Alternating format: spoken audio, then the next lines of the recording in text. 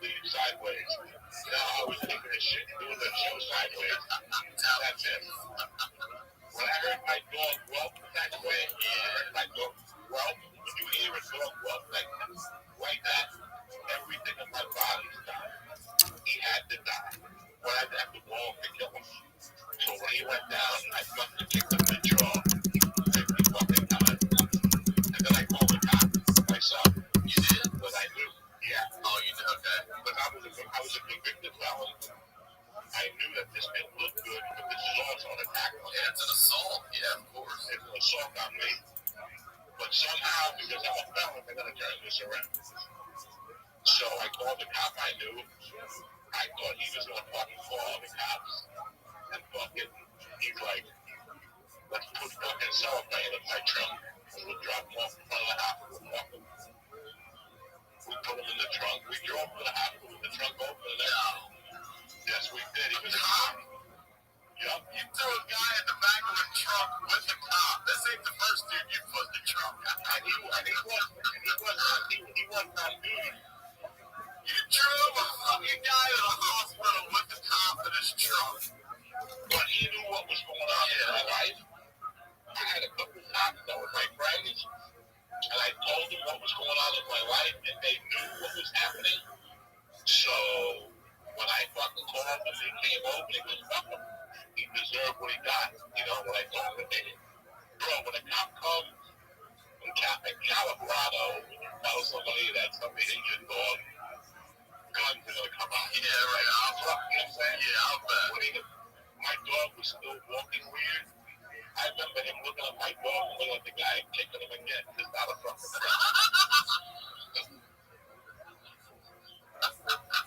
We took the fucking guy. He knew where the hospital had cameras because he was a cop. So we dropped him off on a corner where he couldn't be seen. We spit on him. We told him.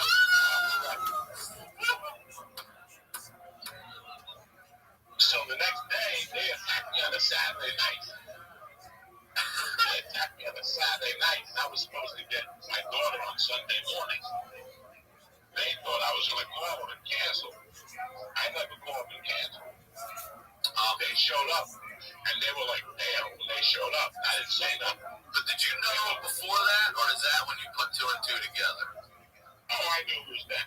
I knew exactly who it was. Ain't nobody that fucking dumb, you know? Ain't nobody that stupid. He was that stupid. She didn't tell him the proper animal that I was. She didn't explain it to him. That's what really got me mad about the divorce, that she was there with me in the early 80s. Did things that were not supposed to be done that were very illegal. So for her to act this way really surprised me. I'm like, you know where I'm coming from. You know what could happen here. And you're still throwing firearms. You're still throwing alcohol and fire. So that, before I went to New York, that was why I was so down, because they wanted me out. The kids' life hadn't done anything.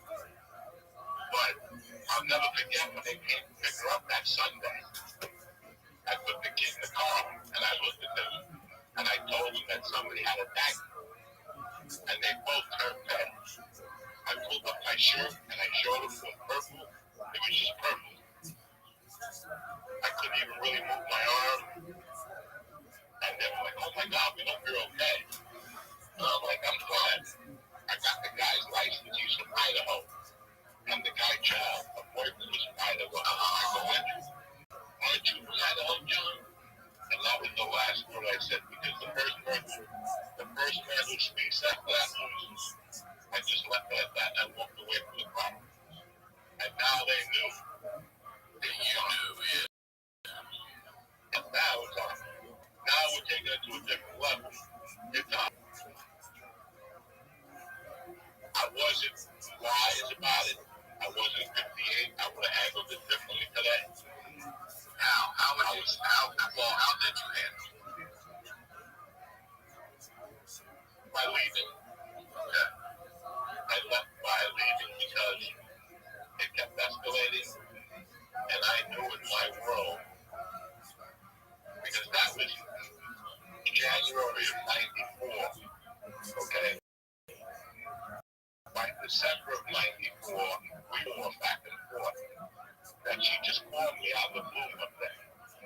said, I made up my mind to get back and get him to prison. I was heartbroken. You know, I'm paying all my money to attorneys. I suck at comedy. I want it so bad, you know. I would go home at night, snort coke and cry. Most people go home at night, snort coke and big stuff. I would go home, snort coke and cry like a pussy. You know, it was just, I was just in a bad place, you know.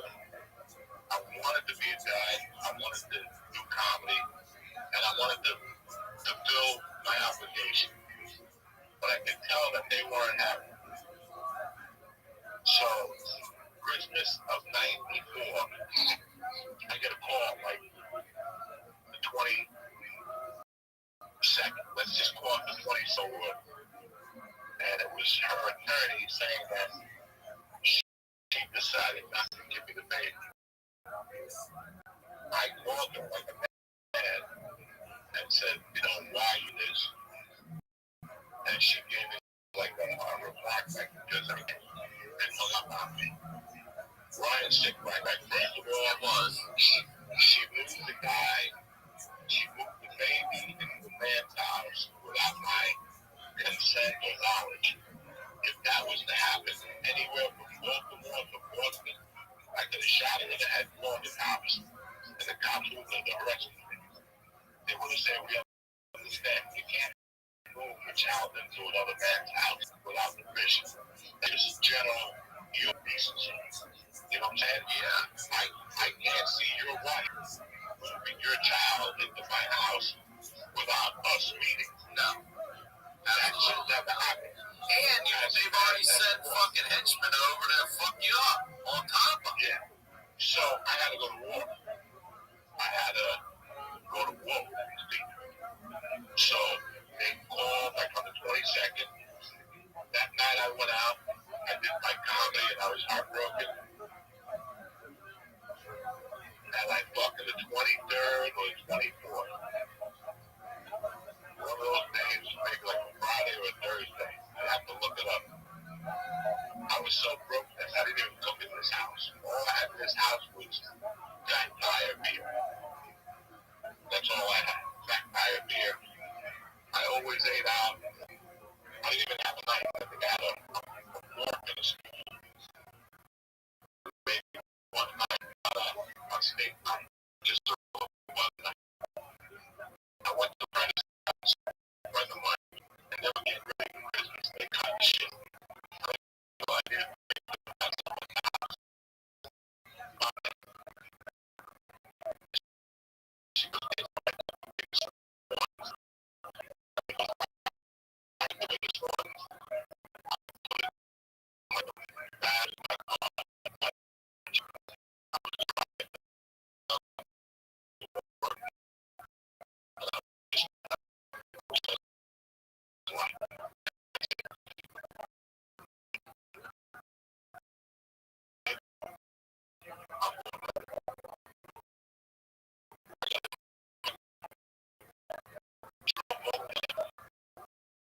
I got out of my car, I hit the, and I put my arm under the remote.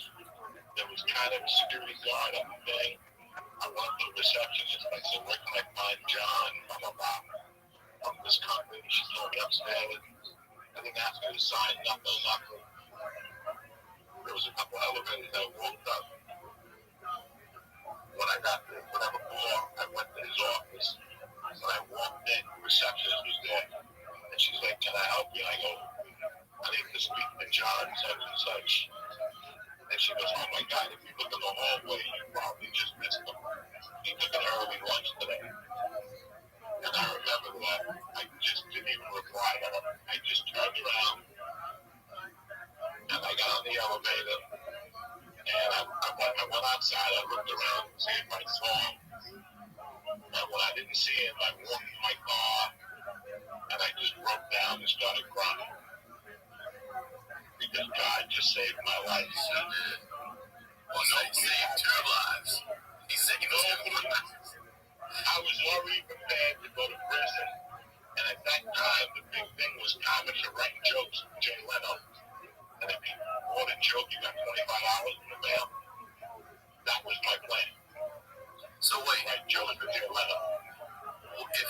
there do you do it? Would you have done it? At the office and everything, the setting, the whole thing, you would have done it. Wow. Yes. Okay. How I felt that day, I was sick and tired of feeling that way. It had been, 3 years I was feeling that way. You can't take that for so long. That runs on you. That really wears on you. When I was in New York, I would send her presents. She never got the boxes. She never got the letters. She never got anything I sent. If I sent child support to the house, they mysteriously never got it. It was just a string of fuck yous. I had a fight to have her third birthday party at the house, or the fourth one, whatever. So and then it was weird because I got in the car, I cried, I went home. As soon as I got home, I got a text message from my attorney that she was going to give me a kid for Christmas. And, again, I made such a big deal about getting a kid for Christmas. I was in no position to even throw Christmas. I didn't even know what concern for Christmas. Christmas tree. I had to go out and came on rob the tree. The ones that are outside the lot. Yeah. And then both of their night people, they were open on Christmas Day.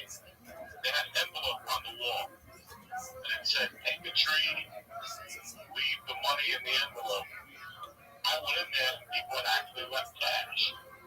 I took the cash. Of course you did. And the tree. And I took the fucking most expensive tree they had. God. I went home, got a Scottish pie. I remember I didn't have Scotch tape to put the decorations on the wall. I had to use duct tape to put the decorations on the wall. It was such a sad Christmas, I'm like, what kind of dad am I? Every single gift she had was shopping. There wasn't one gift that I gave her that she had a room full of gifts. I had every one from Jeffrey. What's that? Toys R Us. Toys R Us. Yeah, I don't know if you remember Disney.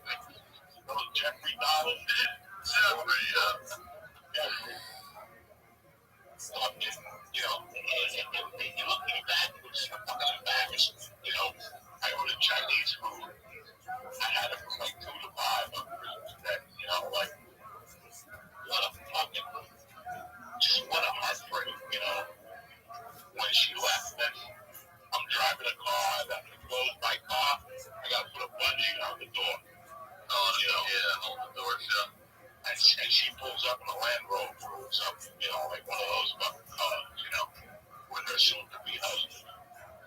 It was just a shitty way to feel, when people hit me up and like, I'm having a bad day, I know exactly what you're like. That's what I went through for 3 fucking years with that, And then January of 95 was when I started rocking and rolling with comedy. I started really, like one night I went on stage to do 15, and the guy that was doing the show took a girl outside and got her fixed up. So he never gave me a light. Good morning, Miss Aquarius. How are you? I'm lovely. You ready to take on the day? Yeah. All right, hit it hard. I'll see you tonight, God willing. All right. See you tonight, guys. Excellent. Take care. I was out every night, and I got her on Sundays and Mondays. And those were my toughest days when I had to drop her off. So I would put a joint in the ashtray. I would drop her off, and then on the walk to the car, I would cry. And I'd sit in the car and I'd cry, and I'd smoke a joint, and I'd force myself to go to comedy, no matter how bad I felt. Right? I think that part of how I got good at comedy was because of those Wednesdays and Sundays.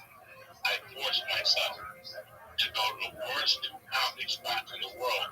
Sunday was line dancing. I had to follow a line dancing class.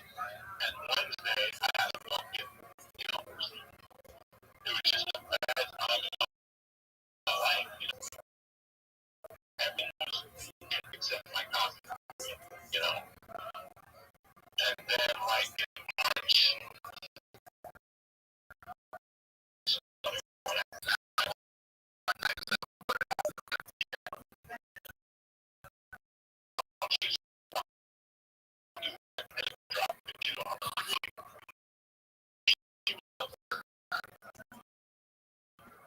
I'm driving my best fucking gentleman will take the house.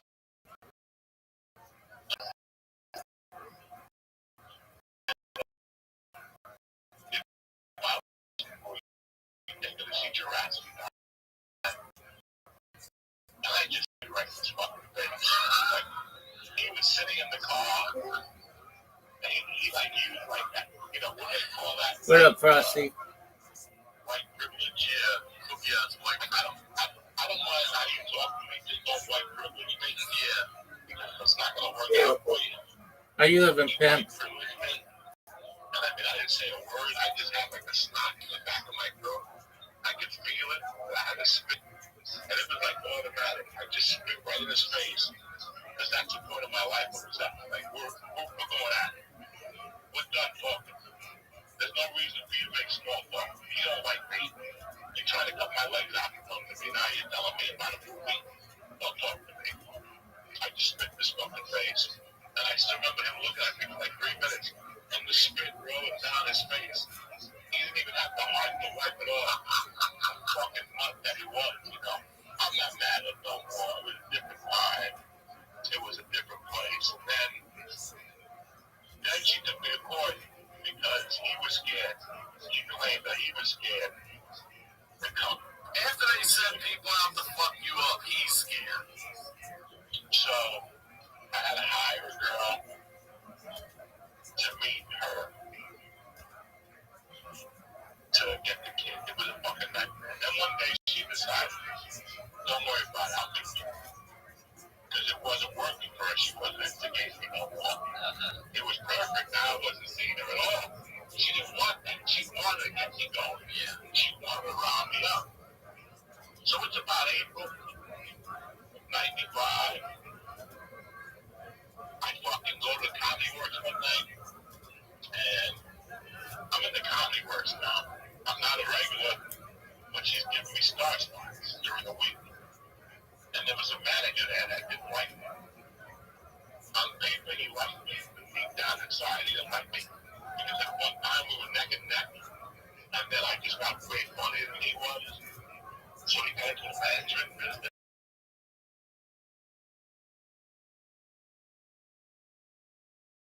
Stuff. Doug? Supposed to open up the joint for them. And Wendy called me and said, yeah. And Wendy, you know, I love Wendy to death. She called me. She's like, Joey, you band? I got a band, you know? And I'm like, listen, if you called me and told me I robbed you, or fucking, you know, shot somebody, What's going on? What's going on? What's going on? Talk to me. What's up? I stood up on this financial side.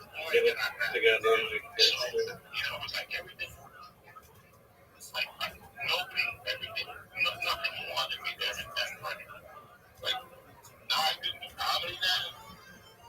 Like, I was doing so good comedy wise, I couldn't even do comedy anymore. And then one time I'm picking up daycare now on Wednesday. We got it this good now on Wednesdays. I could pick her up at Montessori and then take her to 7. And this one day I picked her up at Montessori and as we went up the stairs, she goes, you know, she would always ask me questions. Daddy, what does this mean? What does this word mean? We walked up the stairs and she asked me what the word spit meant. And I go, why? And she goes, whatever you call the house. John says that the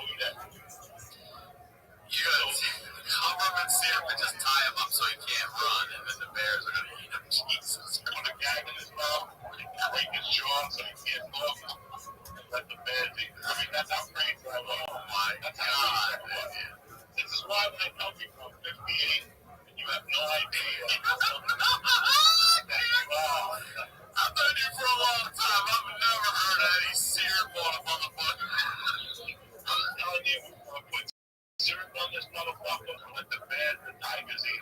Tigers. The plant. And they're like, if you no fingerprints, if you no DNA, if you no bullets, if you no ball ground, if you nothing. So what we were gonna do is, there was a drop. We were gonna close that fucking street. Like Ed was that crazy. Ed was gonna get cones to detour him, and then we were gonna jump up and fucking talk about it. That was the plan all along. We were gonna fucking kill this motherfucker. And if she was with him, she was going down too. Like this was how bad my mind had taken this, you know. I was talking about it on my podcast the other day, how when your mind takes something sometimes, it just takes it. That's why there's mental health issues. I was having really bad mental health issues, you know, stemming from anger, frustration, your whole background. So, I'm getting ready to kill this motherfucker.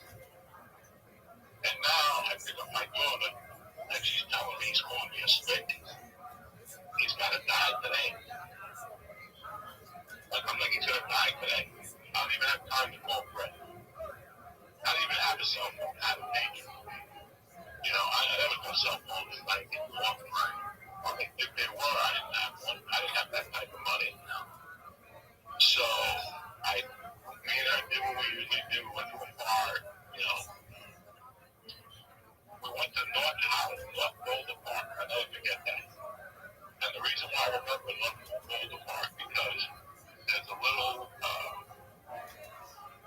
not a grave site, like a memorial. And I remember that day when Joe Rothschild was. Joe Rothschild was my family. He was young, lived in Boulder, and his daughter died lived in Boulder. And he made a special little thing for her. I'll never forget this day for some reason. How it went down. And I remember thinking, wow, this is crazy that, you know, somebody's going to end up in a fucking grave over an argument about a kid, you know, about a child. And somebody's going to die over this. Either I'm going to go to jail for life, or he's going to die, and you know, this is not good. And I remember getting in the car at like 6:30, and I had to be there at Safeway. On this particular day, they switched the meet from Boulder to Safeway. It was outward a little more. And I'll never forget that. When I was out on bail for kidnapping, they made me do community service, and I did it at the age of 20. And in 85, age was not a popular thing. Yeah, there was always a cop on duty there. You know, protecting the AIDS guys, and they were getting bomb threats and shit. So, I became friends with the cop at the age of 20. I would always talk to him. I would paint walls, and I was telling him what I was going through. Also, with my wife. So, all this is in play. I'm driving to the thing, and I'm like, Jackie, are you sure they said the word straight that you didn't hear this somewhere else? And she's like, no, Dad, I heard it from him. I thought it was like a funny word or something. I'll never forget pulling up in Safeway. I go, Jackie, wait here. Let me go talk to John. I got out of the car. And I walked up to John. I go, John, listen, I don't want any problems. I got a 5-year-old girl in the car. And she says that you use the word spit. Is it true? And he's like, I don't know what you're talking about. He's like, there's on the third. You never know what you're talking about. And I'm like, spit is an East Coast word. This is Boulder, Colorado. Nobody uses this fucking word. Just man up and tell me you did it, and we'll move on. And he goes, I feel threatened. I'm going to call the police. I go, why would you feel threatened if you didn't say it? Did you say it? He goes, I'm going to call the police. I go, before you call the police, I got some for you. And I just smacked them over the head with everything I had. Fucking 5 years in the car. outside. He went shopping for something like that because he was bringing the groceries back. So he put them in the car. He's like, where's Jack? And I'm like, before that, I gotta talk to him. And he goes, I'm gonna go inside and call the police. I feel uncomfortable. It was 5 years of aggravation. I smacked him with an open hand to make it even worse for him. That's the biggest insult in my world. Not a punch to the face. Yeah, slapped because the man is smacking him. I just slapped him open-handed. I slapped him so hard that he lost his footing. He's like, what? That should have phoned the police. I go, before you call the cops, I got one more for you. And I got him. So I got him with a double whammy, right? I'll never forget some lady was up the corner and she yells, I'll call the police. I'm like, go fuck yourself. This was like 5 years, 4 years of torturing these two idiots. I put on 3.5 years. So sure enough, the cops come. But because there's a God up in the skies, guess who was the passenger cop? The cop that was safe was no way. No way. So he came to me. The other cop came to me. I told him my story first. He knew the story was John. He put us together. Then they separated us. Then they decided to give me a ticket. But most of us was here at the sum. They didn't charge me with it. Okay? We both go to court. And at court, I walk into court and who is it? It's the judge that sentenced me. Now he's a civil judge. So they turned this into a house thing, like a domestic situation type thing. So I had always written those judge letters. I'm a letter writer. I wrote the judge a letter when he sentenced me, thanking him for being in jail. And I wrote him letters every month. Thank you. I'm the #1 convict in this facility. I eat all my corn, whatever. My corn. I got into stand-up comedy. I got my GED. I would write him letters every month. So he knew what was going on. He was prepared for it. That's interesting. So when he walked in, him and my wife. So he had a legit backstory. He knew your backstory. That's something a judge never does because you're just a stranger to a judge. Who the fuck you think you're yelling? Yeah. Joey Manelli. So fucking the judge, they're in court yelling. They even bring this up. Who's yelling? My ex-wife, my boyfriend, they're so desperate. They bring the arresting officer on the kidnapping case to talk on their behalf, telling bad for the community and shit. They didn't know I was talking to the judge the whole time. Me and this judge have been tight. Plus, I go to his brother. He's my deputy. What the fuck think you're doing? You know me, dog. Look at the professional. Let's go. I work with the way we fucking eat. That's all. Sure as fuck, dude.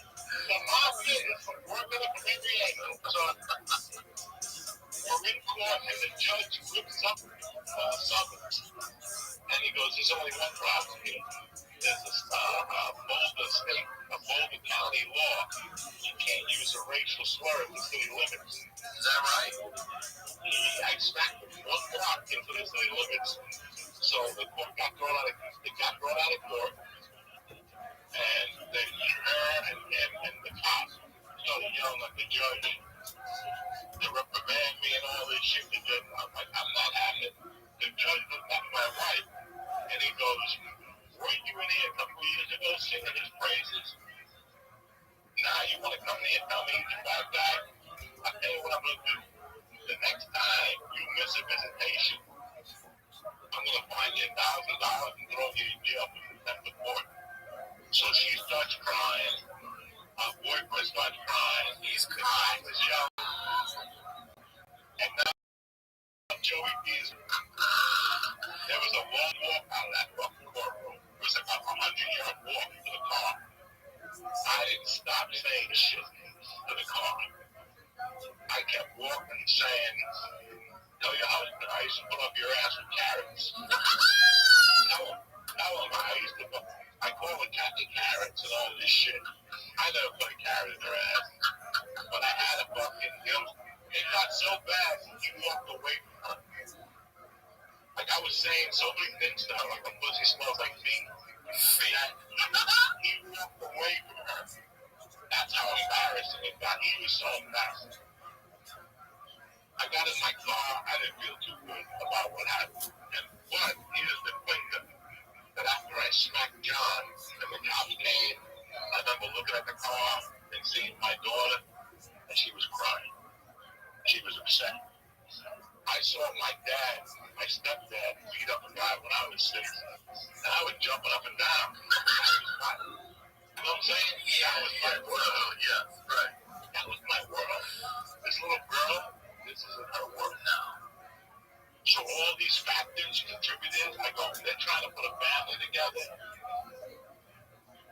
I'm just here wasting time. Even if I get co-parenting, whatever that's called, mixed, whatever. It's co-parenting, right? Split custody. Split custody. Shared custody, whatever. Let's be honest. What type of father would I be at the age of, but it's time, it's 95. I'm 32 years old. I'm like, let's say I do get split custody. What's going to change? I'm still going to do coke. There's no woman in this house. The only women that come here to suck my dick, they're terrible women. They just do my clothes and do, there's no food. I don't cook. I have no foundation. I don't go to church. I have nothing that requires me. Now I don't even have a comedy club. I met a girl in Seattle. I met a girl in Michigan. She said she could move to Seattle. I prayed on it for about a month. I thought about it.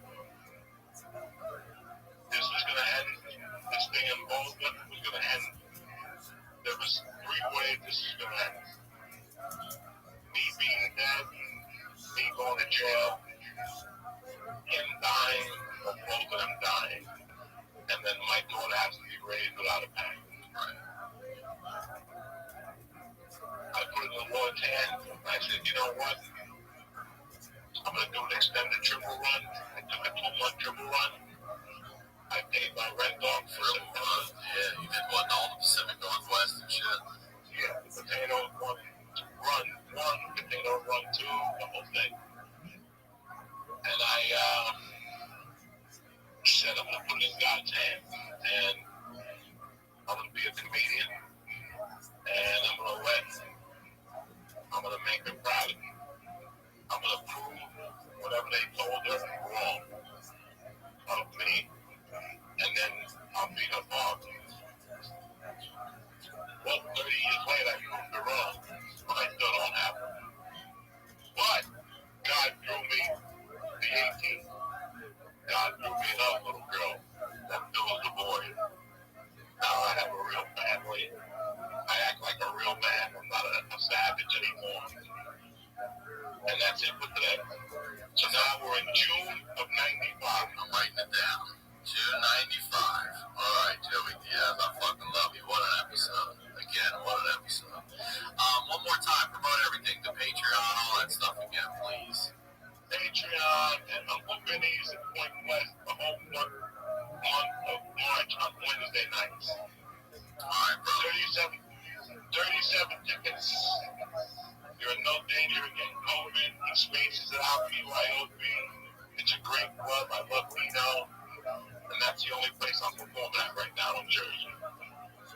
That's awesome, brother. Well, thank you for making time for this, and just thank you for having me, brother. I love you. I miss you. Oh, I miss you. I miss you like hell. We'll pick up whatever we do next time, June of 1995.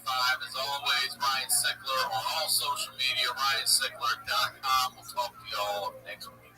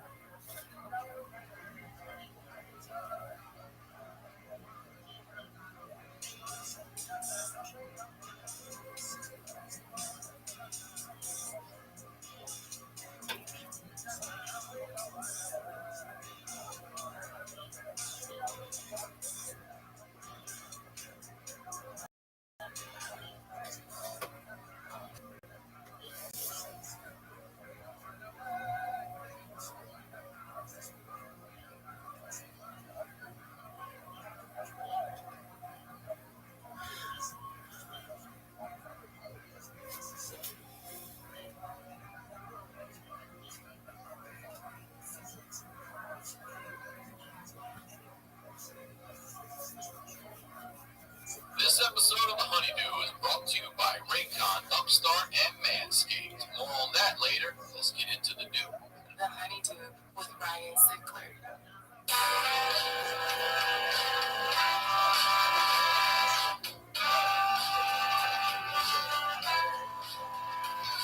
Welcome back to the Honeydew, y'all. We're over here doing it in the Night Pants Studios. I am Ryan Sickler, RyanSickler.com, Ryan Sickler on all social media. I can't thank you guys enough for your support. Please make sure you subscribe to the YouTube channels. You get the audio on Monday, you get the video on Tuesday. We got the time codes in there. You can jump around the stories if you want. And I want to make sure you guys...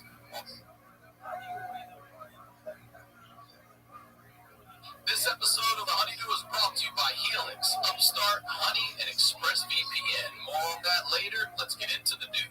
The Honeydew with Ryan Sickler.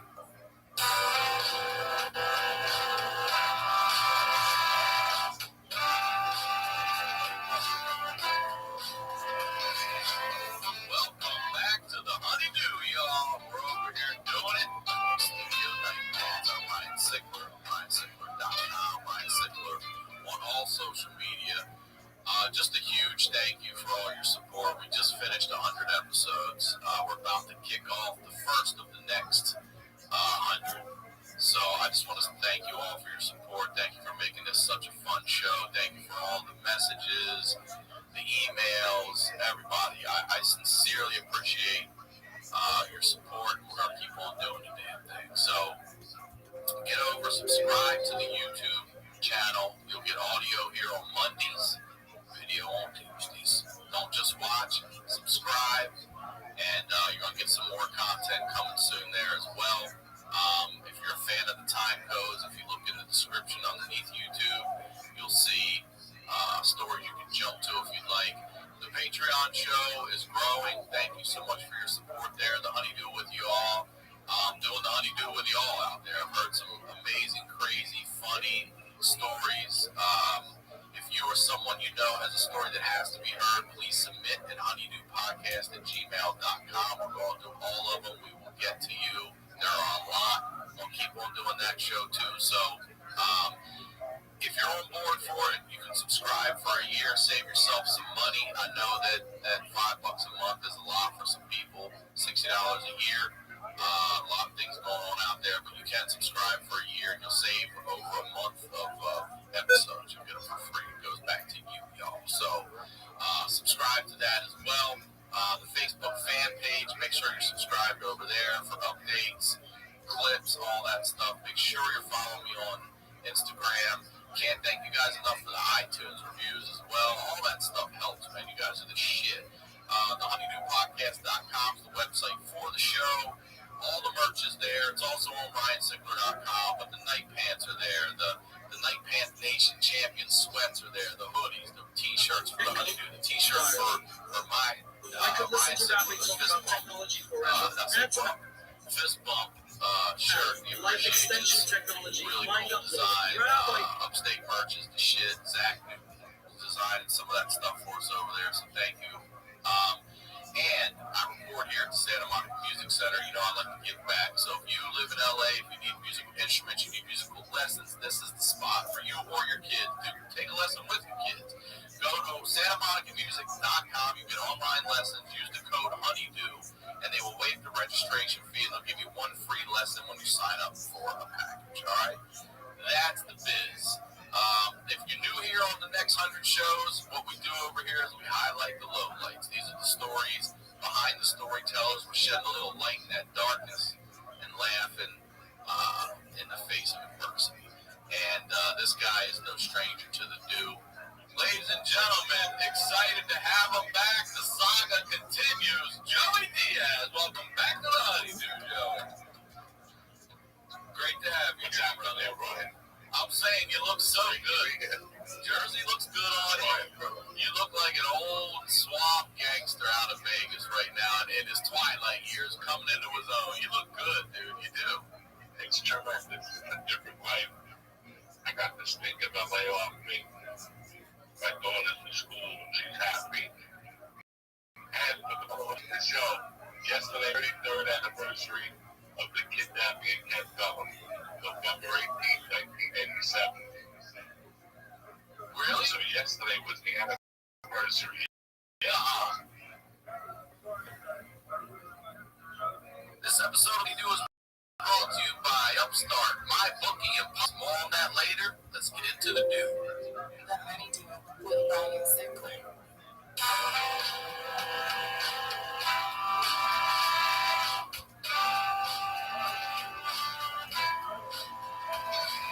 Welcome back to the Honeydew, y'all. We're over here doing it in the Nightman Studios. I am Brian Sinclair, RyanSinclair.com, Brian Sinclair on all your social medias. I want to say thank you to you guys. Seriously, this community continues to grow. I absolutely love my job and the show and the stories that people are bringing here. The fact that you can laugh at your trauma, be that strong about it, be that open about it, be that vulnerable about it. I fucking love it. Thank you for the messages, all that stuff. Make sure you subscribe to the YouTube channel. And if you're wanting more of it, man, hit up the Patreon. That community is growing as well. It's called Honeydew with Y'all, where I'm highlighting the lowlights with y'all. It's $5 a month. If you sign up for a year, you're getting over a month of free episodes. All right.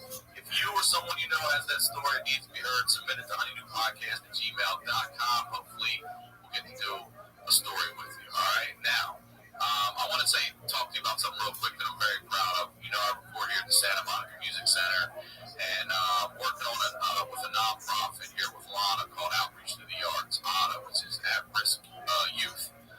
Like myself and the guest you're about to see where we were kids. If we had a program like this, we'd have been so much further ahead in life, I will tell you that. But we're teaching these kids how to podcast, how to live switch, how to work with cameras, graphics, editing, the whole thing. Ash is over there helping them. They're watching him, they're learning, and they're super stoked about it. We're going to start a podcast with these kids and get back. So very excited about it. Keep an eye out for that. I'll be feeding you some of that stuff. Probably meet these kids. I'm going to have them on the Patreon. They're really good kids, 18 years old, with stories already that are insane. So that's the biz. We're highlighting the lowlights over here. These are the stories behind the storytellers, and there's only one storyteller like this guy. He is back, y'all. The saga continues. Ladies and gentlemen, Joey Diaz. All right. I'm just so stoked talking. She's so much. There were those programs when I was growing up, which is rocking. So I dropped the science department. They had all the read scales, and they knew it was us. They came up, and they're like, just give us like 8 bags. Give us 8 of them. They negotiated with me. They were on the frog. Yeah, that's like 300 frogs. Well, Mark, they got dissect the frog. I forgot who I was talking to for a second. Then we robbed the athletic department one night. What did you take from them? Everything that was in that thing, from sneakers to jackets to hoodies. They came to my house the next day. They're like, this high school or what? Yeah, the high school. They came to your house? And they're like, we know, just come on, give us a break. The kids can't run track this week, but I'm going to just bring it back. They're forfeit. And we'll make the be like, we don't know what happened. Take nothing ever happened. I swear to God. I believe you. I believe you. Oh, God. Trophy. Trophy. Just take a trophy. You can't even sell those. Then you had it. Please, before we get into the continuing story here of your life, plug, promote everything you want to. I'm at Vinny's. I'm on the march down the shore. Vinny's, Uncle Vinny's Comedy Club in Point Pleasant, Wednesday nights, 8 o'clock, $20, working out with Uncle Joey, BYOB, BYOG, it's legal for grass now. Yeah, that's right, it is, huh? So you can actually, they'll let you smoke at the venue, not inside, but outside? Yeah, I'm outside now, legal in New Jersey. Okay, good. Patreon. Doing well. I love it. Really got me out of the funk. If it wasn't a Patreon, I still would have been in the funk, talking to those people every day and answering messages. I had it July, August, September, and it really gave me a lot of confidence, like, to start at that level. Just shooting little videos,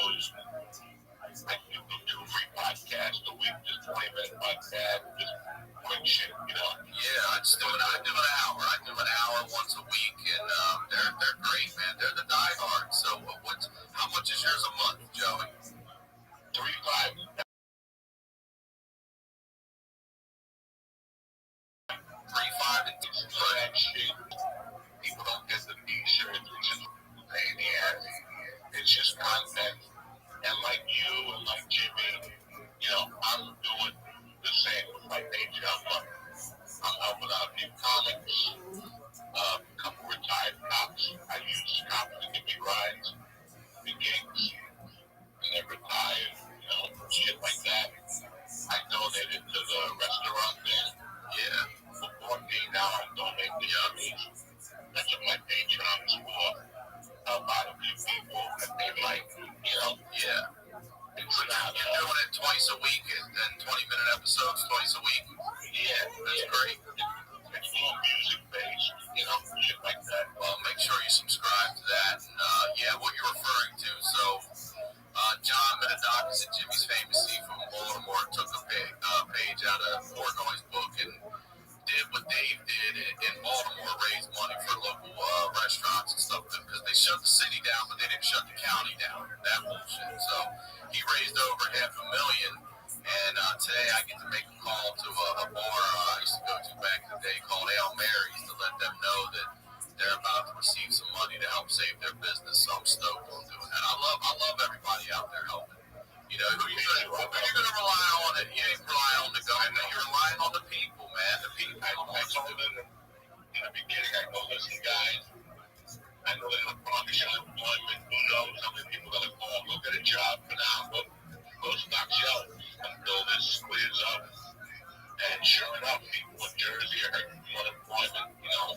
I had to help a few of my buddies out last month because it's just a nightmare what's going on. My buddy James took a job at Costco. He he's like, look, I'm out of work. I need to get a job. He took a job he's a dad down there. And I said, hey, good for you, man. Good for you. You can't eat pride. That's right, brother. Pride don't fill your belly. All right, so let's get back into it here. We're talking January 1993 is where we left off. I believe you're leaving Colorado. I'm leaving Colorado. I'm beat up emotionally. I'm beat up mentally. Physically I wasn't beat up, but just emotionally and mentally for the first time.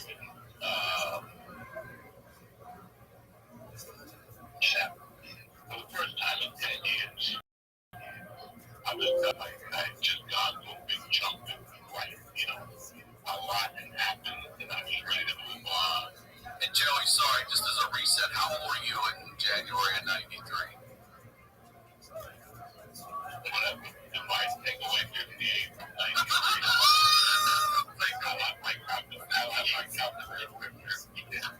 What year were you born?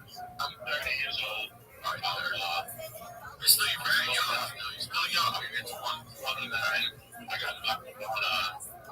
I got comedy under my belt. I'm not featuring yet. How long had you been doing stand-up? At that point, a year and a half. Okay, about me, I dabbled at 20, but I didn't do it again until I was 27 when I really got into it. I was doing it every week. I was trying to stand-up already, that type of shit, and then I got fired from the broker where I worked as a house MC, and I just really went to the dumbest. The girl I was dating moved to New York, and I was making money selling value. That's how I made a living. Selling and eating value. When you're a value salesman, depression is definitely going to be in your life. I was going to say, So, value salesman, you just said. value salesman. Sound like you sold him with a fucking suit and tie on. I was selling value like September of 92 to January 93. That's how I made a living. What kind of living we talking? Is the only thing you have to do to get by? That's it? Somehow you 500-600 a week. Okay. That was one of my many hustles, selling value. I was working for a sports betting service. I delivered Chinese food. I delivered coke. I delivered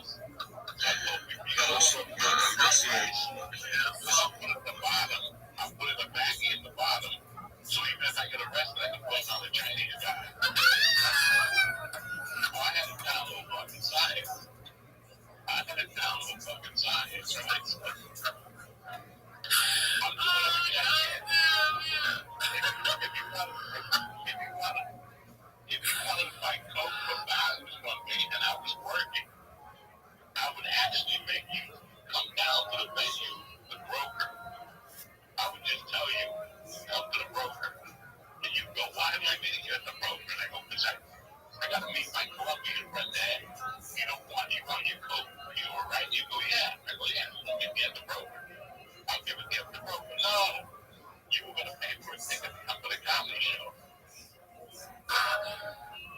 So okay, all right. So you're going to buy a book. You got to watch on this thing. I'm on the stage going, hey, come on, man. Just pay the $5 at the door. And the people would pay, and they take care of them afterwards. And they go, what about the $10 I paid at the door? And I make up some story, give an extra bill. I think it was paying like a quarter a bill. And I was selling them for like $3. Damn. So it was like a high profit. I was getting rid of $300-400 a week. You know, so I found myself just broken. I was broken about how my divorce was going. I was broken about the only thing that was good in my life was knowledge. That was the only good thing in my life. But you're taking those values, so you're bringing yourself down medically too. So I'm partying. But is Valium party on? Doesn't that just work? Doesn't it like a hell of a drink? I'm snorting coke. I'm drinking beer. I'm getting hard thick stuff. Yeah. I'm not just sitting there with a bill watching TV like a fucking asshole. You know. I'm doing coke and I'm eating the Valium. You throw off the fucking coke, I get a heart up. So I had a little Asian girlfriend at the time. We had a little affair. And I just wasn't going nowhere. It just was a dead light. So I fucking called a friend of mine, his wife answered, and I told her what was going on in my life. And she said to me, I'm late, come home. I went, I got like 1,000 Valiums because I knew I could get rid of fear. And I fucking just came here like Super Bowl Sunday, 1983. And I sold some Valiums and I got a job selling cars. And I started doing the comedy around the city at the New York Comedy Club and stuff like that. So you left Colorado to go to, did you go to New York or back to Jersey? I went to Jersey. And then you would do comedy at night? In New York City, I was selling cars, you know, and then finally she had a baby where I was staying. She was pregnant. And they had a baby, so I had to find a place to stay. So my buddy had to go to rehab. So his mother let me stay at his house while he was in rehab with the deal that when he got out of rehab, I was going to take care of him. I wasn't no business to take care of anybody out of rehab. I had my own rehab issues. But I was a functioning, you know what I'm saying? Like so I was working in the city. I stayed in New York from January of 93 to November of 93.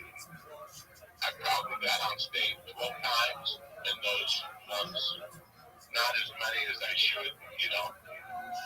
It was a hard time for me. I was watching a lot of comedy. You know, like when you're at that level, that nobody will talk to you at a comedy club. You just go there. They know you're a comic, kind of. You did an open mic there and you're in a bag of shit. Yeah, they don't really talk to you. You don't talk to them. Like I was at that level.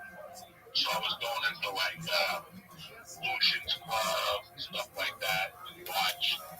And then at night, I would go to an open mic that started at 11. It went from 11 to 4. Damn it. 4 in the morning. And sign up was at 11. And when you got there, you were already on the night before.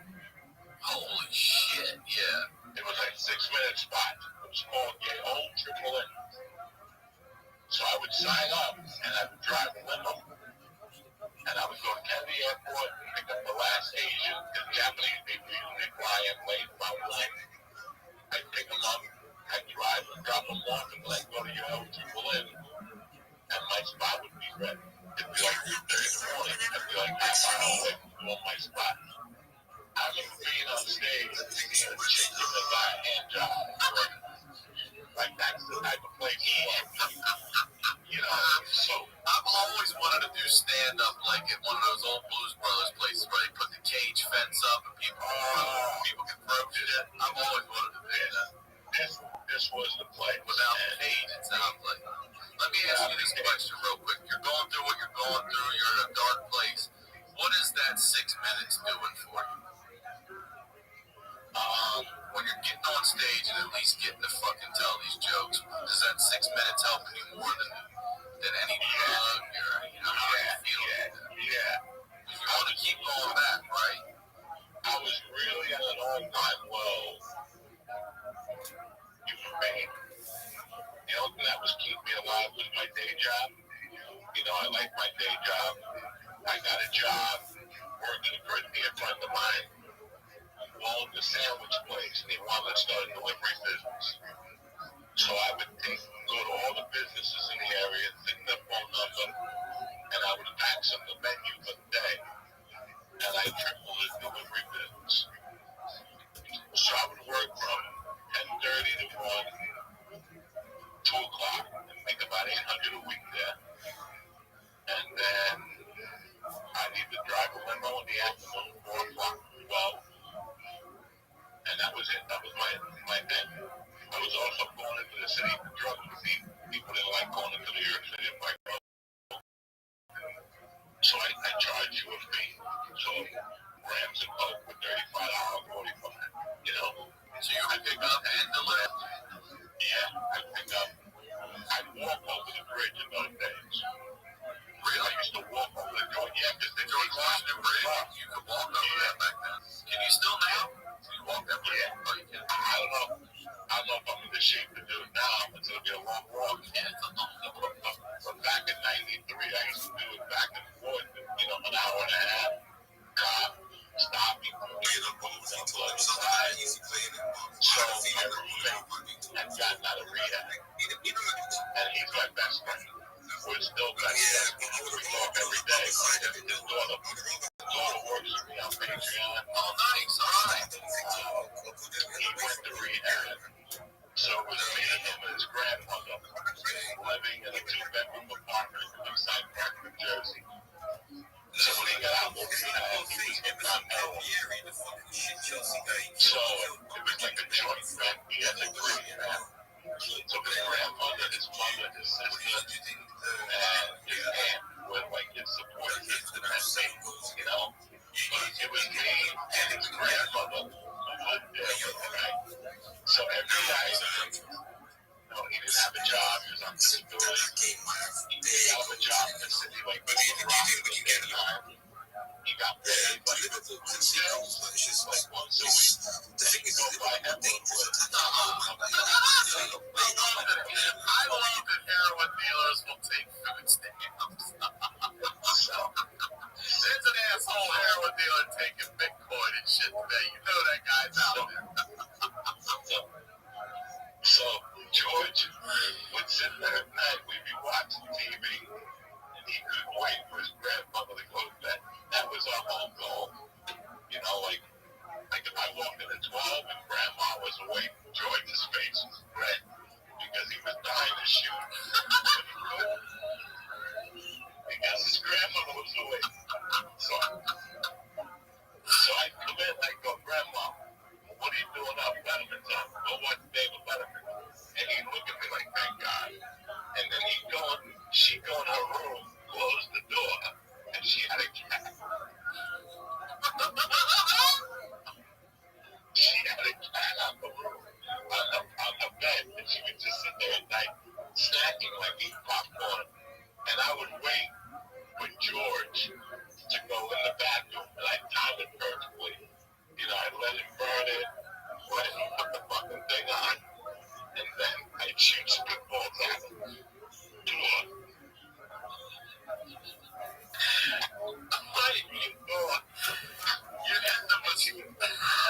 She would sit there with the cat, and all of a sudden, these spitballs would be hitting the bed, and she'd be looking up at the ceiling, and she thought the stuff was going up the ceiling, and she'd go, what the hell? And she'd get up, and she'd go looking for her grandson, Georgie, what? And I'd be in the room, like making believe I was just there. And she'd come in, and she'd go, Georgie, and I go, Grandpa's man. She goes, where's George? I go, I don't know. And she knew he was shooting arrows from that. She would storm to the bathroom and bang on the door. And she's all tied off.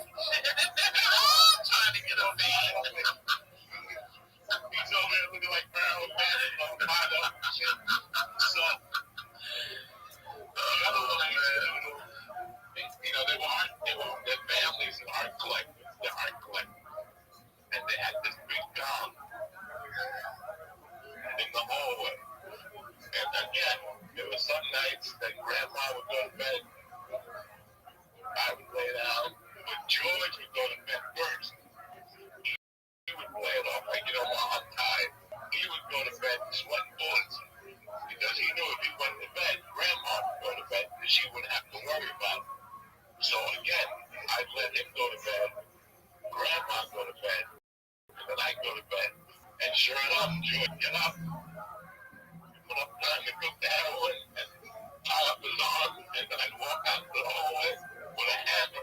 And I didn't go on. I know those gongs. I've hit one of those before. That fucking thing is loud. It made my daughter cry. They're loud as shit, man. Yeah, I think the gong, and again, she'd come out. What joint? I don't know. And she'd run into the bathroom. She'd open up, and she'd bang on the door, the whole fucking thing. I'll never forget. It was like I was I was physically and mentally down, but my house was fucking hilarious. He used to sit on the couch and look at that behind the couch. And I remember one day Grandma caught him, and she moved the couch, and it was just a mountain of action.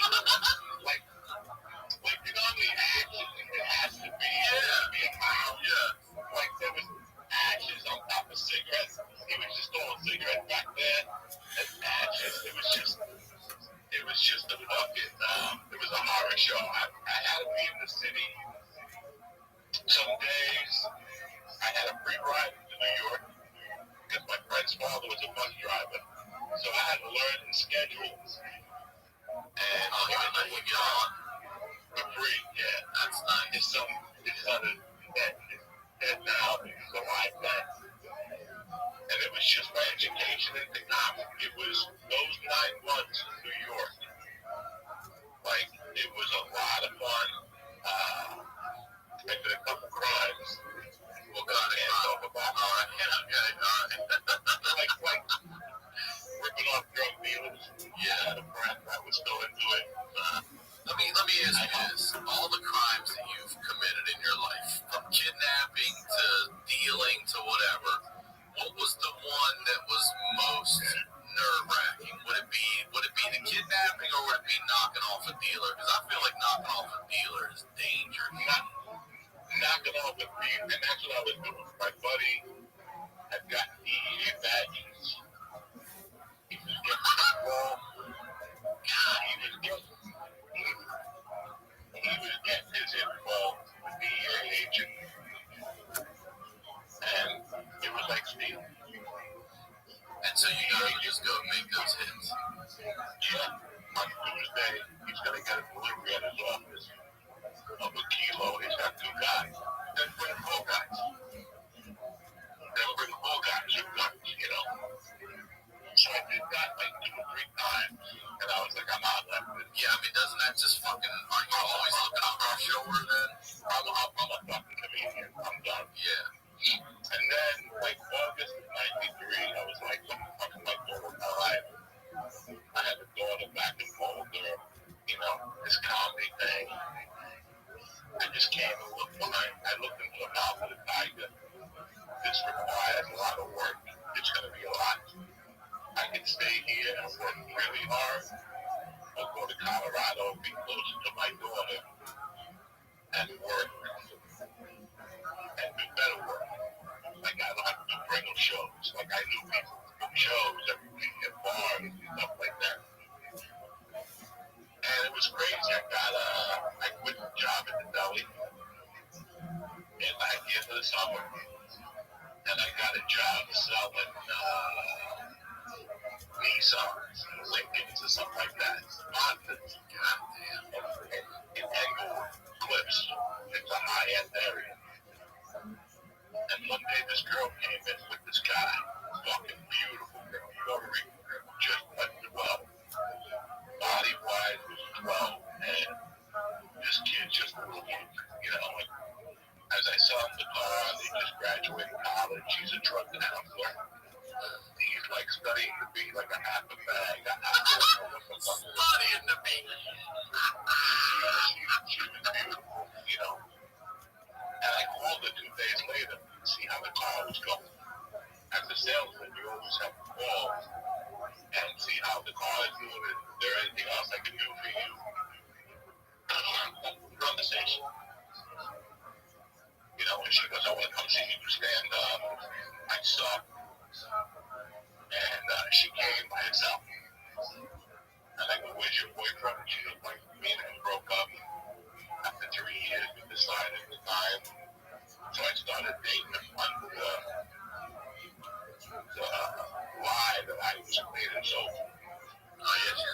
counselor. Yeah, she was a drug counselor. But the car she bought for me, she was buying because she wanted to drive to Colorado. No way, all right. She got a job offer in Denver. So I said, listen, you still going to Denver? And she goes, yeah. I go, I'll make the ride. It was like perfect. It was like she came in, bought the car, and a month later, we had to make a move. You know, she's like, I think I'm leaving like mid-October or something like that. And I'll never forget that. I had no money put away. Like, I had nothing. My money went to an attorney, child support, and my drug habit. I think I paid George's mom like $50 a week to live there in the bedroom, you know. That was it. Well, everything else went to my nose, an attorney bill, and child support. So I had to rob one more drug dealer. Before you split? Yeah, and that one was really scary. Why? Yeah. What can you say about it? Like when you're robbing them, are they there? Or are you hitting their stash when they're not there? Are you taking it from them? Like, how's it going, Daddy? They're there. They're there. They're there. Do they know who you are, or are you covered? No. They don't know. No, we're covered. I don't know them. I don't know what their patterns are. I don't know, you know.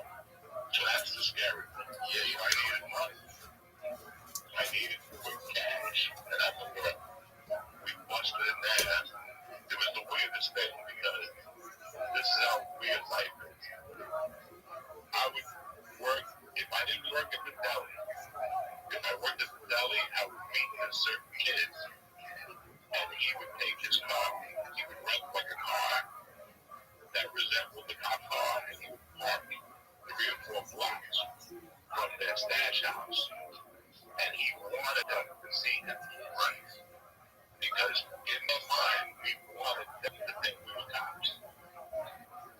So when you come in and you're cops, what are you just going to say? You take everything. Go to records. So we would go into guys and meet cops, you know, like this one time it wasn't good. The one guy was like, you're not a cop. I'm like, nah. Really? He called it out? And and I was like, that's it. I'm not doing this again. We had to run a little bit. Like I had to run like a block or two. You ever get shot at or anything like that? No, not this time. But then, like that money took like 30% well of what I owed. Like I still wasn't right. I still didn't have enough money to move, you know. I was fucking broke. I was living hand to mouth. And he called me up again. And he goes, I got a new line of a guy. So this guy we followed. And we followed him for about 4 days. And do you know this was the easiest money I ever made? Following him on the Henry Hudson Expressway. We were like by 100th Street, 110th Street. And there's like a pull-off section. He just pulled off and ran away from the car. Oh, so he thought you guys were cops following him. That is easy as shit. We drove around, take the car too. I'll take it all at that point. We opened up the trunk. It was right there in the trunk. 4 pounds. We took it. And that's how I made the money. And then I put a bet in. Philadelphia was playing the Jets, I think, in Jersey. And Randall Cunningham got hurt. And I covered the bet. Like the bet won. I won like another $8,000 or something. Like I already had money and I put this huge bet in. And the deal was, if I won, I would collect. If I lose, I was going to Colorado anyway. Right. And then I ended up winning. So I gave me more money to make Colorado. So I think I left for Colorado maybe like a week before Halloween. Now, I've done that drive from Maryland, so if you're doing coke and pills and all this, how are you hiding that on a cross-country trip with a drug counselor? Well, with her, I just took a little bit of coke with me, and I had weed joints rolled, you know, with Panaka and, you know, the whole fucking YZ and stuff. I would smoke in the mornings while she was taking a shower in the hotel room and go for a walk and air out and shit like that, you know. And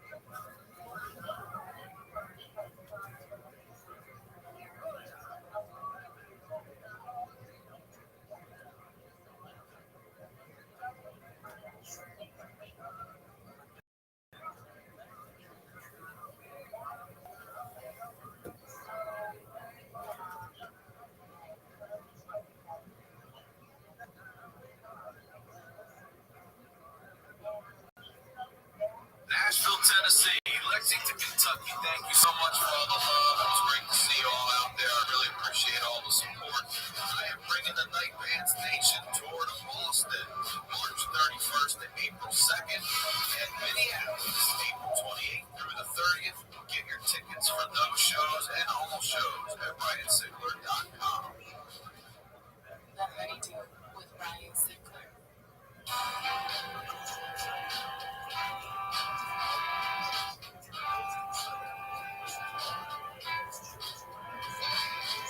Welcome back to the Honeydew, y'all. We're over here doing it in the Night Band Studios of Ryan Sigler, RyanSigler.com, Ryan Sigler on all your social media. I can't thank you enough for your support. It's been a hell of a year so far. We're going to continue that run. Please subscribe to the YouTube channel. It's a huge help to everything we do over here. And the Patreon is called The Honeydew with y'all. I'm highlighting the lowlights with y'all.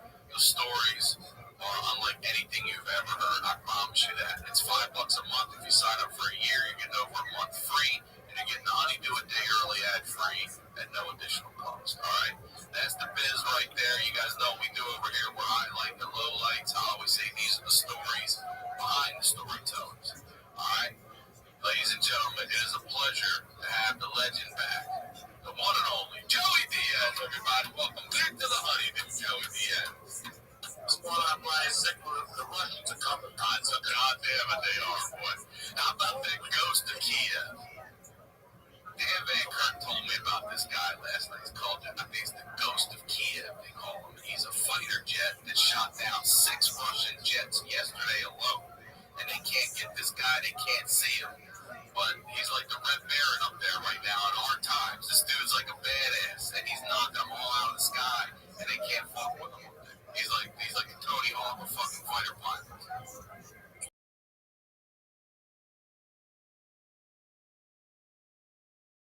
What a fucking nightmare, yeah. Is COVID's over though, and the thing's like an apple. Jesus Christ. Nobody gives a fuck. Seriously, they're bombing people. We gotta worry about a man. That's it, that I know about vaccine. No. I had to let people into New York without the car, you know. It's over. It's horse up. Listen, there's no way the United States of America is going to tell people that you can't fucking come here and you know, save your fucking self. There's going to be a lot of looking left and right when it comes to that shit. Blind eyes, yeah, compassionate souls. What the fuck are we going to do? Their capitals get robbed. They bombed the airport. They bombed the airport. Imagine being in LA right now. You're like, I gotta get the fuck out of here. You're like, they bombed LAX. Like, what? How am I getting the fuck out now? I gotta drive to Vegas or some shit. Alright, brother, we have not done one of these since July of 2021 when we last ended. It's actually very touching to me now because it was March of 97 for you. I had just moved here on Valentine's Day in 97. And you just got past at the store. And for me, I'm sitting here right now. I'm newly passed at the store. So it's nice to, by the way, it's nice to be able to go on that Walmart someday. Yeah, it was 25 years. The anniversary was 25 years. Last Saturday was on my birthday. It came on my birthday. Okay. It all came together, you know. Yeah, you were mentioning that you went in, you didn't want to touch the toilet with your hands, so you fucking sat the lid down and you sat there and you cried, and it just all came out. Everything from back in Denver, back in Jersey, New York, all of it, the prison, all of it coming back to you, and it just hit. Now you're a fucking regular at the world famous Comedy Store. So let's pick up March of '97, and we'll go from there. You know, the next day I woke up, and let me tell you how I felt. I felt invincible. I felt that I belonged. And I'm happy that I got to do this now because it's given me an opportunity to stand up. It's going to be a year now. It was a year yesterday. Since I've been on stage, it's given me a lot of time to think, you know. The best times I had yet, it felt great to sell out theaters. It felt great to sell out comedy clubs. That was great. It felt great to shoot a special. But there's nothing better than getting accepted into the circle that you're, you know, that you're going for. That's a great feeling. You know, I started in Denver, and then I went to New York for 9 to 10 months, which taught me how to kind of start up in the city and get the party started. Then I went back to Denver and got the party started there for a year. And then I went to Seattle and got the party started there. So by the time you get to that one destination, you know how to get the party started. You know, by that time I joined an acting class on Monday night. Jada Masada told me I wasn't funny enough to do the stage. Fuck that guy. But I had a guy who worked there who used to give me a 20-minute spot every Monday for Latino night. And it was packed. And, you know, it's so weird. People think you make it at the store and that's it. No, that's when your work starts. As I just did the Comedy Store podcast last night with Eleanor, and she said the same thing. I said, look, it's great. And you're right. There's not there. I am so surprised the camaraderie and how kind everyone has been coming up to me and congratulating and stuff. You know, I didn't expect. First of all, I don't expect anything from anybody, but I really didn't expect that. I had been in that building for so long, doing so many shows, just never a regular, that it really, I see how much they appreciate it. So it is something to be accepted by this band of fucking misfits, and you know, you're one of us now. I really feel good about that. But you're right, a 15-minute set at the Comedy Store that's all it is. It does not make you a comedian. An hour makes you a comedian. If you can go on the road and sell tickets, it makes you a comedian. Like, just being a Comedy Store comic is awesome, but there's so much more. You're right. That's where your work begins. Now you got to go to that next level. And you've seen guys over the years do it. Pryor, Murphy, Robin Williams, just name them, all of them, you know. It's so busy now. It's so weird. I mean, you go to jiu-jitsu or karate, when you start, you're in the back of the class. And then after 3 months, you move up 6 spots. And then after 3 years, you're in the front line, you know? And it's the same thing at the Comedy Store. Like, I remember getting made and getting asked not to get away from this. After I got asked, like, once somebody became a regular, we'd wait for them upstairs. And when they come out, we treat them like the guys in Goodfellas. You don't hug me to rub your head. When Simone got passed, and we did that to him. We got made, oh shit. I'm the Jerry, and we hugged you. Not for me, nobody just said dick to me, but I remember that. I got up and I went and bought a tequila. I went in at the store. And I had a weekend, when she made me on a Sunday.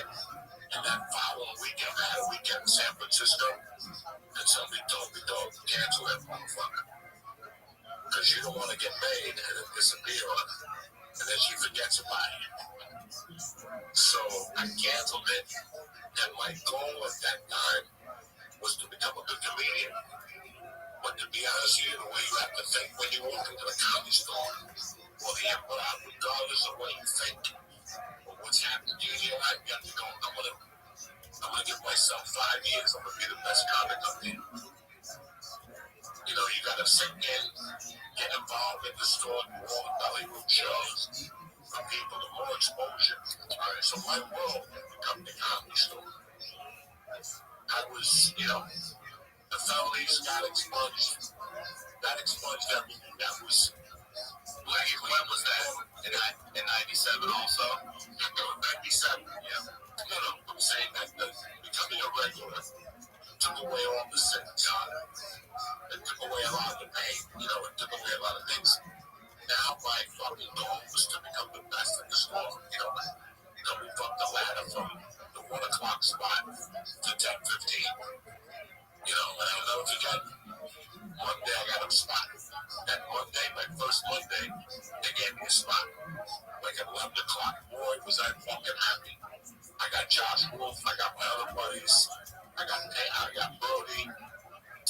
Everybody came down to see my spot. Monday night, comedy store debut, ready to fucking go. And all of a sudden, Eddie Griffin asked me, he goes, hey, player, you mind if I do 10 minutes of audience? He stayed out till 1:45. Yeah, I know. I don't know why Eddie Griffin's ever done 10 minutes. Went from the biggest high in my life to the biggest low in my life. Did you still get to go? If you would have come by and fucked me in the ass, it would have been the best thing you could have done. I was just sitting back there, ready to cry, and my friends kept saying goodbye. Like, go, man. We'll see you next time. I'm like, wow. And then finally, Eddie Griffin goes, hey, you coming up here in Cuba? And I remember walking up there like, ready to shoot myself. I think I'd kill him. I wanted to kill him. I think I would hold and cried again. Go from this biggest high with this gigantic fucking low in 24 hours. And that was okay. It teaches you. I was used to it already. Getting bumped. People coming in like 10 minutes and they're up there for 2 hours. So then, I had a girlfriend. We were kind of at war. We found a place in Hollywood, and it was getting myself familiarized. I got an acting class on Monday nights over at Gardner, on the other side of Sunset, behind the Guitar Center. Yeah. I forget what the guy's name was, because after like 3 weeks on Mondays, it was 7 to 10. And after about 3 or 4 weeks, the guy said to me, by the way, is anybody a comedian here? And I didn't say shit. And he goes, I hate fucking comedians. You guys come in here, you think you're the cream of the crop. I can't stand them. The last comic I dealt with was fucking Andrew Dice Clay. He left a bad taste in my mouth. Yeah, like Like blind. the Woody Allen movie. So Monday nights Where are you from? was the busiest night in Hollywood. They were fucking, Yeah. it was the last You first. Crazy Monday, whatever it was at the Improv, back. And the comedy store had an open mic. But after 10, you go down there and sign up on Monday. So your goal was to get us in the crowd on Monday nights. To get a spot at the Improv, to get a spot at the Latin Factory. So for months, I would get spots every fucking Monday at the Latin Factory with Gilbert, Felipe, Willie Barcena, Carlos Mencia, Pablo Francisco, Carlos Rothschild. That was that crew. And then was going to hang out. I was hanging out with Doug Stanhope. I would go to Doug's house and write with him and try to learn what the fuck he was doing, because he was on a different level. In 97, he had turned the face of comedy. And that's what I wanted to do. I wanted to switch it up a little bit from the fucking, hey, how you doing? You know what I'm saying? All that shit. So I was hanging out with Doug in the daytime, and then that circle became Doug and Mitch. So it was me, Doug, and Mitch Hedberg. And Doug Stanhope's little cursor. And then we walked into a big park. I want to say this. That's 3 very different voices of comedy getting together, unlike anything, especially at that time. Even still now, it's still, yeah. Especially Mitch Hedberg, too. He's still one of a kind. He is still one of was already in Montreal. Yeah. He would know which one. All he had was tearing up the country. And that was like a feature act running through the both of them. Just listen to North who would play tennis. That's when he wrote that joke. I'll never be as good as the wall. He was a motherfucker. And then after that, he lived on Sierra Bonita, next to motherfucking Nick Apollo, Davis. And Nick wasn't crazy about this shit, but because I can see that. Yeah, and the guitar players, Nick would bang on the wall, and Mitch would tell us, that fucking Nick's on that move today, whatever. But it was something that, like I said, you could hang out with Pride and all this shit. That camaraderie will never happen again. Josh Wolf was the circle one. That was a lot for Josh in those days. Understand, lived on Kennesaw, Mitch Hedberg, and Nick lived on Sierra Bonita. And then there was Gardner. And there was a friend of Doug Stanhope who lived on Gardner. And then Vista was Josh Wolf. So 4 blocks in a row, I would just wait into the morning, go from door to door. I wasn't tight friends with the guy who lived on Gardner. But one day there was an emergency and he had to leave. And there was a fat guy staying up with Joey Medina that was a funny guy. He was friends with Doug Stanhope, so Doug Stanhope lived in that building now. And that was Ralphie May. No way. No, it was Josh, Ralphie, Nick, Mitch, and Doug Stanhope, 5 blocks in a row. I know when I first moved here in '94, we used to get mail. It was off of Sweetser. Sweetser and Fountain, right there. And we would get mail that would say Andrew Silverstein. And it ended up that was one of Dice's old apartments. And that was, I didn't know until I was a fan. It was Andrew, I believe it was Andrew Clay Silverstein. I think it's his real name. I think it is. And we used to get his fucking mail. And it hit me. I was like, am I really coming here to be a comedian? And I'm in one of Dice's old places like that. Just one of those things like, wow. Because they all lived in that area. If they could, there's the stores there, the Improv's here, the Lab, it's that triangle. It's a little fucking triangle right there. All within like a mile and a half of each other tops. Well, Josh Wolf lived in the apartment where Sandler's wife lived when he first moved to LA. No shit, yeah. He was getting a residual check from that guy for $3 grand, $2 grand. Oh, coming to his place? Guy wasn't missing. Whatever. I was broke. At that time, I had a little bit of money left for the deal. I got from CBS and I basically moved to LA to fulfill this deal. It was a show on CBS called Bronx County. And after about a month of being in LA, becoming a regular, you gotta remember, I became a regular in LA in less than a month. So, that's amazing. Amazing. That's a fucking story. I wonder if you might not be the fastest ever. You gotta be up there. You gotta be up there. Yeah. Like Rudy Moreno was doing a spot with Vinci in the main room for Latino night, and Vinci made him a regular, shit like that. Yeah. But there's usually like a point that you go up there and you gotta, hang out before you become a regular. I was there maybe 5 nights before I became a regular. At that point in my life, I didn't have the mental capacity to hang out. If I'm not working, I'm not there. I always said there's no reason to go to a club and hang out. Because if you do meet somebody, they're going to ask you, when are you going up? And you're going to go out tonight, going up at Andy Chang's number 1 pound. See, there was a what the fuck are you doing here? So that's why I never really hung out.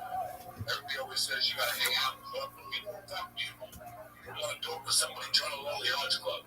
I'm going out at night to do spots. And I remember that every day I would fucking call people and give me spots. Like, a couple people had rooms in the Orange County, but the most noticeable guy was Roy Moreno. Yep. Boom at the Brave Bull, like the comedy. It was basically 3 fucking rooms. And he would book 3 rooms on a Saturday and Friday. I must have called him for a fucking month. I was blue in the fucking face. And he would return my calls.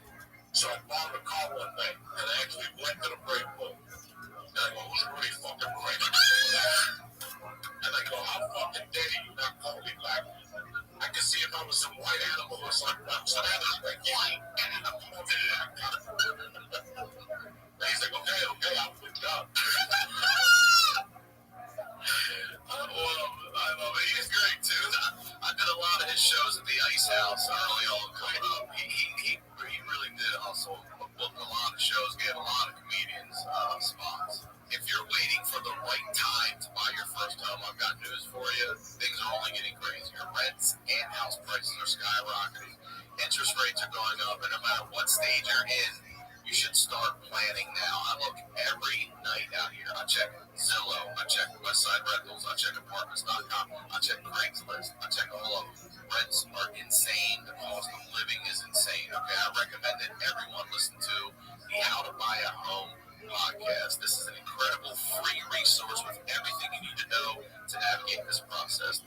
Host David Sidoni is an industry expert with years of experience who actually cares about first-time home buyer like you. He answers questions like, when is the best time to start? How do I even start? Will a mortgage be more than my current monthly rent? Probably not. The good news is he just released an emergency episode, How to Buy a Home, all about the bidding wars in 2022, with insider tips and tricks to win. David has helped make buying a home a reality for so many people. He even connects first-time home buyers with great local realtors in their area so they know they have someone in their corner. I'm telling you, he can help you too. He's already helped a couple of you guys out there. So listen to the How to Buy a Home podcast today. David can help find how to buy a home whenever you listen to podcasts. For many people, getting financially healthy means dropping the weight of credit card debt. But where do you start when it feels like a never-ending cycle, right? Upstart can help you pay off your existing debt quickly and easily with a personal loan so you can start living your life. Whether it's paying off your credit cards, consolidating that high-interest debt, or funding personal expenses, over 1 million people have used Upstart to get one fixed monthly payment with a clear payoff date. Upstart knows you're more than just your credit score, so rather than looking at your credit score alone, Upstart's model considers other factors like your income, your employment, and other information provided in your loan application to find you a smarter rate for your loan. You can check your rate without impacting your credit score in just 5 minutes for loans between $1,000 all the way up to $50,000. You can even receive your funds as fast as 1 business day after accepting your loan.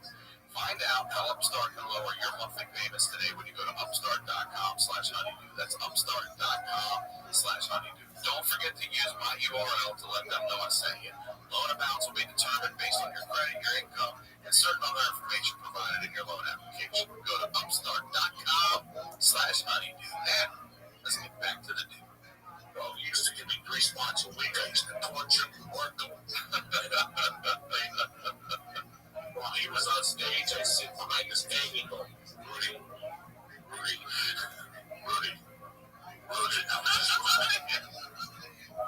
But that particular night, about a year and a half, maybe like 3 years early, I was at the Comedy Works. I did the open mic. And the guy that was in charge of the Comedy Works was a fucking sweetheart who actually changed my life around. I did a spot. I killed 30 minutes, and he chased me outside, this guy. And he goes, "Can I talk to you for a second?" He goes, "Listen, we both know you're the funniest guy here without even blinking a fucking eye. But you don't take it seriously. He goes, look at the t-shirt you got on.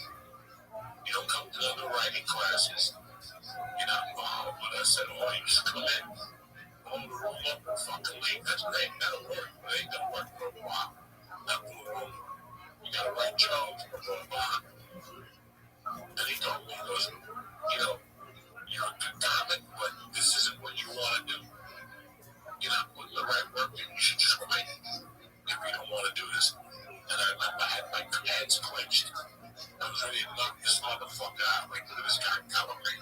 And I walked over to the bus, and I go, "You know what? I am going to fuck him up." And I walked back to the Comedy Works in Denver, and I went downstairs years and he wasn't there. And I went to the bus home. And a month later, I put on the comedy, which it didn't matter. That dude, I bumped into him that night at Rudy's. He was a guy that worked with the comics and helped him. At this time, he was working with Brian Dunkley. Yeah. And he was bringing Brian down before American Idol. I don't know what it was. So I went up on stage and I had a follow like a top headline. He's gone now. Tommy Drake or something. Tommy something. He used to be like a detective. I like my women. I like my coffee with the tits. All that shit.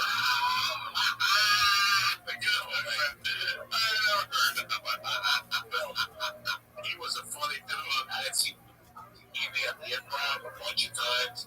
He would wear a detective jacket, like a hat. Yeah, you know, all that type of. I was talking to this day. He put off the fucking room. I was my knees were fucking out of it. But then I said to myself, fuck it.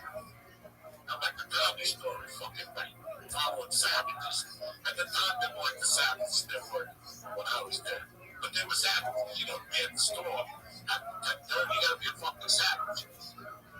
And brother, I went up there, took that room apart at the break room. My fucking lip. And I got off the Rudy goes, you come down whenever the fuck you want. Just clean it up a little bit. And as I passed by Rudy, I saw that guy, Matt. That was his name, Matt.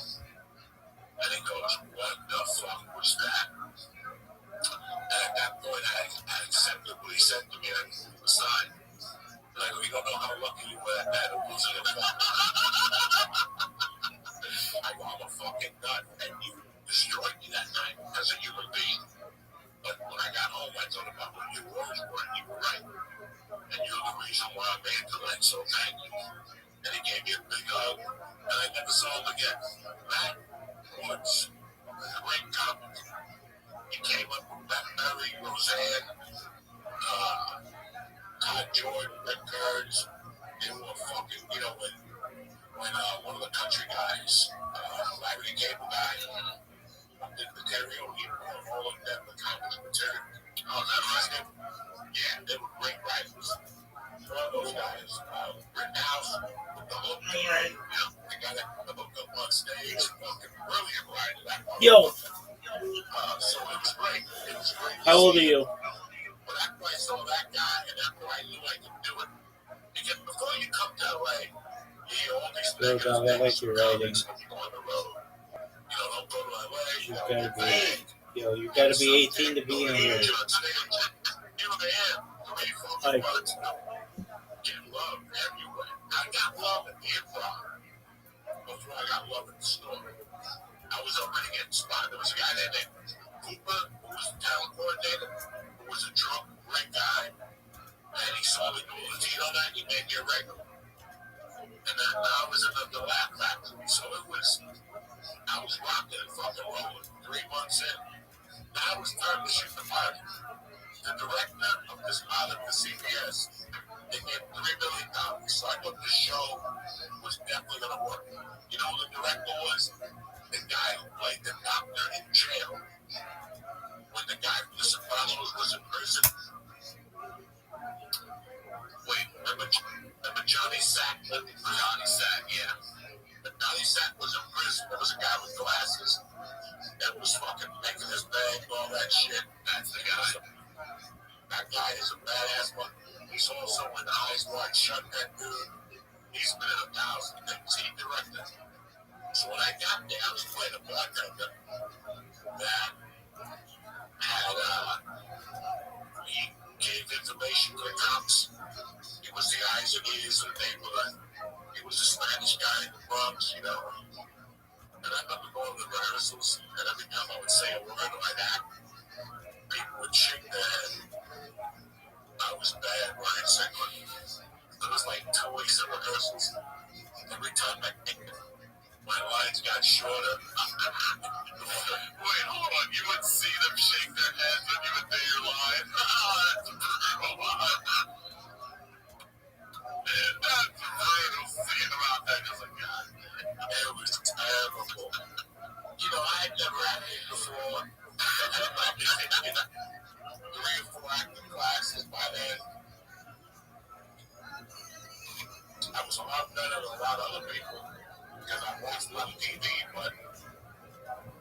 every time I went in, like one day when I got there, it was 9 pages of signs. When I got there Tuesday, it was down to 8. Wednesday, there was 8 again, but it was because they erased words, and they made me just act like a fucking deaf mute. Like, oh, you changing your whole character now. Oh, I mean, I went deaf for like fucking 2 weeks. By the last week, I was down to like 2 months. Like, what are you drinking? What are you drinking? Oh my God, I was so fucking bad. No, man, you gotta work at it, you know. And I remember by the time we shot the pilot, the fucking, they were down to 1 line. Like, what do you guys have? That was it. And there was rumors that the show got picked up. They weren't gonna pick me up. They were gonna rehire somebody else. That's when I started stealing wardrobes and shit. Well, I know I'm not coming back. I started getting shirts. I was living on cocaine, so I even went on the web. I did everything from commando. I had holes in my socks. I didn't give a fuck. I'm snorting coke and I'm being a comic. By the time I shot that pilot, I was down to 1 fucking one. And I remember at the end when I was leaving, everybody was talking to me. They're like, yeah, see ya. And everybody else is saying, see you soon. I'm like, good luck. I left there fucking crap. So I said, fuck it. I had this crazy girlfriend was stripper that used to let me choke her and light her stuff. So I was up at their house, up in the valley. And that night, Josh Wolf gave me a call. And we went to a casting director, and she went to them while she was out of town. And I started getting tickets on this motherfucker, right? I was getting tickets all over Hollywood. That little black chick was chasing me all over Hollywood. Go to a building about it. And the white car, that bitch is angry. She had to get out of it. It's the fucking Nixon administration. I'm driving this chick's car. And I'm getting tickets everywhere. I got camouflage on the car. I'm putting wings on it in fucking Hollywood. I come out of somewhere, I still get a fucking ticket. I probably have 50 fucking tickets. And I go up to this girl's house and the pilot, they just give me like 10 grand for the fucking week. I'm gonna go see my girlfriend up there. Well, she wasn't my girlfriend at the time. We had dated for 4 years now. We're just walking. She was a dirty whore, but I loved her. What are you gonna do? And I went there and took a shower. I gave her a stab in the shower. And when I came up, my car was stolen. And I told that ladies, come on. And they just said, mine out. Oh, without a title. So they took everything. They took my fucking, my house got stolen.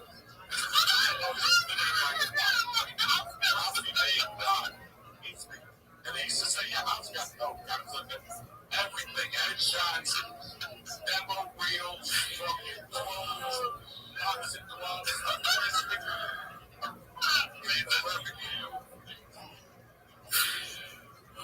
Alright, boy, I have to stop you for a second because Segura told me a story and I'm jumping way forward. You talk about how bad you were at acting, but you did the Sopranos movie. And I just want to hear this story real quick. I think it was Segura that told me this about your scene with De Niro. You had a scene with De Niro. Yeah. And did he just, you were pretty like, holy shit, I'm sitting here with fucking Bobby De Niro. That was Grudge Match. Oh, was on Grudge Match he did that? Tell me that. On their heads that you deliver your lines to having a scene with De Niro. I said Sopranos Grudge Match. Tell me, what did he say to you when you sat? When you sit across from him? Yeah, there was a couple things. De Niro don't say much. You gotta beat him to get something out of him. So, like, I don't know what story he told you, but I don't know about this, and I know. He touched your hand, like, I know that one. But he did.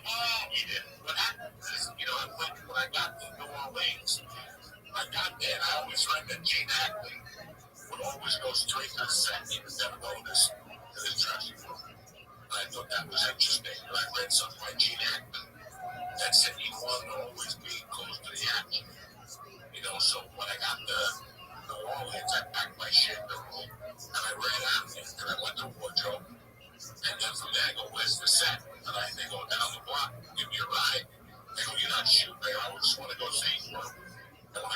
and it was LL Cool J. And he was in the thing to get ready.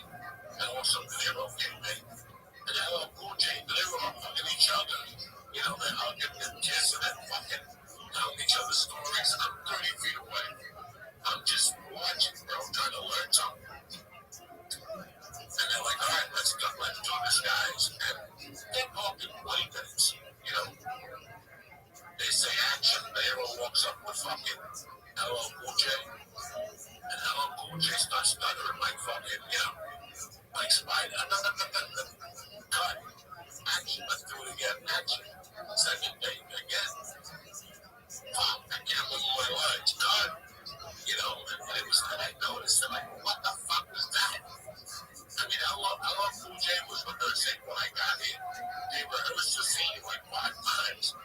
What is going on? I didn't think about it. The next day I get there. And sure enough, I sit down in the chair. And they come over, they go, you meet Bobby, yeah. I met him and analyze that. I shake his hand, how you doing? Good to see you. You want to rehearse one time? Yeah, we rehearsed one time and shit one fucking line. And it went smoother than fucking. And the next time, sure enough, action, yeah, it was on. He comes up to me, bro, and I look at his face. And you just don't see Bobby Nero. You see Jimmy Conway, yeah. You got Taxi Driver. You see the guy from playing in Raging Bull. You see the guy from the hunting movie when he goes to Vietnam. And Christopher Walken. You know, you see this guy, and all of a sudden, you just fucking like, it's like you fizz out, like you just hear the blood get pulled. You don't know who the fuck it is. And I was very self-conscious. And like, Robin, I'm sorry. And he like grabbed my head. He's like, I know, it's gonna be all right. He knows.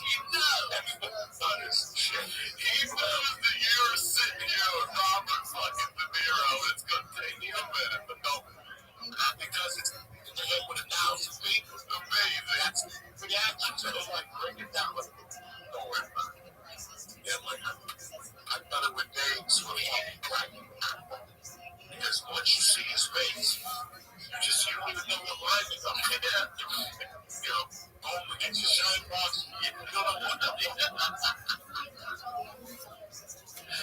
Really fucking interesting. And then after that movie, I got into a high-end acting class. I got into a manager because she had just won a Academy Award with Halle Berry, and then she won one next year with Charlize Theron.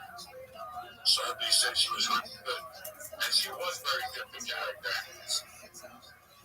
You know, it was weird because when you first moved up Hollywood, you win some pretty big battles, as you know. You lose pretty big battles. Oh, yeah. And my internal battle at that time was I couldn't get representation. I had a manager when I first got to town, great guy. This is I want to take his business after your house was stolen. You're still having trouble getting representation and all this stuff, man. Yeah, I was having a hard time. I had this guy, Ken Phillips, for a while. Ken was a good guy, in fact. When I first got to the store, like 3 weeks into the store, I don't know what's going on. I'm fucking flat broke. I'm looking at them out, you know. And there's 2 fucking wannabe Guidos in the store talking about their bootleg. Right? Their bootleg is blah, blah, blah, you know. I think they were friends with one of the Italian guys in there. And they're like, if you ever want to put any action, let us know. Here's our number. And I go, sure, I never thought about it. One day he wanted to come that weekend. And I'm like, I like this fucking game. And I think it just get the whole shit. I know those guys. They were in La Cienega right before you hit Santa Monica Boulevard. So I called them up. I don't know if you remember. Yeah, the Cuban kid. How you doing? Yeah, good. Listen, I'm going to put in like $250. If I won, I collect. If I lose, I pay to go fuck yourself. This was, and I didn't want to do this in LA. I didn't want to put that part of my work into LA, but I needed money, and I did. I And I fucking put the bed in on a Monday that I was used to. I love this. You always remember this. Go ahead, tell me. They're like 25. Couldn't even write this. So the next day I call the guys and I go, hey, I want to collect. They go, come by. You know, I go, okay. So I go down there. And the guy says, what we're going to do is just give you $15. Like, what are you talking about? It's $250. It was, I forget what it was. And he goes, well, we charge you $100 fee to join us. And then $100 deposit. You know, and then you're good for the season. You know, and I'm like, what the fuck are you guys talking about? And they go, this is the way we do it. If you don't like it, get the fuck out of here. I go, really? And I went right off. And Phillips lived like the building next door, right by the 7-Eleven, across the 7-Eleven, on Tianigan. It's a school in there. They used, no, there still is Hollywood Jiu-Jitsu. And I'll never forget. When I would have kept those house, they have like a 9-year-old people. I go, Ken, are you gonna? He goes, for what? I go, I want to shoot a scene for a movie. I want they want me to shoot it. He goes, what movie? I haven't heard from nobody. I go, I'll tell you tomorrow. We just shoot the scene. I gotta walk out of a car and point a gun in the bushes. That wasn't where I hit the gun. I was going next door. I had no bullets in the gun. So I'm like, this is gonna get fucked up. You know? I walk next door, I knock on the door, the guy's like, what do you want? I thought we'll rip out the gun. I go, listen, man, I've been putting bets in for 30 fucking years. Nobody has ever asked me for a fucking deposit or a fucking membership. I want my $100 to shoot it out. And this motherfucker. Dog, I was more scared than ever. I thought these guys were going to shoot me. The one kid basically started crying. Crying. I basically started crying. Okay, Jesus Christ. This fucking California's filled with guy had tattoos, gold chains. You know, he was the mafia. He barely started fucking crying. Please put it away. I'll give you the money. I gave him money. She never allowed to bet with us again. I did not see you in the story. You fucking dates. That's how crazy I was when I got to the store. And then it slowed, you know, I didn't want to fuck up in California. But in my heart, I thought that my plan for California was simple. This is it. I'm going to stay here until I fail so bad. And I got to leave like everyone else I did. You know, you believed you were going to fail? Did you really believe that here, though? Yes, you did. Even though I was a regular at the store and had all those things going for me, trust me, I've had a ton of things going for me before. I've been known to blow shit. But for some reason, I didn't want to blow this. You know, I was a fucking street hustler. I could make, I get anything. I can sell you anything on the street. So if I pull up to get a check, I see 5 cases of Jack Daniels. I just fucking see a Columbia. You know what I'm saying? Like, I would just see a Columbia with a big jacket on it, you know. I never stole that from the store. I never really wanted to cause, and I got the fist fights up there. I bombed a lot up there. Like, I still remember the beginning. Getting in my car, just crying and driving on Sunset. And going, that's the last time I'll be doing this spot there. Once Mitzi hears about that bombing, she's gonna fucking, you know, I'm not good now. But sure enough, the next week, I would get a fucking call, you know. Whether it's saving more and spending less, getting organized, or losing weight, there's a lot of worthwhile goals to set for yourself this year. And at the top of my list is learning a new language with Babbel. The language learning app has sold more than 10 million subscriptions. I'm working on my Espanol right now. It's going muy bueno, y'all. Not only is learning a new language a fun and engaging new hobby, you can use it while you're traveling. The whole Babbel process is addictively fun, fast, and easy. Babbel teaches bite-sized language lessons for real-world use, right? But for me, learning is repetition. And the thing I love about Babbel is that they'll give you a lesson and then you'll redo it, you'll write it, you'll speak it, you'll go over it, you'll learn your accent, all of it, okay? Babbel's 15-minute lessons make it the perfect way to learn a new language on the go. Other language learning apps use AI for their lesson plans, but Babbel lessons were created by over 100 language experts. Their teaching method has been scientifically proven to be effective. And with Babbel, you can choose from 14 different languages, including Spanish, French, Italian, and German. Plus, Babbel speech recognition technology helps you to improve your pronunciation and your accent. There are so many ways to learn with Babbel. In addition to lessons, you can access podcasts, games, videos, stories, and even live classes. Plus, it comes with a 20-day money-back guarantee. Start your new language learning journey today with Babbel. Right now, when you purchase a 3-month Babbel subscription, you'll get an additional 3 months for free. That's 6 months for the price of 3. So just go to Babbel.com. Use my promo code Honeydew. Right? That's BABBEL.com code Honeydew. Babbel, language for life.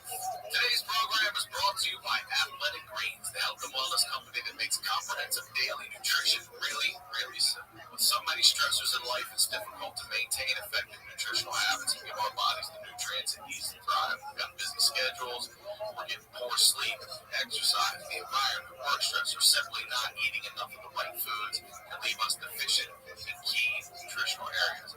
I use a scoop of AG1 every day. I take a little packet, actually. I throw it in my water. Boom. I'm good for the day. I love it. One tasty scoop of AG1 contains 75 vitamins, minerals, and whole food sourced ingredients, including a multivitamin, multimineral, probiotic, green superfood blend, and more in one convenient daily serving. A special blend of high quality, bioavailable ingredients and a scoop of AG1 work together to fill the nutritional gaps in your diet. And support energy and focus, aid with gut health and digestion, and support a healthy immune system, effectively replacing multiple products or pills in one healthy. Join the movement of athletes, moms, first-timers, and everyone in between, taking ownership of their daily health, focusing on the nutritional products they really need in the simplest manner possible. To make it easy, Athletic Greens is going to give you an immune-supporting free 1-year supply of vitamin D and 5 free travel packs with your first purchase if you visit athleticgreens.com/honeydew today. Again, simply visit athleticgreens.com/honeydew and take control of your health and give AG1 a try. Now, let's get back to the deal. When I moved to LA, immediately I got a manager. It was a low-rent guy, sweetheart of a guy. He was new, and that's the biggest problem we had. And I also had a great commercial agent, the best ones. I had Sutton Martin Minari. And this was all taken care of, like in the first 6 months when I was here. I had Sutton Martin Minari, I had a manager, and I was a regular at all 3 o'clock. And I didn't really fucking know where I was going. You're just trying to figure out. I'm talking to agents every night. I'm watching them at clubs. Talking to other people, watching these other fucking stiff comics.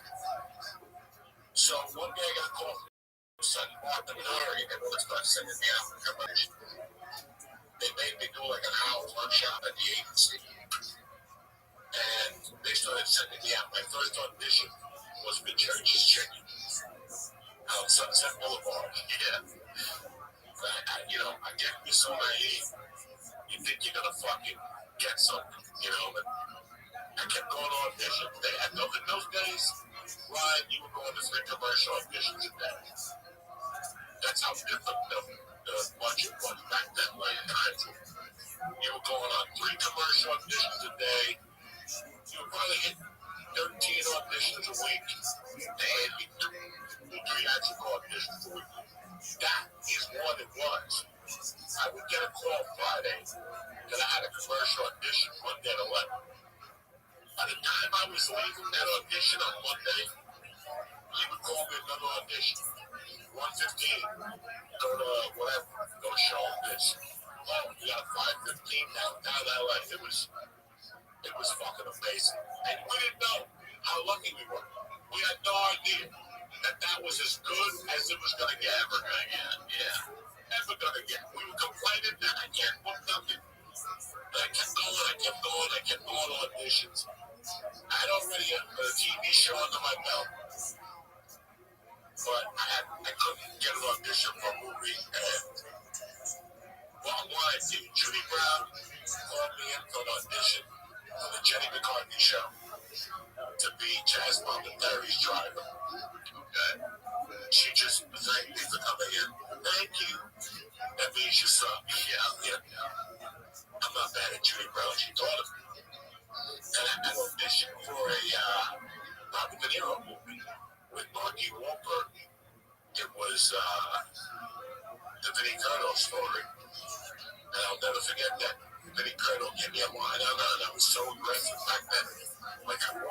from audition. And every Sunday night I would write her a letter in my hand with a picture and a resume and tickets to the comedy store. And I would tell her I would have spots there during the week, call up, And I'll never forget when I finally went in to see her after I died in the fucking room. I didn't know what I was doing. She was, oh, by the way, right, that day that she actually gave me a box of letters. I had sent her a box of letters. It was just fucking folders. I would send her the 8 by 10s. She gave me a box bag. How many I gave her? There must have been 40 envelopes. She opened up the first one, didn't open up the rest. He told me that was very aggressive. That's good that you're doing that. She goes, I'm not mad at you, but some people will get mad at you. But keep doing that. I'm at a mental note. So finally I get a fucking call from someone. And they wanted me to read for this fucking. He was up like in the middle of the year for SAG commercials. And he was shooting a Taco Bell commercial in fucking Miami. So I'm like, what? I get to shoot a commercial, get paid, get my dick sucked, and smoke cocaine. I'm fucking it. So I go down there. I'll never forget, I went down there on a Thursday, and they fucking loved me. They called me back on Friday. I went down there on Friday and rocked them. And they called me right after that. They said, you're working Monday. 4th of July, you get double rate, whatever. Jason was his name or something. He goes, you booked the role as a taxi driver. All right. So Saturday, I had to go to wardrobe to date me for that. I stole a t-shirt. I used to love wardrobe because I would steal everything, right? So,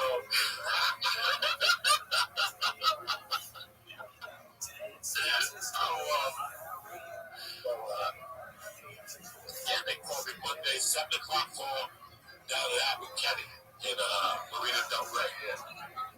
And we're there by the park. They built something right now. It used to be a park, and down the corner was the fucking pizza, the bagel bread and shit. It's still there. Good pizza down there. Anyway, I get down there Monday morning, and they're waiting for me. And they pull me aside, and they go, Joey, we're really sorry about this. You did great, but out of the 3 commercials, your commercial got canned. But they go, listen, that was for you. City of the 3 days. I'm going to give you $2,000 for 3 days. $680 a day, whatever they pay you. Plus overtime. You have food and go home on Wednesday. All right? Don't get mad. You can read whatever you want. You can take a walk. Do whatever the fuck you want. You get the paid vacation now. Yeah, I was a little depressed. Yeah, I was. So that 10 minutes after that, a guy comes up to me, sweetheart of a guy. His name is Buzz Mapleton. I'm an old school comic from the comedy store. In fact, he had moved on. He was there with Lindsay in the fucking beginning. He knew everybody. His wife was an agent, and he was a writer, and he had taken to writing, so, he was just doing commercials and stuff like that. He becomes my friend on the set. And he's got a commercial. I'm talking about they're shooting 3 of them. But now we're down to 2. It's the first ones ever with the dog. Yeah. Yo quiero taco bell on that one. Yo quiero. First ones ever. So Monday I go down there working there, going back home to the comedy store, just being happy that I'm shooting something, Tuesday I go there, I'm bullshitting everybody at lunchtime. I'm fucking telling stories at the lunch table, cracking jokes. The director grabs me after lunch and he goes, hey man, stay close to me. All day. I want agent, stay close to me. Because I let one joke in your room. Because I got a spot in this commercial. I want to see if we can get you in there. So there was also another comedian. I forget his great guy. He was a SAG extra on the job, which is not a bad job. It's $300 a day to be a SAG extra.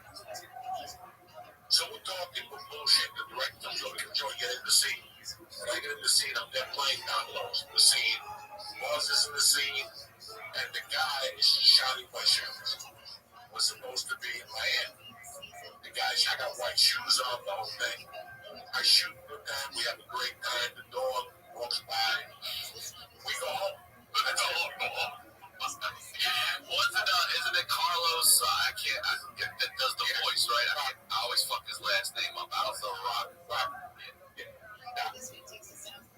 So I go home. I'm very excited. I'm getting $2,000 a month. Now I can fund some coke. You know what I'm saying? I got some fucking wiggle room and shit. And one day, out of nowhere, I open up my mailbox and there's a letter from the advertising firm that booked us. And there's a fucking check for scale. They go, Joey, thank you very much. You know, we're going to start airing your commercial next week. And I'm like, what? What fucking commercial? They're like, we kept you in the commercial. You look great. I'm like, oh, shit. But I get a call. No, I didn't get a check. I'm lying. I just got a letter. Then my buddy Buzz called me up. This sweetheart of a man. And he goes, Joey, did you get the letter? And I go, yeah. And he goes, fuck, I guess we didn't get into the commercial. What are you going to do with your check? And I go, oh, nothing. And he goes, yeah, they didn't put me in the commercial. I got cut from it. I was in the commercial, and he got cut. It was his original commercial. And so they sent him a separate check and left you in. With my check. You know what I'm saying? Like, yeah, we fucked you in the ass. Say la vie, I'm something. And they gave me a commercial. You know I made $80,000 from August 5th to December 30th. Did you just say 80? $80,000. I think I made $140,000 of that commercial. Dog. I couldn't check the cash. I couldn't cash the checks fast. It was 140 all in, man. That's a great one. Those were everywhere too. Everywhere. Well, that was the first sentence that how popular it was going to be, right? So they kept fucking. They didn't know what to shoot again. So my commercial ran through the World Series. Yeah. Never forget being in Clark City and an Army base and watching my commercial fucking doing the World Series and shit, you know. I was real excited about that. But yeah, I ended up making 140. And then it was a commercial of the year. And all the TV stations would go in and play the commercial. So I would get a check from that. Residuals on that bitch. Wow. But then I was getting residuals. The residuals are damn. No, you're a bad motherfucker. That is a hell of a fucking deal. Because these days you don't even get that. You get like a buyout. They don't even think they give you points or anything anymore. You just get like a motherfucking buyout. Thank you very much. See you later. Man, Carlos must have made a motherfucking killing on that. Bro, that dude was I believe it. And then I was getting to know my way around LA. Everybody was broke. Was struggling. You know, Ralphie, me, Josh. You know, the people that you see today that are rocking and rolling. If they were around in 97, 98, they were fucking strong. There was no Whitney, there was no Dalia. It was broken out. Gone. Robert's gone. Brody's gone. Ari was there. Duncan was there. You know, a lot of fucking. It was an interesting time in comedy in LA. And I was just, I don't know, you know, you gotta remember when I tell you I made $140,000, I didn't have no money. It's like I was buying cars, buying clothes. It was a party. My life was the comedy store, getting a gram into a Coke, and ending up at a hotel, sucking and fucking with a dirty waitress, or some chick from a show or something. It was just, it was fun. I still remember living with Danny Kelly for a while on Sunset, which is like 3 blocks from Fort Vista, and leaving his house with no money and fucking walking into the gas station and just putting my hand behind the counter and taking a pack of cigarettes. There was no fucking paying. I would just take a pack of cigarettes. You know, I would take a fucking soda. And it was just a scam every day. And if I didn't have money, Josh would feed me Doug stand on the feature, looking back at the day, man. I don't know how we ended. Once me and my girlfriend broke up the strip, I really didn't have where to stay. So I lived in that car for a while. I stayed in Josh's couch. And when I went on the road, I got a hotel. That's where I could cut my toenails and buff out the skin under my nutsack. Until then, you're nothing but a dog. I still remember getting out of coaching the horses. This is a great rock and roll bar. And just getting in my car and putting the seat back and opening up the sun and putting a blanket on. And that was it. That was my world. And I was happy as fuck. I was happy as fuck because I was in it to win it. I was fucking in it to win it. But after she left, I had more action at the store. Me and my girlfriend broke up like at the end of '99. And I was living in a hotel on Shreve Street where that place is where people do comedy down. That place where people come from all over the world and stay there. When you travel,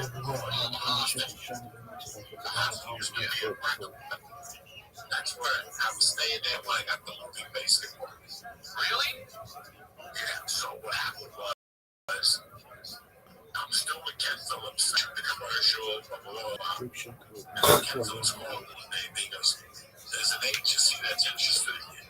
I go, APA, UTA, CAA. And he goes, no, the coloring book. That was the name of the company.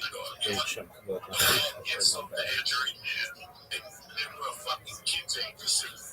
But she was growing the character actress, and I was her first adult.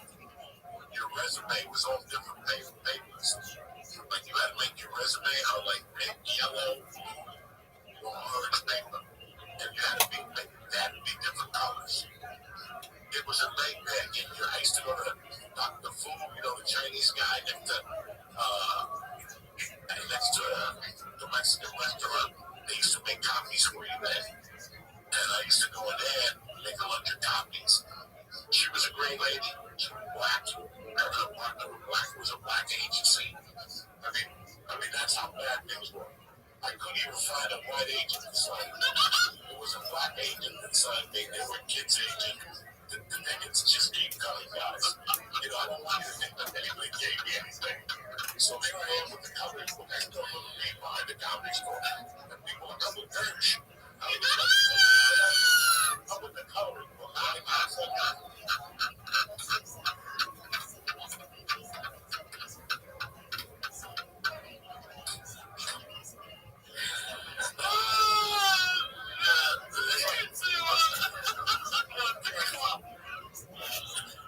With the fucking coloring book. Every color the fucking recipes. Yeah. People get around a paper. Nah, man. All these people playing and shit. I'm playing it all off here. So I got called one day. I got it white meeting. Then I got a fucking call back. Wow. My first shit at the time. That was a groundbreaking show. They were breaking all the rules with camera work and everything else. That was great. So I had done it for Libby Goldstein, great lady, and I read for him White Beauty Blue, and I got a call back, but I was too nervous. My hand was shaking at the call back. I didn't get it. And then I got an audition a few weeks later for some fucking TV show on Fox and some Mexican fucking gambler or something.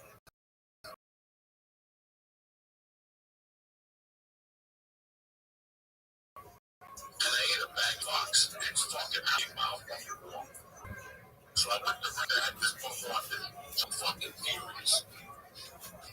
I walked back to the Boston building. And as I'm walking door, a little lady with glasses pops out and it's Libby. And she looks at me and she goes, Joey, are you here for the audition? I guess I was there for a different audition. I was walking past her door, she just happened to open it. I was standing there.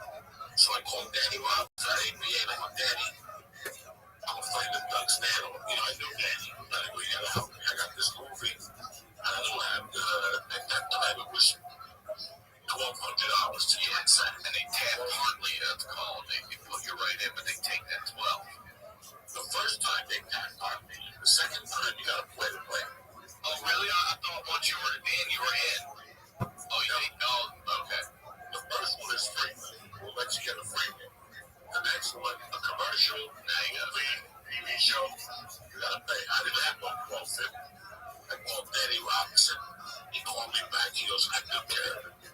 The production company's got mad. I was like, this ain't happening. So I fucking go down there. And the first day, I don't know what's going on. They give me scripts and shit and wardrobe. I don't know what the fuck they're talking about, right? And finally, I get to put it together. You know, I was taking an acting class. I go, okay, I see what I gotta do. And every day, I'm a comedy dog. I want to work. I want to get the fuck out of here, whatever we want to do. So I would go down there and ask them, am I working today? They go, no, come back tomorrow. But stay here, because we might need you today. But the most thing I remember is the roller skates. They gave us roller skates, roller blades. And one day I said, let me take a box of these. They were like size 14. Nobody's going to know. And I stopped over by Sports Chalet. They're like, we'll give you $24. Yeah, fine. I gave a man that had me back to the every day. I would steal a fucking pair of roller skates, all right, every day. The 14s, the 13s, I kept the 12 for me, so I stole the 11s. And I just went backwards. Look, I didn't even notice it. I was just walking into the trailer, taking a box, and just putting it in my car and going home, stopping at Ski Chalet. One morning, I'm out with Jimmy Two Shoes. We hooked up like on a fucking Saturday night, and we're still going on Sunday. We're still going into Monday morning. He drives me home at 5, and I gotta be on the set at 7:30. This is after 4 or 5 weeks on the set. Nobody's even looked. I'm just going into the steel roller skates every day. Not too much. I fucking get to the set. They're like, Joey, clean up. You're first up. I'm drinking rum, vodka. I got my sugar pills in me. I got more cocaine than Columbia. And I gotta go fucking shoot. And I remember that by that time I hadn't even sold my skates. They're like, where are your skates? I haven't had skates in weeks. They stole my skates, and then they're out there. All the skates are missing. They put a size 9 and blisters. Because they had to put a size 7 on and shit. I fucked that setup, and I ducked it. I ducked it. I called it roller skates. So when they called me 6 months later, they're like, hey, you made it to the movie. What name do you want? I'm like, really? I made it to the movie.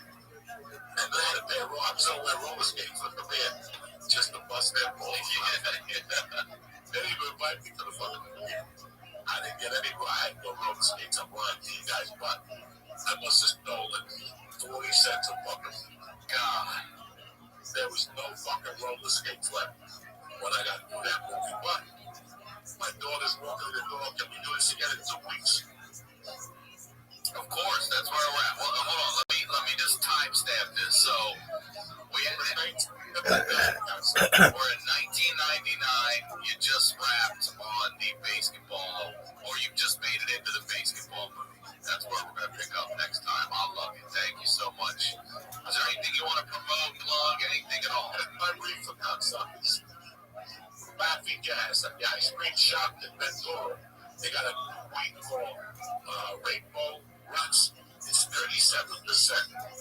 It'll fuck you too. You got the best bags of the business. This is your ice. Yeah.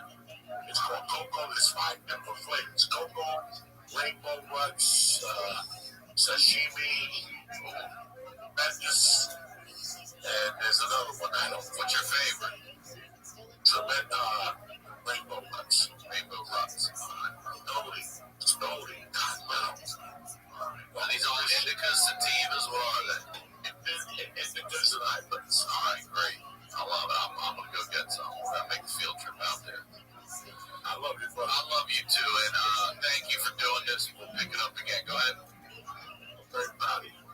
I love you, brother. As always, Ryan Sickler on all social media, RyanSickler.com. We'll talk to you all next week.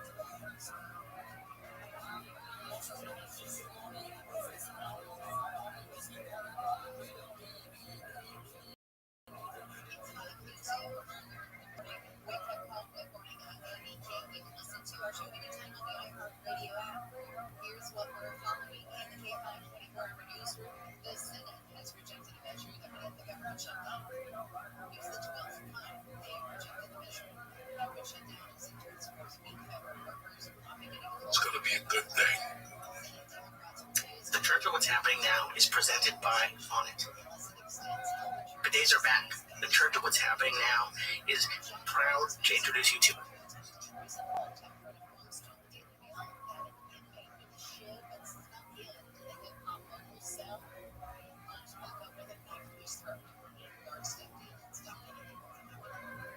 A lifelong Lakers fan has dropped his lawsuit against LeBron James. Andrew Garcia filed a lawsuit earlier this month after James posted about his second decision, which prompted Garcia to spend $850 for the March 31st, 2026 game, making the lifelong forgiveness for final game in the NBA. Turns out that second decision tease was more than alcohol. We're just minutes away from being on the news this morning. It's tougher to become a U.S. citizen because apparently the test is tougher now. Say good morning now to ABC's primetime analyst, Brad Barrett. Brad, the Rock Sports are good. Vikings Chargers tonight at 7 p.m. Eastern, only on Prime.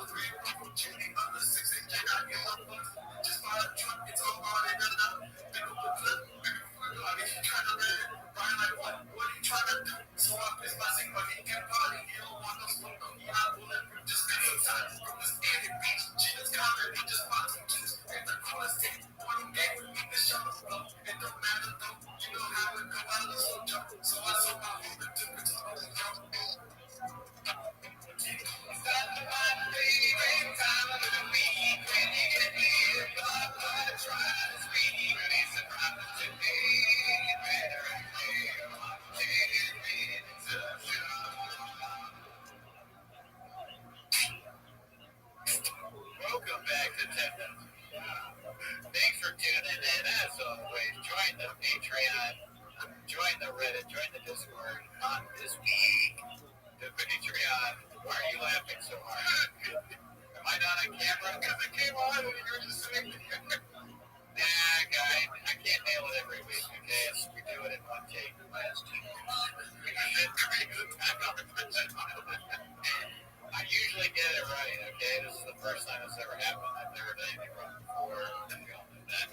First of all, shout out to Paul C. We'll get to the timer in a little bit. Thank you, Paul. Appreciate it. Where's Timos? It's happening right now. If you give money, I won't friend you. Maybe I bring in Timos while we're doing Timos. But if you bring up Timos while we're doing Timos and there's no money, I will friend you. But anyway, speaking of money, on the Patreon, like that song that we just showed, it was from the Patreon. The Patreon saw that April 16th. Hell yeah. Oh, I forgot. Yeah. So if you're on the Patreon, well, yeah, obviously you didn't see that in April. So, you know, kind of fucked up, but you got it eventually. We'll never do that again. I hope you guys enjoyed the song. You can see more stuff like that. And last week, or this week, we watched Ralph Barbosa's new special. Yes. Playing at Barbosa. I thought it was really good. I enjoyed it. Why do you laugh at Planet Barbosa? Oh, Planet. Why do I call it Barbosa? Listen, my Graves is firing on all cylinders tonight, Katie. But anyway, Transton Kimmy has a question. I'm going to be here with the plug. Yeah, where's that? You guys get Mark back on? Oh, yeah, dude. Oh, my God. You remind me every week. We got to start plugging this every time we talk. September 20th, we're doing a live 24-hour stream. Pause for money. Flames. Shout out to Flames for the strong rock night today. Thank you. Appreciate you plugging. Yeah, okay.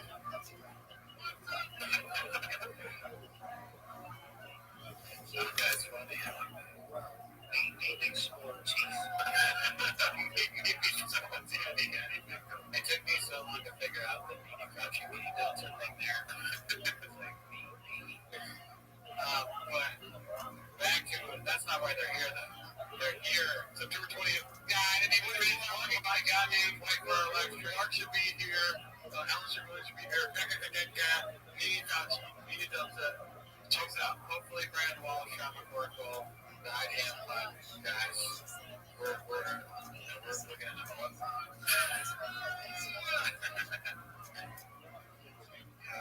But yeah, anyways, that's what they're doing. Like the one Leons. Listen, pause for the super chats. That's not why they're here, dude. We gotta fucking get into it. You got the timer on. Look at you. I gotta turn it on. Yeah, okay. They're here to watch 10 minutes of shop. So start the timer. Pause for more super chats. Start the timer. Play the cheek. Alright, here's the cookies. Away we go here. By the way, only 18 likes. We're not gonna get started with that, but yeah, what's going on, man? Yeah, that's unreasonable. Let's see here. Let's go to top. We already saw that one last week. Yeah. Is that technical? This one's posted by Horizon24. I'm missing so much, bros. Is there any other language to that? Just that picture. What is that? I think it's him drunk. What is he? Remember when you did that? You had like that one thing and you turn it on to the machine, and then he's like, oh, and then this. Yeah. For the longest time, it was almost something that would use this scene. Forget, man. Yeah, I must have forgot. Do you miss him drinking, or do you like him sober? It's a tough question. I know. It's like, do I want to be entertained, or do I want to be like a good boy? You know? Yeah, because I worry about him when he's drinking. But he's really funny. He's not like an old man talking about his son. Yeah. Well, I do. Wait, Papa is older than me, but he makes me feel like an elder statesman. Osmond Richmond. Because he's so into the Jack Jack. 8 centuries. Thank you. Shout out to you. You watch him and you for so much content, right? I troll through the Reddit. I watch it every week, and I start to feel like some sort of parasocial relationship with him. I know. I think no, you're right. I just saw that comment that says Cooney on his bike. Yeah, and then I just say he's my son. I heard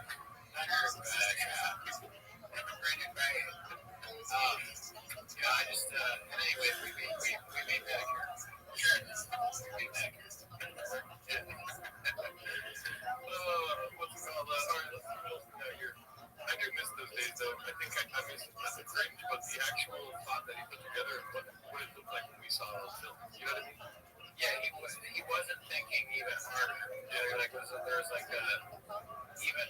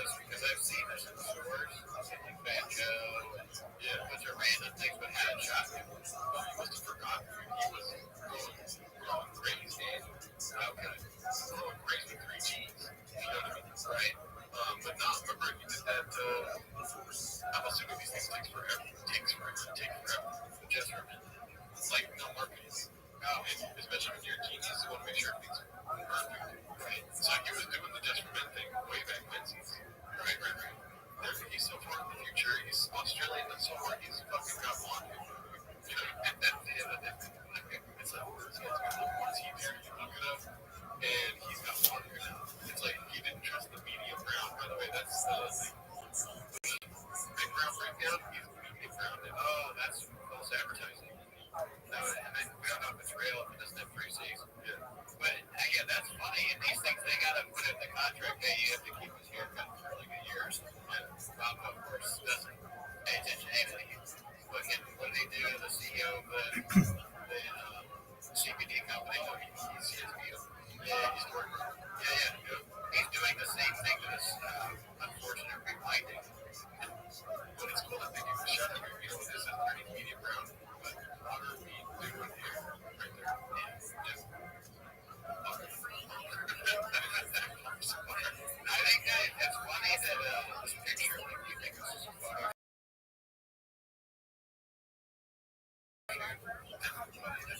Everyone shop does, and I didn't get it for sure. I mean, look at that smile. How hard do you think the photographer was trying to make him smile different? Or just make it like, no, a serious face. Yeah, definitely. After a serious face. How many did you go like this?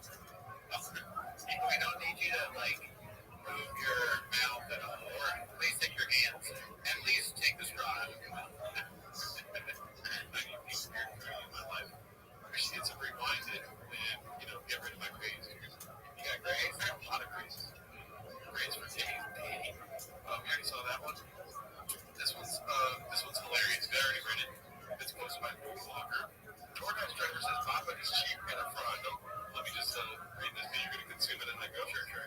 Stop me if you want me to stop. Okay. A bad record shop special sucks. Fuck that dude for sniping me on a tip. True story. I was trying to earn a few extra bucks. Just say you're a DoorDash. Hi, DoorDash. Yeah. Hard times and had to resort to gig work. In the rain, I picked up an order for ice cream in Venice, drove into Santa Monica to a nice house with a few cars.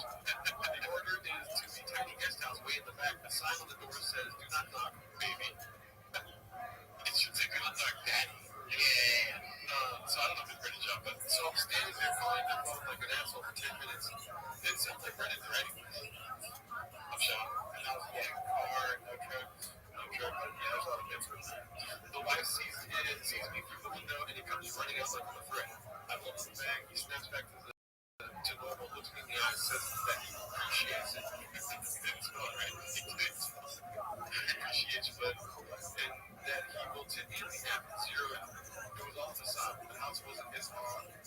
The house was his, cars weren't his. There was a nice Toyota parked in front of his little guest house. Strange story. It is like, how like a movie, you feel like, what is it? And then the ending was like, holy shit, it don't make sense. I think that's what he was trying to go for, but it was Toyota. What are you inferring here? That he doesn't have trucks? Yeah, I don't understand that. No, that's my come as a shock to you. I don't understand this at all. But, like, he's living in a guest house? I get that it's bad that he doesn't tip. That wouldn't surprise me if he didn't tip. But also, Papa might tip. I think there's actually, what? I'm going to take that back. I think Papa tips. Okay. I think he gives you one of the best not my life. Okay. But a door guy told me that he gave him money once. Okay, so let's see here. Maybe TR16 follows him with this here. I don't know if this is real or not, but I've seen it with my own eyes. He's 100% a cheap cunt. You want to take that? No, okay. Not yet, no. Okay. I told the story before. I used to work at years ago, we used the coffee club name. At the time, so I was kind of the MMA bro to my coworkers.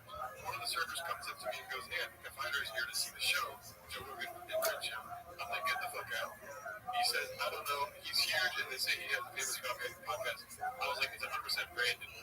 But he spelled his name wrong. They were at Fox Studios at the time with Evan the Beard, etc. I tell the server, who's a good friend of mine, put him in the owner's booth, make sure he's taken care of, and bring him into having to give him a nice little have a coffee. He agreed, and the night went on. Him and Mexican had a couple vodka crayons and some wings.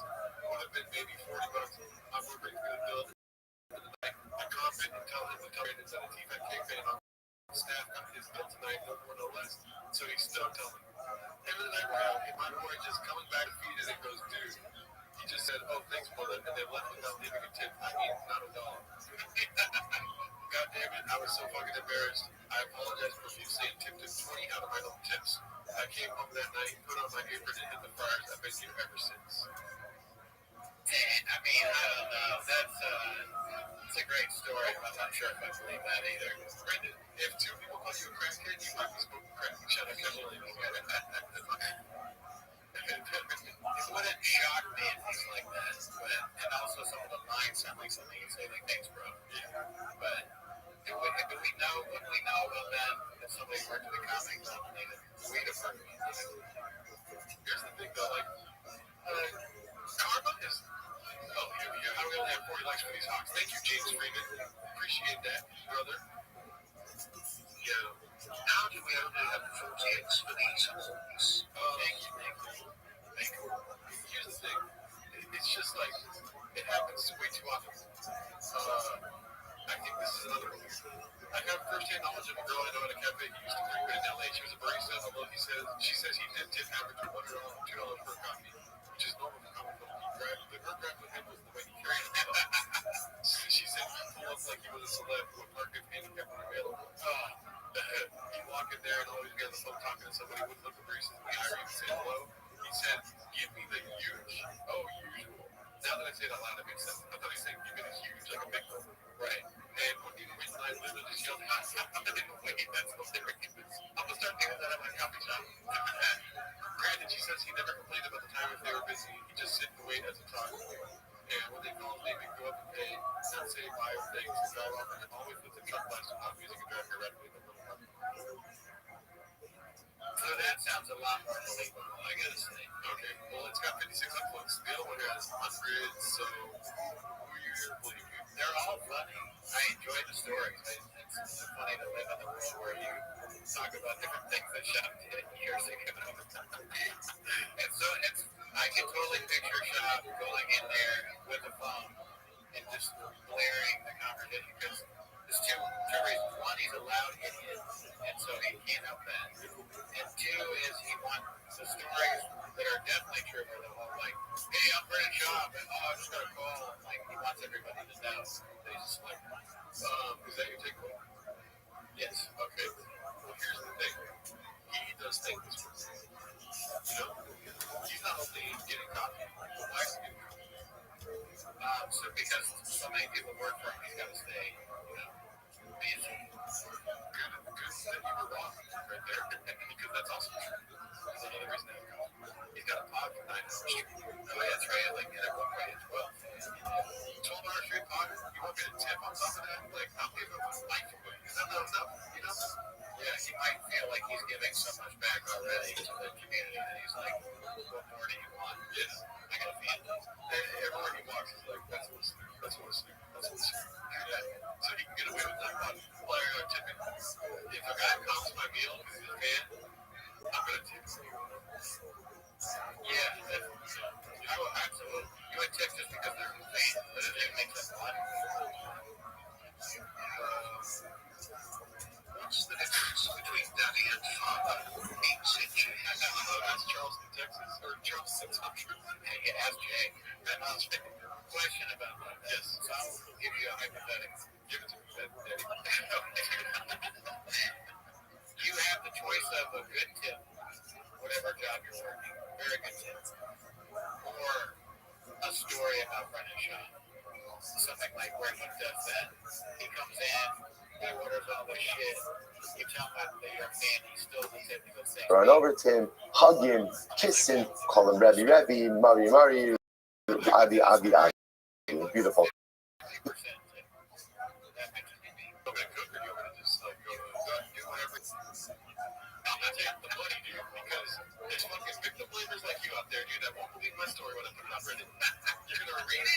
Beautiful. Nishbala Harav Lo Yamer, Rabbi Yochanan. The Rabbi Yochanan, hey, the time is Aksha Akala Base, Aksha Avala Base. So Rabbi Yochanan was once invited to the house of the Rish Kalusa to eat. He did not want to eat, so he made up a story. He said, I'm fasting. Even once he left the house of the Rish Kalusa, he continued fasting. Why? Because since he said, I'm fasting, he wanted to be true to his word. Incredible. So to take your word seriously, Kaspa Lo Nasan B'Nesha doesn't lend on interest. He doesn't even lend with interest to non-Jews. Gabo said that obviously is a high level of Midas Chasidus. What they're saying is like this. In general, it's very difficult to name two different systems of behaviors, right? One towards this group and one towards the other group. That of consistency often leads to erosion of standards and laws. So therefore, again, this constellation recognizes if I want to be honest in business with Jews, I have to be honest with business with everyone. There has to be just one standard with which I keep myself. I was like the shofar, I'm not a laka, and ultimately does take a bribe. You go to Rabbi Shmuel, Rabbi Yossi, you can go to Rabbi Yossi. So the story, Rashi points out over here, Rabbi Yossi had a field, and he had a sharecropper. The sharecropper brought him Rabbi Shmuel's portion 1 day early. So the sharecropper said, I have a din Torah with you today anyway, so I figured I was coming, I would bring you your portion. Now remember again, that's not a bribe. Why is it bribe? Because Rabbi Shmuel was entitled. But since it was brought a day early, it would skew his job. Okay, Ose'ela, someone says, if you do these things, Kisher of Gamliel, Gamliel got to this pasuk, why? So the inference from the pasuk is if you do all of these things, you won't falter. It's like, that's a lot of things. These 11 things are many things. So I have to do all of these things, I won't falter, which the inference from this is, if I do all of them, I will falter. That's overwhelming. To which the Gemara says,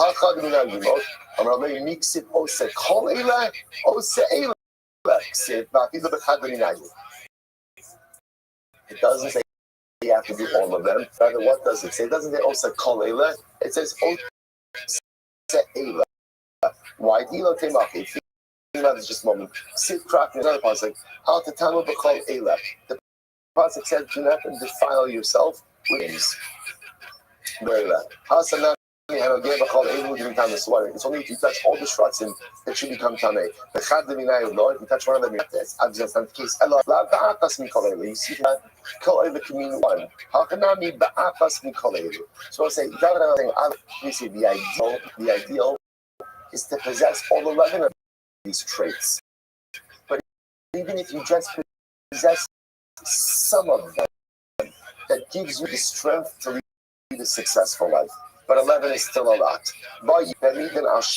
I further consolidated the list, took it down to 11 to 6. What were his 6? The Sid Holich Tzedakos, Dover Misharim. So again, one who walks in Tzedakos, Dover again will define him, Misharim, Mois Betzame Ashkos, No Mikmok B'Shochad, Otem Oz No Mishmor Damim. All these. First, why? Otherwise, Holich Tzedakos, walks in righteousness. Ze Adar Avinu Sid, Ki Adativ Leman Asher Yitzada. So let's say what this sounds like over here is ourselves. Oseh, so Oseh, Holich Tzedakos means not only one who himself walks in the ways of righteousness, but one who instructs his family to do the same. I lead my family in a particular direction. That's Holich Tzedakos. I myself go, and I also lead my family. Of course, as you always speak about, the best way to lead your family is how? By example. If walking a certain path, and it's Hashem, hopefully that models for your children to walk that same path as well. But Dover Mesharim, what's Dover Mesharim? I don't embarrass my friend in public. Mois Bebetzame Ashkus, but literally again, I'm by thievery. Appropriate is if you go to Bishmar and Elisha. That's for Bishmar and Elisha, as you mentioned before. So the Gemara says, no, ultimately, again, I wash, shake out my hands from being involved in Yes, so I mentioned small damim. Ultimately, I literally close my ears from hearing damim.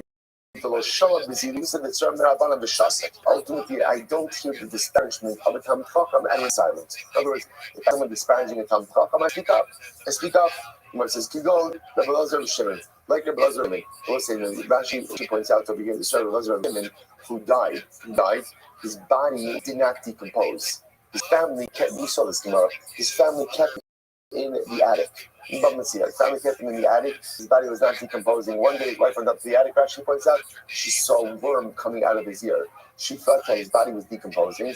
He appeared to her that night in a dream, and he said, "No, my body's fine."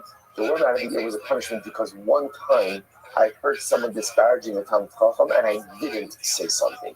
Now you can infer from that generally, whenever he heard rabbinic disparagement, he absolutely stood up for the Talmud Chacham. Incredible.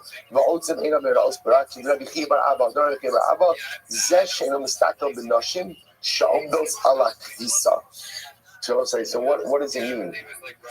I close my eyes from looking at negative things. That refers to avoiding looking at women when they're doing the laundry. Now, where would women launder the clothing?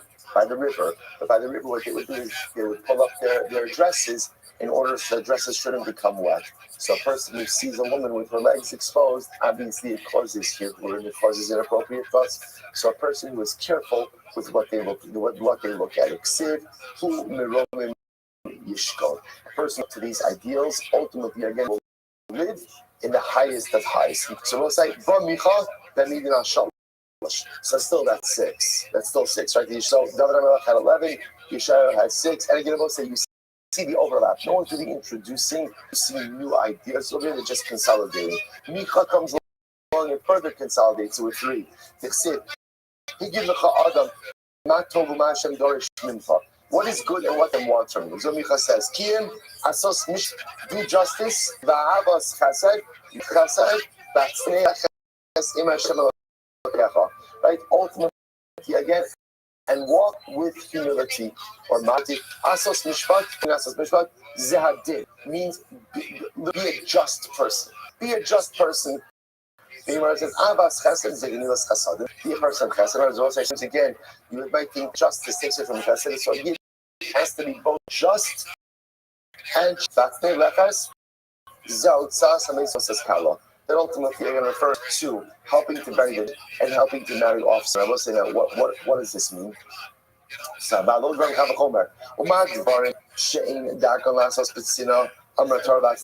So again, remember, generally burying the dead and weddings are public events. Yet even those public events, what happens? Who says, be modest. Be modest. So the Gemara says, the more so things that are done privately, you have to be modest as well. You have to be modest as well. So the Gemara points out, what does this mean? Because with weddings and funerals, things is like this. The Gemara understands it is, if you're financially with these things, don't broadcast your involvement in it. Which in general beats on your own, in the way that you do. So you're helping someone chasana, you're helping with a levaya. Be modest, even though those are public events, be modest with your involvement. It's like really incredible. So beginning the list really consolidates. I'm saying 3 things. Make sure that you're living a life that is just, that is correct. Make sure that you are involved in chesed, and make sure that you are not humble in the way that you conduct life. Those are the 3 cuts. Good. Chazu Yishael, that means Stein. Yishael further consolidates the list. Shnei Mar, Kamar Hashem, Shimru Mishpat, Shamu Mishpat, Va'asut Staka. Take it into 2. Live a life of justice and chesed. But Amos and Yidralachas. Amos comes 1 Shnei Mar, Kamar Hashem spelled Darshuni. Hashem says to the Yisrael, seek me out. So I think what's the one thing? Seek out a relationship with HaKadosh Baruch Hu. The masculine Rav Nachman Yitzchak, Ima Darshuni b'chol Torah. Maybe Darshuni means we learn me out, and it refers to all Torah. Elabach Habakuk. And I just want to be clear, just as we get to this this last moment, dramatic moment over here. So remember, what's happening over here is you have to keep all 613 mitzvahs. But a lot of times, what I just want to know is, what are the core principles that Hashem needs me to engage in order to be a spiritually successful individual? That's what these lists represent, right? So again, and we're not listening until we finally come to Habakkuk. Habakkuk says it all comes down to one thing.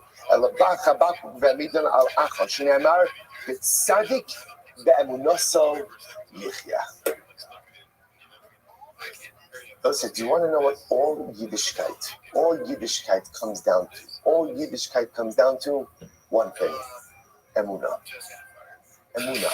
If you have Emunah, everything else flows from that.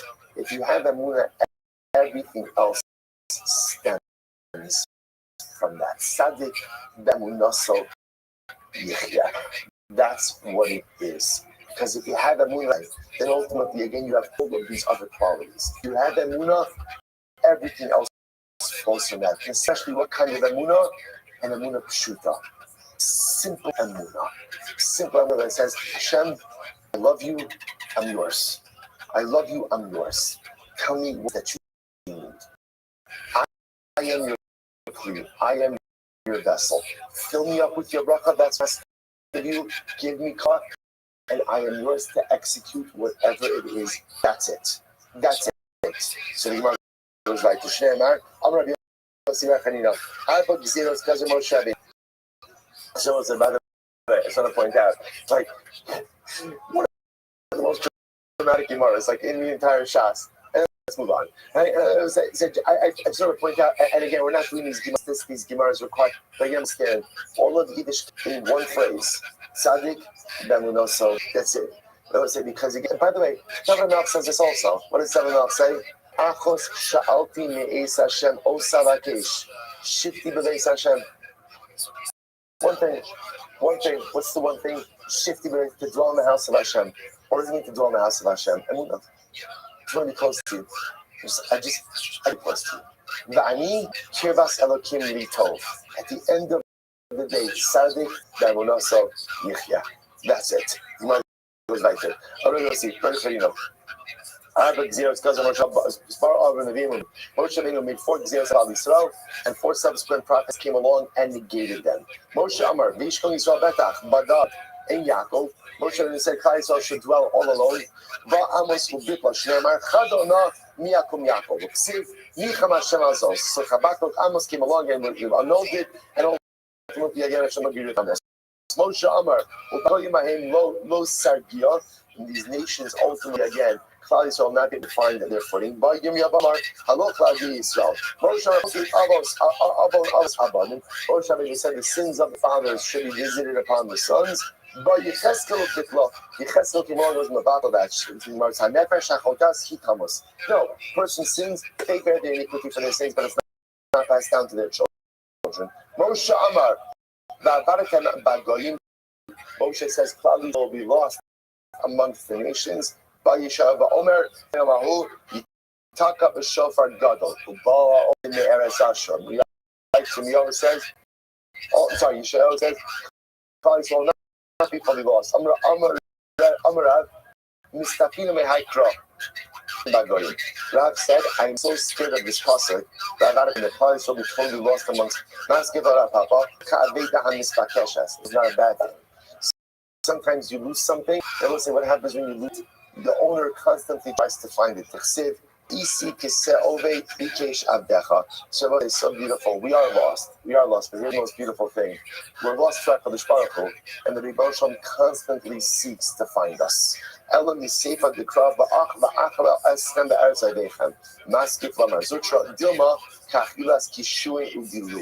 Ultimately, again, even though it says, and will consume you in the land of your enemies.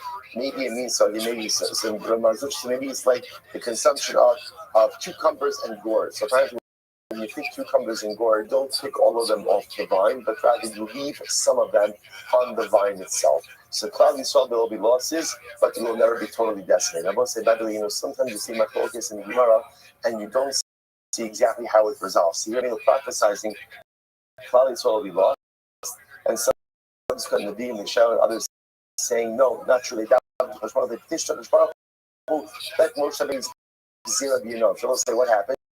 But I just want to point out something amazing. We are living proof that the Zira of Moshe Rabbeinu was annulled 2,000 years after the Beis Hamikdash was destroyed. And look at us. We're thriving. We're sitting here in the Beis Hamikdash. We're sitting in the Beis Hamikdash.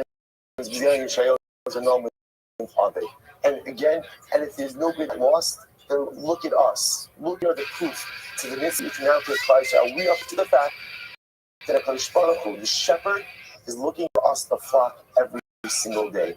We are not lost. We know what we have to do.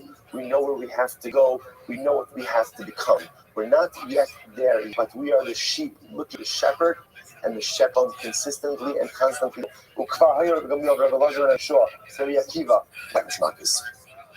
A story. Rabbi Gamliel, Lazar ben Azariah, Rabbi Yeshua and Rabbi Akiva were all walking together on the road.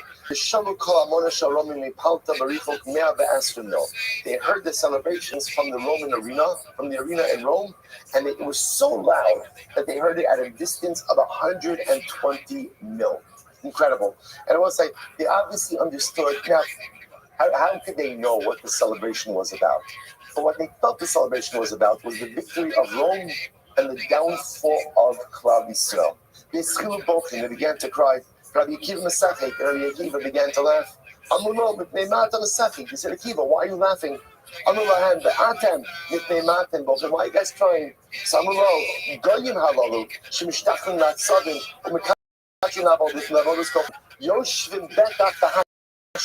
How could it be that people, right, these idolaters, that they worship and they bow down and they prostrate to all of this narishkeit, to all this craziness, and yet they live with such tranquility. Their lives are so good. By his harus, Rabbi Elokim Sareth, but us, our Beis Hamikdash is destroyed.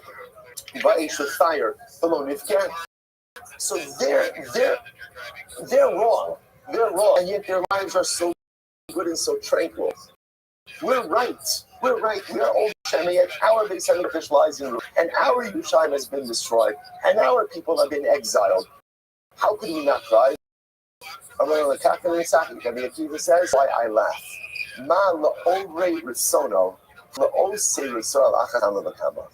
If this is the joy and happiness and reward that Hashem gives to those who go against His will, then imagine the simcha that is waiting for us. Imagine the reward, imagine the light, imagine the goodness, imagine the beauty that is waiting for us. I will say, Rabbi Akiva's laughter, this is a different kind of laughter, I will say. It's a different kind of laughter, because remember, mitzachik, what is mitzachik? Right, what's mitzachik? The first person we see mitzachik was, right, Sari Menu. The laughter, tzchok, is the laughter of disbelief. But not disbelief that I don't believe something is going to happen. It's like almost like this type of laughter because you are so overwhelmed, not at about what is occurring, but what will occur. Tzchok is unbridled, anticipatory happiness. It's not now, right? Not now, things are difficult, but I believe in what's going to come in the future. Rabbi Akiva's laughter was not a present laughter. Rabbi Akiva's laughter, anticipatory laughter of Klal Yisrael.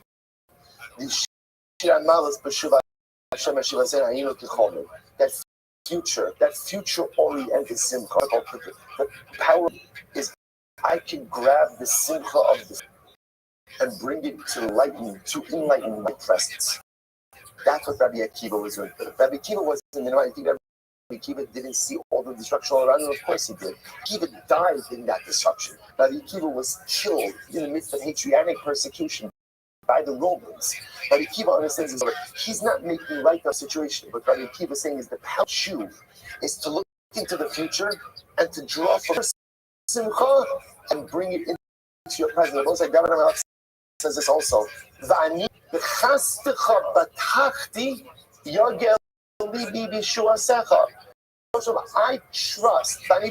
your chesed is going to come. Right now I see it. Right now I see it. I believe it's going to come. And I believe it's going to come. I rejoice now. I rejoice now. Because of the power of the Yid is that even when things are dark and difficult, I know they're going to be great. So I reach into my future, I draw that simcha from the future, and I bring it now back into my presence. And that's what lights my way.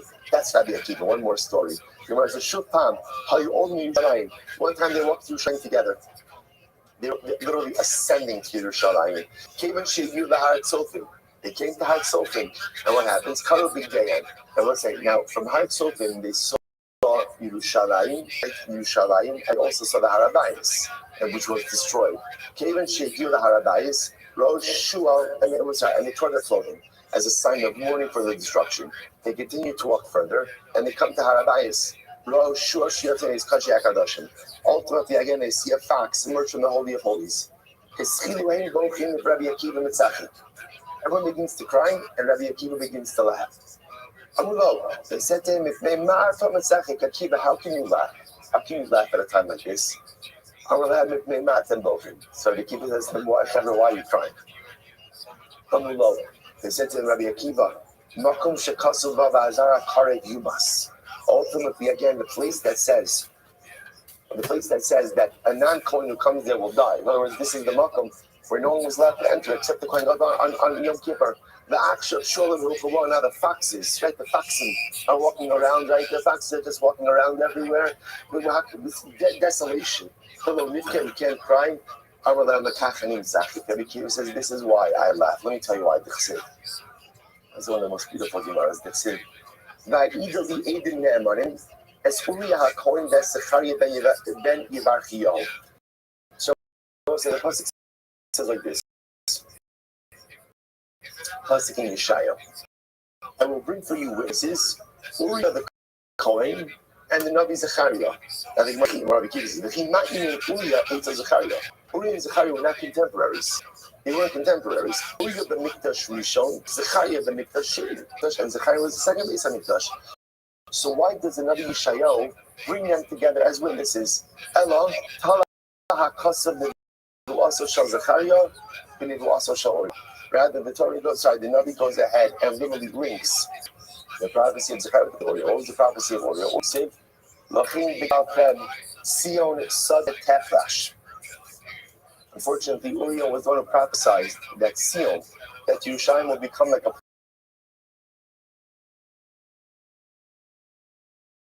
cloud field. But in the cloud field, ultimately, again, former trace of what was there is also destroyed. And what happens? So the Gemara says, Zechariah said, "Old Yeshvu Zakim and Uzakim, Kinos Berachovos Yerushalayim." And I will say, what does Zechariah say? Zechariah is one of the most beautiful, beautiful images. And his image says, "Old, it'll happen again." Right? The Torah Hashem Tzalakos says, "Old Yeshvu Zakim and Uzakim Berachovos Yerushalayim." There will come a time of rebuilding, and there will come a time of redemption, where ultimately the old men and old women will sit together in the streets of Yerushalayim. And people will grow old again in Yerushalayim. In other words, they'll come back. Everything was lost. But the Navi says, the Navi says, everything will be rebuilt, and people will grow old gracefully and beautifully. So the Kiva says like this: Achlon is coming to also show Uriah. Uriah, sorry. Ha'isrei showed this kind of also shows up. So the Kiva said, I always wondered myself, like, those prophecies are right, Yeshua was linking them. So the law of Zechariah, of the rebuild of Yerushalayim, so Yerushalayim will become totally desolate. Now I see desolation. Now I see a fox running out of the Kodesh HaKadoshim, no greater desolation than that. And when I see the fulfillment of the prophecy of destruction, I now know, Achshav Sheniskaima who also shall Uriah. Now that I see the fulfillment of the prophecy of destruction, the Yadua Shnevuaso Shal Zechariah Miskayamis. I know that the Nevuah,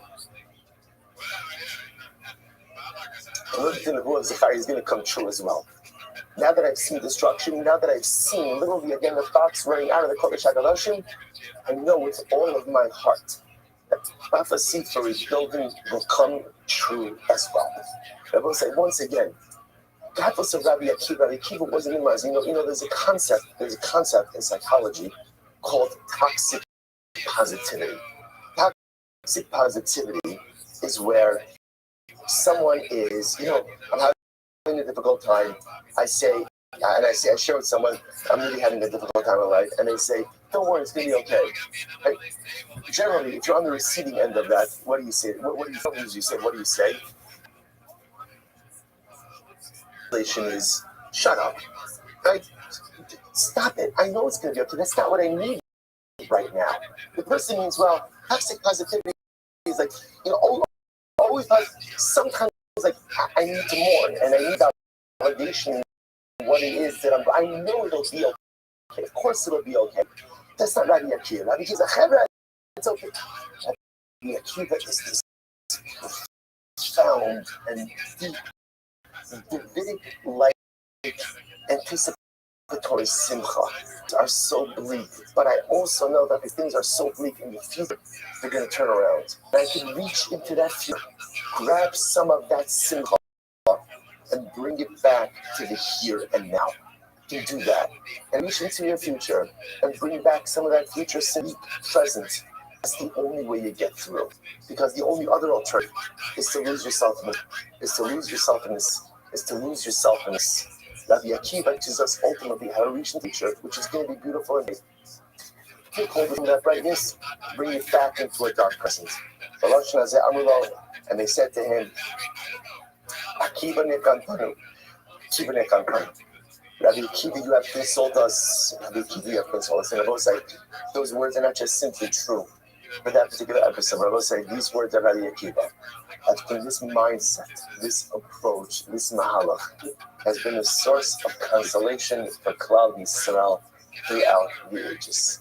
What gets us through the harshest periods of darkness is the ability to be like Rabbi Akiva, to reach a future that we know is going to be beautiful and bright. Grab some of that brightness, grab some light, and bring it back with us here to illuminate a difficult past. Akiva nechantanu, Akiva nechantanu. Rabbi Akiva always come through for us, and he always does come through for us. So outside, Hadron Allah, Heler Alokim, Ruslikal Mesechas Marcus, outside, Shkoyach and Mas.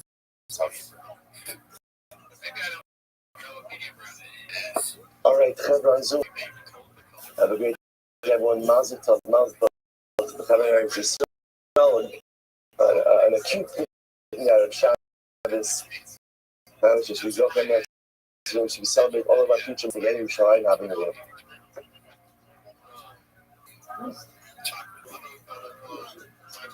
Tosis? It's not Tosis. It's one of the other Baalei Tosis.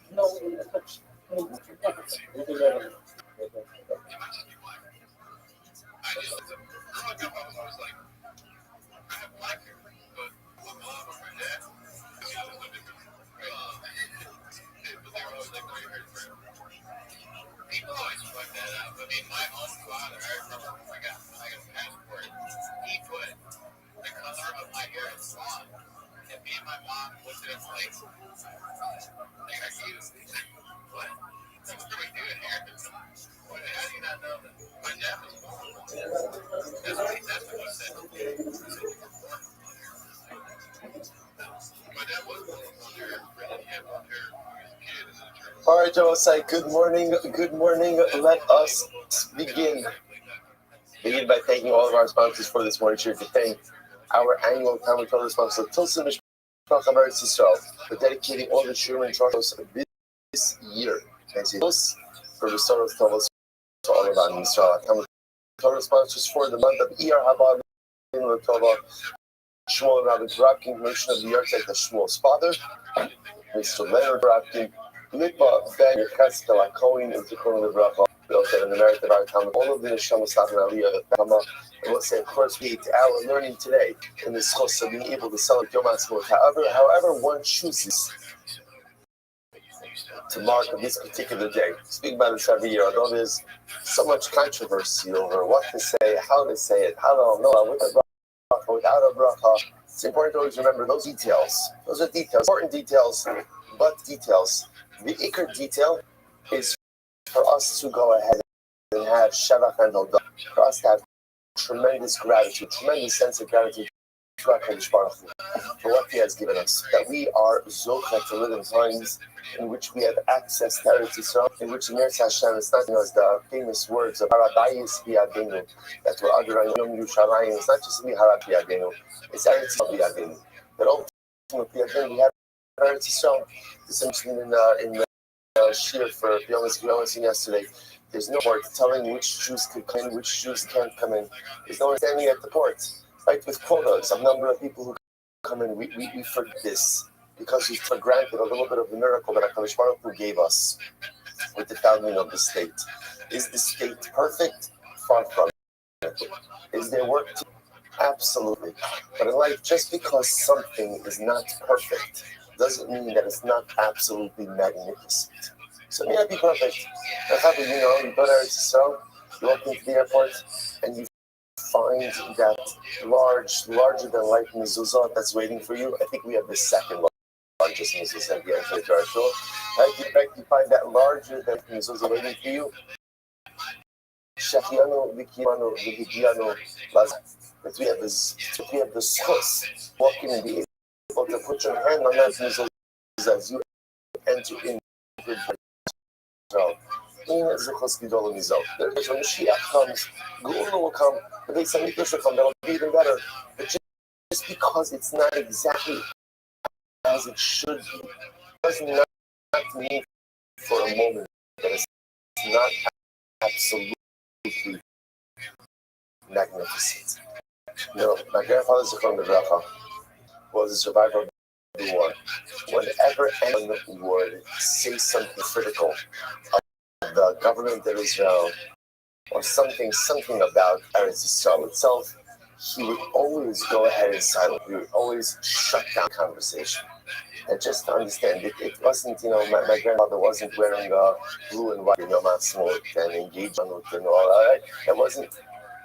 This meant not to have a Jewish homeland or not have access to a Jewish homeland, and then what it meant to live in a world with access to a Jewish homeland. So his shita in life always was, whatever, figure it out or be quiet.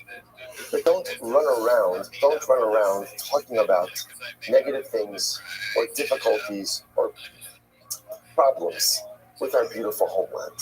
Because whatever the problems may be, they pale in comparison to the ridiculous gift that we have. Okay, so here we say how some Chavra will say it, won't say it. Again, the detail. It's a detail, an important detail, but a detail. The ikar is that on this day, you must find your way to express your profound gratitude for the miracle that He has given. The idea that we're building Baruch Hashem, we're building a satellite in Eretz Yerushalayim, the Catalonian.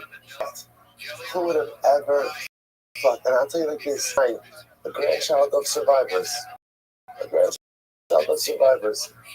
having a hand in helping to bring the community.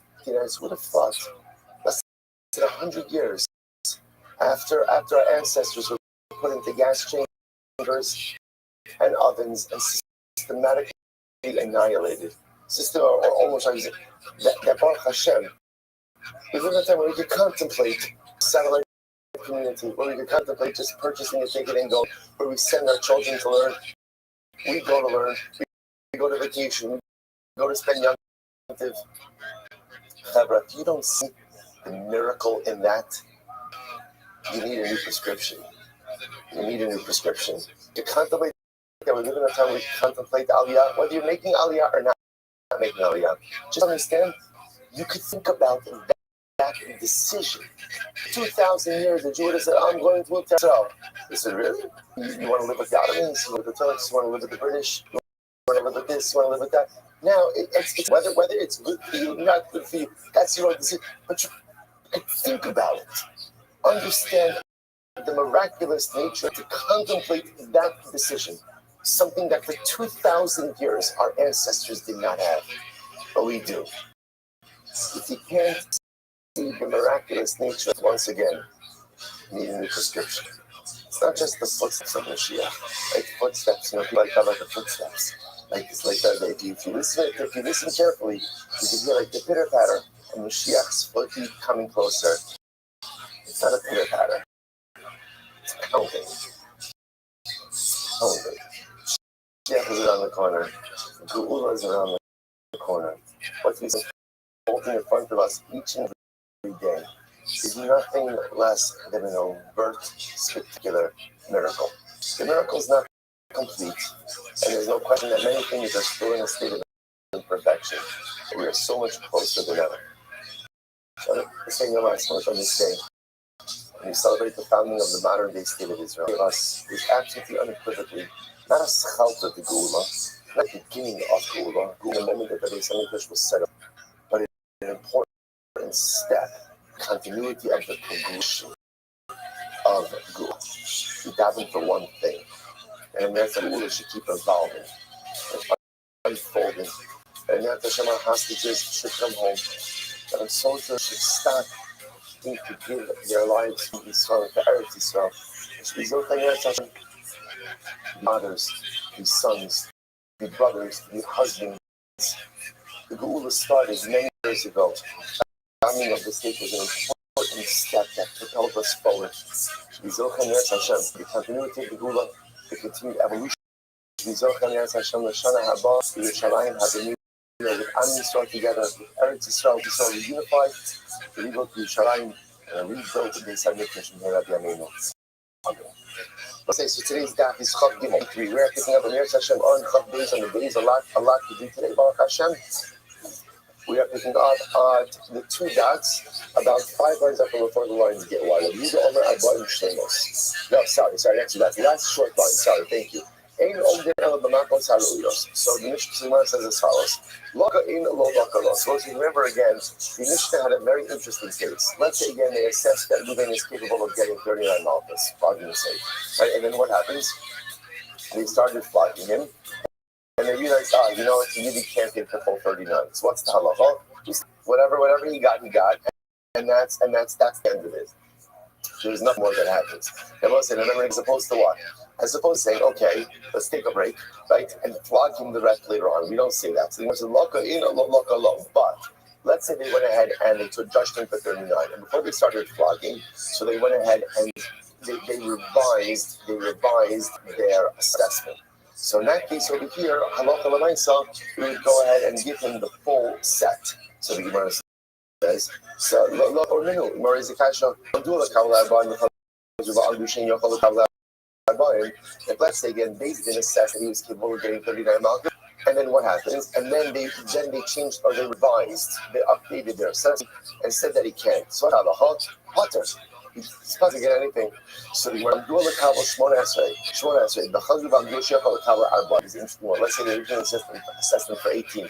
Let's remember again, these numbers are not random. Why are we choosing these numbers? Because remember again, the way it works in malchus always has to be divisible by 3. So again, that's why we're just using large numbers, small numbers. So 18.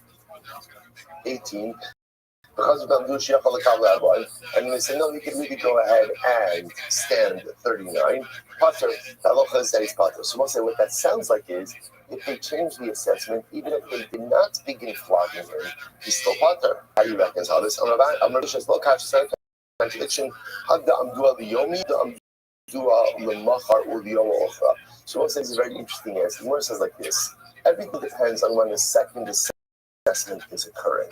If the second assessment occurs on the first, as the first, then the way the halacha used that is, the first one was a mistake, the second one is the real one. In other words, because things can't change that quickly on one day. This right. So in other words, if on Thursday, they said, Reuven is chayiv 39, and then that same day they revised and only extend 18. The way the halacha views that is they were mistaken about the 39. That was a mistake. So essentially we scratch that one and go with the second one. If, however, let's say they made an assessment on Thursday, right? 39. And then on Friday, they said, you can only go ahead and withstand 8. Then you look at that second assessment as correct. Why? Because things could change in a more dramatic way from one day to the next. That's how they're reconciling these 2 ideas. We take a quick look at Rashi. So they are Hamda Amdul Yomi, Masnisin Bamdul Yomei. So the Mishnah is dealing with the case for Halam that same day. The Kabel Melas, right? The Hilchach, Ki Bamdul Bo Bayom, Shmakabel Oyochol, Igloi Musadok Lo Hayaklu. Given the Bo Bayom, Sukomash Amdu, Shrizelo Nishtana Velotakish Bishos Muat Kazak. This is interesting, right? So if the second occurred on the same day as the first, then we look at the first as mistaken, second one as correct. Because Rashi just points out, it's not possible that things change that materially within one day. Right? It's not possible that he went from a guy who could take 39 malchus to a guy who could take 18 malchus in one day. So it must be that the first one is mistaken, and therefore we go with the second one. On the other hand, if you look at the next Rashi, again, there's more here, but just giving you the point.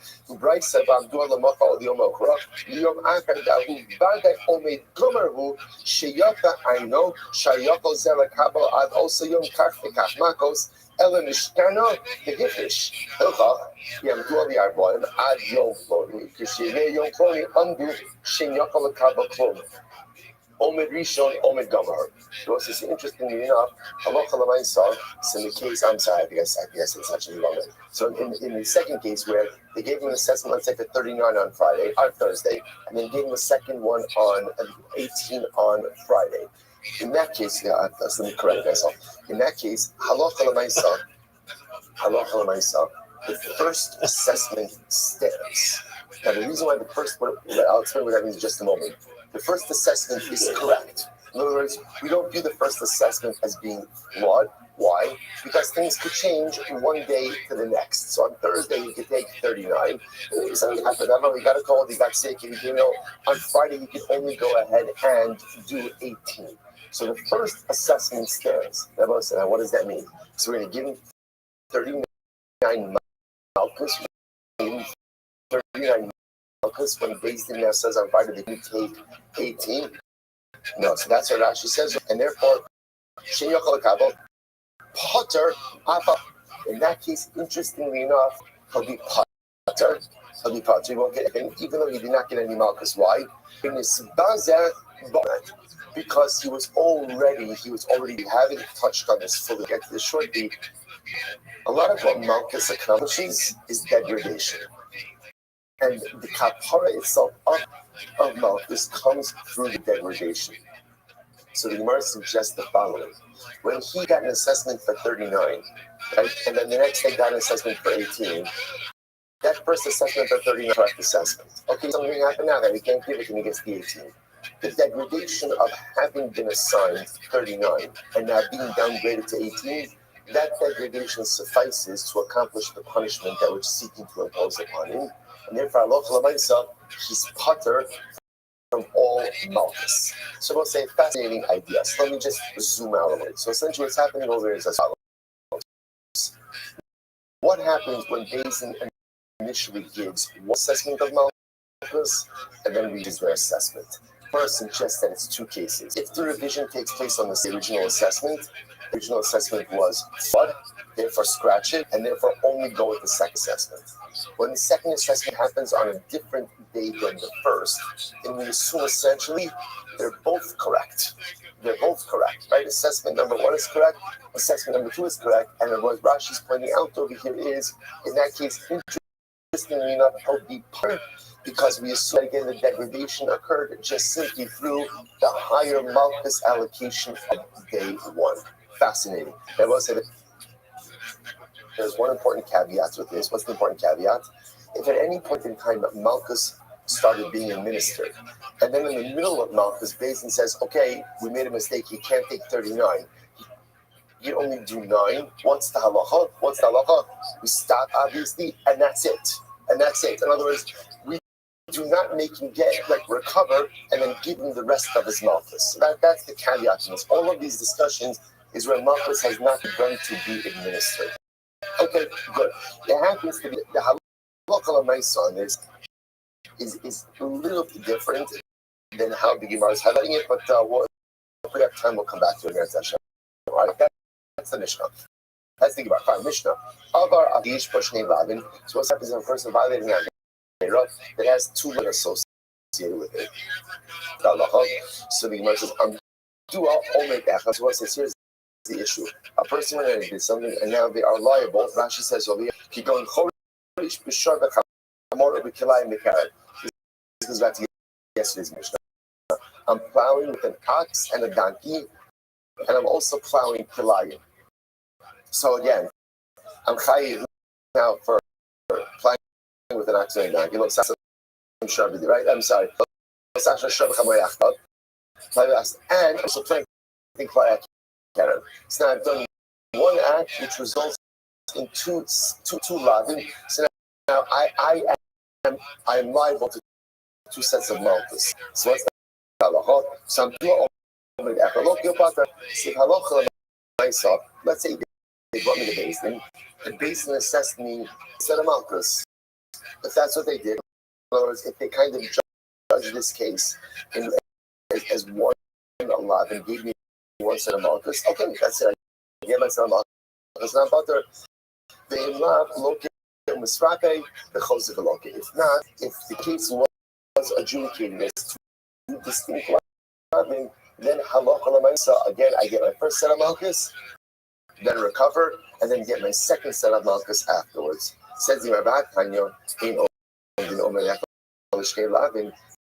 but we learned elsewhere, learned in the Brisa that what? You can't do one assessment for two lavin. In other words, if I violated two lavin, the legal system should judge me independently for two lavin. You can't do one assessment or one verdict for two lavin. This is very interesting. Rothschild is talking about where Beis adjudicated, they judged me liable 41 lashes versus 42 lashes. So what's the cut? What's the cut over here? 42 is 3. 3 is the minimum amount of lashes that you can administer to someone, right? Because again, it's divisible by 3. That's the amount of lashes. So therefore, again, if I get my 39, and then I get my 3, those 3 essentially constitute a second set of malchus. Second set of malchus, and that's it. That I would get those 3, and that's the 41 is really just viewed as one set of malchus. If that's the case, then halacha l'maisa, those additional 2 would not constitute a second set of malchus, and therefore leave me liable to an entire second set of malchus. So I heal from my first set of malchus, then ultimately afterwards be liable to a second set of malchus. If you look at Rashi says over here, Amdullah Arban Bechadol, Koma Sha'om Din Allah at Shloshim L'Teisha Kashvina Mishum Chad Allah. כך דין למד מוצא בנו חסר אחר עליו אחד דין הוסיף עליו וכך חשוב עושה 3 עומד ללב האחר ואם לאו הוסיף על השתיים שלי מה כוסתלו הבו 41 לא כ39 משום לאו האחר ומסרפי בכל זה ולא כתמקס if it's 42 we do it ultimately as 39 second 3 I get to satisfy the second love and I love 4 but if it's 40, but if it's 41, that's only an additional 2 don't for anything. I get my first set of malchus heal and get an entire set of malchus. So the Gemara suggests you will get 2 sets of malchus. You will get 2 sets of malchus.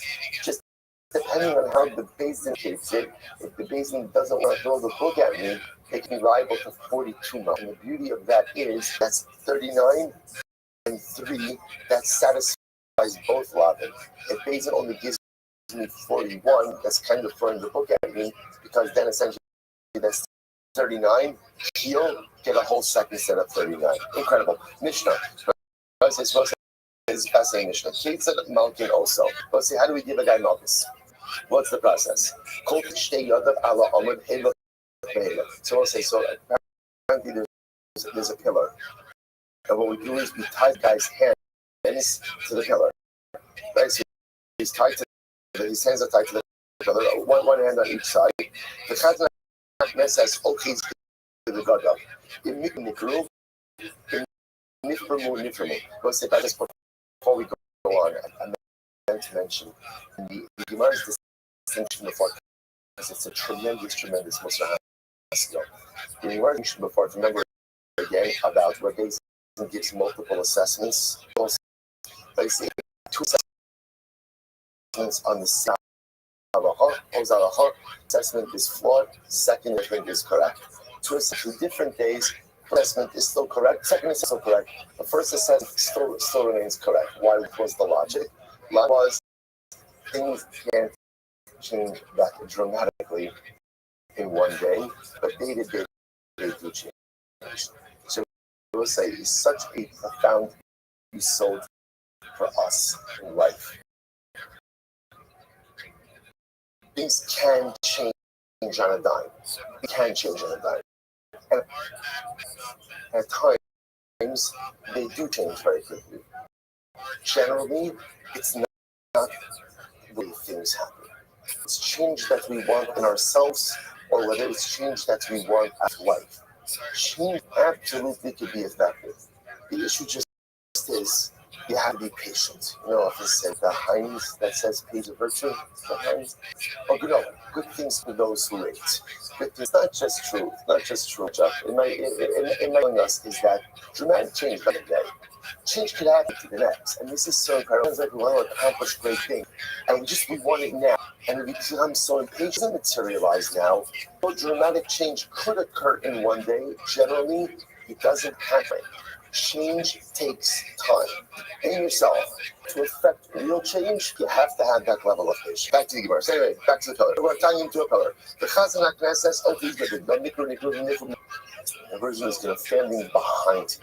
So he takes hold of his clothing and he lashes not over clothing but on flesh. If clothing tears, it tears. Okay? The Gemara says, "Actually, Megalas Dibo," and his heart is uncovered. It's very reminiscent Lashon of almost virtually the same exact Lashon by so right until he uncovers the heart flagi. So the Gemara says, "Va'even nesuna me'achora." And again, the Chazan HaKnesses in this context is behind Reuben, right?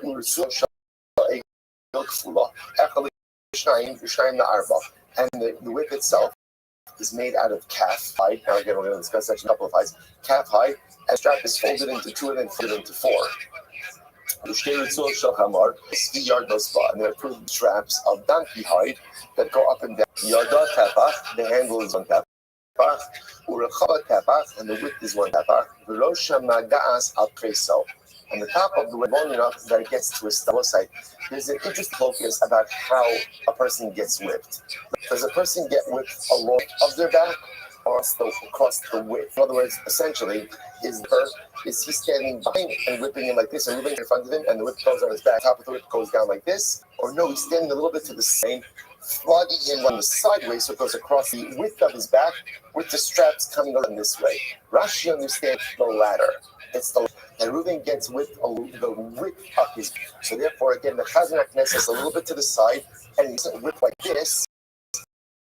He whips this. He whips like this, so that therefore the Gemara is saying like this. The top of the whip has to be able to wrap around Reuven to come to the beginning of the stomach to the side. Okay. Goes back there. So the Gemara says,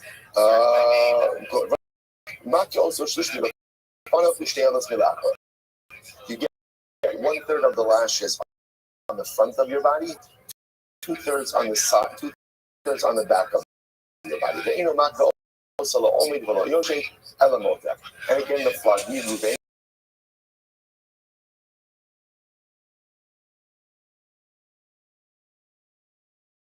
is not standing, is not sitting, but rather again he's hunched over when receiving the milk. The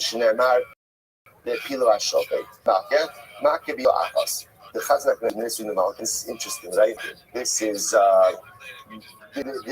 this is flogging. So this is Malchus. So he's entering to do it with all of his Kore even though Sishmor Lasos, that's Makos, Bechosu Tchilas HaMikra, Zos. So it's interesting, this recitation, right? All these being mentioned along the way as well. And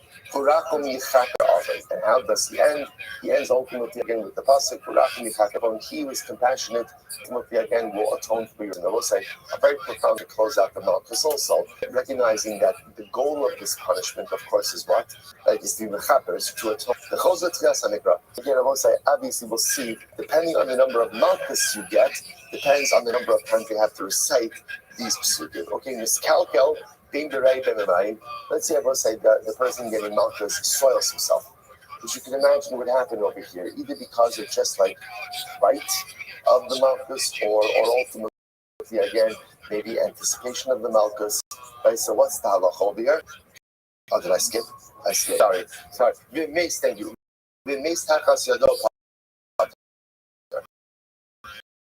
Now let's say again the Chazan HaKnesses is flogging. Reuven dies, has a heart attack, and he dies. So it's the Potter. Now again, it's Potter because he's administering the ruling of the Beis Din.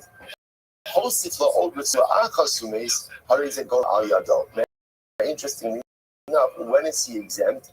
Only if he gave the prescribed number of Malchus. If he decided to, everybody likes hummus, right? If he decides, especially when there are other people, if he decides to go ahead and give it additional lash and Reuven dies as a result of that, then halacha again, that's called accidental murder, and the Chazan HaKnesses will go to Galil for this. So let's say again, Reuven soils himself. again, whether you're a nation, and again, I will say, whether we're going to discuss if it's because impending fear going to occur, or because self will discuss both of those cases, putter.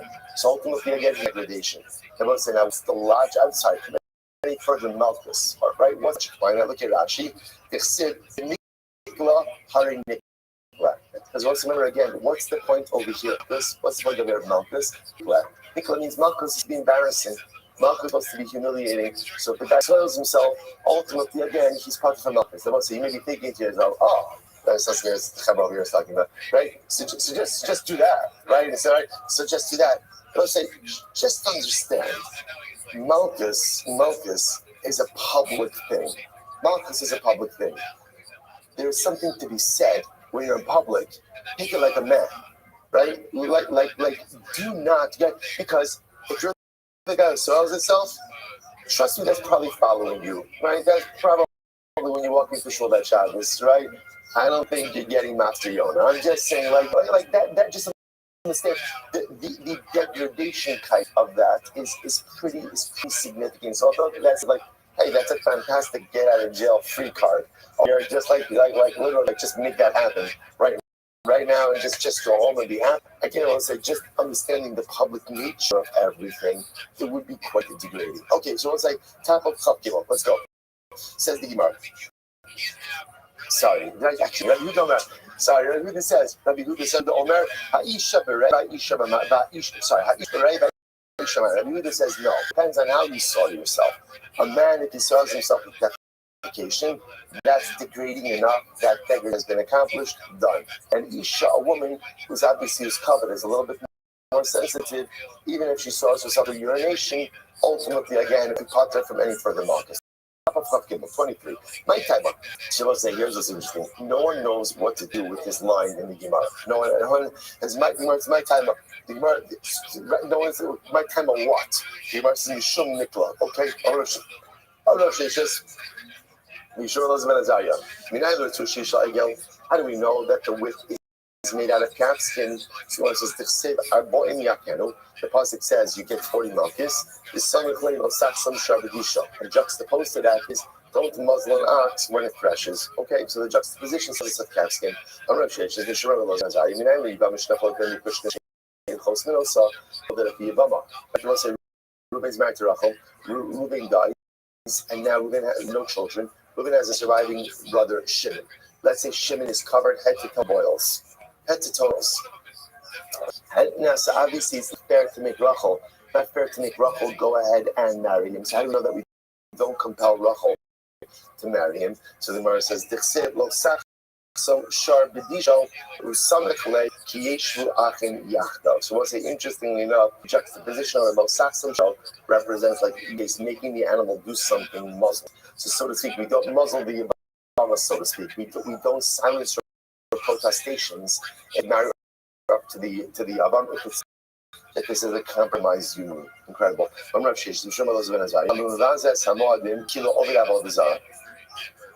So again, so the Gemara says that anyone who goes ahead and degrades the mod, literally disparages the Yom Tovim, if you worship first one. And the pasuk says, "Do not make for yourself images." The son of clay is Chagamatzos Tishmar. So the juxtaposition between Yom Tov and Avodah Zarah, if you disparage the Yom Tovim, ultimately it says if you worship Avodah Zarah. It's incredible. Is not beautiful, but incredible. Anyone who speaks Lashon Hara or accepts, listens to Lashon Hara, or anyone who gives false testimony. Wow. Should we throw to the dogs? The pasuk says by a treifa, animals killed by another predatory animal, you can't eat it, so throw it to the dogs. And right afterwards it says the son of clay, lo sisa shema shav. So which literally, again, we normally assume means that don't go ahead and take the name of God in vain. Kari deinami lo sasi. Do not cause negative things to be accepted. So what does that mean? Speaking Lashon Hara, listening to Lashon Hara, everyone say, think to yourself, this sounds like a very strong statement. I get it. I got it. Lashon Hara is bad, right? We all know Lashon Hara is bad. But to say that if I speak Lashon Hara or if I accept Lashon Hara, then ultimately I'm thrown to the dogs. I don't know. It just sounds really intense. So let's say perhaps he's saying it like this. The parts about Lakal Pashlichon a treifa, right? A carcass. Lashon Hara represents the abuse of the greatest gift we have. Right? The thing that makes it is the power of speech. The power of speech. Like when Pasuk says Hashem does right, when the Chacham breathed life into us, it says Ruach Menamah. It means speech. It means speech. Speech is what makes us elemental kim. Speech is what gives us life. A person abuses the power of speech. Essentially, I'm just a carcass. But throwing it to the dogs is not a punishment.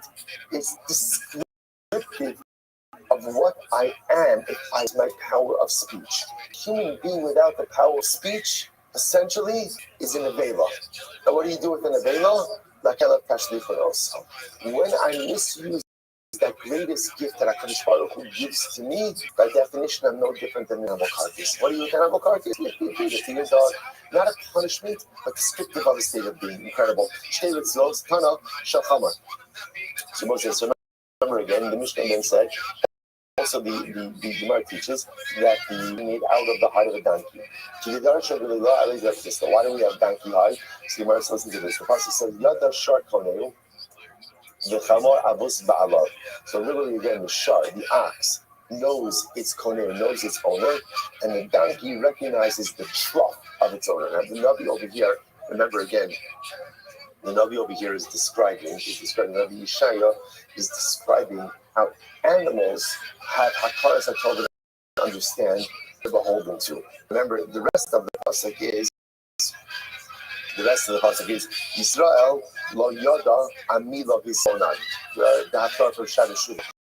Right, but ultimately, so what the pasuk says, the Navi learns that Klal Yisrael doesn't know, right? The donkey knows whose trough he eats out of. The donkey knows who his master is. But somehow, Klal Yisrael, the Jewish people, we always forget that we are subservient to HaKadosh Baruch Hu. So the Gemara says,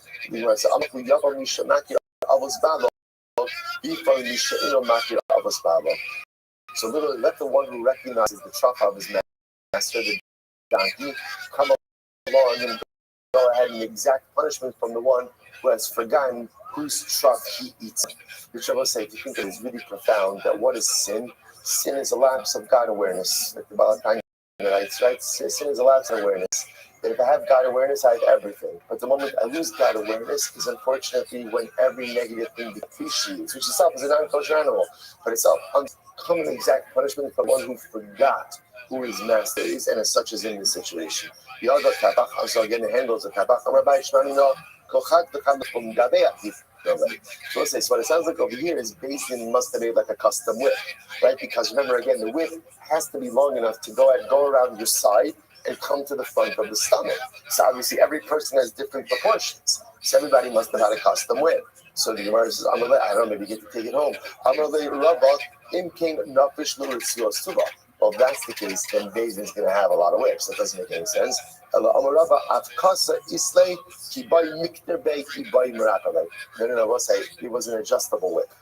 As it was adjustable whip, they had like a ring. And the ring, really what the ring was there was to go ahead and either shorten or lengthen the straps themselves. Okay?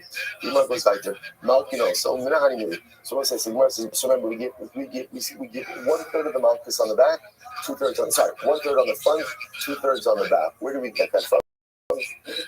That's not immediately. I'm not kind of the work out. Vehikla shopet vehikal the fun of a risha so the misbar. Risha has me the fun of, so it's actually one risha on front, which is 1/3 on the front. K rishios from the akar of 2/3 on the back. In Malkino, some of Yochanan, Minayim to Shimuchu Palace. How do we know that the strap itself is doubled over? So the Gemara says Shneimar v'hikilo, as the pasuk says, literally v'hikilo means you'll bet. One second. By a buffet. We need v'hikilo for something else. What do we use v'hikilo in the Mishnah for? That when the Reuben is not standing straight, rather again he's hunched over. So what do v'hikilo for? Which the Gemara says Imki Yatihu. The pasuk could have said the renting. He used that lashon. Shnami learned two things from it. Number one, that Ruvain, when he gets the malka, is bent over, and number two, the strap is doubled over. Remember, your niece with lashes is done with one hand. So we'll say, so remember again, the idea by the just to understand with one hand, what's the, well, let's see. So most is very interesting. Now let's say, who are the floggers? The floggers are people, by the way, who are generally very smart and very weak. Very smart and very weak, right? I want very smart so that they know how to do the malchus, and very weak, right? Why? Because who says it has to hurt, right? It just has to be malchus. But usually he says no. Afilu chasire magda v'yisireka, who is a natural. Even those who are not very smart are very strong. We also use it for malchus. I'm going to tell you who's stabra. But I think that who is correct. It's Sid, because the pasuk says lo Yosef pen Yosef. Now it's interesting. I will say the Torah has to go out of its way to say, do not add on any additional malchus. Whatever the Beis Din says, don't add on any more. Now, the Gemara says like this: that means that the chazan could even be one who doesn't have das. Then it makes sense that the Torah has to go out of its way to warn him and say, "Hey, Good don't morning. give additional malchus." How's your day going, girl? Really just getting started. I guess I'm gonna go on a date there soon. IRL? Yeah. Well, that's fun. Not on a date. What's the nose? Excellent. All right, so who's the lucky boy? Someone that I met years ago. Oh, so Years and years and years ago. So I was almost a teenager. okay, and he just was like, "Hey, let's go on a date." Well, he got out of jail All right. for one thing. Why was he in? And I said that I was someone that he always remembered and blah, blah, blah. He would always, it stood out to him a little bit. And then I was like, oh, okay. I made a joke at one point saying something about kids. And he was like, oh, how did you know I have kids? And I was like, of course. All right. Why was he in jail? Something about being under the influence of drugs and something about obviously not being with the right people, like in the right friend group of fools. All right. I Well, try not to frustrate him about it. Like maybe yeah. like he has mentioned that he wants some help. So All right. Well, of what to go to jail for? Really, substances are one of the better ones. I'm not saying that that's a great reason, but a lot worse. yeah, I think it was something to do with him on drugs while admitting things with people that are he was in a friend group. But I don't want to say too much. Absolutely. Everything's the same. I don't think it's jail. I think it's prison. See, I don't even know this, but I think he. Yes, that's what it was. Because I've been to jail a couple times overnight. Yeah, I think prison is more than a year. Yes, maybe that sounds great. And that's a good thing. Because the 2-3 times that I was in, they just threw me in there overnight. Probably, and it was usually just for like something. Yeah, for having too good a time. I know you, puppy Gia. That's why. Yeah, absolutely. Okay, well that's phenomenal. Shout out to your perhaps new friend. And Yeah. so when's the date? So I don't know what's going to happen. I just know he's having to Okay, did you I guys gotta get ready. I just pop in and say hi. absolutely? Okay, well you go get ready, and you're always welcome in here. And I'm really glad that we have that you're my new friend. I really appreciate it. Hey, Thanks for having me. absolutely.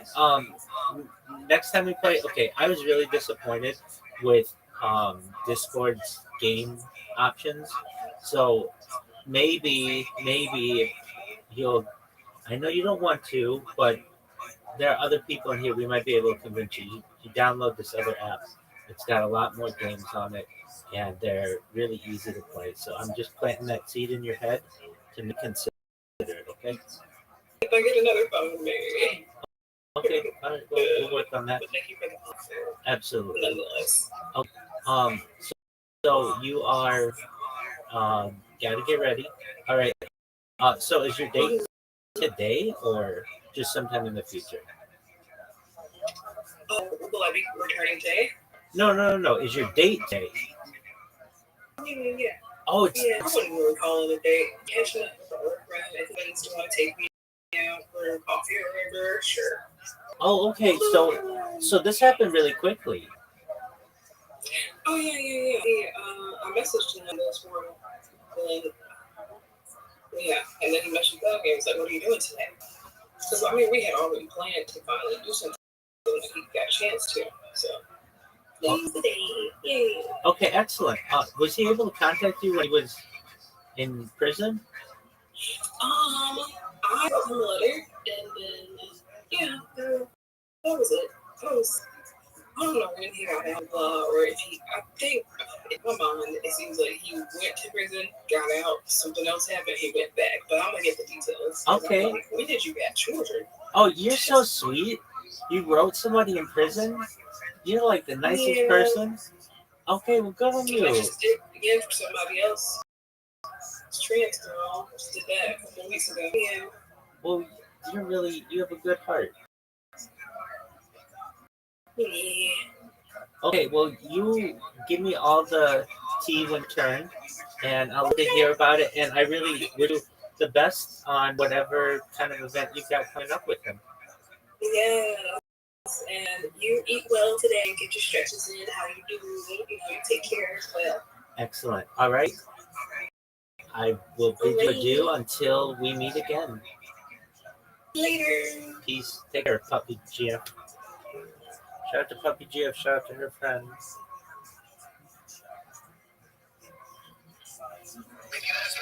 Especially because he's 5. And he's 5 by far the smartest kid. These giants. Right? But again, if it's smart people who are doing this, do smart people have to be warned after all? Again, if the Chazan Knesset is smart guy, you tell him that Ruben's 18, he's only going to give 18. But Abanon, so therefore, going to be the fact that there's a warning indicates to us that you don't have to use the smartest guy to whip, but rather you can use anyone. The Gemara said, "For Rabbanon is fascinating. Aiden Mizarizin, everyone Mizariz. No. It only makes sense to warn people who are careful. As we'll say, warnings only have an impact on people in general who are diligent. Which I would say is such a fascinating idea. Reckless people generally don't listen to warnings, right? Warnings.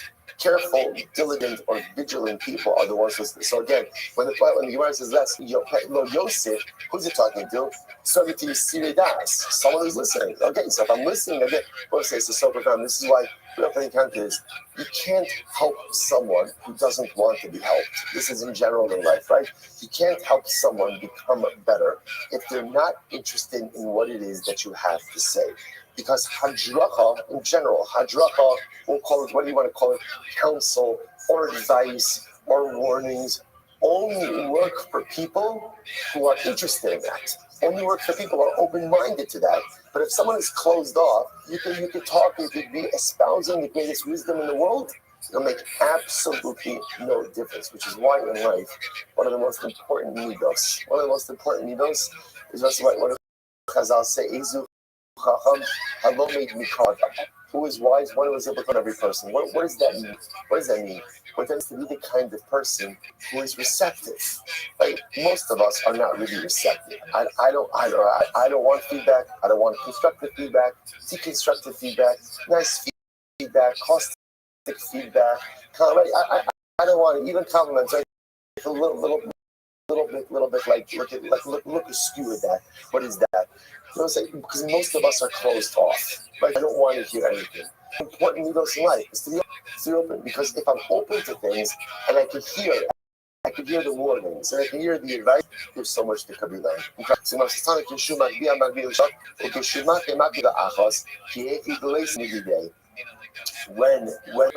goes ahead and says raise your lip, he raises the whip with two hands. He brings it down with one hand. Because obviously when you whip with one hand, that's much stronger than doing it with two. Okay, incredible. Turn up on. I go to the other cars. So here's the process. The greatest of the day are there, the basin for this is the psukim. Hashim Mona, second dayan keeps count. Vashlishi Omer Hikol. The third dayan says strike. Now, so what's this? The Chazan Knesses, the one who's going ahead and doing the flogging, he's not part of the basin, right? He's an additional guy. That's an additional hire, right? So dayanim, he's saying the psukim. Second dayan is counting. Third dayan is saying strike. Bisman good.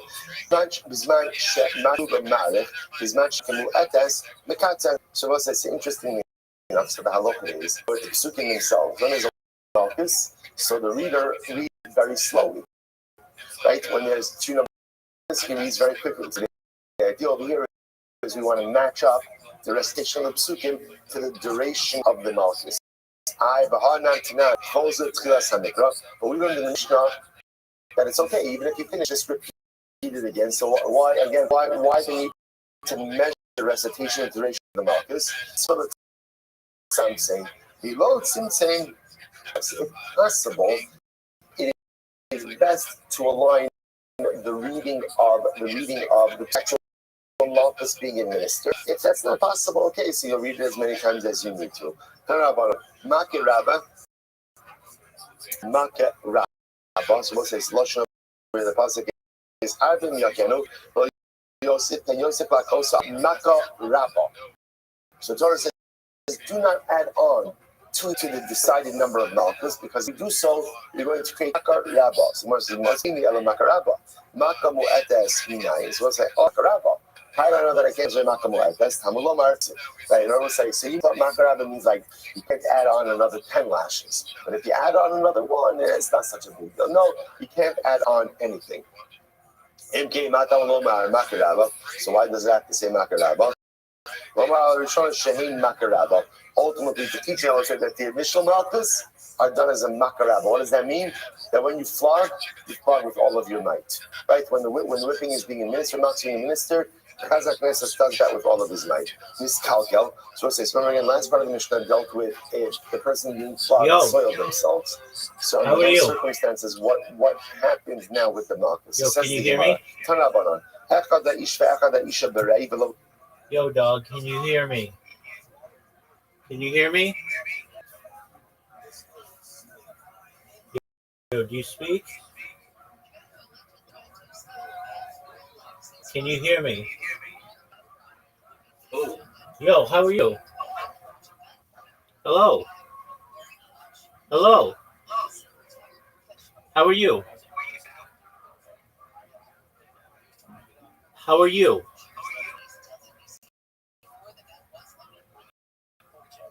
How's your day going? How did you find me? How did you find out about me? How did you find out about me? Just one moment. I'm good. I can hear my mic isn't working as well. Just one moment. Welcome. Okay, I'm just going to refresh. Stay right there.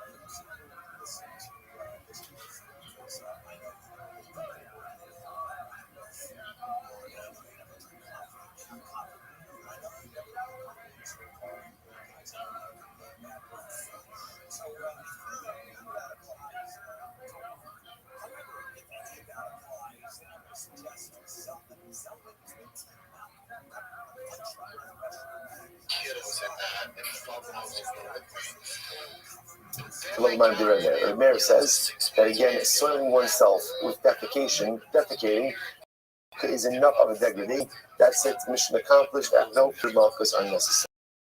And that's for many. Yehuda says no. Ish berei, so Rabbi Yehuda says a man with defecation, a woman with urination. The Chum say echad ish ve'echad isha bein berei be'emai. The Chum say no. It doesn't really matter. Defecation, urination. If you swell yourself as a result of the malchus, that's the degradation, and no further punishment is necessary.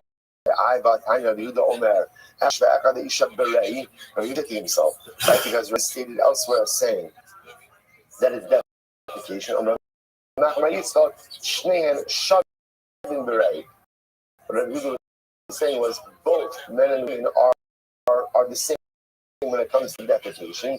Namely, they have to exempt them from any further malchus. Amr Shmuel, Kapsu, an interesting case over here. Let's say they tied Reuven up. They tied him up at this, and what happens? And he went ahead and ran away. So what's the halacha? Potter. Ultimately, again, he's potter. The logic seems that halacha l'maisa, the act of being tied up itself to the pillar, is the degradation. So essentially, degradation has been accomplished. So if somehow he manages to escape, he doesn't get malchus. So they say, what is the kasha? Kala being berishona, being b'shniya pochino. So if Reuben soils himself, like that's Kala is like nikla, soils himself. Whether it's as a result of the first lash, second lash, he's potter, right? Potter ready for the malchus. Nifsika retsua b'shniya pochino. So berishona pochino. So what's this interesting? Let's say they're about to give malchus. Let's give malchus, and the whip breaks. So if the whip breaks after the first lash, he's done. If the whip breaks before the first lash, he's not done. Then we just get new whip. But why is that? But again, if the whip breaks before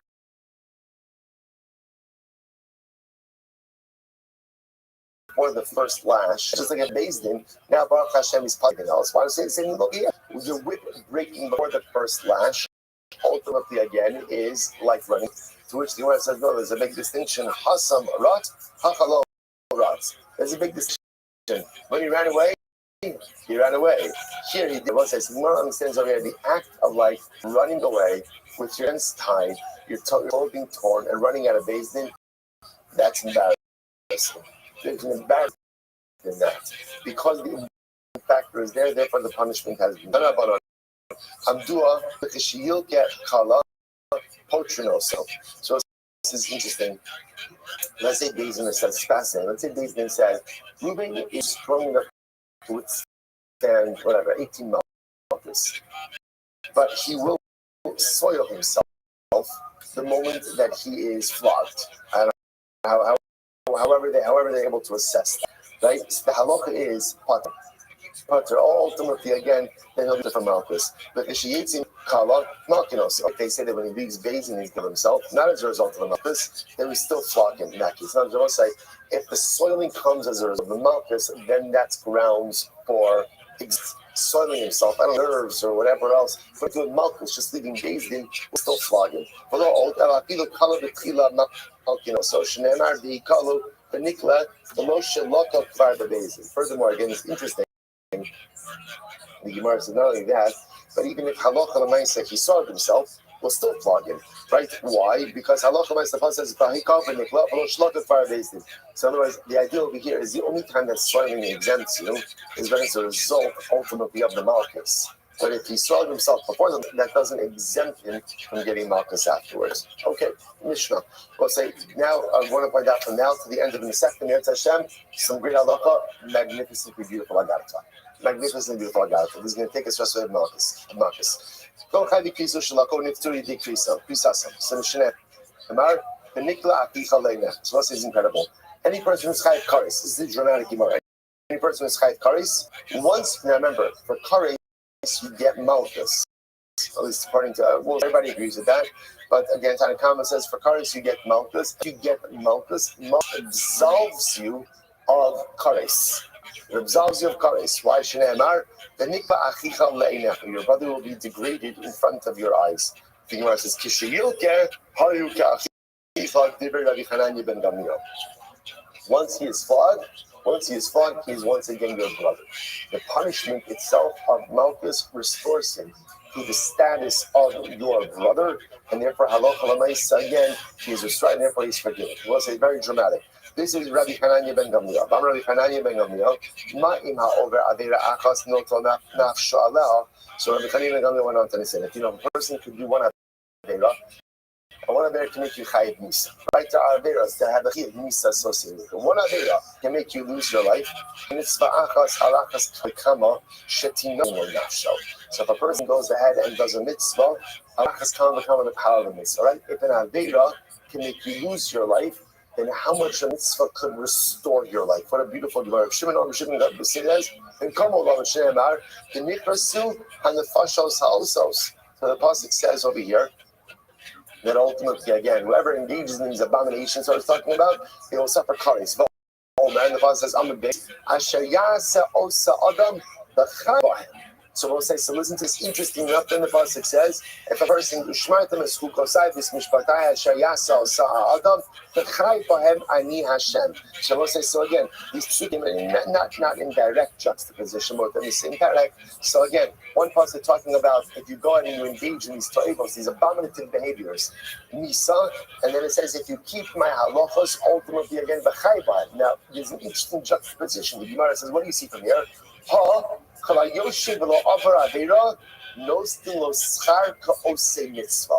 the juxtaposition Moshe says like this: if you abstain from performing an avera, you get schar as if you performed a mitzvah. Rosh Moshe is profoundly dramatic. Sometimes the greatest accomplishment we have in life is obtaining. Again, the goal in life is not just simply abstention, but we all know this. When I have the Yitzhar to do something and I overcome the Yitzhar and I don't do that, that abstention takes all of my strength, all of my power. So therefore the Gemara says over here, what are we talking about over here? So the Gemara says sometimes just sitting and not doing an Avera, ultimately again is like doing a mitzvah. Incredible. We'll talk about that. Rabbi Omer, how are you Omer? Rak, for example, Rak Kazak Levotiach Falas Adam, Ki Adam Wan Nefesh. So the it says, be strong and don't eat blood, or blood is the life source. Torah is telling you not to eat blood. Say generally, most of us go with blood consumption, right? If you do let time to speak, right? So again, so right. Right? And yet the Torah says such reward for that. And I don't even struggle with that. Gezel. Rayos, shenafsho sha'adam mis'ab Elohim. So it's like theft, immorality, which everyone desires. Everyone desires. U'machamdasan, haporish mehen alachas kama b'kama yiskelo u'ludoros dorosav at sof kol hadoros. They will say, what an amazing Gemara. If there is schar for not eating blood, number one, which I'm abstaining that, which again really takes absolutely no willpower, right? But yet again, if I get schar for doing it, can you imagine the schar for gezel, for theft, for aras, immorality, which all of us want, all of us desire? If we go ahead and summon up the willpower to abstain, that is a source for me, for my children, for my grandchildren, and for all future generations. The source of finding the willpower to abstain from engaging in immorality, in theft, in general sin, fuels myself and all future generations. Incredible.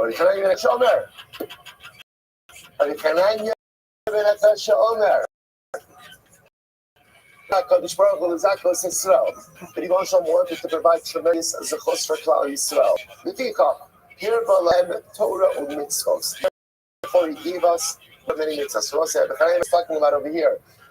So why 16? Come on, let's consolidate. Let's make this a little bit easier. And he said, Baruch Hu did us a tova. Why? He recognizes that although we are obligated to fulfill all mitzvahs, not all of us find religious or spiritual fulfillment in everything. And therefore, again, I want to be clear, I have to do everything, whether I like it, don't like it, find fulfillment, don't find fulfillment, that's irrelevant. That being said, there's a beautiful, magnificent spiritual smorgasbord from which to find spiritual fulfillment. All of everyone's we see this all the time. Some people Torah does it for them. Some people Chesed does it for them. Some people like Lumdus. Some people like Chasidus. Some people like this. Some people. Everybody likes different things. And again, we got to do it all. I have to do it all. But again, there's no picking and choosing. I have to do it all. But Rabbi gave us all of these beautiful outlets, all these beautiful lanes, so that I find what speaks to me. Shnei Amar, Hashem chafetz leman tzidko, yagdil Torah v'yadir. Hashem ultimately, again, desires to go ahead and do good. Yagdil Torah v'yadir will literally amplify Torah and ultimately crown us. The Gemara says as follows. All right, both say, with that, it's everyone. Tomorrow is our last daf of Maseches Makkos. It's going to be fantastic. It's going to be incredible. What a tremendous journey. Shkaya, everyone. I know. I had to end with that. Mishnah. God, it's true.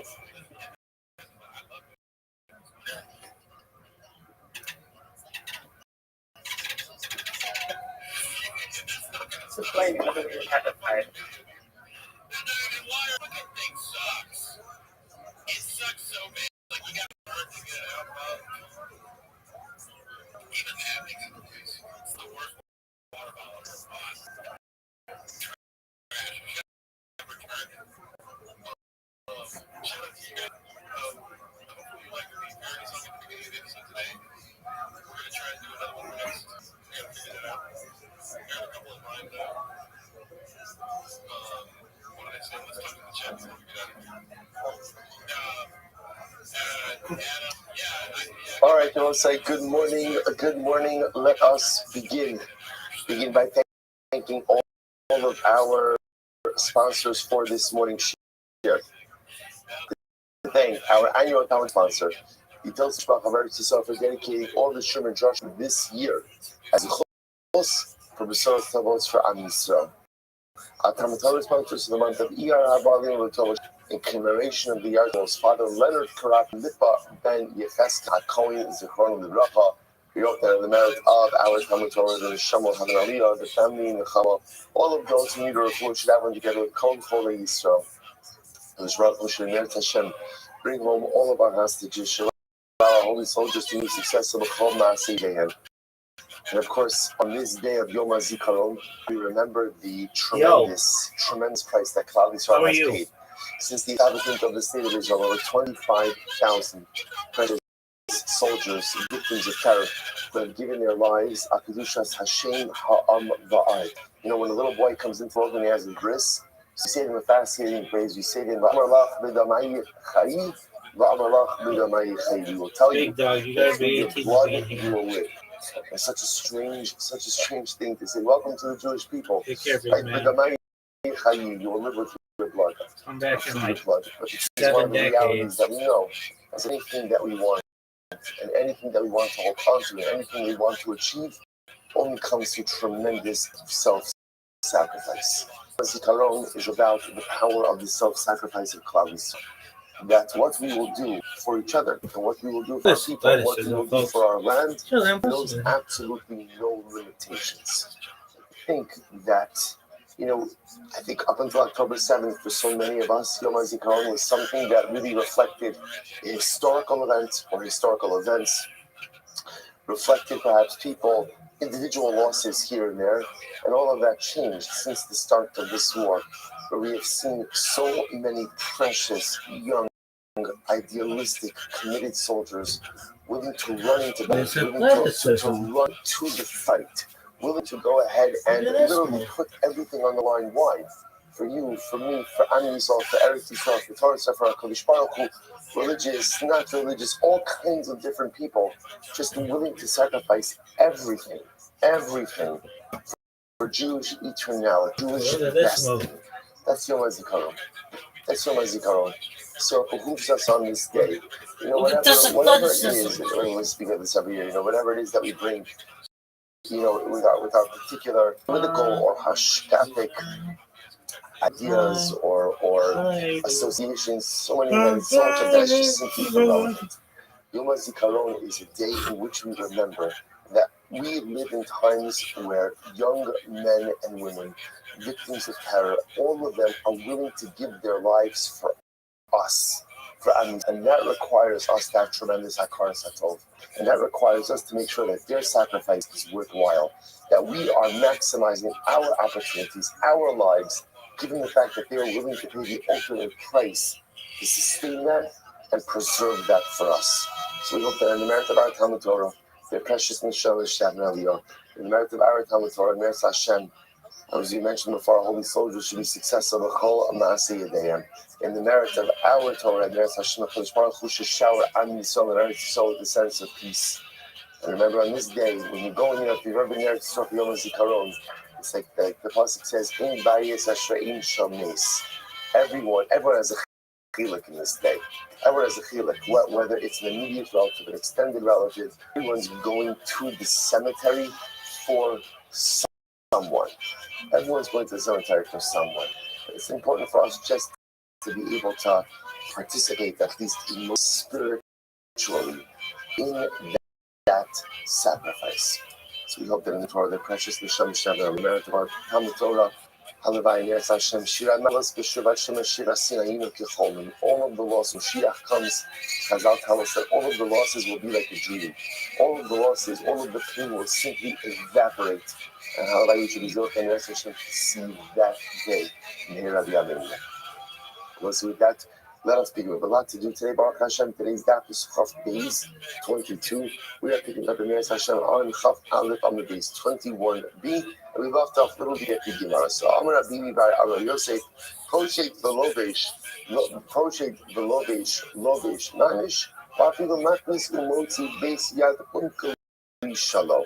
So we'll speak about the idea that if you were shatnez the entire day and receive multiple warnings that you could be chayiv for every individual in shatnez, the Gemara asks a very interesting question. Find an act wearing shatnez. So obviously, if I put on shatnez, take it off, get warned, take it off, get warned, put it back on, obviously, each of those acts are going to be separate individual acts of wearing shatnez, and therefore there will be liability. Here's the other question. What happens if I don't fully take off the glove? Let's say I just remove my sleeve. Right? I just take my arm and sleeve, and then again I get Asra, I'll put my arm back into the sleeve. So it's still remaining on me, but I'm doing an act of removal. Does that count to create individuated liability or not? The Gemara gives a fascinating answer. The Gemara says, Machli Rav Acha B'rei Rav Ika Iluye Ba'apuke. So Rav Ika said, no, it's got to be taken off and putting on. In other words, if you keep a garment on, even if you're just sitting out a sleeve, at the end of the day, that's still called wearing, and therefore there can't be individuated liability for a consistent act of wearing. So therefore, it has to be you're removing the garment and putting it back on. Rav Asher, not necessarily. So this is actually quite fascinating. So Rav Ashi responds. Rav Ashi says, not true. Even if you never physically took off the garments, but rather again, if you did this, you got Asra, you put on the garment. That's obvious, again, there's liability. Let's again even come along and they say, by the way, you're not allowed to wear shatnez. And I still keep the shatnez on. I still keep the shatnez on for the amount of time that it would have taken to take off and put back on the garment. There's additional liability for that as well. So let's say this is quite dramatic.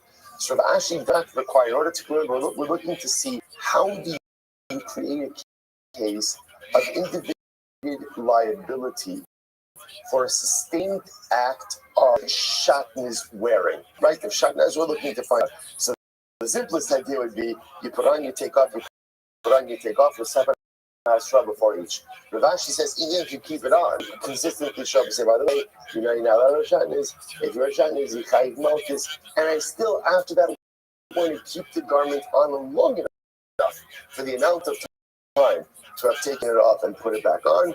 There's liability for that as well. Individuated liability for that as well. All right, let's go back to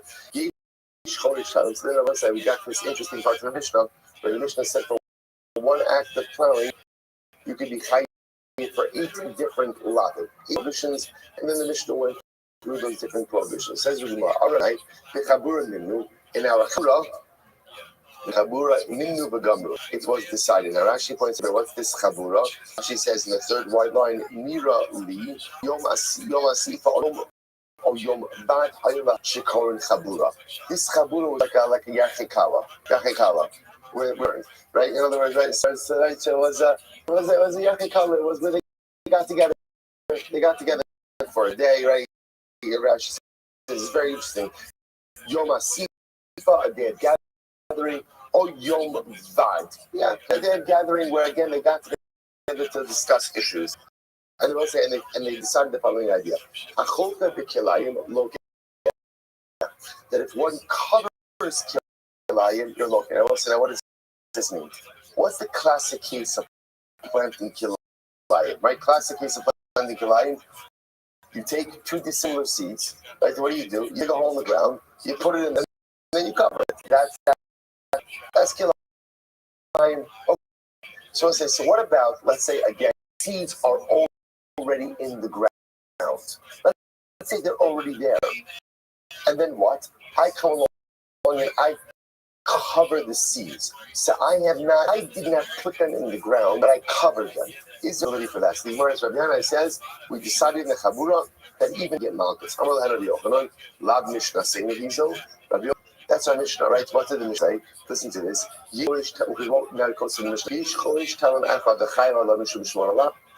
And be liable for 8 different. What are the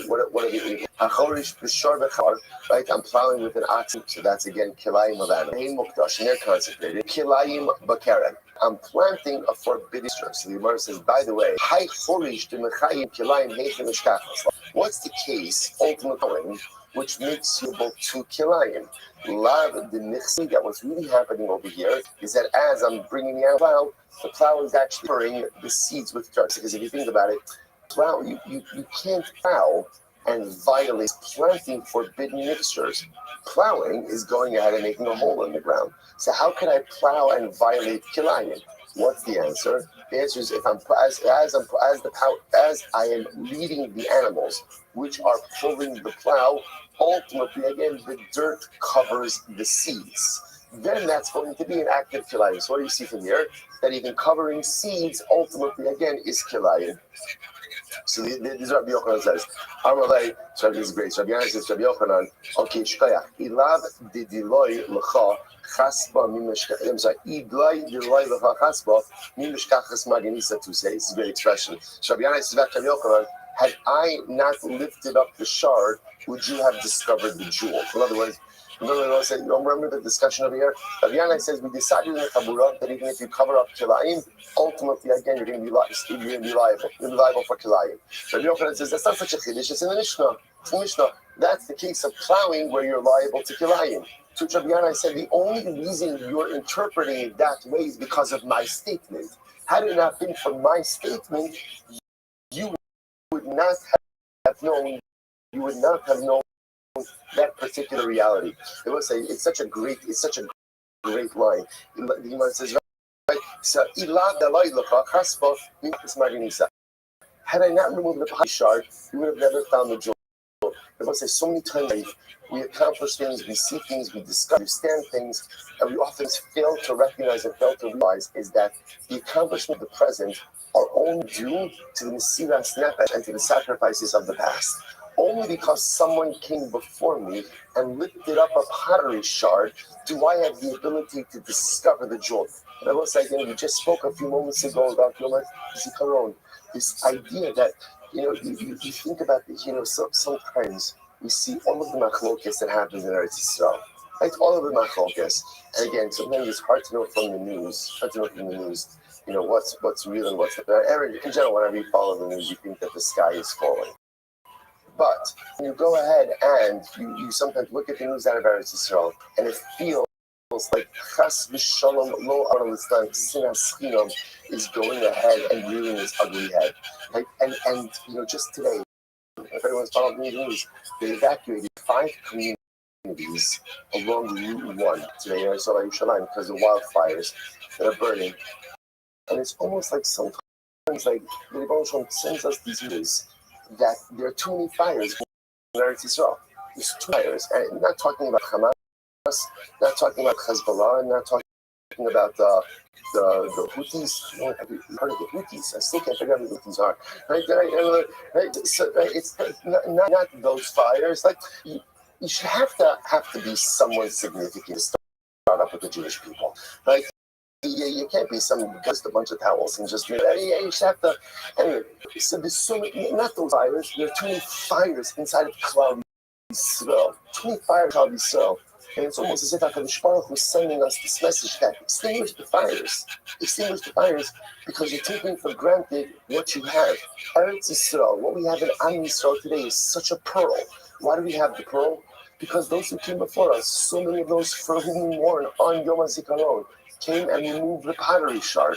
So they worked hard to remove the shard so we can enjoy the pearl. And too often we squander the pearl with so much infighting and so much unnecessary machlokas. But in life in general, it's good to think about the pearls you have in life. Who are the people who removed shard so you could enjoy what you have? Who are the people in your life who have sacrificed, who have given, who have worked so that you could enjoy the brachos that you benefit from? Sometimes you just see the pearl like, oh, look what I found. No, you didn't find it. No, you didn't make it. No, you didn't discover it. Someone else, either someone alongside you or someone before you or someone generation worked hard to remove that shard so you could see the beautiful luminescent brachos that you have in your life. Overwhelming. So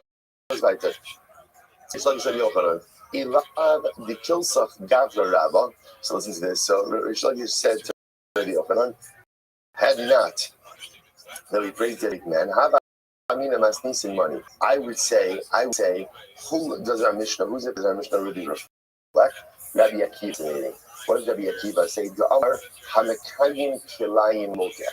Rabbi Akiva says fascinating. Both say so. Remember, how do we start today? Rabbi Yana came along and said that even if you just cover Kilayim with dirt, you are chayiv. And both say so. Just say the Kiddush in that, right? Before Rabbi Yochanan, I would have thought, before Rabbi Yana, excuse me, I would have thought that halacha myself also. I would have thought that in order to violate kilayim, what do you need to do? What do you need to do? You need to plant it. Rabbi Yochanan says, no, even if you just cover it with dirt. The Gemara says, the truth is, had we not had this discussion, I would have actually thought that our Mishnah reflects the view of Rabbi Akiva. Rabbi Akiva goes a step further. Rabbi Akiva says, even sustaining kilayim, there's liability. What does that mean, sustaining kilayim? I have a field. It turns out that kilayim is growing in the field. So I don't do anything about it. I leave it there. I don't uproot it. Rabbi Akiva says there's liability for that as well. Liability, in other words, liability even just for sustaining the existence of kilayim. So the Gemara says, Rabbi Akiva, where do you see that? So again, if one weeds around kilayim, again, remember, what does weeding do? Facilitates growth.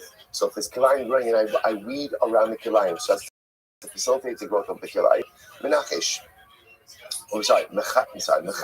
Or I go ahead and cover the seeds. We get malchus, that's called planting kilayim. Rabbi Akiva says, Rabbi Akiva says, even if you just sustain, i.e., fail to remove kilayim, there's liability for that as well. The Gemara is like, my time Rabbi Akiva. What's Rabbi Akiva's logic? The sign of Sadcha lo sizra kilayim. The pasuk says, do not go ahead and plant your field kilayim. Aim the elazoreya. I only know that the prohibition is to seed, is to actually plant. It's the plant. So the Gemara says, Mekayim. I don't know that even sustaining kilayim is biblically problematic. Kavalomar kilayim sadcha. So let's say, so it's interesting. Rabbi Akiva notes the juxtaposition of two words, even though again the pasuk is not really read this way, right? The pasuk is read, right? The Gemara says, sadcha lo sizra kilayim. So right, it's really three kilayim. Don't intermix animals. Don't go ahead and intermix seeds, and don't go ahead and wear wool and linen together. It's interesting because there's a juxtaposition of words of kilayim sadcha. Even though that's not position, kilayim sadcha means there can't be kilayim in your field, meaning don't even sustain kilayim, because sustaining kilayim by definition is the biblical prohibition. Incredible. So one was like, so one says fine. So therefore, just this is an important nugget of information. Just halacha l'maisa, again, not only am I liable, and this is halacha l'maisa, not only am I liable ultimately for actively planting kilayim, I'm even liable for covering kilayim seeds with dirt. And again, Rabbi Akiva goes so far to say that I'm even liable for going ahead and sustaining it and failing to remove it. Incredible. Let's go back there. So it says, Amarle Ula Rav Nachman. So it says Rav Nachman, why stop at 8 levels of liability in the case of the Mishnah? There's additional levels of liability. What are they? So the Gemara says, looking at Mishum, Zoreya Biyomto. Why don't you go ahead? Remember, why not go ahead and set this up as a case? When is all of this happening? It's happening right. It's for seeding on Yom. You could add that one in also, but the Tana didn't include every single liability. He was just giving a lot of examples of joint liability. You can't say that. See, I will say, if the Mishnah would have said you could do one liable multiple times, that's one thing. When the Tana give a number, once you give a number, what the number indicates is what? What the number indicates is that halacha l'maisa, that's a specific list. So once it's a specific list that we seem to include it is included, whatever is excluded is excluded. Here's the difference, Rabbi says. There is a distinction of liability. In other words, you could be chayiv done at once on Shabbos, but that concept is not applying now. So Yom Tov, if a person, let's say, gets, when one lapse of awareness does multiple things, there's only one liability. Again, does the same act multiple times, act of liability. But by Shabbos, as Yom Tov, you can't be chayiv both chorish and zoreya for both plowing and seeding at one moment. Okay, Rashi says over. If you look at Rashi, it's the 5 lines up at the bottom. Chilik malachas biyamtiv. Im asa shtayim v'shalosh malachas v'helam achad. O asa malacha sheyish v'shtayim eno chayiv ela achas. So this is an interesting idea in general. Again, we're not getting into all the halachic distinctions, but Shabbos has chilik malachas. Yom Tov does not have chilik malachas. Okay, so the Gemara says, is that true? Is that true that you can't be liable for multiple liabilities for multiple malachas on Yom Tov done in one lapse? Is that true? Now we learned if a person goes and cooks the gid hanasha in milk on Yom Tov and then eats it, and then you eat it, ultimately you get 5 sets of malchus. What do you get malchus for? So Loki Mishum Ochel Gid. So number one, you've gone ahead and you get malchus for eating gidan, right? Number two, Velokim Nevashal B'Yamtiv, right? Shalo Mitzoreth. You get malchus for cooking on Yom Tov for non-Ochel Nefesh purposes, right? In other words, you're allowed to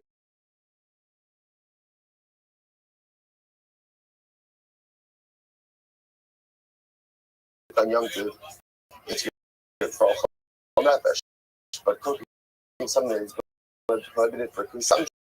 Eating gidan hanasha, right? Malchus for cooking on Yom Tov in an illegal way. Loki mishum bashal gid b'chalav basar chalav, right? And another liability even for cooking basar. But Loki mishum ochel basar phase mishum hara. You'll also get malchus for kindling. Remember, now technically speaking, one is allowed to ochel nefesh, but because once again it's not ochel nefesh because this entire act of consumption is illegal. Therefore, there's liability. I says the Gemara ben Isa. So one second, you just said that on Yom Tov, you can't have multiple liabilities for one act. So if that's the case, I can't be hired for both Havara and for Bishul. Right? So the Gemara says, you're right, Apik Havara, Ba'ayel Gid Hanasha Shanavela. You're right, take out Havara and instead put in liability for Gid Hanasha of Nevela. I Batana Vikia, Lo Kishtaima Achilaso. B'shalosh al b'shulo. But Rabbi said you get 2 acts of malchus, 2 malchus for consumption. Right, one for Giran Nasha, one for Basa B'Cholov. Ushalosh Abishulo, and 3 malchus for the actual bishul itself, which would seem to indicate that there's liability both for bishul and havara, which would then mean that there is multiple sets of liability for one act, even on Yom Tiv. Then Isa, Shalosh Ala Hilasa Uchayev, Ala Apik Havara, Va'ayel Atse Ashera. See, right, the one says take out havara, instead put in there Asya Ashera. What will be the case? The case is using wood of an Ashera to fire. So therefore, again, the use of Avodah Zarah, ultimately, again, for liability as well. Okay. And ultimately, again, in the Ashara, the warning will be from here. Okay, fine. So it says that takes care of that. So it says, we're back, we're asking, the Gemara is going to ask a series of questions that are all the same basic question, which is, why does the Mishnah's case, right? Why limit it to 8 acts of liability after it's so many other forms of liability that could create additional liability?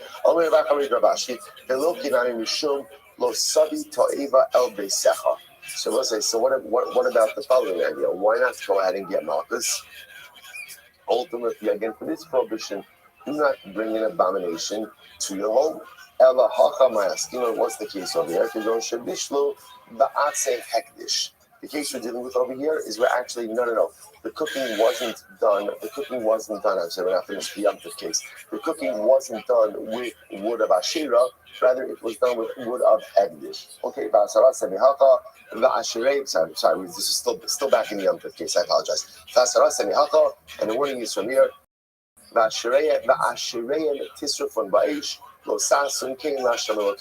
Okay, fine. So again, what comes out of there is that halacha nice again. So first of all, a number of different halachas when it comes to kilayim. Those are halachas we saw, and also apparently when it comes to Shabbos, there could be multiple levels of liability for multiple acts, what we call chiluk malachas. Even if you perform multiple acts in one lapse of awareness, there could be individuated liability, but no chiluk malachas. Okay, let's go back there. So now we're back to the Mishnah's case, where the Mishnah said you could do one act of plowing, and be liable 8 different times. The Gemara now is just simply going to ask, the Gemara is going to say, why not add on additional prohibitions over here? So, for example, the Gemara says, Maskeh Roshia, V'lechshem Nami, Hazarea Benachal Esan. It's very interesting. I could add on a 9th. What's the 9th? Where this act, the Mishnah. What's the Mishnah's case, right? I'm plowing with the ox and the donkey, Haggai. I said on a 9th. Where's the plowing taking place? Nachal Esan. What's Nachal Esan? That's the dry riverbed with Egla Arufa. What's the halacha saying? What's the halacha? So ultimately, again, the halacha is that if you're not allowed to plow in that area, you're forever supposed to leave barren. So let's say now I'm plowing yourself is taking place in Nachal Esan under liability. The warning would be from here. I'll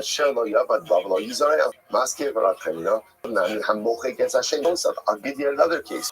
Let's say someone had the name of Hashem written, and I ended up going ahead and erasing that name of Hashem with my plow as I pulled it. So as I'm plowing, as I'm going, I erase the name of Hashem. Another liability. And again, the warning against erasing the name of Hashem is from the following pasuk. The Barakan Eshimam by Avodah Zarah. You shall destroy the name of idolatry. Lo tasun kein laHashem Elokeichem. Do not do the same to Hashem your God. So we're just trying to figure out how you can add on additional levels of liability to this plowing case. Let's say as I'm plowing, also go ahead and remove my tzara aslin, which is a bit more problem. Another kasha. The left shovnam is interesting. Hamaziach hachoshem me'al ha'ifod hamasir bade aron. Let's see, imagine, remember, in the case of the Mishnah, the guy in question was a Kohen. Take it up a notch. Let's say it was a Kohen. And what did he do? Went ahead and he was wearing the Dekaruna, and while plowing, Rashi actually has a different discussion over here. While plowing, before plowing, after plowing, during the plowing, he moved the choshen is the breastplate. He moved the choshen from the apron. How long is that the choshen itself is attached to the ear of the Kohen Gadol. There's a biblical prohibition to move the chosh. Say he did so, or he removed the poles of the aron and used those in the plowing process. That's bad. Right? The point of Rabbi says we're just trying to show how you can add on additional layers of liability beyond the 8. The Mishnah makes it sound like 8 is the maximum. The Gemara is just trying to show, obviously, again, these are exaggerated cases, but the Gemara is just trying to make a point that Allah Kalamaisi, you can add on additional layers of liability should you choose to do so. Let's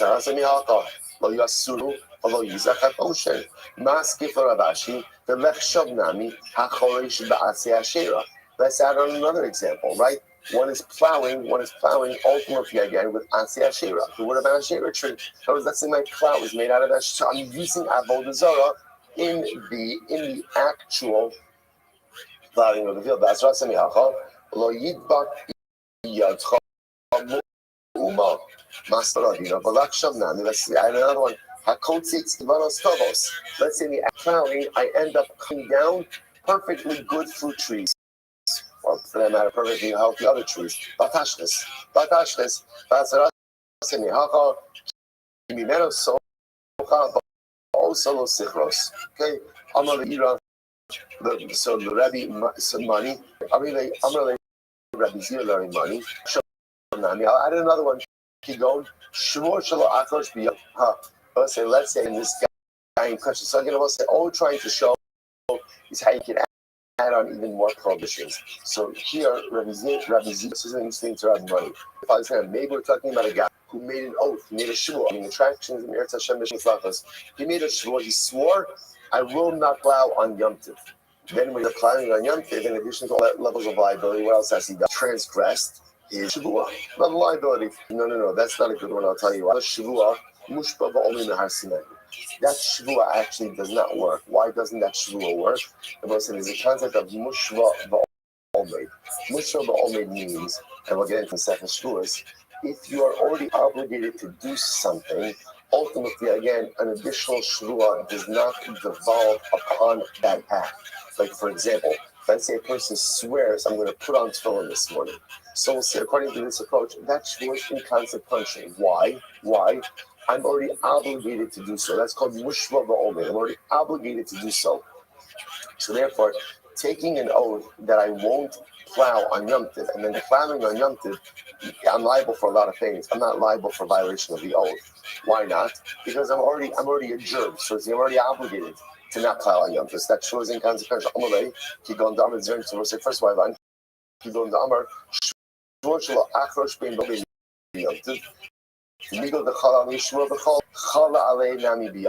So we'll say, so again, this is already treading into shvur. So now what's the case? The case is where I'm not going to plow during this well. That we'll say now there's a concept we'll see in shvur that since the shvur is chal on the weekday component, it's also chal on the Yom Tov component. Okay, so again we'll say we'll see all of the mechanics of that when we get to shvur. Which the Gemara says, no. The Gemara says, we're not anything ultimately again that can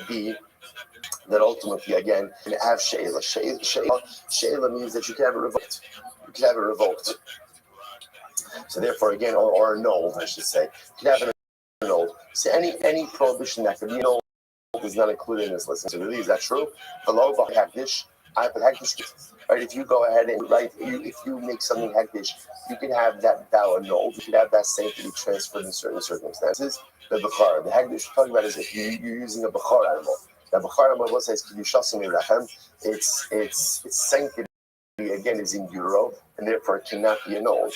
I have a hari nazir, but nazir can be annulled. And again, remember in the case of the Mishnah, plowing was taking place in a cemetery, and the guy in question was a kohen and a nazir. That sanctity again could be annulled. The Nazir Shimshon. So listen, this is actually interesting. If you remember to go back to our Nazir days, we had this. What is a Nazir Shimshon? A Nazir Shimshon is literally again a Nazir in utero, right? Shimshon was made a Nazir by the Malach Hashem while still inside of his mother. So a Nazir Shimshon does not have revocation. That is an eternal status. One second. Nazir Shimshon bar itmuye l'meismu. here's the issue. Another shimshon might be a status that remains forever, but there's no provision to become tamei mace.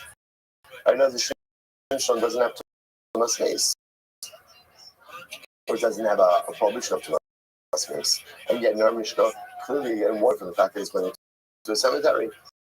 Have a high Tana Isser Kola Leslie. Rather, I will say this Tana does not go ahead and get involved in what we call an Isser Kola. So let's remember again, Isser Kola refers to a person makes a shvua, won't go ahead and plow on the weekday and Yom Tov. So the logic is, since it goes ahead and a floodgate also develops upon Yom Tana, does not subscribe to it. Okay? Say from again, the point thing about is just what's the takeaway from all this? What's the takeaway?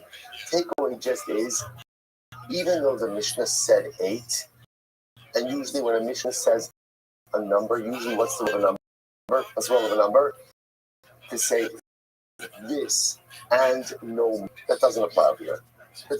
And halacha l'maisa, and if you want to construct a case of even additional levels of case, the Gemara ends off by saying, Hamarbia sharp sule mukdashin lo keshnayim. So let's say this is very interesting. So Rothschild says, if you go ahead and you breed a sharp sule hamukdashin. Now take a look at Rashi for just a moment. Hamarbia sharp sule mukdashin. First wide line. Shenifta afilu amino loke. So we'll say, so if you have, for example, let's say you have an animal that was a carbon. The animal became disqualified for whatever reason. Right? For whatever reason. So the halacha is now, you can redeem that animal. The animal developed a mum. You could redeem that animal. The animal said that there's an interesting law when it comes to a redeemed banic animal. It still retains some of its sanctity. So, for example, you could shecht it and eat it, but let's say, for example, you can't use it for its shearing. So you're allowed to use it in certain ways, not allowed to use it in other ways. Because of that, a redeemed carbonic animal is looked at in halacha as almost having two different identities in one. It's looked at as two animals in one animal. It's on one hand, it's hegdish, on the other hand, it's chol. Go back to Rashi. Rashi says over here again, Shenifte afilu amino loke sharikuf echad v'asal hakasav shnei gufim. Even though it's one animal, it's almost as if it's really two animals in one. The Torah's chulin, the Torah's kachin yish alot. On one hand, it's a chulin animal, and on the other hand, it's a kodesh animal. Torah's chulin shemot rabachila, right? Michutz lepesach al moed, kilu lo hodesh me'olam. So on one hand, it's chulin. Why is it chulin? You could shecht it and you could eat it. And where can you shecht it? Where can you eat it? Anywhere you want. Anywhere you want. On the other hand, the Torah's kachin shasa begiza va'avod. On the other hand, it still retains some of its carbonic sanctity. In that, you can't shear it and you can't use it for work. So let's say Siskia a little bit in Rashi. Last 3 lines of that Rashi. Listen to this. So therefore, if you have a short Rashi, so let me just frame this case. Actually, really quite interesting. So I have an animal that was set aside as a carbon. The animal developed the mold. As a result, I had to redeem it. What the Gemara is pointing out over here is this animal has a dual identity. On one hand, it's still considered hektish, so you can't work it. On the other hand, it's considered to be chulin, because what can I do? I can eat it. This animal, therefore, is considered to be two animals in one. Therefore, if you mate this animal with another animal, it's kilayim, even if it's the same species of animal, right? Why?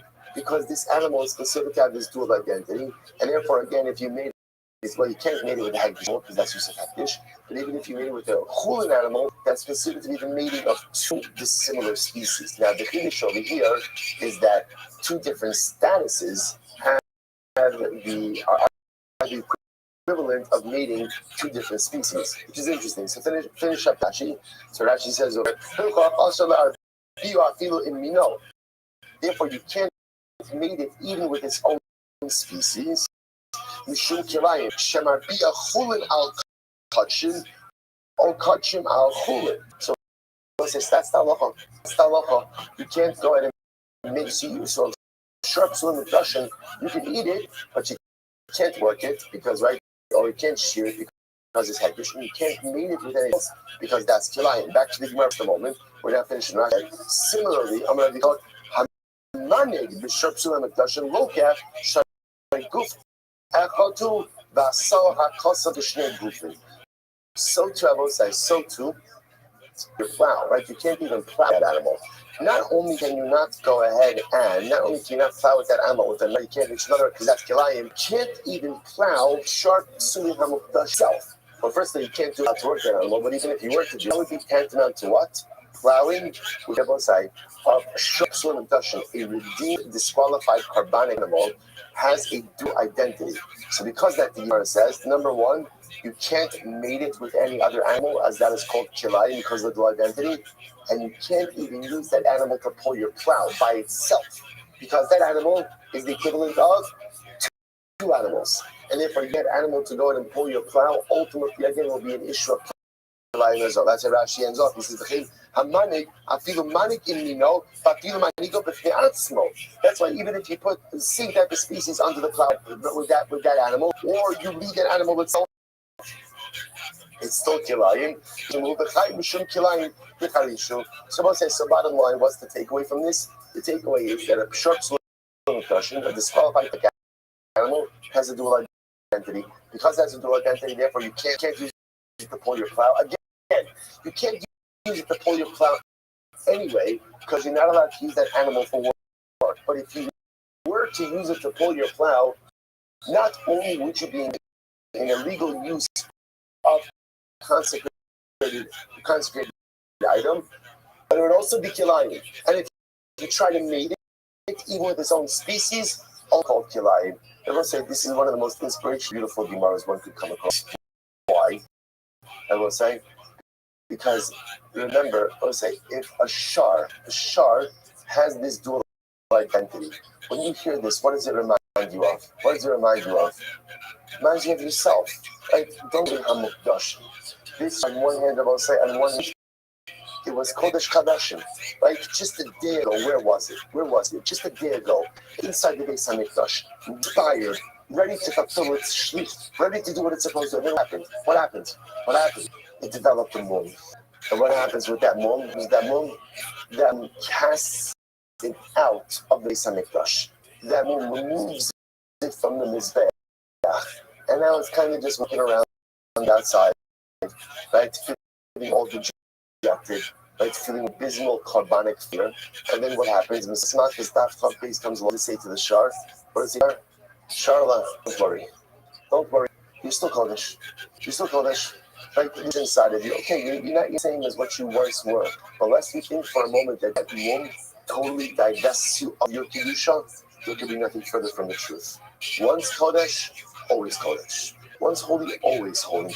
No matter what the womb is, you can never fully remove your Kodesh, your hektish status from inside. And I will say, what an inspiring and life-giving Gemara. Because you will say, how many of us have had those beautiful moments where, like, yes, I'm doing exactly what I need to do, how I need to do it. I'm in the proverbial Beis Hamikdash. I'm by the Mizbeach. I'm fulfilling my shlichus. And then what happens? Don't look at me blankly. You know exactly what happens, right? What happens is you develop mom. I make a mistake. I make a wrong turn. I do something I'm not supposed to do. I'm not supposed to indulge. And so again, I'm like out. I'm cast. Suddenly, all of that comes crashing down. Suddenly, all of that beautiful movement and all of that beautiful kedusha have dissipated. And I'm walking around, eating in life, looking outside longingly at that beautiful Beis Hamikdash, a personalistic spiritual accomplishment. And I feel so forlorn, and I feel so rejected, and I feel so empty. And Mark goes like, you're not. You might be a sharp Hamikdash, the moment in life, the mistakes. And yes, when we make mistakes, we distance ourselves from our personalistic spiritual goals, from our personal Hamikdash. But lest you think your mum robs you of all of your kedusha, lest you think that with every back to starting to square one as a there's nothing fun. Even the sharp solution, even after it develops its mum, still retains its residual shar. And if that's true shar, an animal, then even when we develop our new life, how much we retain our residual kedusha as well. What an inspirational and overwhelmingly beautiful to be mechazik us as we recover from our movement in life. There's one big difference. What's the big difference? What's the biggest difference? The shard, once it has a mum, what's the halacha? What's the halacha once it has a mum? Nidcha. The way it works by karbanos is once you develop a mum and you're out, you are out. Herein lies the greatest distinction between man and shar. I develop a mum, and while I have that mum, I'm outside of the mikdash. In the mikdash, I still retain my kedusha, but I can heal, I can regenerate, I can fix my mum, get right back into the mikdash. Accomplishment. Incredible. Mishnah. Kama the whole time. Right? Malchus. All about Malchus. I want to say, let's get into Malchus. It's going to be so exciting. Case in Malchus also. Arboim Chasracha. Shemar Miswar Arboim. Mishusam Arboim. It how many Malchus you get with maximum number? 39. But the Torah says 40. Torah says 40. So the Torah says the Mispar Arboim, a number like 40, which means a number close to 40, but not 40 itself. 39. So 39 is the maximum number of malchus that a person could go ahead and get. Rabbi says no. Not true. You get 40 malchus. Fine. So we'll see that malchus in the Gemara just a little bit. So we'll say. So by the way, is how you say it. Now we'll say we're going to see Rabbi Yehuda and the Tanakama both agree with where you get malchus. According to Rabbi Yehuda, there's a 40th. According to Tanakama, there's no 40th. Rabbi Yehuda, where do you get that 40th lash? Right. Where does that go? Big seifa. Ultimately, again, it goes between the shoulders. Again, we'll talk more about that in the Gemara. First of all, we'll say, when assessing the number of malchus, you only get a number divisible by 3. Right? Always a number divisible by 3. Okay, we'll see why that is. So the Gemara says, I'm sorry. The loket makes us. So it says, let's say again, Reuben works shyness. Right? So now he's getting malchus, and originally we said he is capable. So they had a court doctor. There's a court physician, a amazing physician. So they did his physical. They assessed he is able to withstand 40 malchus or 39 malchus. And what happens on the base?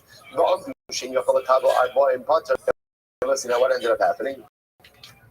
Like they originally said he can get 40. And then it turns out that halacha they assessed that he can't go ahead and get the full 40. We stop. Potter. He gets, and that's it. Now look at Rashi. So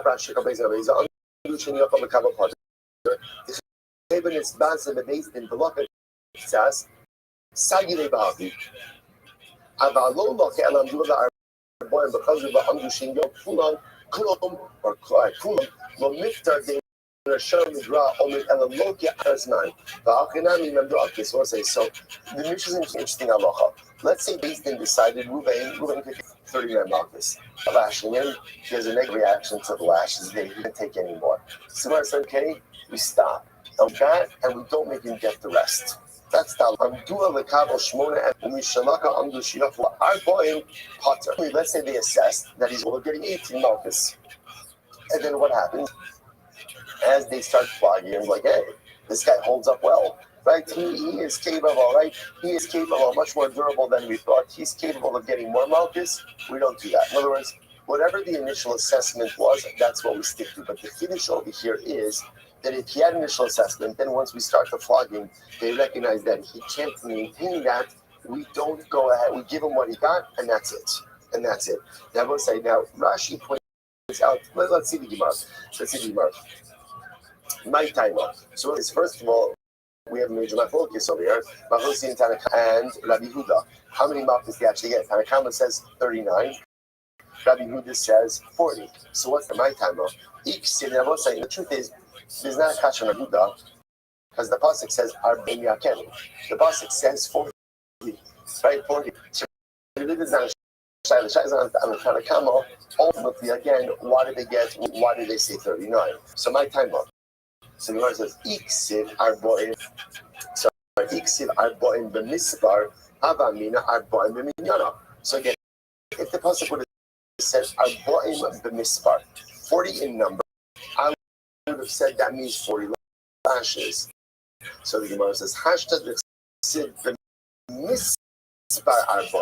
But it's interesting, the pasuk uses a different lashon. Lashon of the pasuk is b'misvaim, in a number of 40, which is what? Million shoes a sum, a number that is close to 40. Therefore, again, Chazal interpret that as what Tanakh interprets as 39. Okay? And most things, that's how we pass. Like we pass in 39 malchus, not 40. Amar Rav says, "Kama tipshai sharin shi." How foolish people are. Dekaimi mikame sefer Torah. They stand up for a sefer Torah, but kaimi mikame gabra rabba. But they don't up for Talmidei Chachamim. Why? What's the pshat? It's incredible. If you look at sefer Torah, sefer Boim. The sefer Torah it says you get 40 this. And the rabbis came along and saved you from one of the lashes. So don't say, so what does this mean? So Rabbi says, you see how great Chazal are. People stand up for a Sefer Torah, but people don't stand up for a Talmid Chacham. But Chazal came along and interpret and say 30 mountains. So I say, what's the pshat? I think what Rabbi is saying is like, I will say a lot of times we look at rabbinic law as an additional layer of onerous responsibility. Right? And it goes through our minds, right? I think everyone's had this thought at some point in time in the evolution of their Judaic personality is, don't the rabbis have better things to do at their time than add on additional layers of prohibition? Right? Come on, Torah is complicated enough. Halakha is complicated enough. Why do all the reasons? So let's say it's so important to understand that the whole notion of rabbinic law is there to save us, is there to help us, is there to actually facilitate our self-actualization. Yes, sometimes by adding on additional protective layers so that we don't make egregious mistakes that could compromise our spiritual standing. But rabbinic law is never there to make life more difficult. Fakert. Rabbinic law, without rabbinic law, we would be lost. Without Chazal's interpretations, we would be lost. Chazal ultimately, again, provide us the lifeline to ensure that we are successful in our Yishkei, not to make things more complicated, chas shalom, but to go ahead and Hashem, hopefully make our youth more accessible and make it easy to succeed. So therefore, it must manifest over here. Torah, you get 40 malchus. Chazal came along and moved the lash. And once you say to yourself, oh, shkoya, remove the lash. And by the way, if you're the guy getting flogged, I guarantee you, when they get up to 38, and you realize there's only one more and not two more, you are singing the praises of Chazal. Right? But again, what this is supposed to represent, this idea that the sin will really actively remove an obstacle, so to speak. They actively remove a lash. This is what Chazal do all of the time. They remove stumbling blocks. They remove difficulties. We look at it as onerous, additional layers of nonsensical things. It's not true. It's because we are limited in our understanding, or we are limited in our appreciation. But if we understood what Chazal truly did for appreciation of Talmidei Chachamim, appreciation of Chazal, appreciation of Torah Sheba'al Peh, appreciation of Tanakh and Amoraim would skyrocket, because they are only to help us, only to facilitate our growth, and never cast a show to add on difficult layers. So beautiful. Rabbi Yehuda, I bought him shteilos. I'm going to be Scott. Right time Rabbi Yehuda. What's Rabbi Yehuda's logic? Rabbi Yehuda is pretty intuitive. Dichsev. Mahamako sa'ila biyadecha. Bein yadecha. So you might ask me over here, not as much why does Rabbi Yehuda hold that Allah Chalaisa is 40. 40 isn't two. He's asking interestingly, what about that 40th lash, right? Rabbi Yehuda says it goes between the shoulders. Ultimately, I guess, what's the pshat with that? So the Gemara says, Rabbi Yehuda based on this pasuk. The Gemara quotes this pasuk from Zechariah.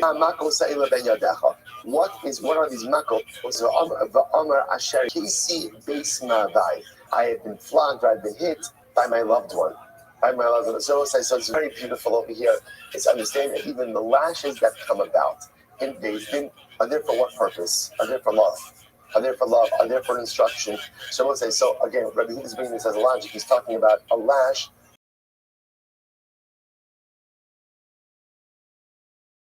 that's done between the shoulders. What's that lash between the shoulders? That must be the 40th one, right? That must be an additional lash. Okay, Rabbanan says, no, what is this pasuk referring to? ultimately I'm talking about the flogging of kids. Okay, let's put that in context for a little bit. And so let's say, so again, obviously, we've seen this right in the Gemara. There was a different code of discipline, So physical discipline, right? Physical discipline was clearly very accepted. So that lash that they're referring to, that's the lash that the Rebbe would give to the Talmidim, ultimately, again, to keep them in line. Now that additional lash, okay, it's not referring to Malchus itself. Fine. So the Gemara says, so remember again, so interestingly enough, the halacha is, right, that we said that we assess how much a person could take, lash-wise, right, how much a person could take. So the Gemara, I'm doing the Kabbalah below at Mitzvah. So remember, the Mishnah had two cases. Case number one is we assessed that moving could get 40 malchus, or 39 malchus. And then we started, and then ultimately you couldn't withstand anymore. We stop and we say, okay, you've received your punishment, we're done. So the Gemara says something very interesting. The Gemara says, okay, so let me at least start with this, and I'll pick up with this tomorrow. Let's play this out. Reuben was subject to 39 malchus, right? We sent him perfectly healthy now, non-smoking, ages of 20 to 60. So he's capable of going ahead and getting 39 malchus. We start flogging him, and what happens? He goes ahead and he starts to buckle. So there are two approaches over here. Let's write approach number one. What's approach number one? What's the more intuitive approach? What's the more intuitive approach? Take a break. Right, take a break. Right, let's break for a few. Right, go get some lunch. Right, come back. Let's resume this flogging later on. Right, otherwise that would be the best idea. Or tomorrow, or the next day. Take a long weekend. Come back where it's right to flog on Monday. Right. In other words, that would have been logic. You're liable for this. Right. The same way, by the way, if I steal, and let's say again I stole $1,000. I only have $100 to repay. Fine, okay, you paid $100. Then what happens to the remaining $900? It's a debt. So sometimes I can say Malchus is a debt as well. You can't pay it now. We'll flog you later on. Interesting enough, that's not what the Mishnah says. What the Mishnah says is instead, we'll flog you, and since you can't take any more, we're done. So we're going to stop at the table. So okay, with this tomorrow, but it's quite interesting. So we're going to see there are times where you have to make up the Malchus, times where you simply are guilty with what you receive. When we apply each of those, and here's Shkoyach.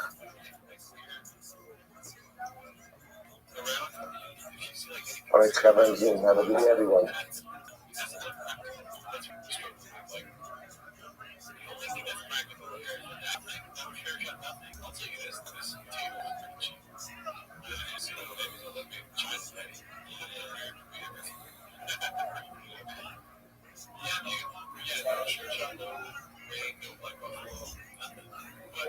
All right, everyone, say good morning, good chodesh, everyone.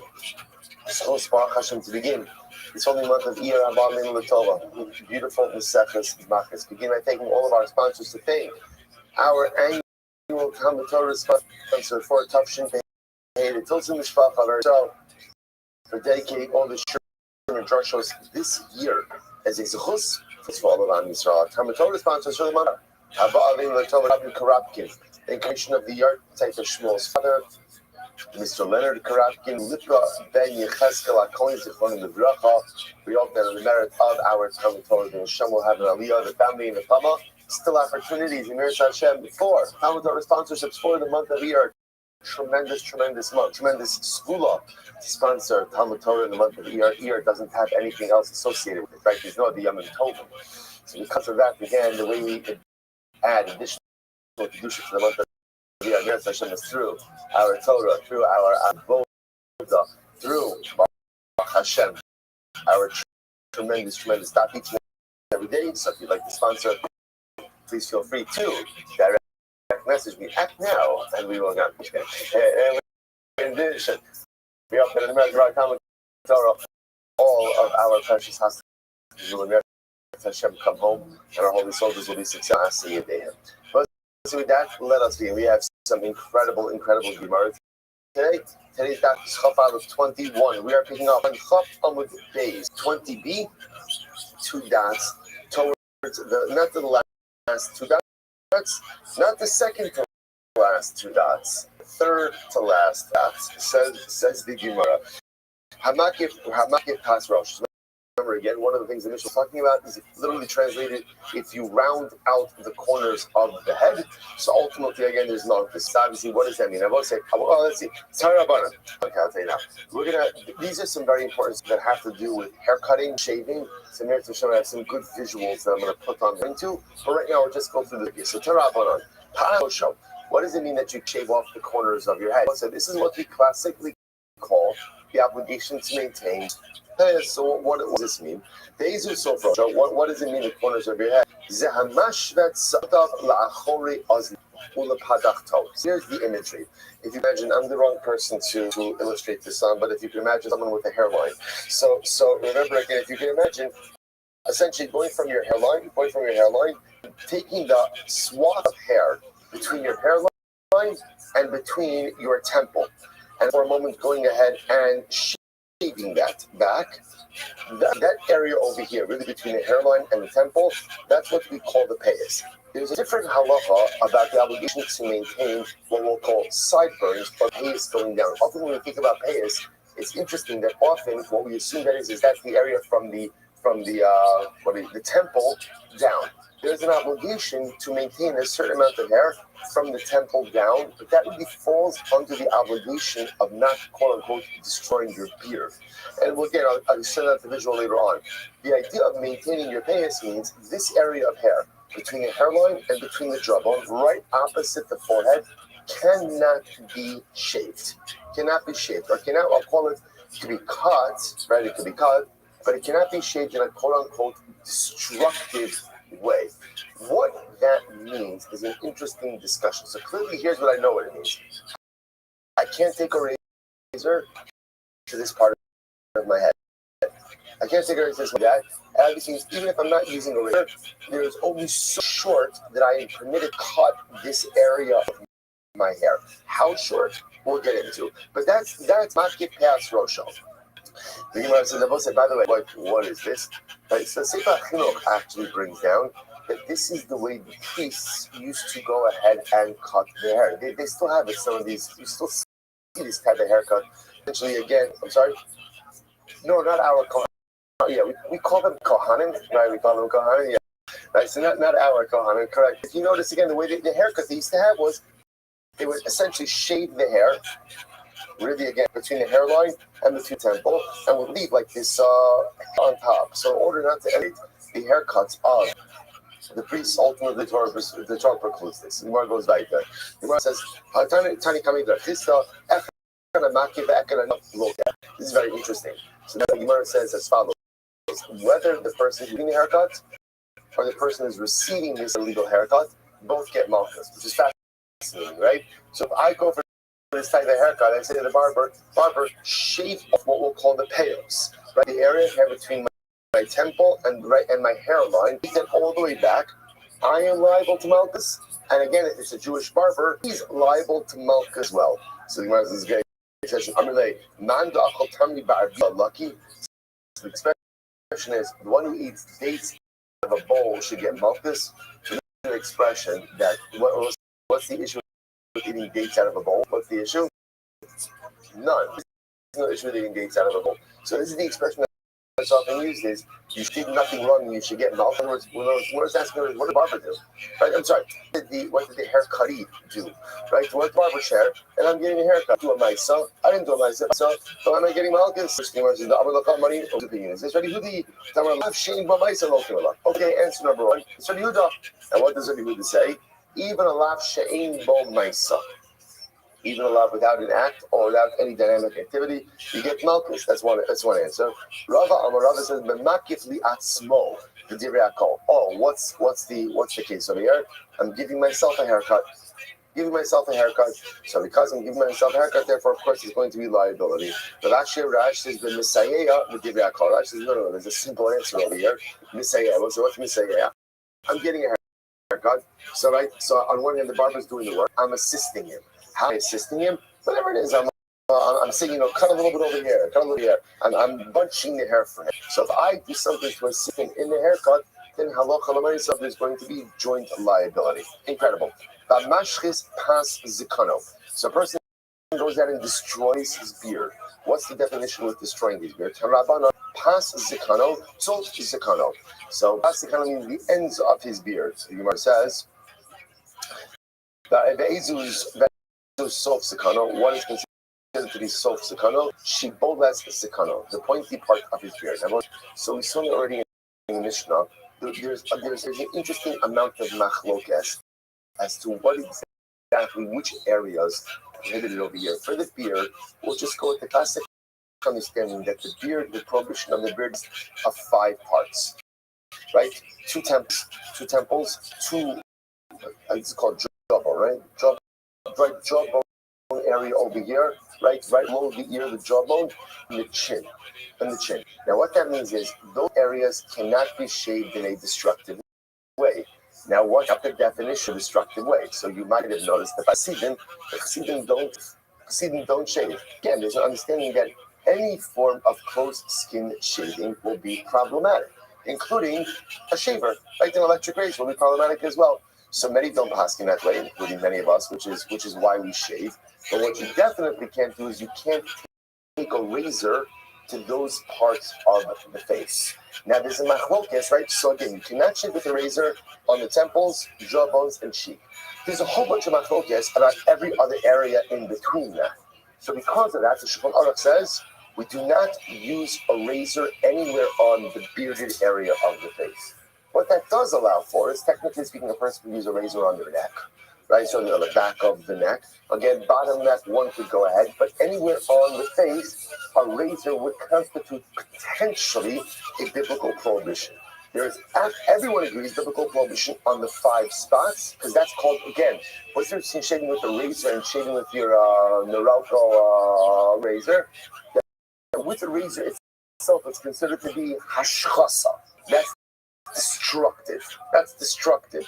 And evidenced by the fact that it's a much closer shave. There's getting in there, as opposed to an electric razor, which is often a little bit still off the skin. That's why you had, there's all these machlokes, lift and cut, all these different sort of the use of a razor. And not our topic for, I guess it is our topic today, right? But when I say that's the part of it. But just to be clear, although technically speaking it's the 5 spots, because there is much halakhic dispute about what constitutes the 5 spots, Shulchan Aruch said no razor on the face. No razor on the face.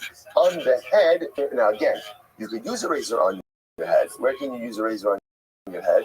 Right? On the top of your head and on the back of. Can't you use a razor?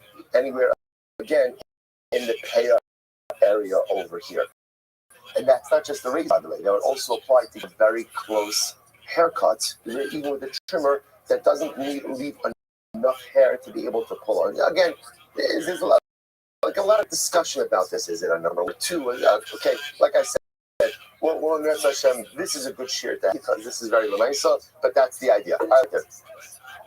A lot more to say, but not right. Says the Gemara.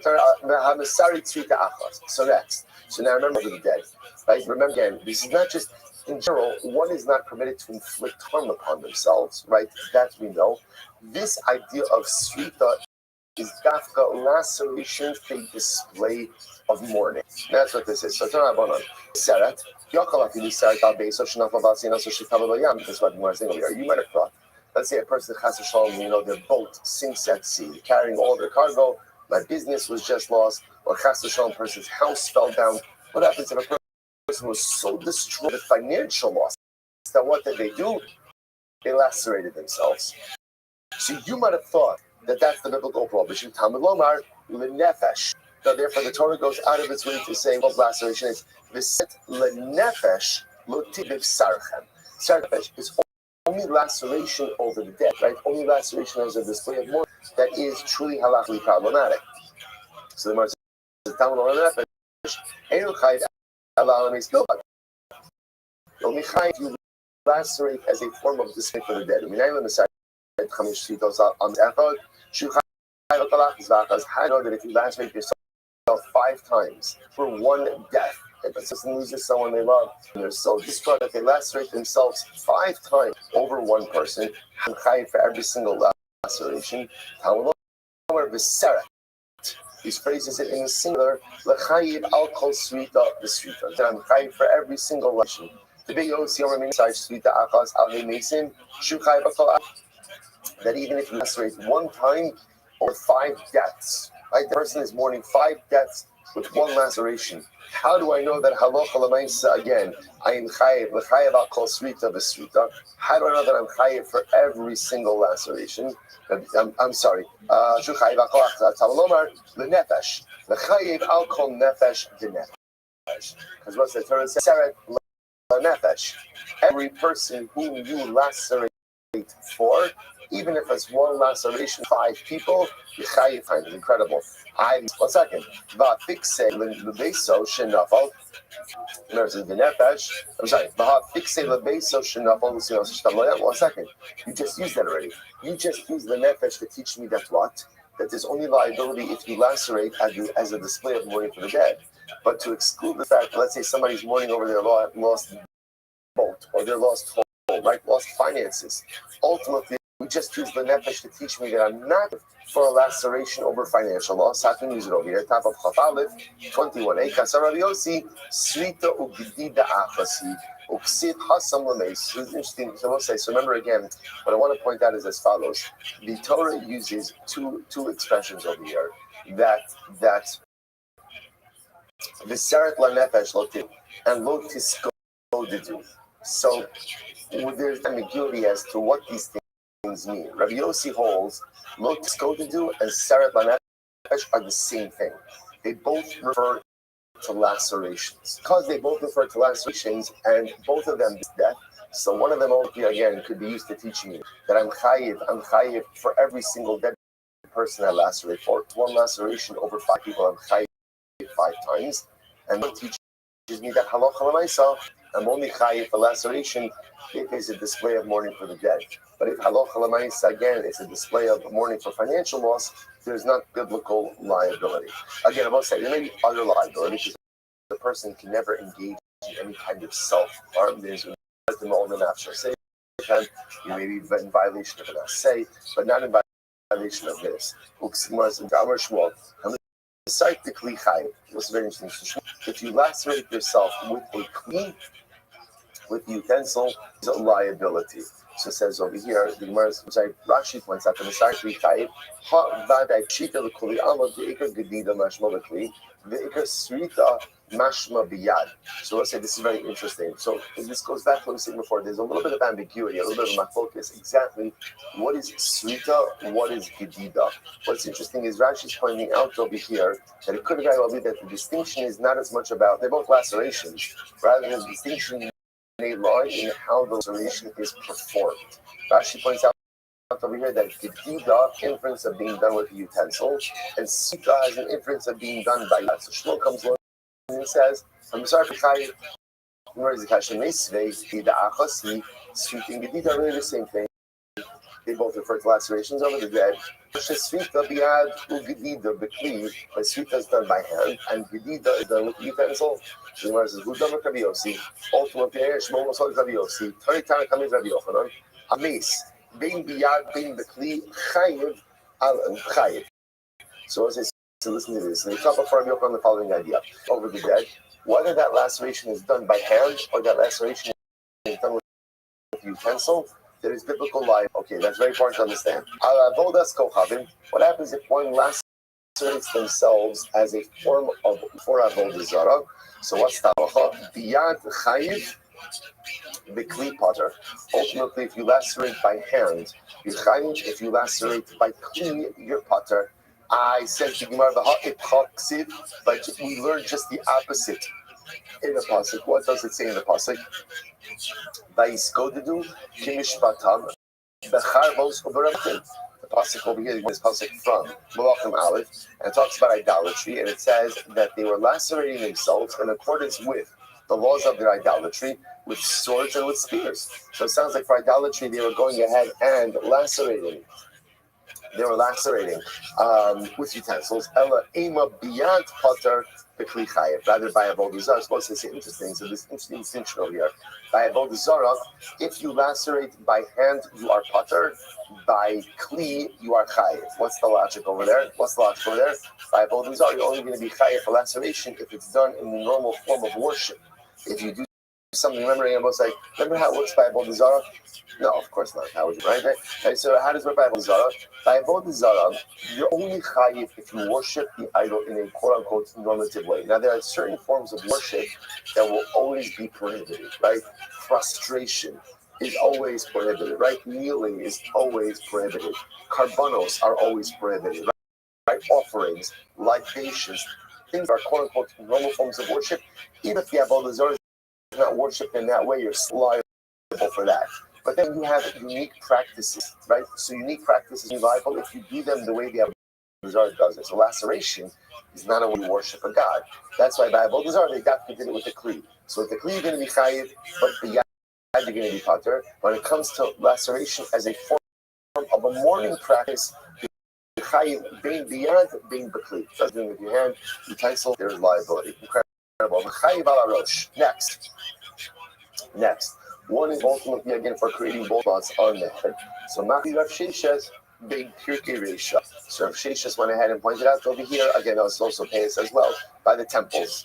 Balazatan Shtayim Mikan Shtayim Mikan Ba'achas Milmat, as we mentioned before, by the beard. Two spots, right? Two temples, two jawbones, and a cheek, and a chin, That's the areas of liability for destructive shaving. So the Gemara says, Maki has been Pirkei Dikna.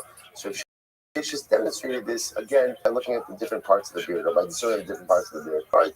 Rabbi Elazar, Rabbi Eliezer, Omer, Im not one. So Rabbi Elazar said, what's Rabbi Elazar saying in the Mishnah? Rabbi Eliezer said, Im not one kulan ka'achas eno chayiv ela achas.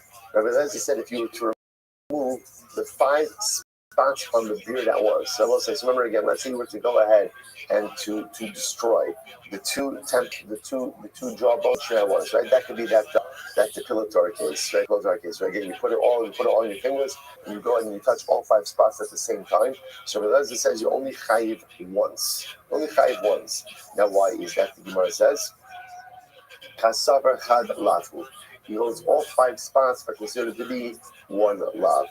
Ve'eno chayiv ad sheiflenu b'tar. And there's only liability if you remove it with a razor. Because also remember again, the issue over here is not quote unquote shaving as much as it is destruction. So that's why again the Gemara understands over here it's the shaving with a razor that is considered to be destructive shaving, and that's where there will be biblical liability. So turn out the Torah says literally again the corners of your beard you shall not shave. Now yigalechu is a lashon of shaving. Well, if that's the case, maybe even if I shave with scissors. Obviously, you're not going to be able to shave with scissors, right? So I might have thought again, if that's the idea that this is a prohibition on shaving, then halacha l'maisa there should be scissors. Yechai tamalomar lo sashchis. So we'll say that's what's interesting over here, right? There's two different expressions over here. On one hand, there's lo yikru karcha barasham u'pa'as zikanam lo yigalechu, right? So on one time, the law says you shall not shave the corners of your beard. A second pasuk says, lo sakitu pa'as rashem v'lo sashchis es pas zikanecha. So there's 2 prohibitions. There's don't go ahead and shave your beard, and don't destroy your beard. So again, based on the law that says don't shave your beard, I would have said even scissors should be problematic. Talmud Lomar lo sashkis. Therefore, the Torah says don't destroy your beard. Don't destroy any type of shaving that is destructive in nature. Sashkis. I'm going to thought if I don't know if this was the right expression, but planed my beard, right? Took a plane and planed my beard. I would have thought that I would be chayiv for that. To which the Gemara says, Tamalar, lo yigaleh. No, you're only chayiv for shaving. So what I say, so this is a very unique idea over here. The Torah is expressing what type of shaving is a biblical liability for? It's a type of normative shaving that is destructive. What's the type of normative shaving that is destructive? What's the type of shaving that is destructive? When we say destructive, the type of shaving that obliterates the facial hair, the type of shaving that obliterates the hair on the surface of the face. It says, that's a razor. So it's the interplay between these two nothing. On one hand, Pa'as shave your beard, which sounds like anything, but then it says Pa'as when is it for an act of shaving that is destructive in nature? What's the type of shaving that's destructive? A razor. Rabbi Eliezer says even if you plane it, like use a plane to go ahead and shave chayiv, manavshach. So you must understand how does he arrive at that conclusion? If I don't understand. If Eliezer is accepting the drush that we just made before, the drush, what he's calling Gzir Shava, but really it means the interplay between Hashchasa and Gilua. If he accepts it, then that yields that it's only a razor and not a plane. If he doesn't accept the interplay between the drush, any form of shaving is prohibited as well, including scissors. To which the Gemara says, no, Rabbi Eliezer accepts the Gzir Shava, believe what we just made before. But he happens to hold that shaving with a plane is considered to be a normative act of shaving as well. Which I will say, by the way, the plane would essentially, conceptually, it's the same concept, right? Conceptually, what is it? It's shaving with a blade. Shaving with a blade. It's just people don't normally shave with a plane that you use to smooth out wood. But conceptually, it's the same idea. It's the same idea. So that's the machlokes over here. So it's really just the technical issue is shaving with a plane could be a normative act of shaving or not? But conceptually, everyone is on the same page, which is any type of shaving that ultimately, again, results in a hashchasa. So again, it has to be a normative act of shaving, but that is destructive. What's the definition of destructive? Destructive means it totally smooths out the face. There's almost no recognition of facial hair there. Halacha, so that'll be a biblically prohibited act of shaving. Incredible. All right, we'll say, fascinating. Let's go back to Mishnah. Hakosei ksuvas kako. Tattooing. It's incredible. We're going from shaving to tattooing. A lot going on over here. Hakosei ksuvas kako. So we'll say the person goes ahead and tattoos themselves. So that's the biblical expression for tattoos, ksoves kaka. Now, Rashi points out there, and I will say, what is the etymology of this expression? What does it mean? What does it mean? So if you look at Rashi, Rashi's in the wide lines, third line in, ksoves kaka, kosev trila al basara, bisam ubisibra, yachakach mikakeya habasar b'chat, obesakin, b'nichnas sebabor, Mabasar, call Yom Kaka, but us Lichtov Shum Ksirba on Rabasar. So, first of all, this is fascinating. Apparently, Rashi understands over here, and this is my focus as well. This one was on the following way: something on your skin, right? Draw the image. They would do is so the ink would be there, or whatever they were using, the dye would be there. Then they would prick the skin afterwards, and the ink would seep in and form a permanent image on the skin. So it's interesting because there is a raging machlokes. When I say raging, there's no hyperbole in that. Raging machlokes as to whether or not order matters in this biblical prohibition, because the way it is being described over here is ink first. I don't know if it's pricking or perforation, incision, right? Incision on the skin second. That's what actually says. So you go ahead and prick the skin, then the image would seep in. I don't know. I haven't been to a tattoo parlor lately, so I don't know how modern tattooing thing works, right? But the mice are quite fascinating. So therefore, in Russia, means writing. means pricking. Perforate, the perforation, right? That's the perforation, and that's why enough. Rashi, even on the biblical expression itself, you begin to see the order, first the writing, and then ultimately again the perforation of the flesh. Fascinating. So let's go to the Mishnah. So it says tattoos themselves. Kasav v'lo kaka, kaka v'lo kasav. So let's say it's right on your skin, right? So you're a person to get a tattoo, right? Whatever you get, like on your skin or a stamp on your skin. So that's not the biblical prohibition. That's biblical prohibition, and I don't know that Jews should do that, right? But Lamai says it's not the biblical prohibition. Kasav v'lo kaka, or kaka v'lo kasav, or ultimately.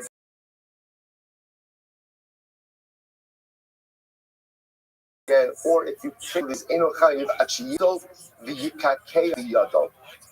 right? You're only liable on tattooing, which means what's the reverse? In other words, a person quote unquote tattoos themselves, but it's just an image that sits on top of the skin.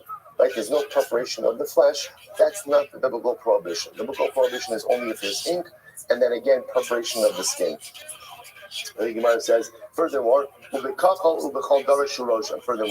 it's only biblical prohibition of tattooing if you use a dye or an ink of permanence. Right? If it's non-permanent, then it's not a biblical prohibition. Rabbi Shimon Omer, Enochai Achiyichtov Sham Es Hashim. Shenemar Ksos Kaka Lo Titnu Bochem Ani Hashem. So this is very interesting. Now, there's the way this reads and what he actually means. The way it reads right now is what it sounds like is Rabbi Shimon is saying that you're only chayiv if you write the name of Hashem as tattoo. So you decide, sometimes people get inspired and they want to do all kinds of things. Right? Shivisa Hashem Lenegdi Summit, they take it quite literally, and I just put up Yud K Vav K on my arm, right? So let's say, so now it sounds like Rabbi Shimon is saying that's the biblical prohibition. The biblical prohibition is to tattoo the name of God on you. So we're going to see, Rashi points out, well, let's leave it for later. So let's go back to it. So essentially, what do we emerge with? The biblical prohibition of tattooing really requires three things. Number one, ink on the flesh. Then again, a pricking or a perforation of the skin to allow the ink to be absorbed within the flesh. And use of some type of permanent dye or ink, right? According to Rabbi Shimon, fourth criteria, the biblical prohibition of tattooing only applies if you tattoo the name of God on your Gemara. So Rabbi said to Rashi, is God just saying that literally again you're not chayiv until you literally write Ani Hashem? In other words, because that's one of the pasuk. Sounds like it's very interesting. Sounds like the way Rabbi Eliezer is reading the pasuk is like this: you shall tattoo yourself. What's the prohibited tattoo that you do on your body? Ani Hashem. You can't tattoo on your body Ani Hashem. So the Gemara says, is that what Rabbi Eliezer is saying? So the Gemara says, I'm going to lay it low.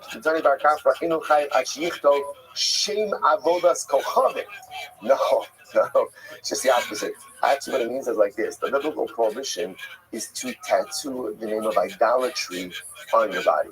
That's the biblical prohibition.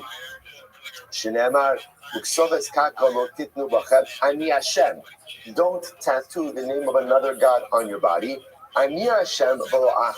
Because I am Hashem and no one else. I will say now the way we have to pass it is that halakha l'maisa, the biblical prohibition of tattooing is whatever you're tattooing. It doesn't really matter what you're tattooing. The only issue is if you tattoo the name of God on your body, you may have bigger issues. Right? There are bigger issues that come in, like walking into the bathroom, right, with that tattoo uncovered. But leaving that aside, the biblical prohibition really applies to all forms of tattooing. The Gemara goes weiter. So Amr Malkiah, Amr Ada Bar Abba, Asr Lo B'Yadam, Sheyitin Ephraim Makla Agabe Makasam. So this is very interesting, I will say. This is actually quite interesting. Now that we've established that really any form of tattooing is problematic, Rav Malkiah said as follows: a person cannot put Ephraim Makla. I will say Ephraim Makla is ash. Now, what they used to do is if you have a fire, right, and then again at the end of the fire you have like soot. So apparently again that soot has certain medicinal qualities. So if you had an open wound, it was common to go ahead and put that soot on your wound. So now Rav Malkia comes along and says you can't do that. Why can't you do that? Because here's the issue. Often what would occur is when the wound would heal, the residual soot would still be there, and it would look like a tattoo. Rav Nachman Ika, sheep was that's Rav Malkia. Now, but you might just highlight to Rav side. There are two different Rabbanim. One is Rav Malka, and one is Rav Malkio. So just pauses over here just to say, don't get them confused. Rav Malkia said, what Rav Malkio said. Two different opinions, two different people. So watch this. So the Gemara says, Amar Rav Nachman said, Brei Davika, Shipud, Shfachos, Gumos, Rav Malkio. Rav Malkio was the opinion that said Shipud. Now it turns out all of these cases, Shipud, Rashi says, most say it's in the wide lines. About 2, 4, 6, 8, about 8 lines in Shipud. The parrot in sudden Shipud Shetzalo Babasar Asla Taltala. Adar Shomte Manicho Bekaren Zanis. If you have a stick that was used to roast meat, ultimately again on Shabbos or on not roasting this, but before Shabbos or roasting on Yom Tov, that stick becomes after it's used because it's gross, right? It's unclean, so therefore again it becomes mukta. That was the halacha. Next, shvachos. The one says fascinating. Look at Rashi. Mishnehi. Beparak afal in suvas. What's meant again in the sense suvas? They spoke about obligations that a wife has in her household. So there was a discussion. What happens if a wife brings in a domestic staff? So again, the more domestic staff she brings in, the less personal responsibility that she has. So Rav Malkio is of the opinion, that even if she has own domestic staff, it's important for a person to be, because idleness leads a person to all types of negative behaviors. That's the case of shvachos. And gumos, Rashi says over here, so we'll say gumos was normally it's the existing pubic hairs that is demonstrative of adulthood. So a mountain pores, even pores represents is demonstrative of adulthood, because we assume that there are 2 pubic hairs that were there, but they just fell out. Okay, so those are the 3 cases of Rav Malkio, right? Shipot, shvachas, gumos, beloris. So we'll say, what's the case of bliss? Rashi says over a in Babel, the Zara, already called them Mustapper means well, the comes. What's this? Bloris was their haircut design. It was you would grow out like a long strand of hair, like a ponytail. But it wasn't like a ponytail where you grew out all of your hair. It was just like one zach, right? One strip of hair that you would just see grown out long. So what says the halach is this was a form of idol worship as well. This was associated with Avodah Zarah. So if you were a Jewish barber and a guy and a Gentile came to you and says, you know what, give me a beloris, right? You're just making a nice beloris. So you're not allowed to do that. Not only that, but you also can't cut within a certain area of the beloris as well. Okay, so that's the case of beloris. So even the Jewish barber has to be careful with the beloris. Efer makla, the both say that's our case. Efer makla, this is always Efer makla is our case. Where if you have an open wound, you can't use the soot to go ahead and use it as like a medicinal salve, because it'll leave a permanent mark afterwards, and it looks like tattooing. And the last case was gvina. Was that gvina you can't eat the cheese of non-Jews, like gvina sako. Rashi points out over here, Gvina is Nami Baima, meaning declaring the Mishnah, Gvina's case, Unaiki, or Bagmar, my time, Malki, Adam, Bnei Shachlikin. So there was a discussion about cheeses of non-Jews. Often they would smear them, they would coat them with different forms of animal fat. Okay, so point over here, both say is Rav Malkia and there's Rav Malkio. And Rav Malkio happens to be Malkio is the author of, again, it's good to know, Shiput Shvachas Gumos, and Rav Malkia is Beloris, Efer Makla, and Gavina. For our purposes, again, why are we doing this? We're doing this because, again, remember, Efer Makla is our case of tattooing. The Papa says whenever you find the Mishnah or a Brisa, that is Rav Malkiah. Shmai Sissa, but other rabbinic discussions, Rav Malkiah the Simona, Masnisa, Malkisa. Wait, remember this is a Mishnah, is Malkisa, Malkiah. Okay, my Benel. Is there any level of machlokes over here? Ikebenayu shvachas. Okay, a little bit of machlokes is the attribution of the case of shvachas. Rabbi Barbat kapid afilu arivda dikusilta. So back to tattooing. So Rabbi Barbat was makted even ultimately again with putting soot even on a blood letters piercing. Right. So all you need is like a prick of the needle. Even putting a there, he was not not to do it because and leave a mark. Rashi Amar, Komakum Shish Sham Makasal, Makasal Mokia Halal. It's fascinating. Rashi said, this is all correct. The prohibition of tattooing is a prohibition of tattooing that it is clear that what's being done on your body is for medicinal purposes, treatment purposes. There's no so you have this with certain forms of chemotherapy, where there is a residual, almost like tattoo mark that could happen as well. So she said, that's not tattooing. That's not tattooing. That's clear that for refuah purposes. Anything done for medicinal purposes is not the biblical prohibition of tattooing, and therefore Allah no problems. Therefore, what out is if you had a wound and they wanted to put there for the wound, even if the wood were residual, it is not a problem. Incredible Mishnah. Let's go. Nazir, so we actually just had this Mishnah yesterday. Nazir, a Nazir who was drinking wine the whole day. Everyone has a day like that. I'm just saying, right? Everyone has a day like that, right? Nazir was drinking wine the entire day. What's his fashion? He's only chayiv once. But it said, right, if they give him hasra, they say, don't drink, which means they give him multiple hasros, then what? Chayiv al kol achas v'achas. Then he will be chayiv for every single individual act of drinking.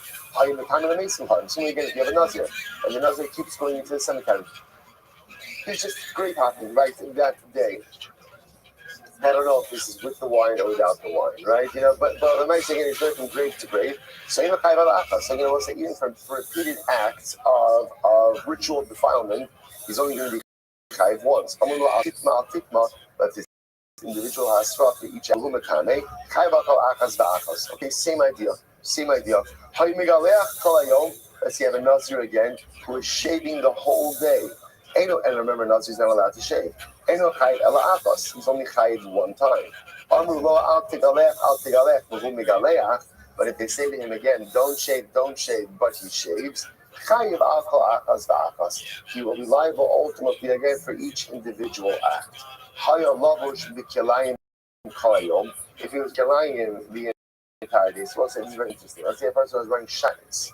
Person was wearing, remember, shatnez, woolen linen, wearing a jacket. I know it has shatnez in it. Person wears kelayim the whole day.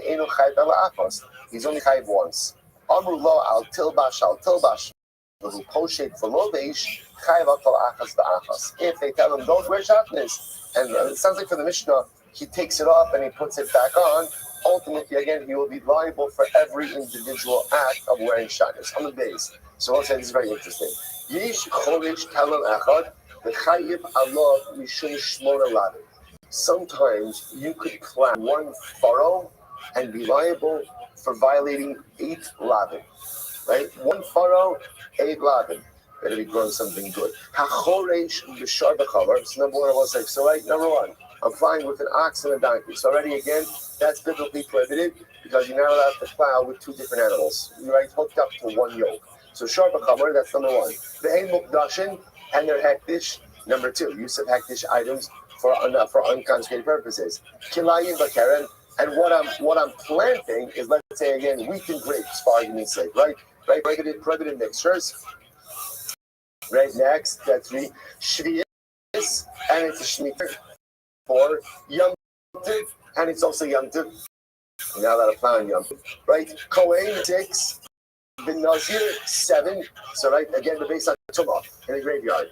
Right? Plowing is taking place in a cemetery, and he's going ahead and plowing is a Kohen ben Nazir. So let's say ultimately you put all of that together and you get prohibitions associated with the act of plowing. Interesting. I will say, well, we were just trying to, what are we doing over here? Like, what is this? So remember again, what was the topic of the Mishnah? The topic of the Mishnah was multiple liabilities for one act. Right? So we're just showing, by the way, just interesting, during another case of how one act of plowing ultimately could result in 8 distinct liabilities. Hananya ben Chachinai Omer, by the way, I can make it 9. The guy plowing is wearing shackles while he's plowing, right? So in addition to all the plowing, he's also wearing shackles. No, that doesn't work. That doesn't. I don't say now. The reason why that because if he puts on his jacket, that has nothing to do with the plowing, right? In other words, they were trying to show that for one act of plowing, you can violate 8 prohibitions associated with the plowing. Throwing on a shot in his jacket. Say, by the way, you're going to say, I can make it also also. While he's plowing, he's shaving with a razor, right? So again, or while he's plowing, he's having relations with married. You could throw. Some people multitask. I'm just saying, like, I'm just pointing out over here, like, you could throw in as many different prohibitions, but that's not the point. The point over here is we want to show multiple prohibitions associated with one act of plowing. So the act of throwing on a shot in his jacket, that doesn't. What are you talking about? But I don't say why you say that. You're saying that the guy is liable because he's a Nazir. What does being a Nazir have to do with plowing? So you are throwing on additional prohibitions already. So if you're going to throw on additional prohibitions, I'm going to throw on additional prohibitions as well. Okay, more about that in the Gemara. Let's focus on the shot in this case for just a moment. I'm going to say, Pojik for Lovish Manish, Afilu Machnis, Umotzi, Base Yad, Pishala. So we'll say, this is very interesting. In the shot in this case, right? So you want to suggest that if a person wears shatnez the whole day, right, and they get one hasra, so then what's the halacha? I'm liable one, right? Because it was one act of way. The way the Mishnah framed it was, right? If I say, the way the Mishnah phrased it was, if I'm wearing shatnez, right, and now I take it off, I put it on, and every time I take it off, they tell me wear it, and I put it back on. Ultimately, again, there's liability for that. And I will say, no, we're going to stop with this case over here. We're going to pick up. We are absolutely fine. We're right on target. And the dot will only get much longer towards the end. No, it's a short dot. Last stop. We'll say shkoyach, and we'll stop over here to rush this last case. Give us 2 minutes. Get ready for davening. Shkoyach. I'm good in the phone.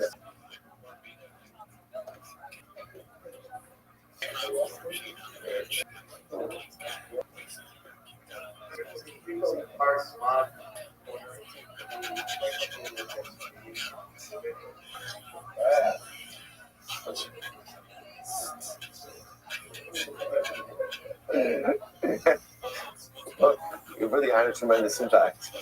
You've had a tremendous impact on the Kehillah. I'm just saying now. Is it bad?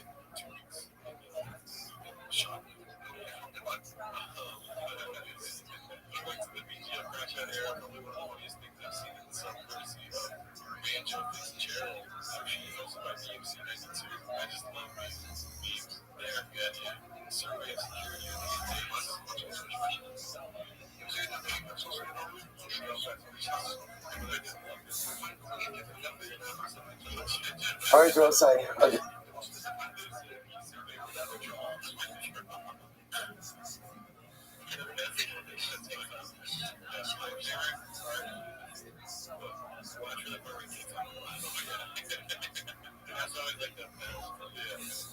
Good morning, good chodesh, everyone. Let's begin by thanking all of our sponsors for this morning's share. To thank our Talmud Torah sponsor, Naphtali Tilson, today dedicating the share in our wife's birthday.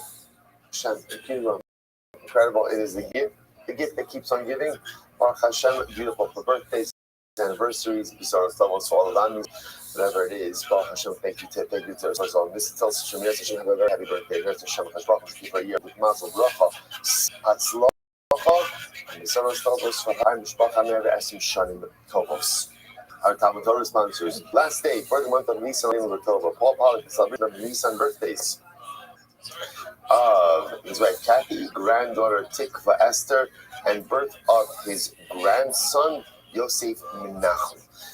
Thank you for the sponsorship. And now the sponsorship and the source of symbols for all of our children, and for Nisan to be the month of Geula Shlema for all of Klal Yisrael. And Avram and Shin be killed in the memory of Avram's mother, Sarah Brina Bas Yoshua Heschel Zichron Lebracha, whose yahrzeit was actually yesterday, the 29th of Nisan. We hope that in America, our Torah, all of the Nishon Slav and Aliyah, the families in the Chama, all of those who need a report, Shabbat, Gilad, Kol Cholei Yisrael. All of our hostages, the Shalom and the cause, and allow our holy soldiers to be successful of Maaseh Yadayim. So as with that, let us begin a tremendous thank you and a shayach to Josh Harris for giving shear yesterday. We are picking up today's daf is Chaf. We are picking up. I actually want to pick up. Josh got a little too far for my liking over here. And one day, so he's doing a whole daf. Ridiculous. I know that Josh got up to the last couple of lines to make today. I just want to back it up just a little bit so we get the sugi this entire team in the third wide line in. It's 2, 4, 6, 8 lines at bottom. Same sugya. Rabbi Asya, Rabbi Yochanan.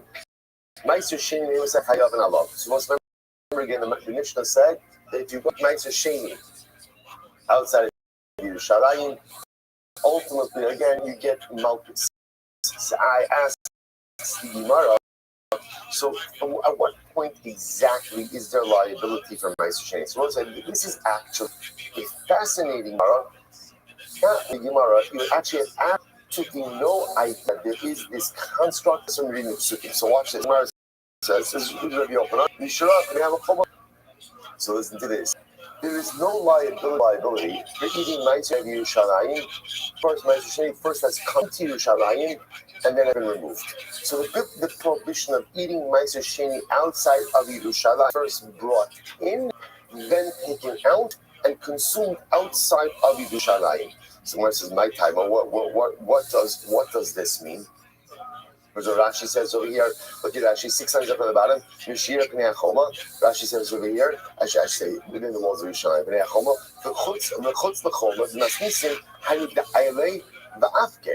therefore the Mishnah said that you get malchus for eating Meiser Sheni outside of Yerushalayim. What that means is you brought the Meiser Sheni in, and then you took it out, and then consumed it outside of the walls of Yerushalayim. Incredible.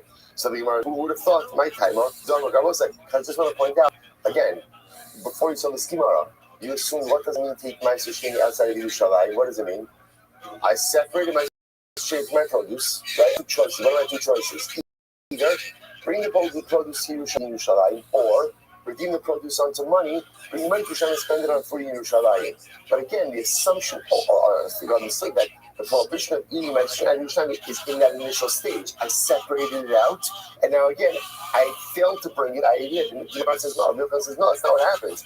The only time there's a prohibition, ultimately, again, is when you bring it in, and then you bring it back out. That's in my time. What is says the Gemara? What is the reason for this?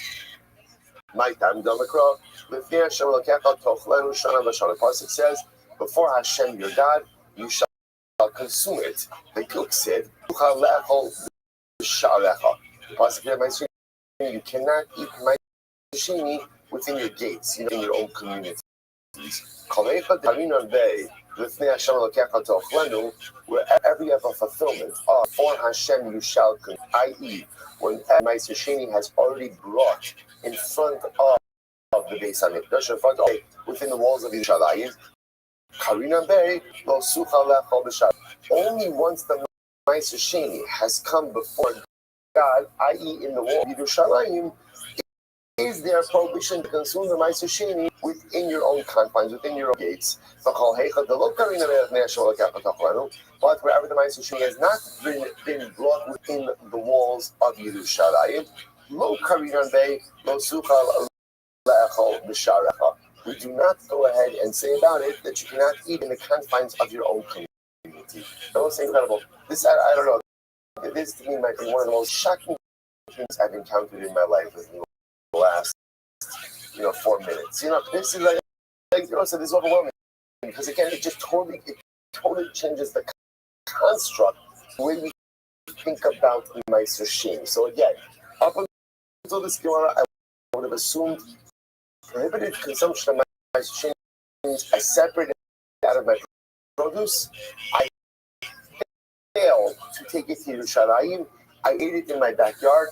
That's the biblical prohibition. The Rabbi says, no, that's not the biblical prohibition. The biblical prohibition is I brought it to Yerushalayim, then I brought it back out and consumed it outside of Yerushalayim. That's the biblical prohibition.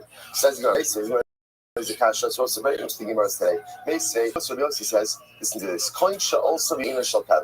So a coin has in his hand untied produce. So what does he do? This is as follows. Amar, te'ina trumasa bo'uksa. So let the truma portion be them apart. This means towards the bottom of the thing. Nice solution. I will say now, doing something over here. We've seen this concept before about I say designating trumas without actively separating them. So he's saying truma be on the stem part of the fruit. Okay, my solution b'tzvona, let the my solution portion be in the northern part of the fruit. Meiser Sheni the droma, Meiser Sheni be in the southern part of the fruit. The Hishnas Meiser Sheni will be Yerushalayim. For example, we're dealing with, remember, different tithes apply different times, different years of the Shemitah cycle. So let's say, for example, in this case over here, it was a Meiser Sheni year. And let's say the coin was in Yerushalayim. Or over Meiser Ani, or it's a Meiser Ani year, but who begvulin. And the beginning outside of Yerushalayim. Remember again, you never have Meiser Sheni and Meiser Ani same years, they alternate. So for our purposes of our example, let's just go that it was a Meiser Sheni year. So all of this is happening inside of Yerushalayim. So again, Cohen is standing with his fig. Essentially, he designates all the different Shumas and Meisers while staying in Yerushalayim. And it is a Meiser Sheni year. Okay, so what's the halacha? Okra. Now he ate it. So what is halacha? He ate a tap of kos. So look at Achos. He gets one set of malchus. The most standing up, even though he did everything, there was one tithe that was not separated, which was Trumas Meiser. So because Trumas Meiser was not designated, we'll get malchus for consumption of Trumas Meiser.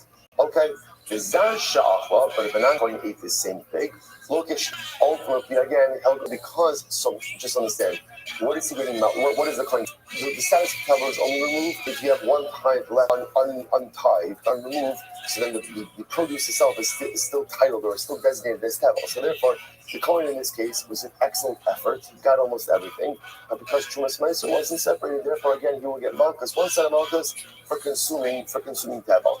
If a non-Kohen ate it, the non-Kohen will get 2 sets of malchus. Why 2 sets of malchus? Number 1, tevel. Number 2, truma. Right? He is consuming truma, which of course is prohibited. Rashi says over here, so the Gemara says, Shilu b'tchila achla ina loke ela achas. Interestingly enough, what's fascinating about this case is, had the coin not designated anything, or had anything not been designated, there would have only been 1 set of malchus for tevel, right? So it's fascinating. In other words, that the coin went ahead and designated all of these, failed to take care of Trumas Meiser, so therefore it still has the status of tevel, but at the same time there also has been a Truma designation. So now when a non-coin consumes it, he's going to get 2 sets of malchus, 1 for tevel and 1 Truma. Had the coin not done any designations, and the non-Kohen consumed it, he would have only gotten 1 set of malchus. Okay, so let's say, now remember, what we're focused on over here is Sheni. Remember again, what did you must say? You must say the Kohen is going ahead in Yerushalayim with his faith, right? And he's designating my Sheni. Okay, so now Taima, these in Yerushalayim. Interestingly enough, the reason why now when he goes in and consumes that he's not high because he's standing in Yerushalayim.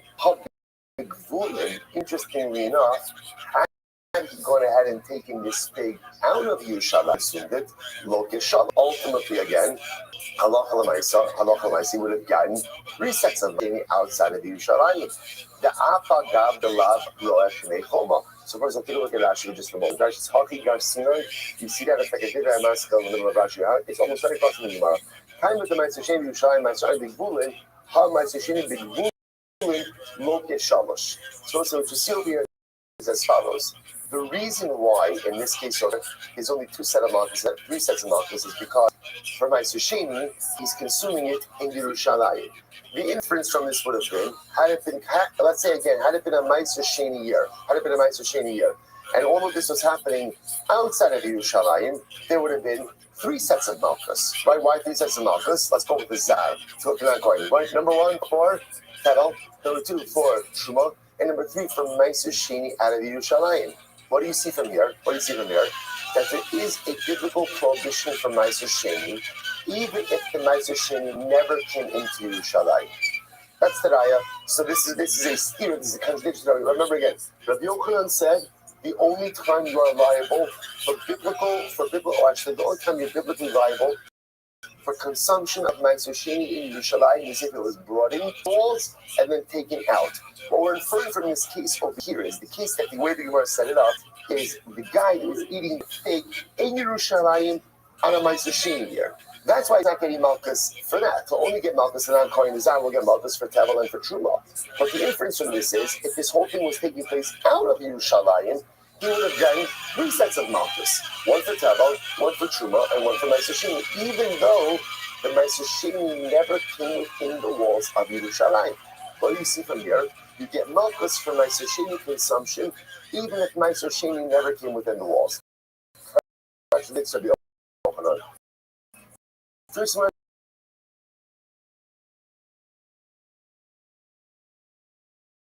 No, maybe not. So we're talking about a case where that's the case. My lememra. Then what's the Kiddush?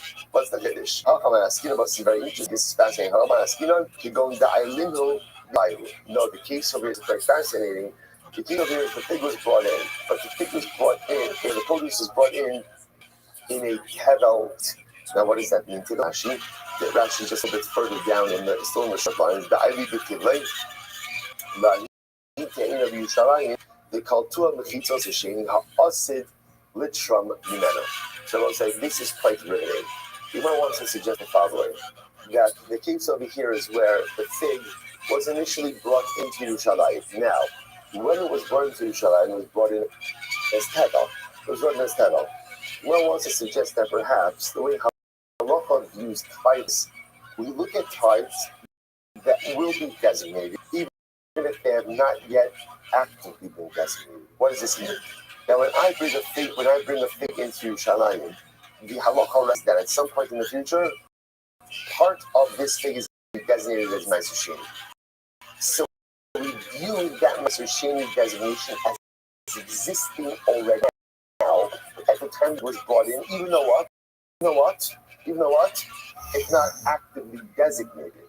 We view it as if it was designated, and therefore, halacha l'maisa, this is considered to be Ma'aser Sheni that was within the walls and then out. And therefore, again, over here, if one was to subsequently stay outside of Yerushalayim, there would actually be liability for the Ma'aser Sheni. Incredible. The Gemara says, "Bekasavar matnos shalom hormu kemishanyon." That even again, that have not actively been designated, are halachically viewed as if designated. So it's like, I sort of found this. So what this means, just to understand what this means, is that halacha l'maisa, if you take I'll just use the fig, because that's the Gemara's example. You take a fig, a type, right? So now, the Gemara is suggesting over here is, since we know that you're going to have to separate out Ma'aser Sheni from that fig, even so now, we view that fig is already having a Sheni designation. So that when you bring it into Yerushalayim, that Ma'aser Sheni has been within the walls of Yerushalayim. Therefore, if you take it back out, or when you take it back out, if you were to eat it, there would be biblical liability for that. Even though, again, at the time you brought the fig in, there was no active designation, but since there will be a designation, we view it as if the matana has actively been designated already. Fantastic. Versus 1 second, is that true? Because Rabbi Yossi really hold that way. After all, what about fungus? Rabbi Shimon ben Yehuda Shom Rabbi Yossi. Rabbi Shimon ben Yehuda says to Rabbi Yossi, "V'nechlut v'leishav apel Shom nigmur laktan v'avir v'Yushalayim." To this, so Beishan Yisrael do not argue in the following case. In other words, they agree in the following case of peros shelo nigmuru malachtan, fruits that are not yet fully processed. The simplest example would be of this: unripened fruits. That's the easiest way to look at this. Unripened produce or unripened grain, or just grain that has not, let's say, been what's it called? Okay, yeah, unprocessed or whatever it is, right? Unprocessed, right? So whether it's produce, whether it's not fully finished. So watch this. Let's say I bring in unripened produce into Yerushalayim. Everyone agrees that when I bring that produce back out of Yerushalayim, what can I do? I can go ahead and redeem my Meiser Sheni onto money, and go ahead and bring the money to Yerushalayim. I both say, just use something. There's a different halacha Meiser Sheni. We actually saw this reference before as well. The halacha is like this: if I live out of Yerushalayim and I have bulk a lot of produce, I have Meiser Sheni. What am I allowed to do? I can redeem the Meiser Sheni as money, bring the money to Yerushalayim, use the money to buy food. However, if you bring produce to Yerushalayim, once that produce enters into the city, you are no longer allowed to redeem it onto money. That's the halacha. Well, actually, we're going to touch on that. Now, where that halacha is from in just a little bit. So in just a moment. But again, the Gemara is saying like this: everyone agrees if you bring in unprocessed produce into Yerushalayim, and then let's say take it out, you could still redeem the Meiser Sheni onto money. Now, what's the logic behind that? It makes a lot of sense. Why? Because since it's not fully processed, since it's not complete, it's not subject to Meiser Sheni. So because it's not subject to Meiser Sheni, therefore, again, there's no problem with you redeeming it even after you take it out. Listen to this. So what's the machlokes? Aman nechlaku. What's the machlokes about? Peros shenigmara malachta b'avi Yerushalayim. Let's say you bring in fully processed produce into Yerushalayim. So now, again, I'm bringing in a basket of fully processed produce. So now, what is the halacha? Shevei Shammai omrim yachzer meiser sheni shel b'yochel Yerushalayim. So Beit Shammai says that halacha l'maisa, right? The produce meiser sheni must be consumed in Yerushalayim. Once that produce has been brought into Yerushalayim, you cannot take the meiser sheni out and consume it anywhere else. So Beit Hillel says, Yifka not true. Meiser Sheni wasn't active designated. If you can remove the produce from Yerushalayim, still redeem the produce onto money, and bring the money to Yerushalayim afterwards. So we'll say, so now what's the machlokes over here? So the Pashtos, what it sounds like is as follows: Beit Shammai holds, Matanos Shalom Hormu can be Shavum Hormu Danya. Beit Shammai holds that when you bring in fully processed produce into Yerushalayim, we view those tithes as actively being designated. Now remember again, the only tithe entry into Yerushalayim matters for is what? Is Meiser Sheni. Right? That's the only one that it really matters for. According to Beit Shammai, when you bring fully processed produce into Yerushalayim, we view the Meiser Sheni as if it has been designated. Because it's been designated, it's been within the Choma. Once it's been within the Choma, there's two things that happen. Number one, it's a biblical prohibition to consume it outside of Yerushalayim, and you are no longer allowed to redeem that Meiser Sheni onto money. But they still dispute with this. They still says not true. Meiser Sheni is only designated when Meiser Sheni is designated. Right? There's no such thing as Meiser Sheni being designated until there's been an active designation of a Meiser Sheni portion within the produce itself. Incredible. These are like Matan Shalom Hormu. And if you think it's true that everyone agrees that Sheni designation is as if it's been made, it has not been actively designated. The Gemara says, so again, the Mechitza solution that absorb this produce. Case, how does Beis Hillel allow for the subsequent redemption of that Meiser Sheni onto money? Rabbi says, no. Mechitza le'achol daraisa, mechitza liklot banan. So really, it's very interesting actually. So Rabbi says there's two different halachas going on over here. There's a halacha that once produce enters into Yerushalayim, so Meiser Sheni can no longer be consumed outside of Yerushalayim. That is a din daraisa. That's a din daraisa. The idea that once Meiser Sheni comes into Yerushalayim, it can no longer be redeemed onto money, that's a din d'Rabbanan. Fascinating. That's a din d'Rabbanan. Okay, and therefore again, Rabbi wants to be mechalek ultimately again between those two separate halachas. The Gemara says if he does the Rabbanan, and when are the Rabbanan goes there? So the Gemara says ki isa be'inei. Only when halacha l'maisa, the Meiser Sheni itself is actively designated.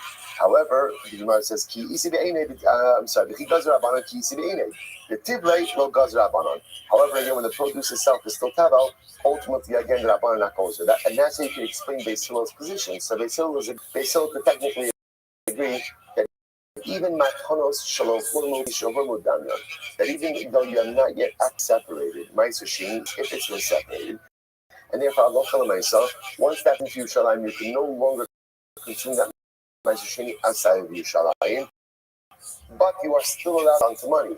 Why? Because the concept that being within the home of redemption, that's the Rabban. And the Rabban only goes on that in a case where the Meiser Sheni itself is extant.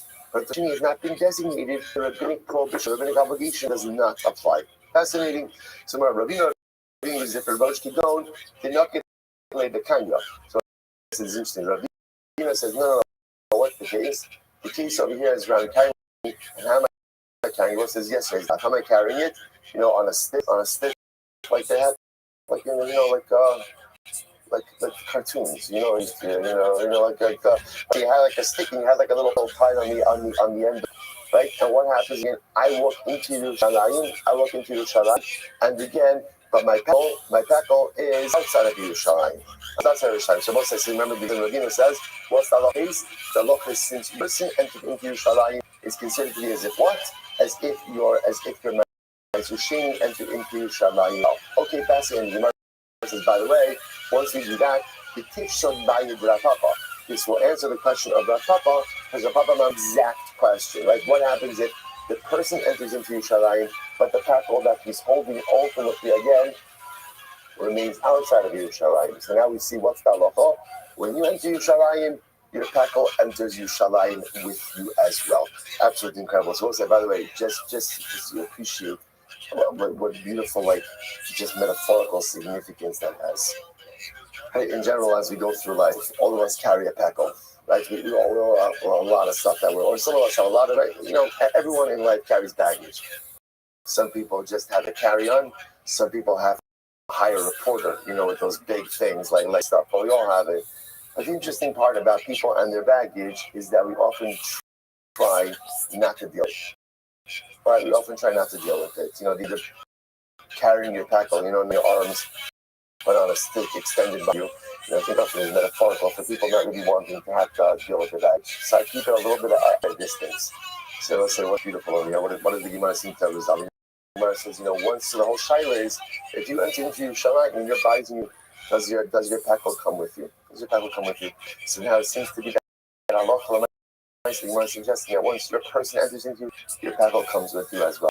Which it gives us, I think, beautiful anticipatory excitement for the future. The day will come when we will all enter Yerushalayim. From Mashiach Malas B'Shuv Hashem Shiva Sion. What's the most beautiful part about Mashiach? What's the most beautiful part about entering Yerushalayim? Is that Mashiach doesn't just take care of your body. Ula doesn't just take care of your guf. And in Eretz Hashem, all the baggage comes with you also. And whatever the baggage there is, whatever difficulties there are, whatever challenges there are as well, once you enter into Yerushalayim and Eretz Hashem, all the taklach come along with you. And just as you are uplifted upon entering into Yerushalayim, all of that baggage gets dealt with as well. Another reason to daven from Mashiach, another reason for Geula. So let's get back to the halacha. How do we pass it over here? Because this is big stuff. Right, so first of all, in general, do we accept this precept about Meiser Sheni? So first, Rambam Paskins in Hilchos Meiser Sheni, Perek Beis Halacha Vav. So the Rambam says very interesting. He says, "Ein elokim min haTorah ad sheyochlenu ad shenichnas." I'm sorry. Ein elokim min haTorah ad sheyochlenu atar shenichnas lechomos yushan. So it says, first of all, this is how we pass it. We pass in there is no biblical prohibition for Meiser Sheni consumption. Of course, Meiser Sheni came into Yerushalayim first and was then removed. So this this undoes everything we've known in Shas up until this point. We all thought that the way I'm a farmer, I designated Mr. Sheni, I have one of two choices. Bring the produce to your line, redeem it onto money, bring the money to spend it on food. I eat that produce outside of Yerushalayim, that is Sudoraisa. That is false. That is false. The way that halakha l'maisa, again, only biblical prohibition if the mashini was brought in and then ultimately taken out. There's an isidram to consume mashini outside of Yerushalayim, even if it has never come within the wall. Halakha l'maisa number one. So ultimately, again, the Rambam Paskins is Yerushalayim. I feel Shadma as well. See, Shadma is like oh, the cat said, "My student, overall, see, she has to be Shkali, Yatsu Yerushalayim. Klikas mechitzos midivreihem. I feel the Ma'aser Sheni from Shas. So what says the way we pass the Halacha L'Maisa also, the Rambam says, is that the walls absorb Ma'aser Sheni midrabanan. So therefore, once you bring in Ma'aser Sheni to Yerushalayim, you are no longer, let's say you bring in produce, you are no longer allowed to redeem that produce onto money. That we pass, but that is a din d'Abanan, mid-d'Oraisa, you're still permitted to redeem it. Okay, incredible. All right, the brand new sugya, and this is a fantastic sugya, the nicest sugya. But here we go. This person creates little bald spots on his head. Now, why is someone doing it? So Rashi points out over here, second line in Rashi, now remember again, the Torah, we're going to see there are two prohibitions for this. One for Zorim, non-Kohen, one for Kohanim. The idea of Molikichu Karcha, I'm not making a bald spot on the head. This was a mourning practice. People would go out and lacerate themselves, pull out hair from their head out of a mourning practice. So again, and that's very important because the biblical prohibition only occurs if one does this in the context of mourning. So again, one who creates a bald spot and his head pulls out his hair over mourning for the dead. Shaving off your payas. Shaving off your payas. So this literally again, the way that it's framed is rounding off the corners of your head. Or one who destroys literally again the corners of his beard. We're going to see this refers to shaving with a razor. Now again, I want to point out over here, these are different prohibitions.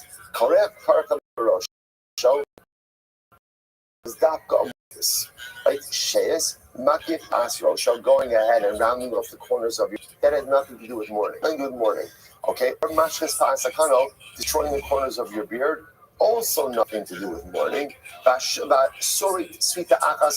is back now to mourning practices, or one who lacerates himself as a display of mourning for the dead. Chayiv. Ultimately, again, one is chayiv for this. Sarat svita achas al chamisha mesim, or chamish svitos al mesachad. This is very interesting. So let's say a person went ahead and lacerated himself. One laceration, all people who died. Or 5 lacerations over one person who died. What's the halacha? Chayiv akalachas v'achas. One is chayiv for every laceration. Again, more about that in the Gemara. Al rosh shtayim achas mikan v'achas mikan. In general, for rounding out the corners of your head, there's 2 pockets of liability. Rashi points out over here that essentially is divided into 2, right? So essentially, again, we'll get into this more specifically, talking about shaving off of the payas. So there's 2 distinct prohibitions, one for each paya, one for each corner of the head. Ala zakan, for the beard, shtayim mikan as we will see, we'll see all of this on the beard. There's essentially 5 areas of liability. One is by the temple, right? So what temples on each side? The other is by the jawbone, where the jawbone protrudes, and that's 2, 4, and then the chin. The 5th is chin. So again, those are the areas where it destroys the hair on those areas. What there is biblical prohibition. Rabbi Eliezer If someone were to go ahead and, let's say, destroy the 5 places at once, you'd be chayiv once. And this prohibition of destroying the hair, whether it's the payas, right, or ultimately again on the beard, is with a razor. Rabbi Eliezer Omer afilu laktu b'malaki t'beritani chayiv. So Rabbi Eliezer says, even if you went ahead and you cut off hair with like some type of planing instrument, right? So that you would use to plane down wood, which sounds excessively painful, right? But if you were to do that right with that type of instrument, halach l'maisa, that would be the biblical prohibition as well. Incredible. All right, Rabbi says that's the Mishnah. There's certainly a lot to unpack over here. So the Torah says you shall not. And Rabbi says, just need to point this to you. There's 2 psukim over here. The pasuk that the Gemara is quoting is a pasuk by Kohanim. Do not make a bald spot on your head. Do not go ahead and shave the corners of your beard. And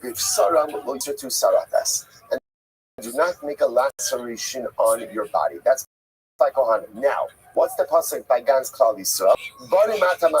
This Hashem now talking to the rest of the nation. You are children to Hashem your God. Lo tisgodedu v'lo tasimu karcha bein einechem lameis. So again, we'll see what lo tisgodedu means. But ultimately, again, do not make a bald spot between your eyes over the dead.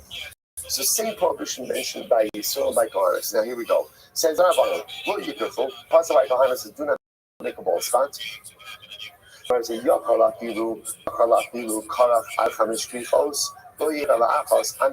to make 4 or 5 bald spots. You only chai once. You chai once. Tabalomar karcha.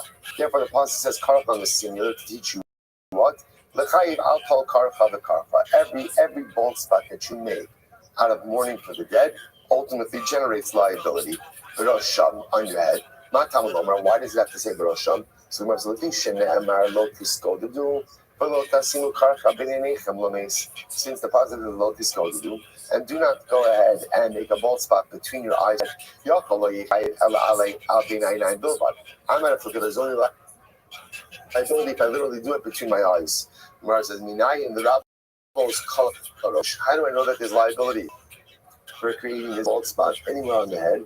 Therefore, the pasuk says on the head, the rabbos kalarosh. Anywhere on the head, there's liability. Now again,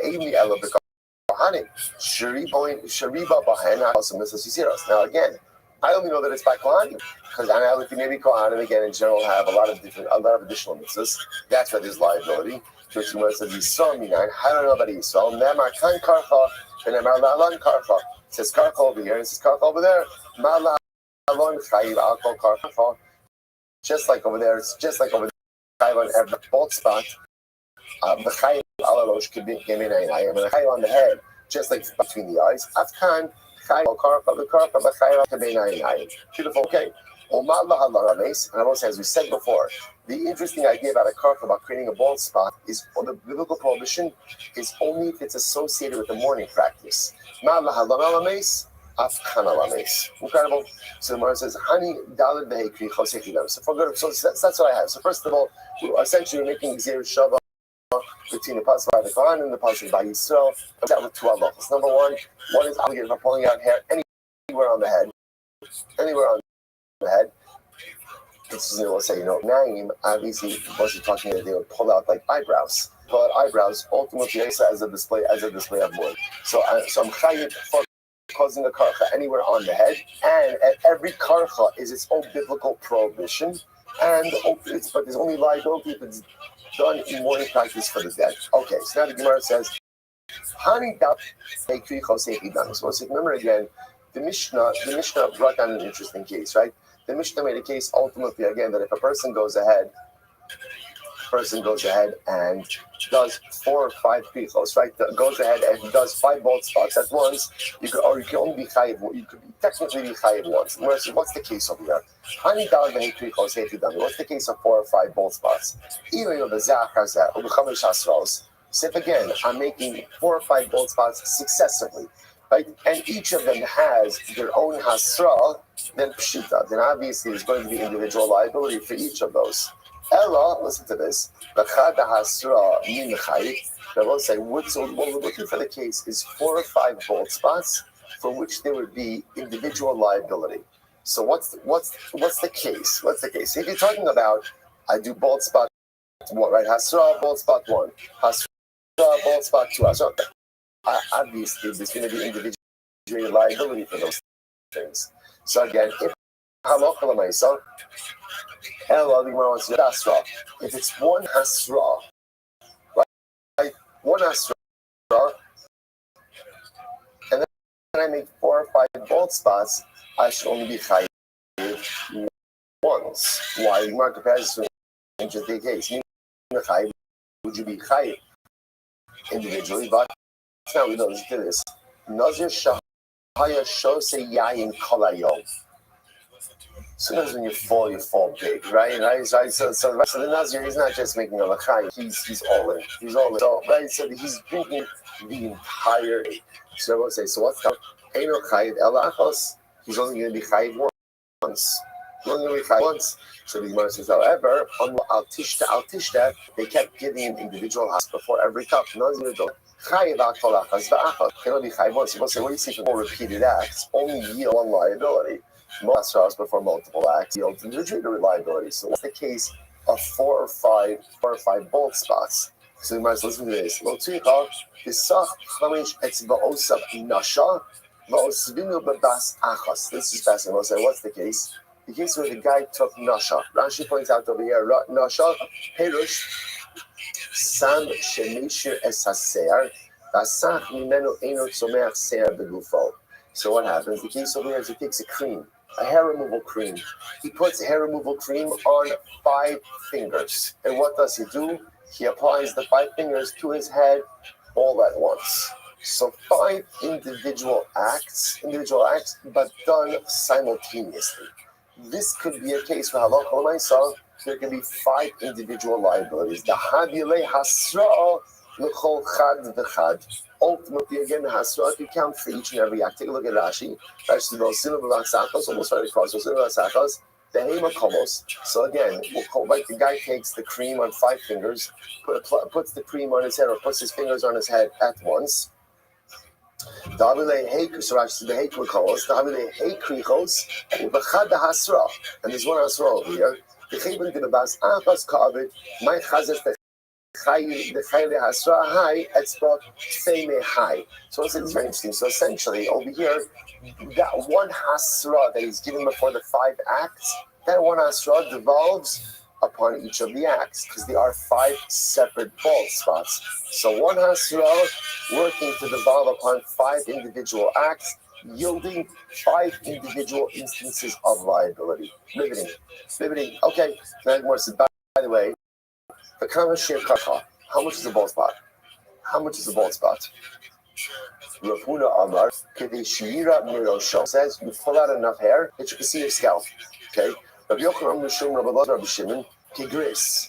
Size of a gris. Okay, which one says the size of a small lentil. Kitanoi Kamashir Gris. Achirim others say Kedeshira Mirosho. Okay, so let's say the Gemara suggests Machlokes Tanoim. Some say it's a gris, some say it's enough to see the scalp. Amar Yehuda, Bar Chadiva, Pligi Bot Plus Tanoi. Machlokes Tanoim. How do work the gris? One says the size of the small lentil. The Chad Omer Kedeshira Mirosho. Other says this to be able to see the scalp. The Chad Omer Keshtei Sa'aros. And one says like 2 hairs. 2 hairs, that's a bald spot. And one removes, says, no, there's no position that says 2 hairs, and instead inserts in there size of a lentil. This simarach, and remember this is Baharis Kigris Nichidachadasha. So this is a way to remember it through the laws of Saras. I don't know. I've never met anyone that used a mnemonic from Saras to remember anything. But I guess by the time of the Gemara, it's work, right? A Baharis, which is a problematic coloration, is the size of a gris. Michya, which is a healed bird, which is not Tameh, it's Kadash. So the idea of it, Sumach how much is a bald spot? Fundamental So Tana, Hanota, so it's very interesting.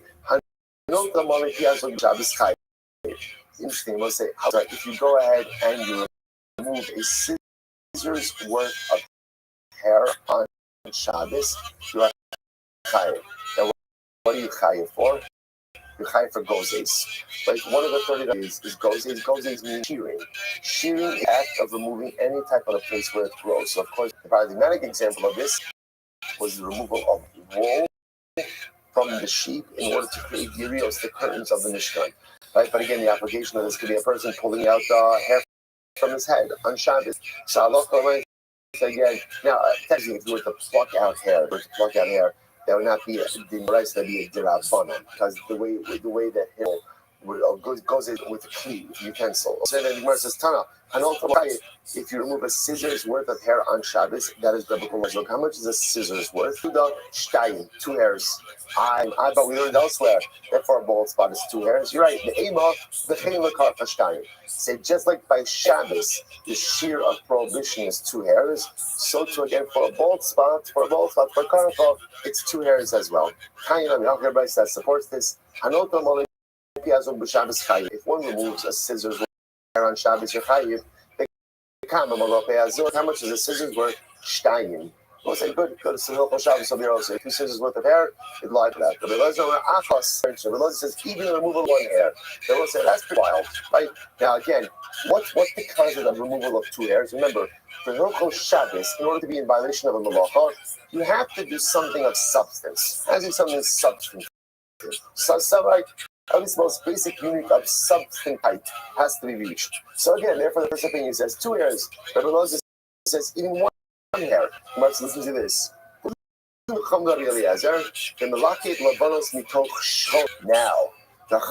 the Chum signal, the Ozer Mechayev on Shabbos, if you remove 2 hairs, with one exception. If a person is removing white hairs, right? So if you're removing white hairs,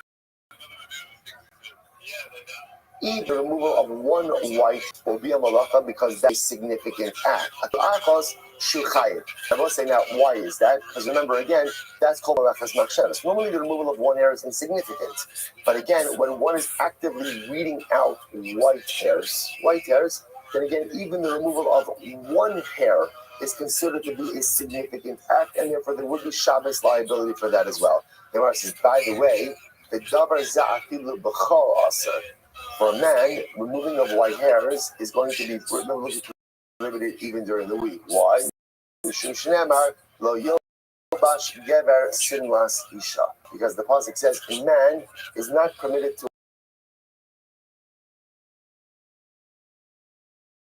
wear a woman's clothing. It doesn't just clothing, but refers to the fact he's not permitted to engage in a practice that is usually feminine.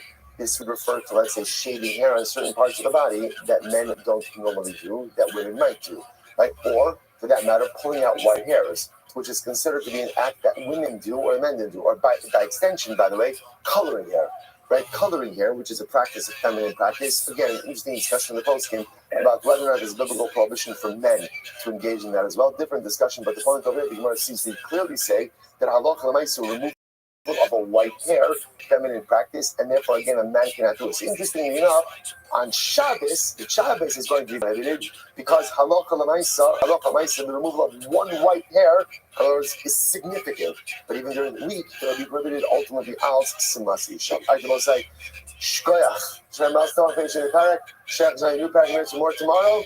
Excellent. A lot of good halakha l'maisa ahead of us as well. All right, so also have a wonderful day in Chodesh, everyone.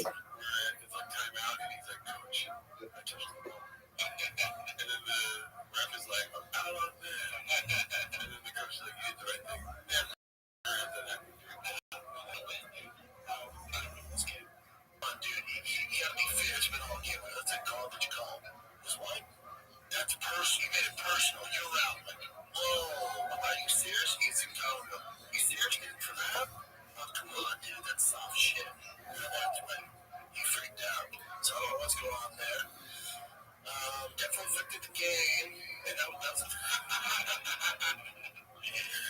definitely affected the game. They don't have this kind of Okay. All right. Good morning, everybody. Today's daf is Daf Yates. The sponsorships for today, we have our annual Talmud Torah sponsor, Tilson Family as his first for the Stewart Torah for Am Yisrael. the Talmud Torah sponsor for the month of Nisan. Paul Pollock, celebration of the Nisan birthdays of his wife Kathy and his granddaughter Tikva Esther Pollock from West Orange. And the birth of his grandson, the Edict of Indianapolis, Indiana. We have an anonymous sponsor in the splits of Simchos to all of our children, and for Nisan to be the month of Geula, flame of a Kleistro, and Avram Cheney Kelman in memory of Adam's mother, Sarabaya Basi Yeshua Heschel. The yard site is on the 9th of Nisan. The Shabbat should have in Aliyah. There are other sponsors I missed. I apologize. I don't know if they're daily sponsorships, but notes if I missed anything. Okay, so we'll pick up on the last line of Yudches on the base. So, somewhat, okay. Close enough. We got it to the top. All right. So we're Amr of Adar, Amr of Adar, Amr of the Yitzchak. And so we were talking about before that for a Zar, for non-Kodim, we have Kiddush V'Yish Shemayim. So we said exactly when is the point where a non-Kohen who needs to be Kodim will become Chayav. We say Mashiach has to be only once the Kodim have already seen, they've already gone into threshold, and therefore they have the and only ones do they would they say, and what do you know? The Bumpy Yatan and the other Omer, because some bachutz saw something. Let's say you have bikurim that are partially over the threshold and partially still outside the threshold. The shebachutz, those parts of the bikurim that are still outside, and kufulim, they're treated like fulin. And you should understand it's not the brand. It's not actually fulin. There still would be an isser, but it doesn't have the visa, so they're still considered fulin from that perspective. The shebachnim and those that have already crossed the threshold, they already are now treated like hegdish. So we see here that depending on once the fruits cross the threshold, would they have the full isser, and therefore we understand that you only want the shiur panabais. Okay. Now go back to something we've been past couple of days.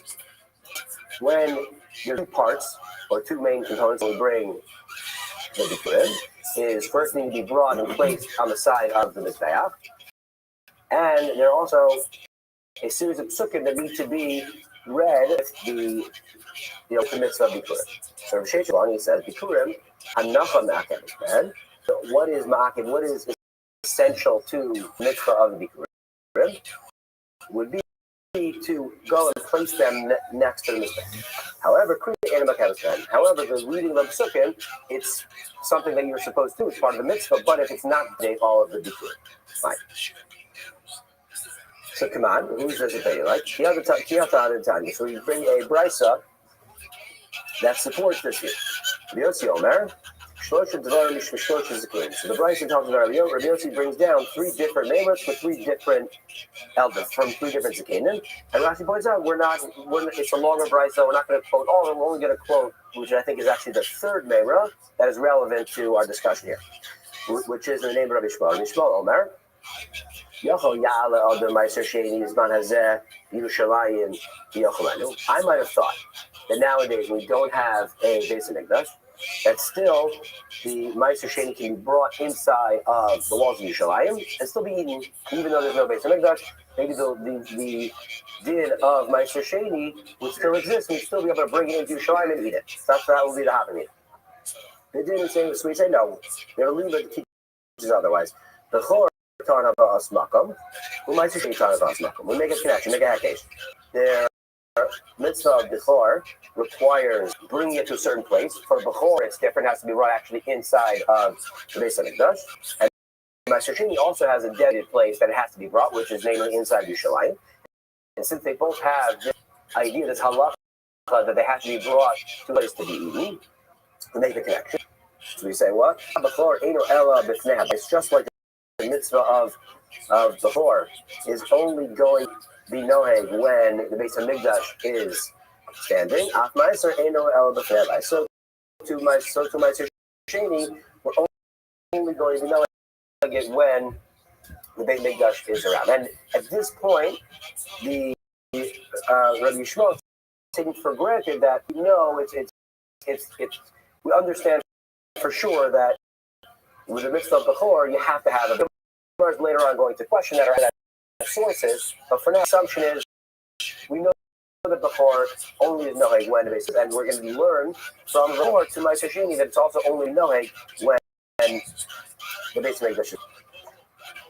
So that, but now the pastor or Bryce continues to bring down Bechor to Ma'aser Sheni because there's a difference. Mala Bechor Sheitan Matan Dam Ve'Damin Ve'Emurin L'Gavim is better.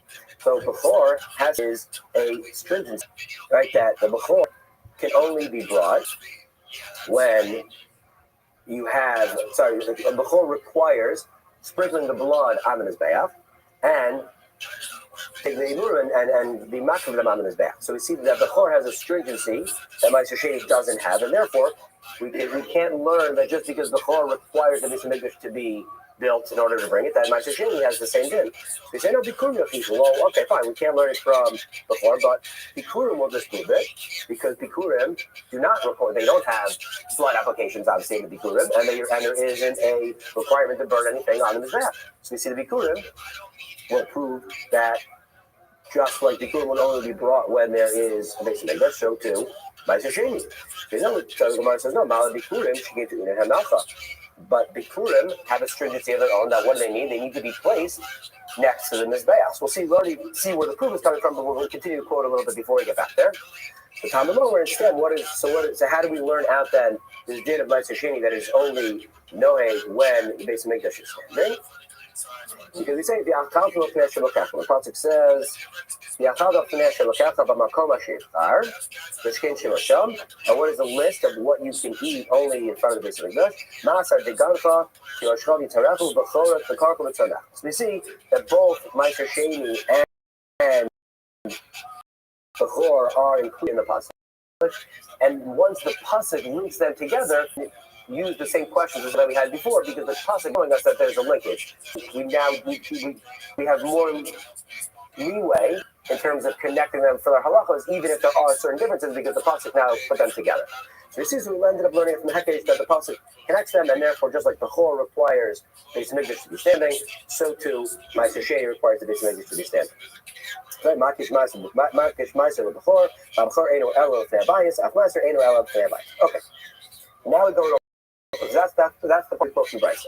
Now we are proof because we brought this originally to teach us that the din of Rav Sheshes, that Hanacha, right? That become Hanacha Mekevas, right? We were talking about Ma'aser Sheni and Bechor, but we brought it down for proof from Bikurim, or to bring a proof to Bikurim, right? Rav Sheshes told us that Bikurim, the Hanacha, the placing next to his back is Ma'akeh, that's essential, but the Kriya of the Psukim is not sure. And so what's the proof? So if it was the case that not only is placing the Bikurim essential, but also reading the Psukim, then when we brought down in the middle of our Shakra L'Taria, when we brought down, we tried to bring Bikurim in as a proof, and we said, no, Bikurim is different because the Hanacha is required, Hanacha next to his back. And then Misa, if not only Hanacha is essential, but also the Kriya is essential, then let Bikurim should get to only Kriya of Hanacha. Then it should have said, what's the difference with Bikurim? Bikurim require placing them next to the staff and reading the Psukim. The fact that the Bryce only brought down was Hanacha, that's something that's differentiated by Bikurim. It shows that the Hanacha is the only thing that's essential. So Rashi says, no, that's not a good proof. Why? Even according to both opinions, right? Even according to the opinion of Sheshes, that Kriya is not Ma'arim, he still holds that there's a mitzvah of Kriya of the Psukim. He doesn't hold that that's not the mitzvah. It's just that it's not an essential part that's Ma'akev, the mitzvah of the Psukim. So he said, right, you need the Leka, mitzvah, Mileka. So there still would be a mitzvah according to all opinions, Velema, and then mitzvah, that should have said, what's the Bikurim? There is an essential issue of Hanacha and a mitzvah of Kriya, and both of those should have been mentioned. So the fact that it didn't mention the Kriya at all shows that there's some reason why the Kriya Psukim is not brought down in the price, and not because they're not essential. So what's the proof? So El Amar Rashi then just explains to us why did the Brisa not bring down anything about the Kriya of the Tzorkim Bikurim. Says the Ika Bikuria Ger, because while the Hanacha placing down the Bikurim is uniform and consistent according to anyone who's bringing Bikurim, when in certain circumstances there is no mitzvah of Kriya of Tzorkim Bikurim. What's that case? The case of Bikurim that are brought by why the Bayim, one of the Psukim that need to be said with bringing the is Asher Nishba Hashem Lavoseinu, that Hashem promised to Hashem promised to our fathers, and a ger doesn't don't have that lineage that traces all the way back, and therefore Lo Matzi Amar can't. So in that case, that's the reason why the Brahmins bring down the discussion of Kriya, Psukim, and only the discussion of Hana.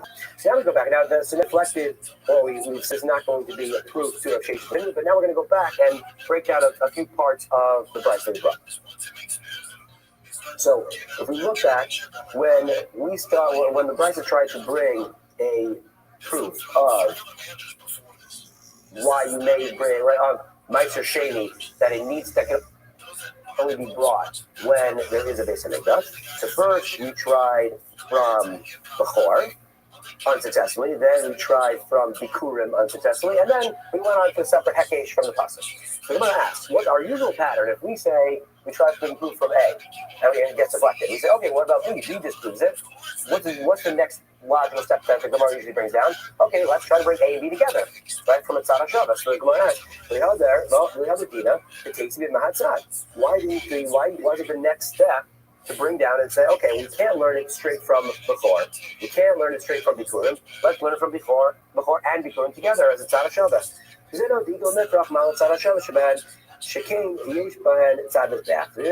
That wouldn't have worked, because even though they each had different stringencies, they each had some connection to the Mizbeach. Whether it was a connection of having the sprinkling of the blood or burning on the Mizbeach or just placing next to the Mizbeach, both of those had a connection to the Mizbeach, but Meiser Sheni doesn't have a specific connection to the Mizbeach, but just Yerushalayim as a whole.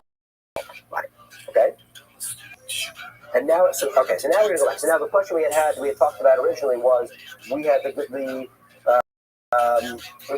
Shmuel had assumed or taken for granted that everybody was it's obvious that to bring Bechor, you have a Beis Hamikdash. So now we ask, why is this? What is the old? Ikasavar Kedusha Rishona Kitchel Shais and the Kitchel Asalavo.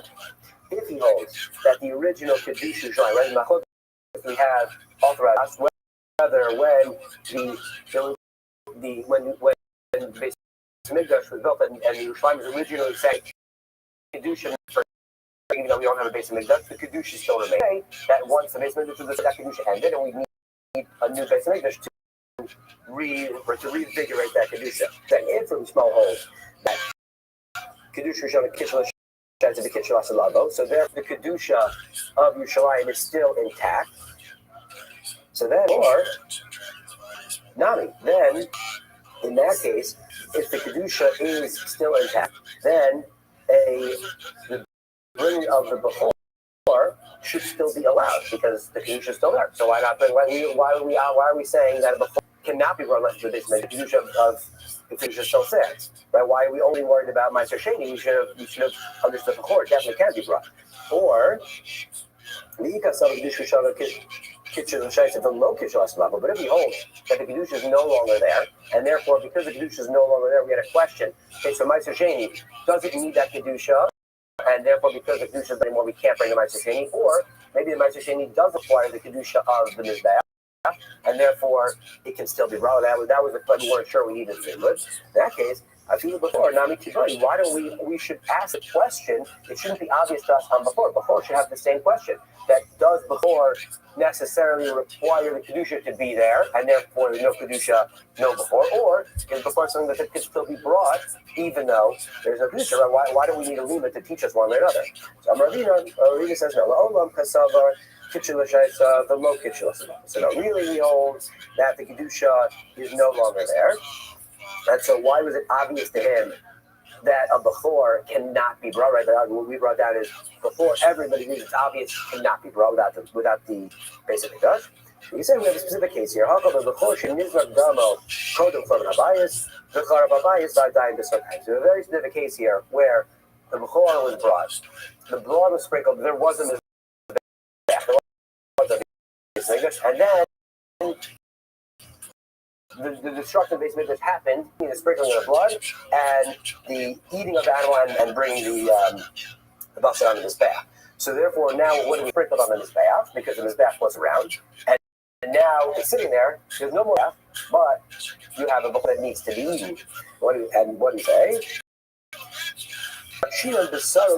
Where the hekesh from the basar of the before to the dam. Just when the dam was sprinkled, not damo on his back. Once the dam was sprinkled on his back itself, opposite on his back. Now the basar requires his back, and therefore it can't be eaten. So it's obvious in this particular case that you can't eat this before, because since the blood was sprinkled on the back, it now connects the entire animal to the mizbeach, and you can't eat it. So it's obvious the before case, and then we were able to learn to the Meiser Sheni.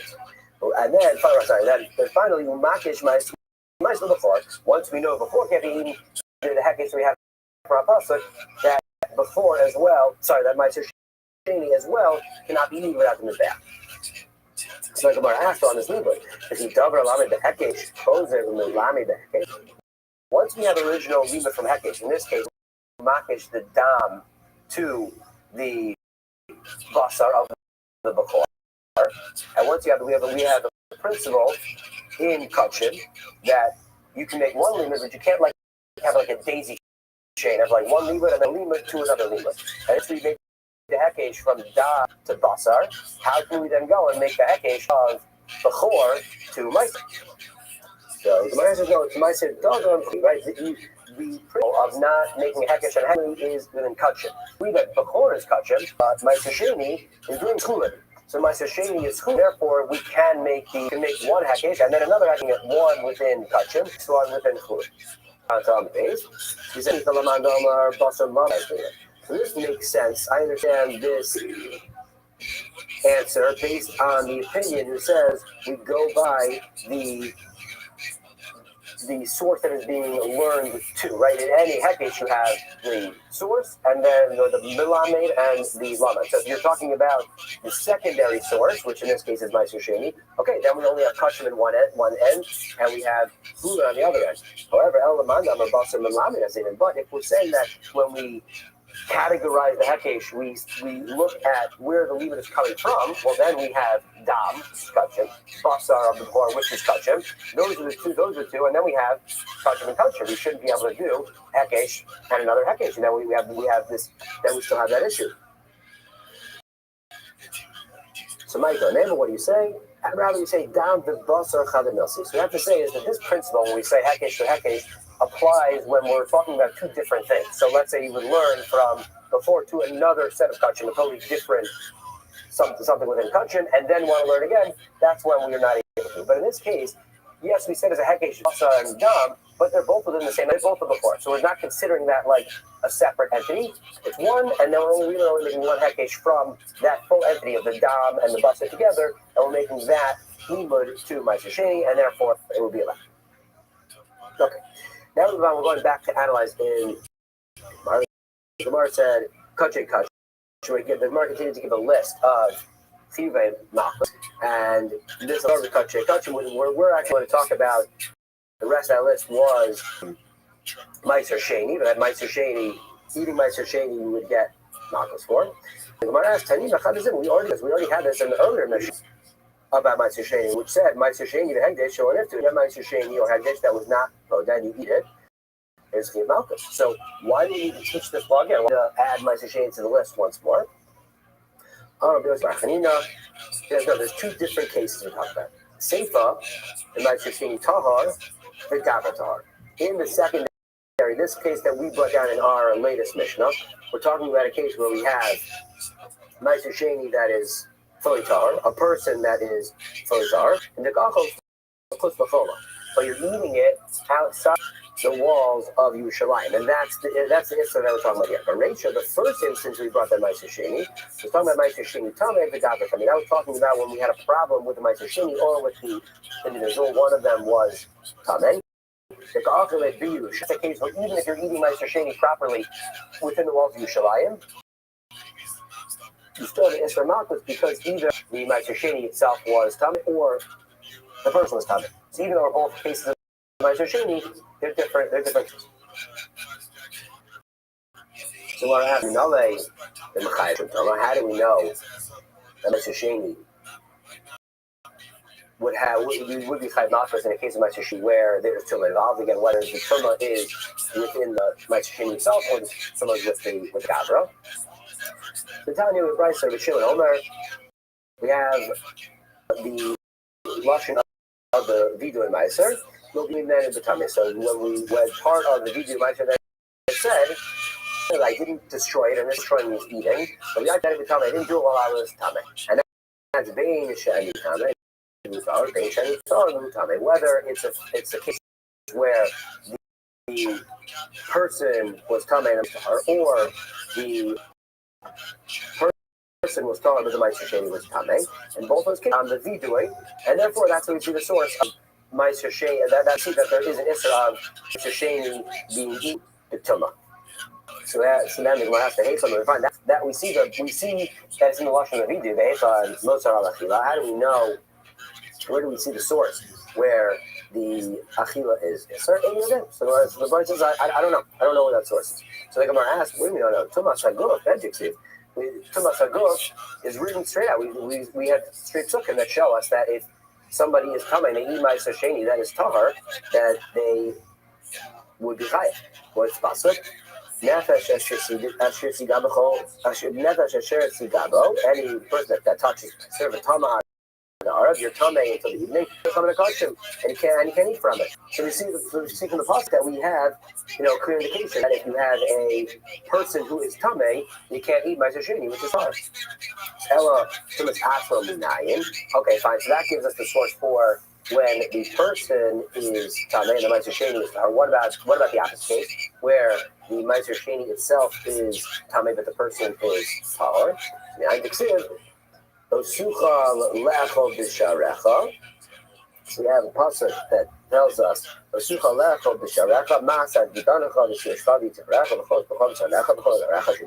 pasuk talking about Meiser Sheni, which you can't eat it. But then we have a different pasuk, where we specifically say that a Tamei and a Torah person can eat together. So in that case, what's happening? If you have a Tamei and a Torah person eating together, what's going to happen? Inevitably, the meat's going to become Tamei, and then the Torah person is going to be eating basar Tamei, and we see that is prohibited. However, but that is permitted. You're allowed to eat it, but we juxtapose that with the case of Meiser, which says lo sucha and therefore, you see by Meiser, it's not allowed. Even though in other cases it is allowed to have a tough eating them together. The time to be a few tamei v'tar open the ta'ar achas ein choshin the kamarachon hayach tamei the gabe tahar. No, sorry, I said it outside. This is what I'm saying. Which is the case that you're allowed to together? But in our case, lo sucha. Okay, so now that we've discussed or brought up Meiser Sheni, we're going to talk about a couple of different halachos within Meiser Sheni. So we have, how do we know that Meiser Sheni is allowed to be podeh? And this case is even in Shalayim.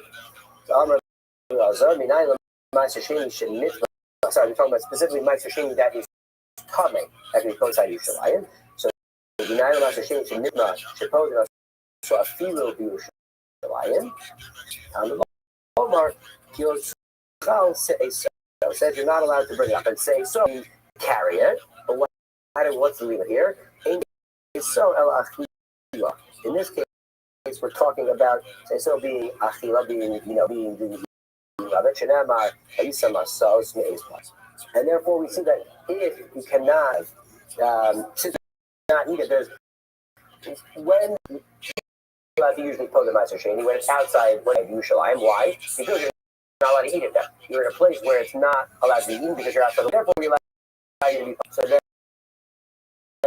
so the limit here that Another case where you're allowed to eat it is where there's a problem with eating it. So which inside Yerushalayim, when it's tamei, since you're not allowed to eat it, it's as if it's connected to not being able to bring it up. And since it's not edible at this point because it's tamei, that's the meat that even money that is in Yerushalayim, if it's tamei, you can be good. So, different shoe. Okay, now we talk about Pidyon Meiser Sheni. What if you have Meiser Sheni that is tar? Good Meiser Sheni, if you're well outside Yerushalayim, no problem. You can always be told that's you are literally like one step away. You're right at threshold of Yerushalayim. Can you still be told that Meiser Sheni? Because we bring the same say so. Right? Because when you're allowed to be told Meiser Sheni, when you are unable to bring it up to eat it, right? Right. So we say, in this case, you're still outside. You're technically still outside Yerushalayim, and therefore you can be called there. You say, no, but to the reality, we just use this limud to teach us of being called the Meiser Sheni that's tamei, inside Yerushalayim. So in case, we say, okay, you're right, but in case, what should the pasuk have said? Why use the word say so? It should have just said, you're not allowed to eat it, right? Because once you're in Yerushalayim and you're allowed to eat it, you no longer be podeh. As long as it's not yet subject to achila, you can be podeh. However, my say so. Why does the pasuk specifically say the word say so? It's there that we use two limudim. So we use a lashon that could be carrying, could be eating, and we can learn both halakha stuff. So why do we say, okay, so then let's say, all right, well, let's only learn this limud of achila. Okay, then if it's only about carrying it in, then it would just say you can't carry it. My say so, right? So we've actually learned this halacha, the fact that the pasuk uses the lashon say so, which can be read either or. We're able to learn both halachas, both that you can pose it just outside Yerushalayim for tar Meiser Sheni, and you can be posed inside Yerushalayim for tar Meiser. Either one is acceptable for. Yosef of Tanina, the Kohen a Pisca Yaimahu. So Tanina and Rothschild were sitting and learning, and they asked, okay, what about if you're literally in the threshold of Yerushalayim? You're literally through the entrance of Yerushalayim, the Mahu. The Pshita, it's a case, if it's a case where you're like carrying it in front of you, you're carrying Meiser Sheni in front of you, and therefore the Meiser Sheni has crossed the threshold, but you have not yet crossed the threshold. Then in that case, it's obvious that you can no longer be podeh because the Meiser Sheni has crossed the actual Meiser Sheni, even though you haven't, has crossed the threshold, and therefore it's no longer subject to petition. What about the other case? What about let's say you crossed, but you're carrying a sack on your back, or you have like a backpack of it, and you've crossed over, so your body is inside the wall, but the Meiser Sheni is technically outside the wall, and then you stop there. Can you now be podeh? You're inside, but the Meiser Sheni is outside. Right? Now, okay, that's the question.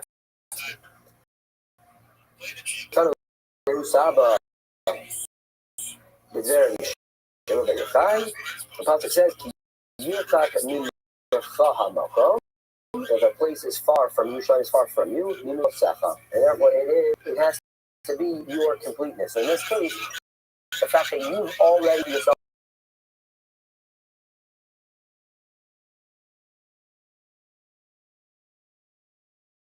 even though the mice is not, you drag the mice along with you, and therefore just one cross the threshold, the Meiser Sheni also can no longer be podeh. How about the next step in this question? Like, you have like a stick, let's say, or something holding things attached to the sack in the back. So you're holding it, but it's when it's like on your back, it's part of your person. It can be considered part of your person. But what if you now have like another level removed? You're in, and you're holding a stick or something that's in, and then connected to that in the back of the Meiser Sheni. In that case, take it. That case, we say take it. We don't have answer. We don't know if in that case it's dragged along the body or not. Okay, we go home. Train along. Right? That's the other Meiser Sheni, not allowed. So now we ask when somebody's going to be chayav for eating Sheni outside of Yerushalayim. It's only once that Meiser Sheni is actually done and been inside and then brought outside. That's when you have my time out. So you say first that you have to be in front of Yerushalayim, and also and then your own area outside Yerushalayim. So only once you can say you let it into the level of then it runs back on not being outside of Yerushalayim. If you cannot yet say it's then you cannot say that. Then you don't yet have the issur of the outside. So it's essentially the legislature has to first become in a state where it's a roilach and it's static process in, and then it comes back out, and then you have the issue leaving. But before then, you wouldn't have for the chiyuv malchus. You wouldn't have the chiyuv malchus for eating the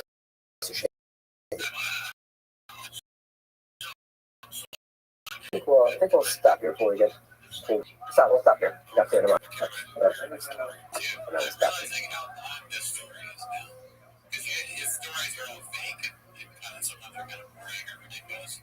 But this one is just very long. He says the same thing over and over again.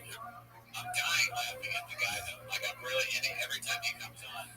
What's my favorite thing that he says is not a chance. That's my favorite one. Do you have a favorite one? Good morning. Good morning. Let us begin by thanking all of our sponsors for this morning's shirt to thank our annual commentary sponsor.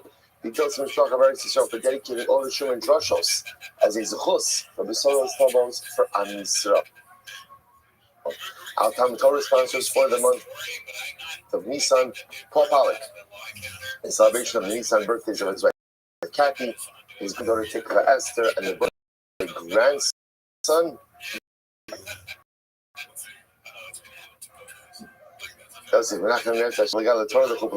Anonymous sponsorship in the Schos of Simchas for all of our children, and for Nisan to be the month of Geula Shlema for all of Cloud Yisrael.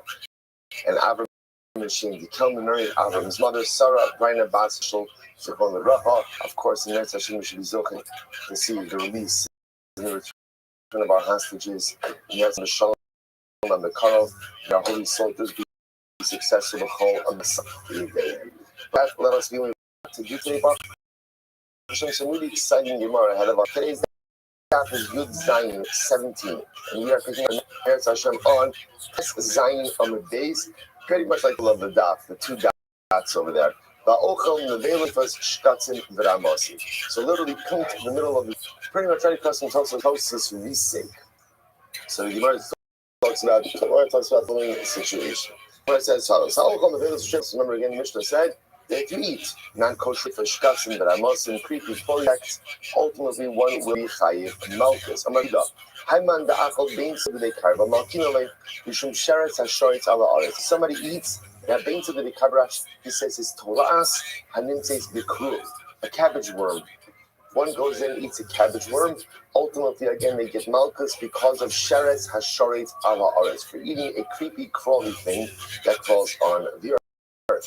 Okay, the akol bein to the karba. The tells a story. There was a guy who ate a cabbage worm, and what happened to him? Versus the Nagdei Rabbi Yehuda flogged him. Okay, so just like a Maaseh Shahaya, Kachaya, and then ultimately again actually put it into practice. Rabbi is look at our ball. If you so Rashi says Baba Sharat Hamayim. So Putisa is some type of water insect. Water insect, so water creature. If you go ahead and you eat the Putisa, then what is that? Look at our ball. You get 4 sets of malchus. Now that actually says over here, why is that? Look at our ball. So first of all, the 2 latin, we have 2 prohibitions that are associated regarding creepy crawly thing on the water. doing Misheretz Stam, and then 2 lavin said about Stam Sheret. So 2 lavin about Sheretz Hamayim, water shrutzim, and then 2 general lavin. So 4 sets of malchus for his putisa. Better be worth it. Better be worth it. Nimar says right there. Nimala, what happens if one eats an ant? Look at Hamisha. One gets 5 sets of malchus. Why? So Sheretz HaShoretz Ala Aretz. Right? Ultimately, again, so there's the over in the Mala, Bala Kaya, Hoil Uberia, Achilasa Bechoshu, the Loke Chamesh, Lavin, the Sheretz Stamp. So again, there's 5 different lavin. Excuse me, there are 2 that are written in association general Shrutzin, and then ultimately 3 regarding Sheretz Haaretz, Sheretz that crawls on the ground. And let's remember again, what's the Chiddush over here? That's not a Chiddush. What's the unique thing over here? An Amala, an ant, is obviously very small. Right? It's not a kizayis. Remember again, what the Mishnah introduced us to is this concept of burial. This concept looking again that halacha l'maisa, even if you eat something that is a fully intact living entity, even if it is less than a kizayis, there is still liability. And by the way, you begin to see not only is there liability, but halacha l'maisa get 5-fold liability for the consumption of an animal. Okay, your mother's like this. Series of furniture. Lotus shesh. So you get 5 malchus. 6 malchus. Everything we mentioned plus mishum sheretz ha'of. There's another law that has to do with sheretz ha'of flying shvatzim. I'm Rabbi Yehuda. I'm Rabbi. So let's say if one has to go to the bathroom and one holds it back from going to the bathroom, over mishum about the shatzu. Now, by the way, why is this coming up over here? Because once we were talking about shrutzing and eating disgusting things and share itself about them doing disgusting practices, Suma also brings this up. So a person has to go to the bathroom and abstains, holds themselves back. They're in violation of Lotus Shakti. Do not make yourself disgusting. I'm going to be Rabbi. I'm going to be Rabbi. Hi, my friend, someone come back to the halacha. I'm going to be Rabbi. Hi, man, just see the kind of the if a person drinks out of the bladder's tube, Rashi says over here, so the way you would go ahead, they'd insert a tube into the arm, right? And then like they begin to suck. Right? So again, pulls out the blood. If you drink water out of that tube, that's considered to be a disgusting practice. And therefore, one is over on about the shatzu. So you see something interesting. Though technically speaking, the prohibition of Baal Tishatsu has to do with consumption of shim v'ramos, right? With the consumption of insects, right? Of insects, right? That's the lashon over here. Way lashon over here is behema torah, behema alea. To shak to esnafshon. This is really lo to shak to do not make your suffering. Is really associated with kashrus. Ultimately, again, not going ahead, because it's special, right? Not ahead and things that are not appropriate. So you want to expand the scope of this prohibition to say you're also allowed to engage in practices which make yourself disgusting as well, out of the bloodletters too. So this is an interesting case here. Let's say you took 9 ants, you smashed them up, you mushed them up. You mush them up, and then you bring another live ant, and that creates a kizayis of ants. So what's the halacha? Look at Vav. You get 6 months. Now, before we go on with this, Rashi points out that what's going on over at the Risei. Look at Rashi. Risei, mi'ech v'kiseis ubitan metoras beria. So remember again, when you go ahead and the whole cup of the ant, right? Why is it that there's liability for ants, even though it's so small?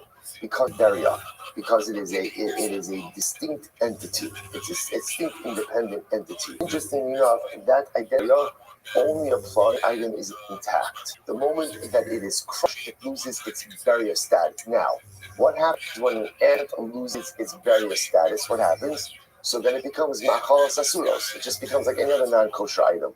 What's the shear for consumption of non-kosher food? Akizayis. So interestingly enough, the halacha over here is as follows. So therefore, fascinatingly enough, if you eat a whole intact ant, you chayiv 6 malchus. If you eat a mashed up ant, if it's less than a kizayis, it's actually not chayiv anything. I mean, it's not good. You've done naveira, but there's no liability. To have liability on mashed ants, you have to have the kizayis of them. In this case over here, you have 9 mashed ants. I'm going to say now, number 9 is not any number over here.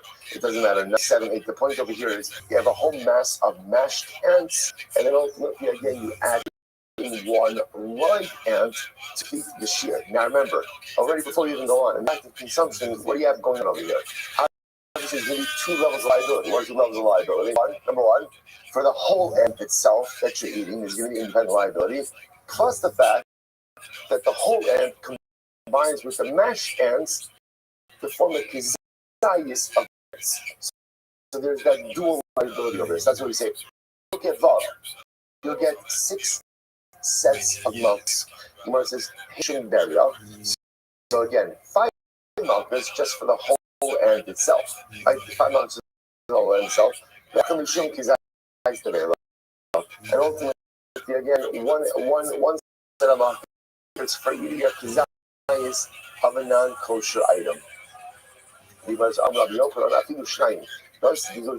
by the way, don't think there's significance attached to the number 9, right? There's no 2 mashed ants and added in one live one. Or you'll say mashed ant, right? There's one big ant, one little pligi, again, everything depends on the size of the ant. You'll say, but a fascinating idea. So first of all, important takeaways. The thing of burial only applies to something that is whole, intact, and alive.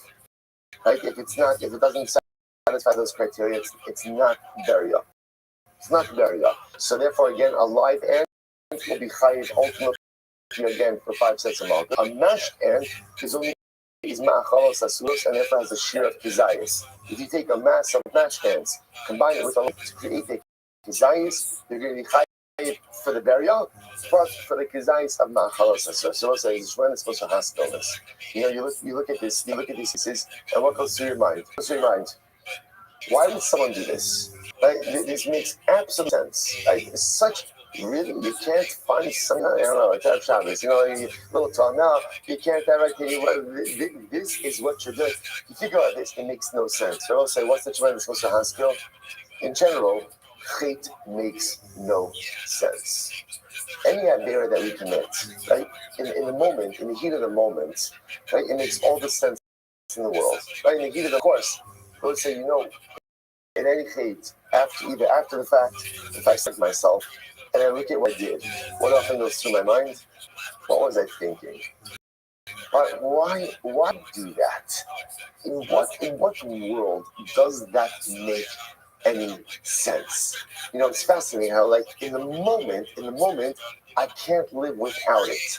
But yet, when I step out of myself and look at it, the averos that I commit become no more logical than the consumption of 9 mashed ants with one whole ant. The dynamic of hate in general makes sense. So it's important. I think like the next attempted to do an avera. So I don't know.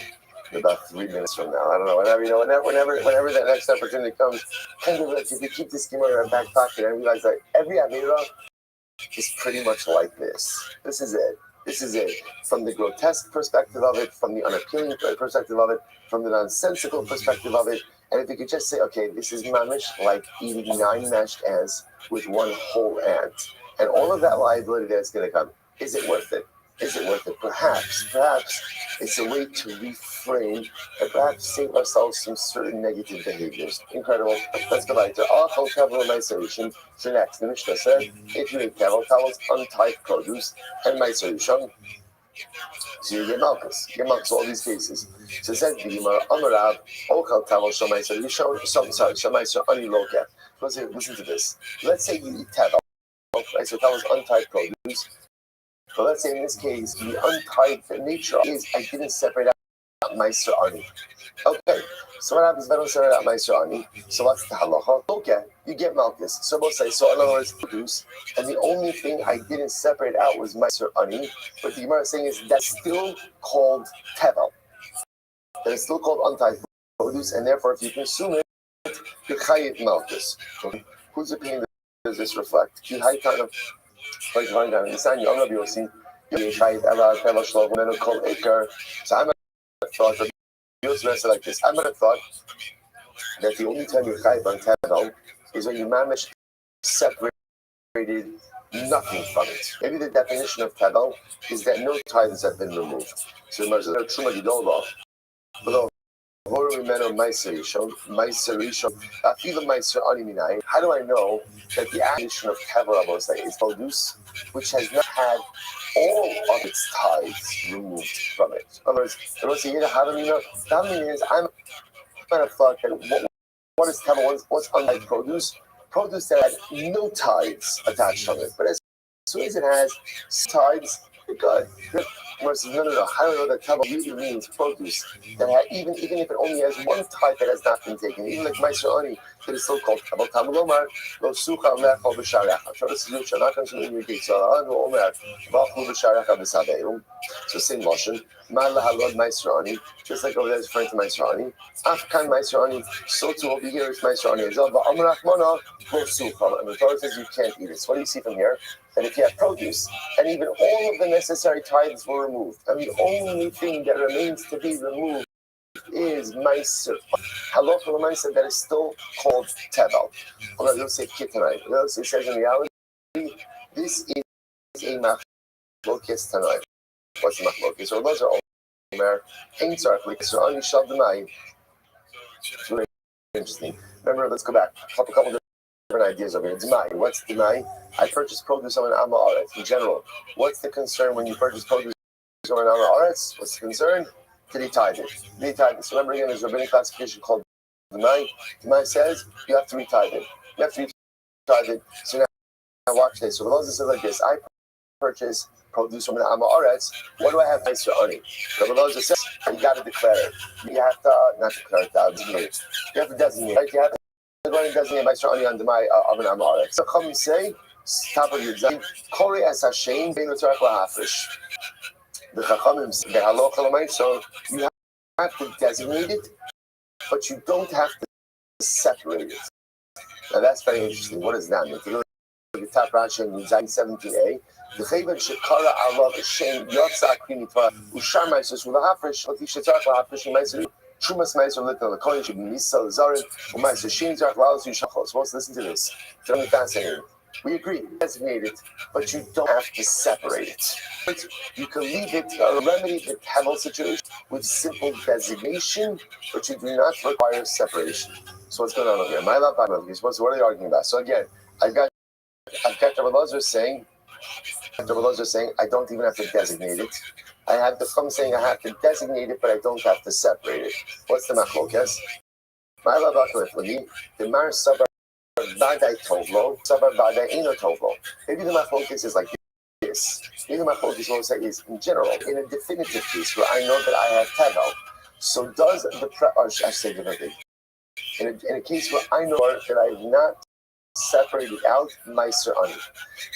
Does the fact that I have not separated out Meiser Ani, does that make the produce tevel or not? Rabbi Loza would say it doesn't. It doesn't. So Meiser Ani to begin with doesn't make produce tevel, or in other words, the non-removal of Meiser Ani to begin with doesn't make the produce tevel, and therefore when I purchase some Amma Aretz, there's no need to do anything with this. Other than the Chum say, the presence of unremoved Meiser Ani does make the produce tevel, and therefore I purchase an Amma Aretz, although I don't have to separate it, I actively have to. So the Gemara says, Amar Abaye Ihachi, if that's the case, if that's the case, then guys, Rabbi Lozer, Chachamim don't argue in a case of deny, but rather argue in an actual case. Why don't you just say, I have peace, I have produce, I have not separated out the Meiser, I have everything else. If my produce tevel or not, Rabbi Lozer, no. Chachamim, yes. If that's my focus, why frame that in the case of denying? Frame it in the actual case. The Gemara says, I'm sorry, Ella. The Gemara says, you're right. let's revisit this. In reality, everyone agrees that the presence of unseparated Meiser Ani absolutely makes the produce into Tevel. Everyone agrees with that. So let's not hold this over here. This is very interesting. Mar Sava lo nechshadu ame haaretz al Meiser Ani shel Demai. Listen to this. So one opinion says that an ani is not kosher, is not suspect for non-removal of Demai. Why? Kivan dimamonohu afushi mafish. So listen to this. This is very interesting. What happens, by the way, if you consume your own maiserani? What happens? Like you said, maiserani, you consume it. What's the answer? The answer is you didn't do anything. You did something bad, but there's no real ramifications of it. Now, the reason for that is because ultimately, again, if you look at Rashi, Rashi says lo nechshadu dimamonohu inbo israchila ala gezel aniyin v'iyu the gezel aniyin lo chayish. So let's listen to this. In general, why don't Amei Haaretz separate out tithes? I don't separate out tithes. That's interesting what we're saying. We often assume the reason they don't do it is why? Because of a lack of knowledge. You just don't know what to do. And maybe true. There's another reason also, which is money. Money. I don't want to separate out from the Haaretz. I don't want to separate my money. Like giving away tithes means at the end of the day, it's tzedakah, right? At the end of the day, I'm giving something that belongs to me. I'm giving someone else. I don't want to do that. I don't want to do that. So it's interesting is the following. When it comes to Meiser Ani, so remember again, Meiser Ani, there's no Isra Achiva. Like, let's say I'm not an Ani, and I eat Meiser Ani. What have I done? What have I done? I've committed an act of theft. Right? As opposed to, let's say, if I eat truma, like if I eat truma, that's very serious. Like if I eat Meiser Ani, I've stolen property from the onion. It's not an Isra Achila, it's a gezel. It's a gezel. So therefore, again, one opinion says, I need to separate out Meiser Ani. Right, so again, I'm saying in this iteration agrees that the presence of Meiser Ani makes your produce health. Right? If you don't have Meiser Ani, it's reading Tevel. Okay, now I'm purchasing produce from Haaretz. Do I have to retouch the Meiser Ani? So here's the machlokas. One opinion says no, you don't have to retouch. You know why? Amei Haaretz separate out Meiser Ani. You know why? Why not? They'll do it. That way they remove any prohibition from their produce. Are they giving the Meiser Ani to the Ani? Probably not. Probably they're keeping it for themselves because it's an Isra Gezel, not a law. But that's not my problem. So therefore, again, first opinion says, that's really Rabbi Lazar, that like the by produce from Amaretz, you could assume they separated out the Meiser Ani. But Rabbanan Sabbanan hold, Kivan B'Chale Milsa Lomash. The Rabbanan say, no. You know why an Ani doesn't go ahead and separate out Meiser? Do you know Meiser Ani? Do you know why? So it says, they say, it's a krich, right? It's a bother, right? It's a bother. It's tearful. It's extra effort. So what do I need to teach in that for? Why is that necessary? And therefore, ultimately, again, he does not go ahead and separate it out. So let's say, so it's interesting over here. What's really unfolding over? So again, just to understand, just important halacha myself. So halacha myself number one is presence of unremoved Meiser Ani after produce tevel. That's number two. Interesting enough, Meiser Ani is not an isachila. In other words, if I eat Meiser Ani, I'm not. It's not like eating something that's prohibited. Rather, again, what am I doing? It's an Isra Gezel. It's an Isra theft. I'm stealing from the onion. So machlokas, if you buy produce from Amaretz, do you have to separate out Meiser Ani? Rabbi Lazar says no, because again, Amaretz does it. He probably keeps it, but ultimately he does it. Rabbanan, you do. Why? Because halacha l'maisa, he doesn't do it. Why doesn't he do it? Because he's lazy. Because he doesn't want to be bothered with it. Therefore, again, I have to do it. Incredible. Argument says Kalaita. By the way, the way we asking, the way the Rambam asking is if you purchase the mic from an Amaretz, you must designate Meiser Ani again. You must designate it. Now, again, you don't necessarily have to separate it, right? But you have to designate it. That's the whole idea of Mamo She'in or Tovin, not for now. So we'll say in general, how much tevel do you have to eat in order to be liable to Malchus? So the answer in the Mishnah was like Kizayis, Amrabi Shimon, the Lakush, Macholkes Bechita. So remember again, so Rabbi said in Rabbi Shimon the following. So if you remember again, was this Mishnah? Okay, so the Mishnah said like this. The Mishnah said, good. Rabbi Shimon says kosher. Rabbi Shimon says any amount of tevel you're liable to malchus. And the Chachamim say kizayis. So now said the Gemara says Rabbi says in Rabbi Shimon machlok is bechita. Right? In other words, machlok is between a kosher and a kizayis. Ultimately, again, it's only in a wheat kernel itself. Now, again, we'll say the reason we're going to see that is because halacha l'maisa in the wheat kernel case, that's where Rabbi Shimon will say that's a beria. That's a beria. However, again, the Gemara says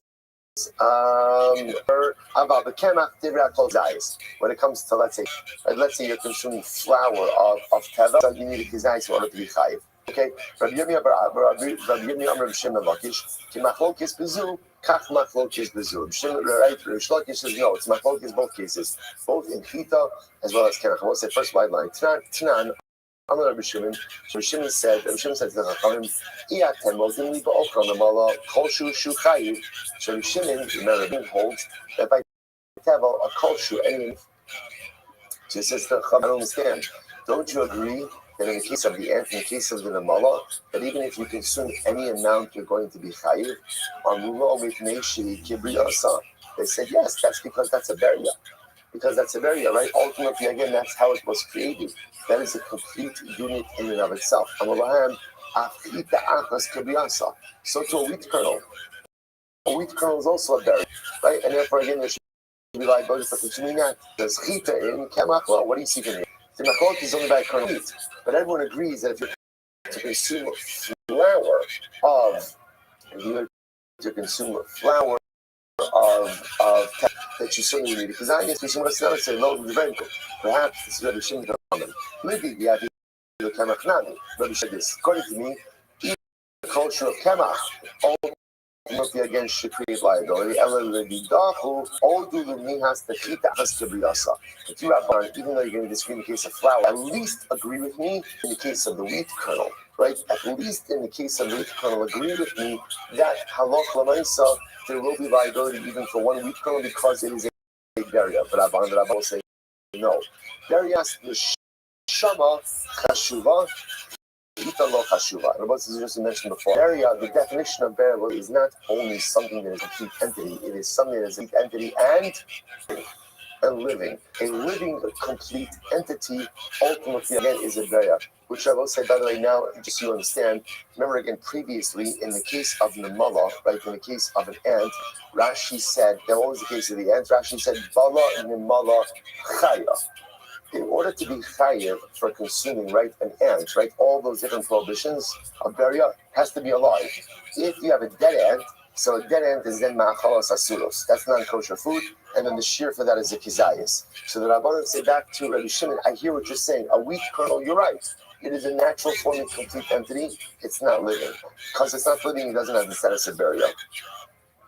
Beria Kishama Kashuva, Hitlo Kashuva. Time Kavah say, Rabbi Shimon Omer, Kol Shu Lamakas, Omer Kizais El Inin Kabas. Okay, so this Bryce supports Rabbi Yirmiyah. Rabbi Yirmiyah says, Rabbi Shimon says, any amount of consumption gives you malchus. We only say kizayis for carbonic purposes. So again, halacha l'maisa, the way we pass is essentially there's two shiurim. There's shir of beria, which is if you have a fully intact living entity, even if it's tiny like an ant, there will be liability. But for every other act of consumption, the shir is going to be a kizayis. Okay, incredible. Mishnah. Let's go. Now, the nice part about this Mishnah is actually we've seen a number of these cases already. So let's remember again that it is alocha. When you bring bikurim to the Hamikdash, halavai we should be zochim eretz Hashem bekarot. So there is mikra bikurim. There's a whole recitation, right? Arami Overavi. We just said in the Haggadah, right? Pretty much so much of Magid ultimately again is mikra bikurim. Another Pesach again. It's going to get better for a second. I would say it really is like all kidding aside. You could accuse me of like making up a lot of stuff, right? This is not me. Like I'm not making this up. This is really incredible. So anyway, then, so what happens? and eat the right or the Kohen Bikurim before the recitation is done. Before the recitation is done.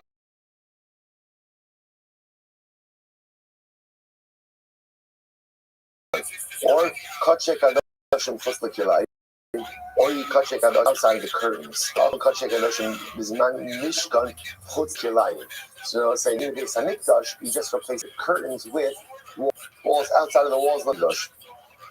Or Kachim Kalim in Nice Makoma, or Kachim Kalim fishing outside of Yerushalayim.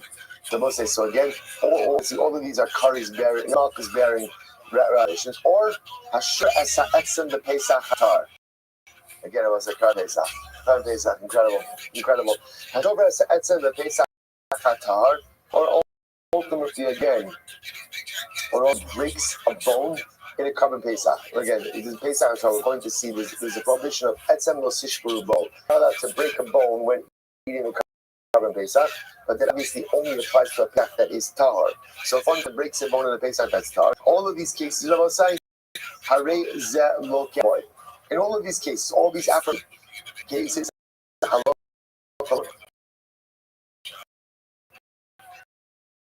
Malchus. You get Malchus. However, after from a carbon Pesach, no, sorry. Or a shoulder becoming, it's a bone in a carbon Pesach that is coming. Even though carbon, you do not get Malchus. Okay? Hanota Imalaban, we literally just had this case. Shiloh Hakan. So again, I'm supposed to send away the mother, take the chicks, or if I take the eggs, but the chicks or the eggs without sending the mother bird. So I say, so look at the really says, sorry, you missed the assay, and because you missed the assay, you'll get Malchus for violation, and there's no way to make it up. The Chachamim say Mishaleach ve'ena lokeh. The Chachamim say ultimately again you could send away the mother bird, and ultimately again, in other words, you could now go ahead and send away the mother bird and avoid the Malchus. Everyone say so again. Just want to point out something very interesting. Let's finish with the Mishnah. Zaklal komitzasei shiish bakomasei ein chayal. I'm saying literally yesterday's that. It's literally what we spent the bulk of yesterday doing, and it was a quote from this Mishnah. The Mishnah says this is the rule. Any mitzvah lo saseh, any prohibition that has an associated aseh, an associated positive commandment, ein chayavin aleha, which seems to indicate what are we talking about up here? There's a lot of hanitat la'aseh. Now, I want to point out over here, and we already saw this in yesterday's daf, that remember that halacha l'maisa, when it comes to shiluach hakan, there's a fundamental machlokas about how to interpret those psukim, right? Why? Because the way the pasuk reads is like this, right? Kikarcha katzib aladerech, ve'emor that says alabanim, lo sika ha'im alabanim. Do not take the chicks while the mother is there. Shaleach tishalach es ha'im. Send away the mother. Now, what's unique about that case? What's unique about the case? The case is that the asay is actually mentioned after the lav, right? Shaleach and then it says shaleach tishalach es ha'im, right? Besabanim tikach lach. So in other words, it says, don't take the chicks when the mother is there. Send away the mother and take the chicks. So there's a fundamental machlokes as to how to understand that case. Rabbi Yehuda says, essentially, the assay only applies in the beginning. In other words, send away the mother, take the chicks. If you take the chicks and you send away the mother, there's no makeup for that. The Chachamim, on the other hand, understand that no. The way that it's phrased in the Torah is essentially there's two opportunities to perform that say. What are the two opportunities? One is before you take the chicks. Opportunity number two is after you take the chicks. So again, I just want to point out, although this case is here, it's interesting that case has its own machlokas associated with it. Then there's a cloud that everyone agrees with. What's the cloud? Say. If you have a low saseh, right? If you have a low saseh, ultimately again, and that low assay could be remedied by an assay. You don't get malchus for that. Again, then Rabbi Yochanan in the background, right? How to perform the assay? Okay, that's a discussion. But I just want to point that although Shiluach HaKan is being mentioned over here, Shiluach really has its own complications in terms of how to interpret that mitzvah. Here we go. So these are the words of Rabbi Kiva's Timsoy.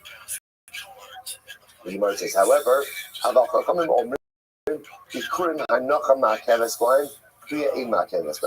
this idea, this halacha in the Mishnah, that if you go ahead and the Kohen eats bikurim before the Mikra Bikur gets Malchus. Whose name is that? That's Rabbi Akiva. Right? Rabbi Akiva ultimately again, Kriya is necessary. The point that the Chachamim say that Bikurim, the Kriya is not Ma'akiv. What is Ma'akiv? Hanacha. Placement before the Mizbeach. So if you don't place before the Mizbeach, you have a problem. But if for some reason you omitted the reading, you're fine. You're fine. Not ideal, but you're fine. But why not go ahead and attribute it to Rabbi Shimon? You want to talk about Rabbi Akiva? Rabbi Shimon is really right. Just also telling us that Rabbi Akiva holds like Rabbi Shimon. Well, who's Rabbi Shimon? Right, Rabbi Shimon. The sign Rabbi said this is fascinating. Rabbi said, by the way, this is so good. What's the Shimon? Here we go. Rabbi said this is a fascinating drasha. Fascinating drasha. So Rabbi says, let me just give you the pasuk in its entirety. If you happen to have the pasuk in your, if you have the Torah or in your Gemara, you can see the pasuk in the margin. Lo sucha lecha b'sharecha. You can hear the pasuk. You cannot eat within your gates the following foods. Masar de gancha b'siroshcha v'yisarecha. We're going to triple each of these meanings. The choros bekarecha v'tzorecha. The chol nudarecha sher tidar. V'nidvosecha u'tshumas yadecha. So these are all the items that cannot be eaten in your home, have to be eaten in Yerushalayim. Now, within this list, there are different things that need to be consumed in different places in Yerushalayim. So here we go, boss. Get ready for this. Now, Rabbi Shimon, that is fascinating. Darshans the part backwards. Darshans it backwards. So watch this. Tisanya, with Shumas Yadcha, what does that refer to? It'll be Kurim. This refers to Bikurim. Rabbi Shimon, Ma Bazel Lamdenu. What is this passage coming to teach us? Im La'achon Chutz L'choma. If it's telling you that I can't eat Bikurim outside of the wall of your name, that's obvious. I can make a Kavachor Meiser Sheni. Meiser Sheni, which is Kurim, right? More common Bikurim can't be consumed outside of Yerushalayim. So you can't consume Bikurim outside Yerushalayim either. Uman Meiser Hakal L'choma Loka Bikurim L'koshikain. If Meiser Sheni, which is more lenient, if you get Yerushalayim, you get Malchus. The Gemara say you can't eat Bikurim outside of Yerushalayim. So what is the going to teach about of Ella? L'ochel me Bikurim. What does the pasuk come to teach me? If the Kohen is the Bikurim, before the rotation, you get Malchus. Good. That's drasha number one from a Trumas Yat. Next, what is this referring to? Zu Toda Ushlamim. This refers to a Toda, a Thanksgiving of Shlamim. I'm going to Shimon. Ma ba zelam then to teach us.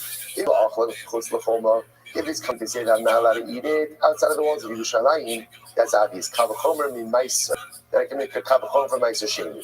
Ha lo ba kasav ela lo ochel b'shlomim lefnei zrika shehu loka. It's coming to teach me that if I eat from a toad or a shlomim before zrika, that I get malchus. Incredible. Next, ubechoros ze'abachar. What does Bechoros refer to? That's a Bechor offering. Rabbi Shimon, what is this coming to teach us? In La'achon Chutz L'choma, Kavachor Meiser. It's teaching that I can't eat it outside of Yerushalayim. That's obvious. That's a Kavachomer from Meiser Sheni. In Lifnei Zrika, if I'm not allowed to eat it before Zrika, Kavachomer mi Toda Ushlamim.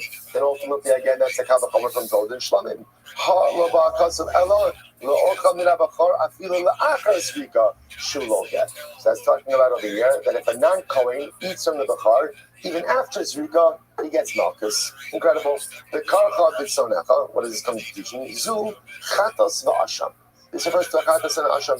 Rabbi Shimon ma bazelam benu. What is this coming to teach us?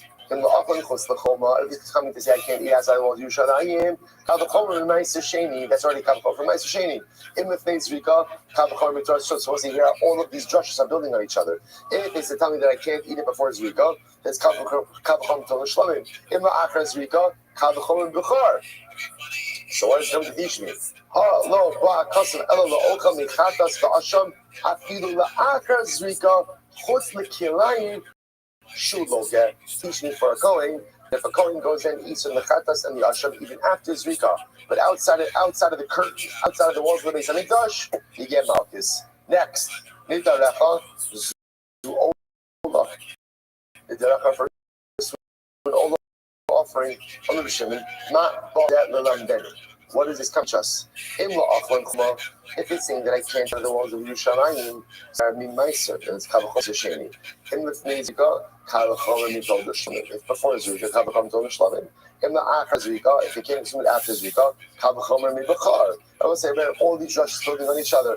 In Chutz L'Kilayim, if it's outside of the walls of the base on it, Kavachomer Mechatas Va'asham. So what is it coming to teach me? Ha lo va'akasab hamad beis, ala lo'olcha min ha'ola la'achar zrika, afilu bifnid shuloka. Rather, what is it coming to teach me? That I must remember again, an ola is totally besun on the mizbeach. So what's the drasha? It's just coming to teach me that if a kohen eats from the ola, even after zrika, even inside of the beis hamikdash, that what? That you get malchus. I must say this is a brilliant exposition.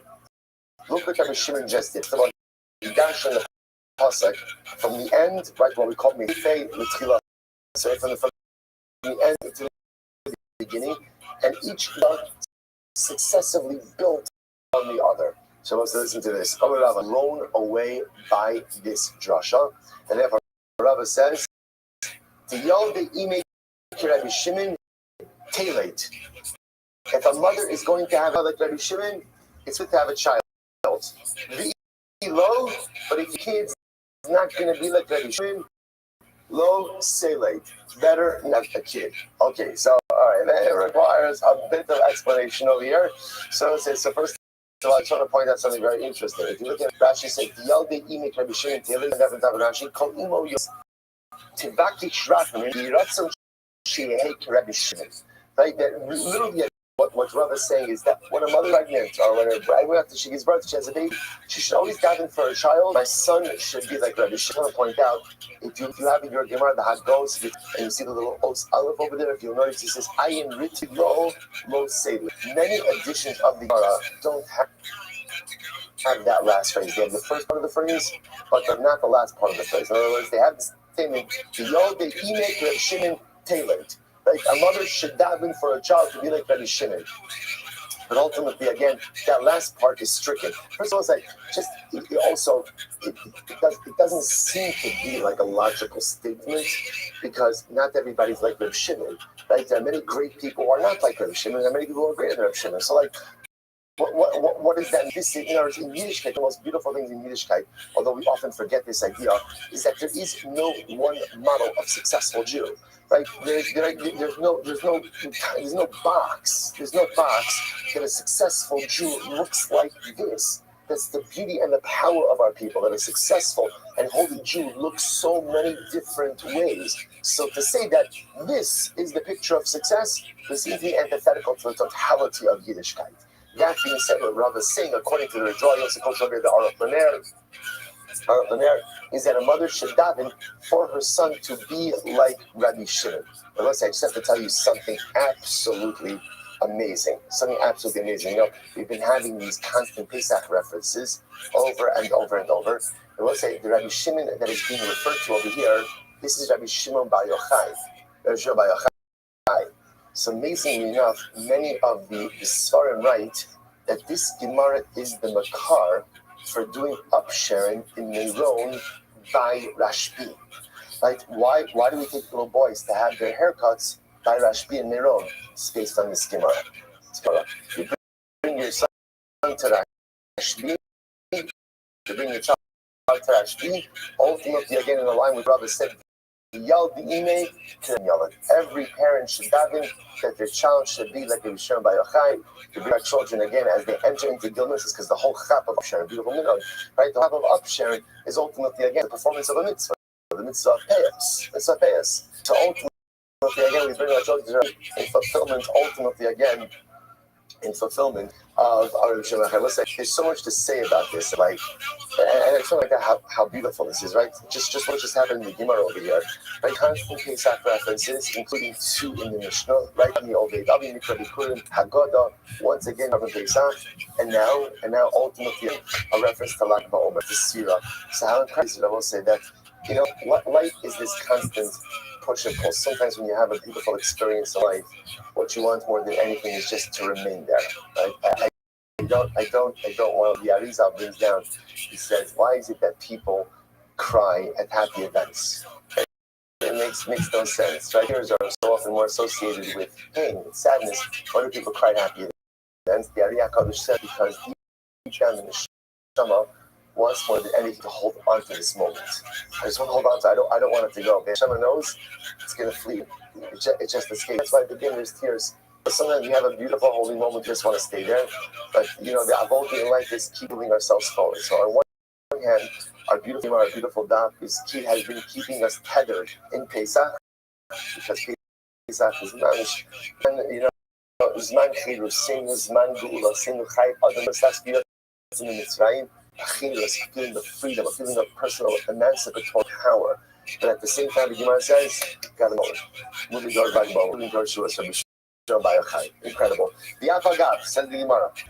The Apagav, the most that even I also want to point out, just think about it a little bit. It's fascinating, by the way, that the Gemara attributes this tefillah ultimately to the mother. Like this is the mother's tefillah, right? If the mother should daven, now obviously on the most sick level, right? Because they're not giving birth, right? That's what it's associated with.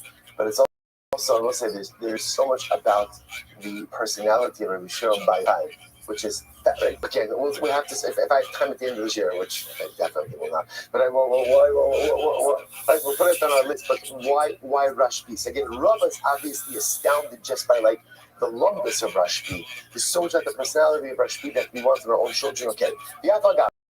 This like Pircha. So once again, by the way, I just want to point out, you would think after Rava's praise of Rashbi that Rashbi's limud is correct. So to point out, by the way, Rashbi, his limud is actually flawed.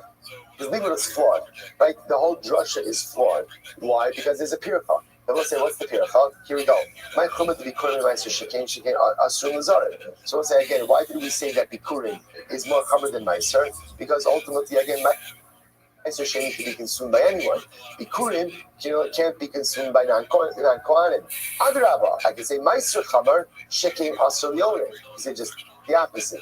Bikurim can be consumed by an onein. Meiser sheni can't be consumed by an onein. So in that case, again, we kind of just blew a hole in Rashbi's Kavachomer.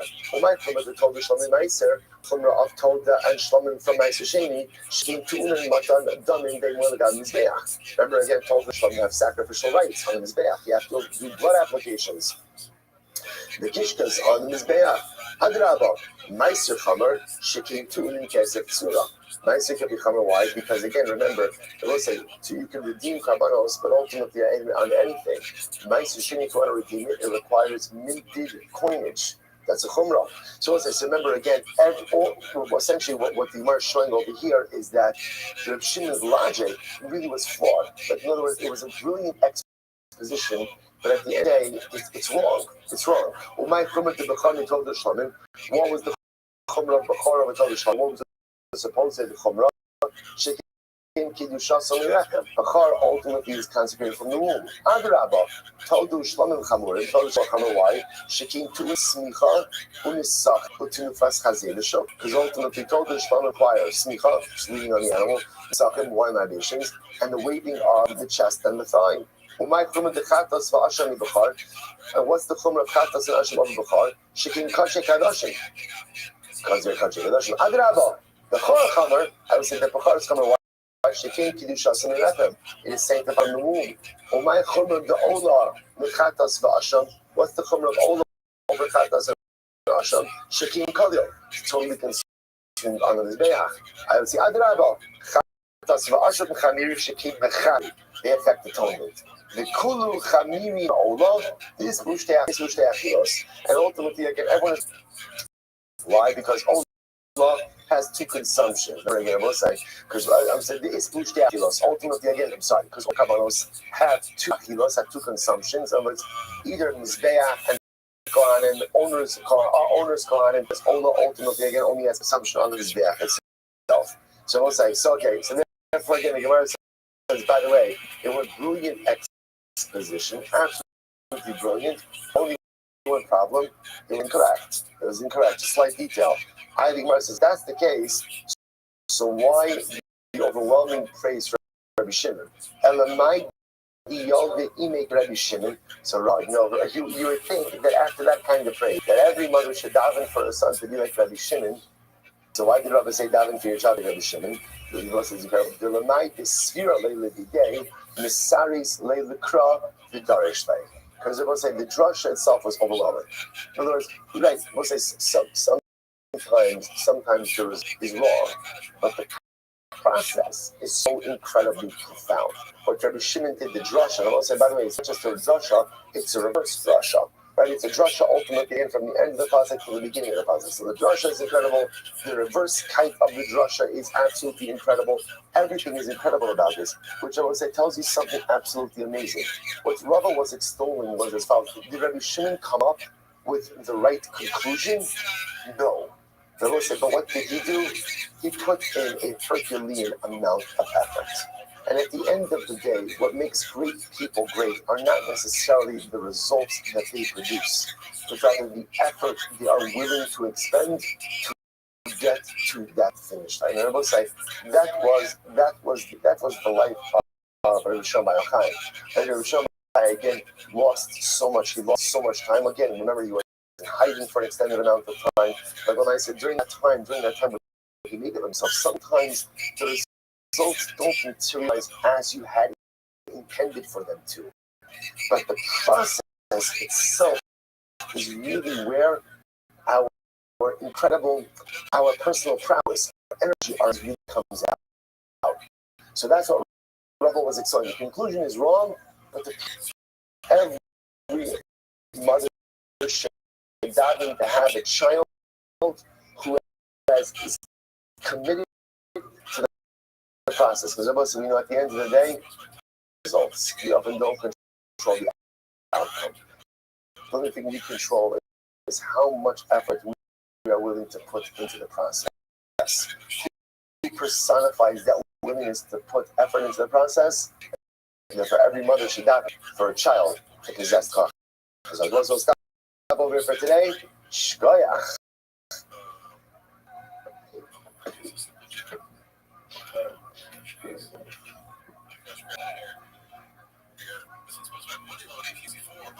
All right, Shabbos, everyone. Shabbos, good Shabbos.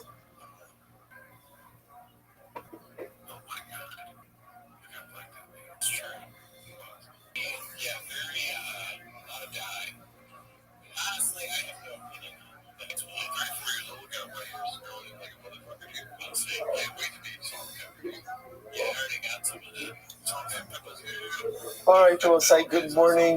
Good morning. Let us begin.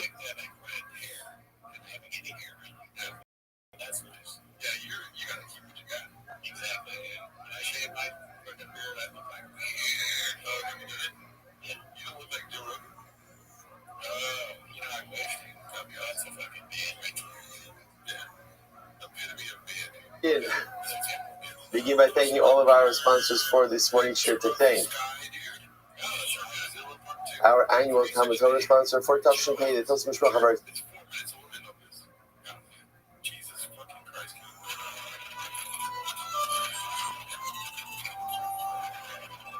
Israel for dedicating all the shipment drugs of this year as a close from Israel's Talmud Torah and Israel. Our Talmud Torah sponsors for the month of Nisan, Haba and Tova Paul Pollack, inspiration of the Nisan birthdays of his wife Kathy, granddaughter Tikva Esther, and the birth of his grandson Yosef Menachem. Our anonymous Talmud Torah sponsor in the schools of the month of Geula Shlema for Klal Yisrael. Our Mashini Kamner, Avram's mother, Sarah, Brina Bas, Yoshua Heschel, Zichron Levrach. As always, we dedicate our learning to the schools of our holy and precious Hasidus Nech Baruch Hu Me'ez Hashem.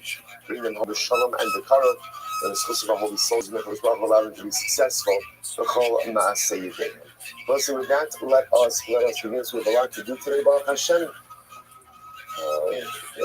Today's daf is Tes Zayin 16, and we are picking up in Yetz Hashem on Tes Vav on the days.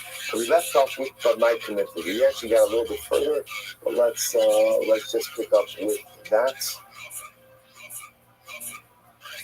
Good. For my commitment, because remember again, we had an interesting machlokes, a raging machlokes. It's here Milker and Rishlakis, a really what we call the so distinct fundamental machlokes about the nature of Lav Shish B'Maisa or Lav Hanita Kla'aseh.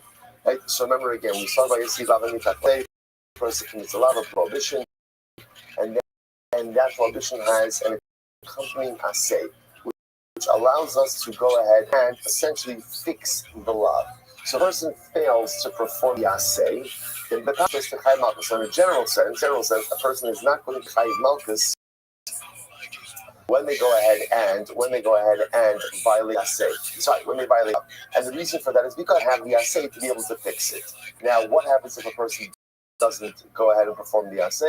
Then I'm chayiv malchus. So the shaila becomes at what point is a person going to be chayiv malchus then? What point do we call it not performance of the assay? So this was a machlokes Yochanan and Reish Lakish. Yochanan said, Bittul chayiv, lo bittul patra. Essentially, if you do something which fundamentally precludes the performance of the assay. So for example, in the case that person Reuben steals from Shimon, and then Reuben goes ahead and destroys the stolen object. Now, that's not going to be the best example, as we'll discuss in just a little bit, but just to give you an idea, he can't perform the assay. There's no Benishim Zeva. He cannot return the stolen item. Like Salok Halamais again, just for illustration purposes, not for halachic purposes, that would be called being a Mavako and assay. We'll give examples of this. Versus Reish Lakish says, Kayim below Kayim, all right, Kayim Chayim, Kayim lo Chayim lo Kiyim Chayim. Ultimately, again, just non-performance. You didn't do the assay. You didn't do the assay. Result ultimately in malchus. The Gemara says, what's that root of this machlokes? The Ma'akinifiki says, Ma'akinifiki b'hasra sofek kamifiki. So what are we arguing about over here? With hasra sofek. I want to say, this is going to be very interesting. Mar sava hasra sofek shma hasra, or Mar sava hasra sofek lo shma hasra. So what's the argument over here? The argument is whether Hasra Safek is called Hasra. So take a look at Rashi. Rabbi Yochanan Savar Hasra Safek Shma Hasra. First white line in Rashi. Yapagav T'chol Sase Shenita Glase L'Dvarav Hasra. Any Lav Hanita Glase by definition is what we'll call Hasra's Safek, the doubtful Hasra. So Shaykh Sha'ol Alav Sarach Lahas. But who Amar Shin Halav, the Bittul Ha'asei? Let's play this out. Reuben goes ahead and steals an object from Shimon. In order for Reuben to be chayiv to get hasra. So the wizards are going to say to Reuben, if you go ahead and you steal, there's going to be liability. Remember, Rabbi Yochanan's model of Bittul, halacha l'maisa, there's no real liability for the law up until the point that Reuben negates or precludes the possibility of the assay. So therefore, he says, "Kishamasrin bo al tigarish." Right. I should just use the example of the Gemara. Right, the Gemara was right. Reuben violated Rachel. He married her. He's about to divorce her. So the witnesses tell him, "So if you divorce her, you're going to marry malchus." Remember again, Safeku Shemo Yivato Sase LaHadira Bano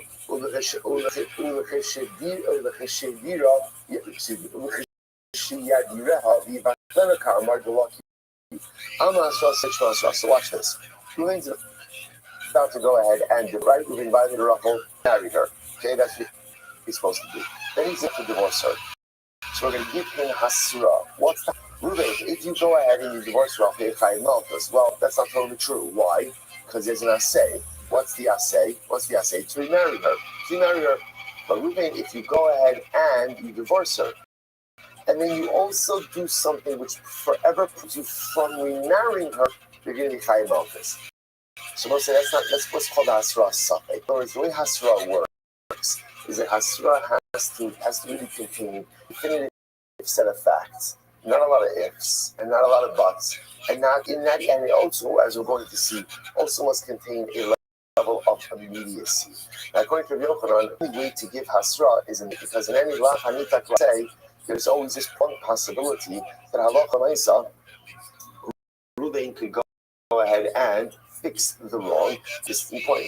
So Rabbi Yochanan has safek shma hasra. On the other hand, Reish Lakish, look at Rashi, go on. Reish Lakish has safek lo shma hasra. Hilchach was this.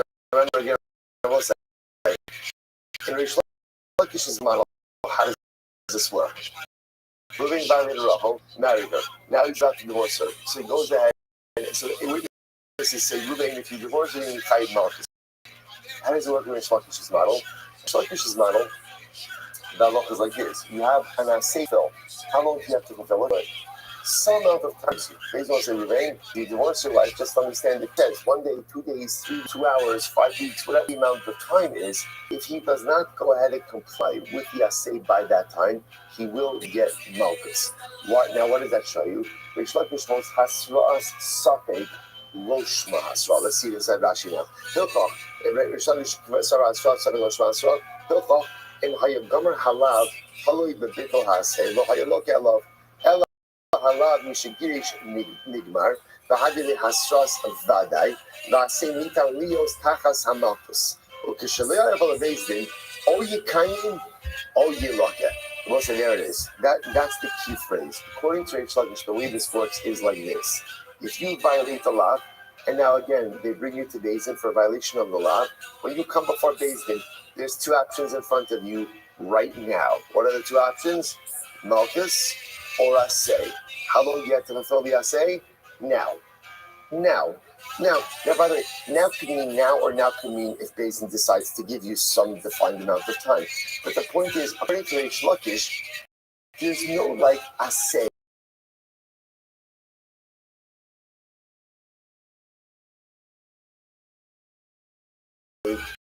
It's just hovering around and lab hanita class.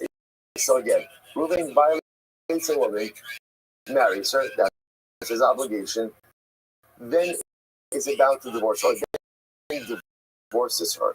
In Rabbi Yochanan's world, the performance of the assay is always there. It's always there.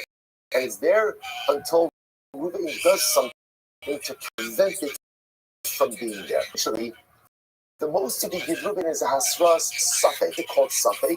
Safek, not as much because itself is doubtful, but because the whole ambiguous. He can't be viable until he fundamentally negates the possibility of forming the assay. Ziyav, how long does Ziyav? Could be right until he dies, and he's dead. What are you going to do? Like, so that's what's called asra. For Rish Lakish, the situation again is defined right now. He divorces Rachel, Beis Din Reuven. Here's your choice: focus right now, or remarry her right now. So that's called Rish Lakish. I mean, Rish Lakish holds how as a suffix lo shmasra. Okay, there are chaps that go into the kashin Rabbi Yochani. Lekonei lasras vadain v'yisrubo jisheba levakel esa seishu akiras halav v'olam hasra b'shar she'over alas harasala. You know, ta'afili tuli b'davar achar kidamina b'shvua shelo ochal. Now the Rashi says, in 1 second, according to the Yochanan, it's not called hasras safek. We can also call that hasras vadai. What kind of hasra could the according to the Yochanan? How do you give hasra? Reuven violated Rachel, married Rachel, is about to divorce her. What are we doing? If you divorce her and you are meant to be assay, you will get malchus. Is that called hasra safek? Which Rashi comes along and said last night, Rashi alma hasab b'shas iser. The afapi she'in nigmar achiyota as a shal tonight. Because we want to say the idea by the way of hasra is not just a defined set of facts; it's immediacy. And according to Rabbi Yochanan, you never have this sense of immediacy. Like Rabbi Yochanan's model is a very strange one because Lamaisa, again, technically speaking, as long as the guy has the ability to perform the assay, and there's no clock on that. Right? There's no extra limitations on that. It just runs. Halakha l'maisa, we can't go ahead and give him malchus. So we'll say, so the Gemara wants to suggest that that's the machlokas. The Azla Tamayu, and they both go according to their reasoning. The Itmar, back to the Gemara. Shua, little coming attractions over here. Shua sha'ochel kikar zuayom. Listen to this, right? He swears, Shua will eat this kikar, right? Shua that I will eat this bread today. Okay. The day goes by and he doesn't eat it. Rabbi Yochanan both say he doesn't get malchus, but for 2 different reasons.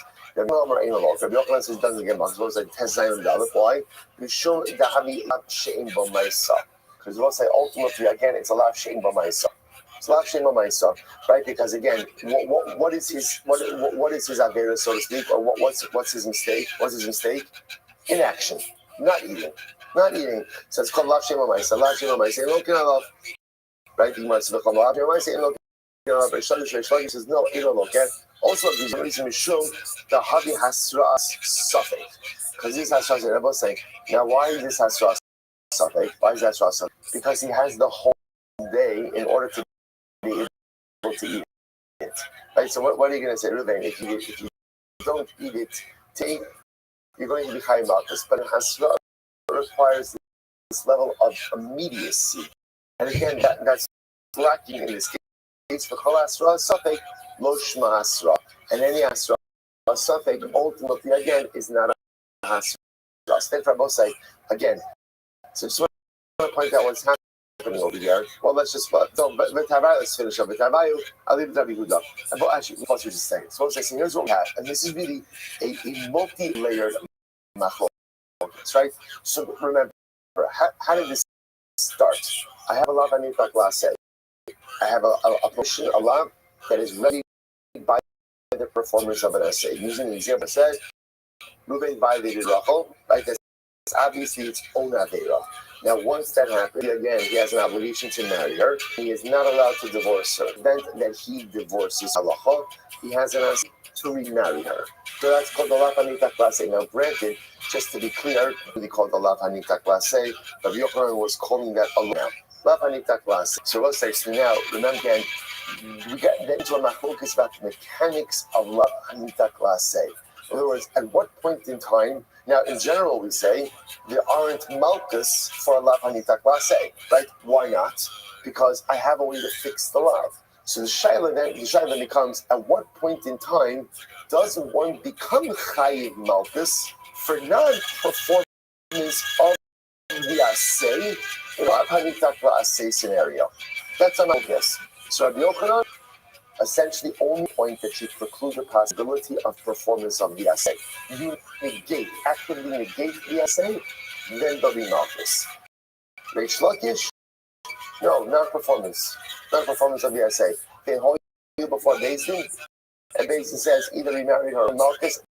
That's the moment, non-performance. So again, according to the negation of Reish Lakish, non-performance. The Gemara now suggests that is actually rooted in the machlokes of hasras safek shma hasra lo shma hasra. The Gemara holds hasra safek, which means essentially non-definitive hasra.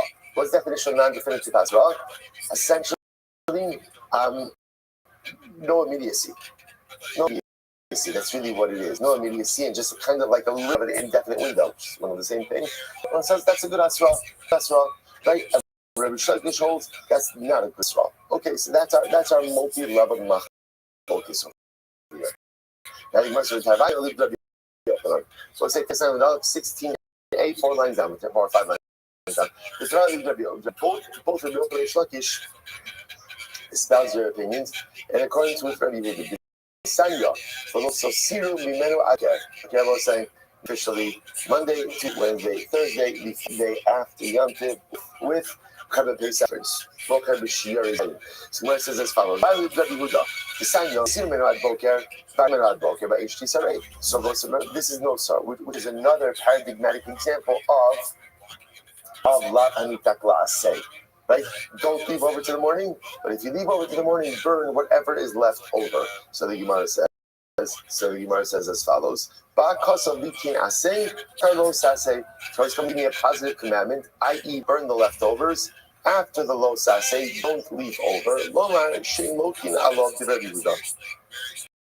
To teach me, so again, so we'll say, so that's, and again, everyone agrees with this concept, right? Everyone is in agreement with this. Rabbi Yochanan Dayakaki. So Moses, and here's what's interesting. Apparently, both Rabbi Yochanan and Reish Lakish glean their respective shitos from this statement of Rabbi Yehuda. How so? Rabbi Yochanan Dayakaki. Here's Rabbi Yochanan's diuk. Kaima deba kosov. The reason why ultimately again you don't get malchus is because the Torah comes along and gives me an assay of Va'HT Saref. Ha'lo ba'akasuf, had there not been a follow-up assay, look at, you get malchus. Now what's interesting about that? Alma hasras safek lo hasras safek shma saf. That was now why is this hasras safek? So let's play this out. So then we're going to say, at what point in time at what point in time does the violation occur? Well, let's say like this. What is the asra? The asra would be Ruvain's eating his Karban Pesach. I go over to him and say, Ruvain, if you leave this over the whole night, you're going to be chayiv malchus. What's the issue over here? How long does he have it before he violates the law? The night. So remember, classic hasra. Classic, I see someone about to do something. If you do that, there's going to be liability. There's immediacy. In this case over here, how do you give hasra for no sar? So again, you could construct the case of where it's 1 minute before nates. It's 1 minute before nates. Ruvain, if you don't go ahead, right? If you don't go ahead and do a little, all you can eat Karban Pesach right now, right? You are going to be chayiv. Okay, you could construct the case like that, but l'maaseh that's not the case. Right? The case is where the asra is being given somewhere over the course of the night, and yet halakha l'maaseh, there is still absolute liability for all of that. So what do you see from here? Rabbi Yochanan is medayik. In fact, you see from here hasra safek ishma hasra. Right? That's Rabbi Yochanan's deal. Rish Lakish daikafi. Rish Lakish goes ahead and makes a different deal. He says taima the ba'akasim. The reason why ultimately again there's no malchus is because the Torah gives an accompanying assay. Lo ba'akasim. So look at how the Torah not given an accompanying assay. We get malchus. What do you see from here? Alma lashin b'maisa lokin Allah. From here you see Allah say, by the way, interestingly enough, no sar, right? No sar is a lashin b'maisa, right? After all, it's passive. How do you get no sar? You don't do something. You don't do something. So what do you see from here? That you do get malchus on a lav she'im b'maisa, unless it's a lav ha'tak class.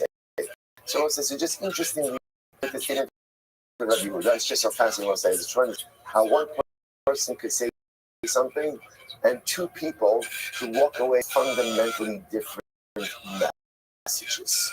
So let me just see. So Rabbi Yehuda makes what appears to be a simple statement.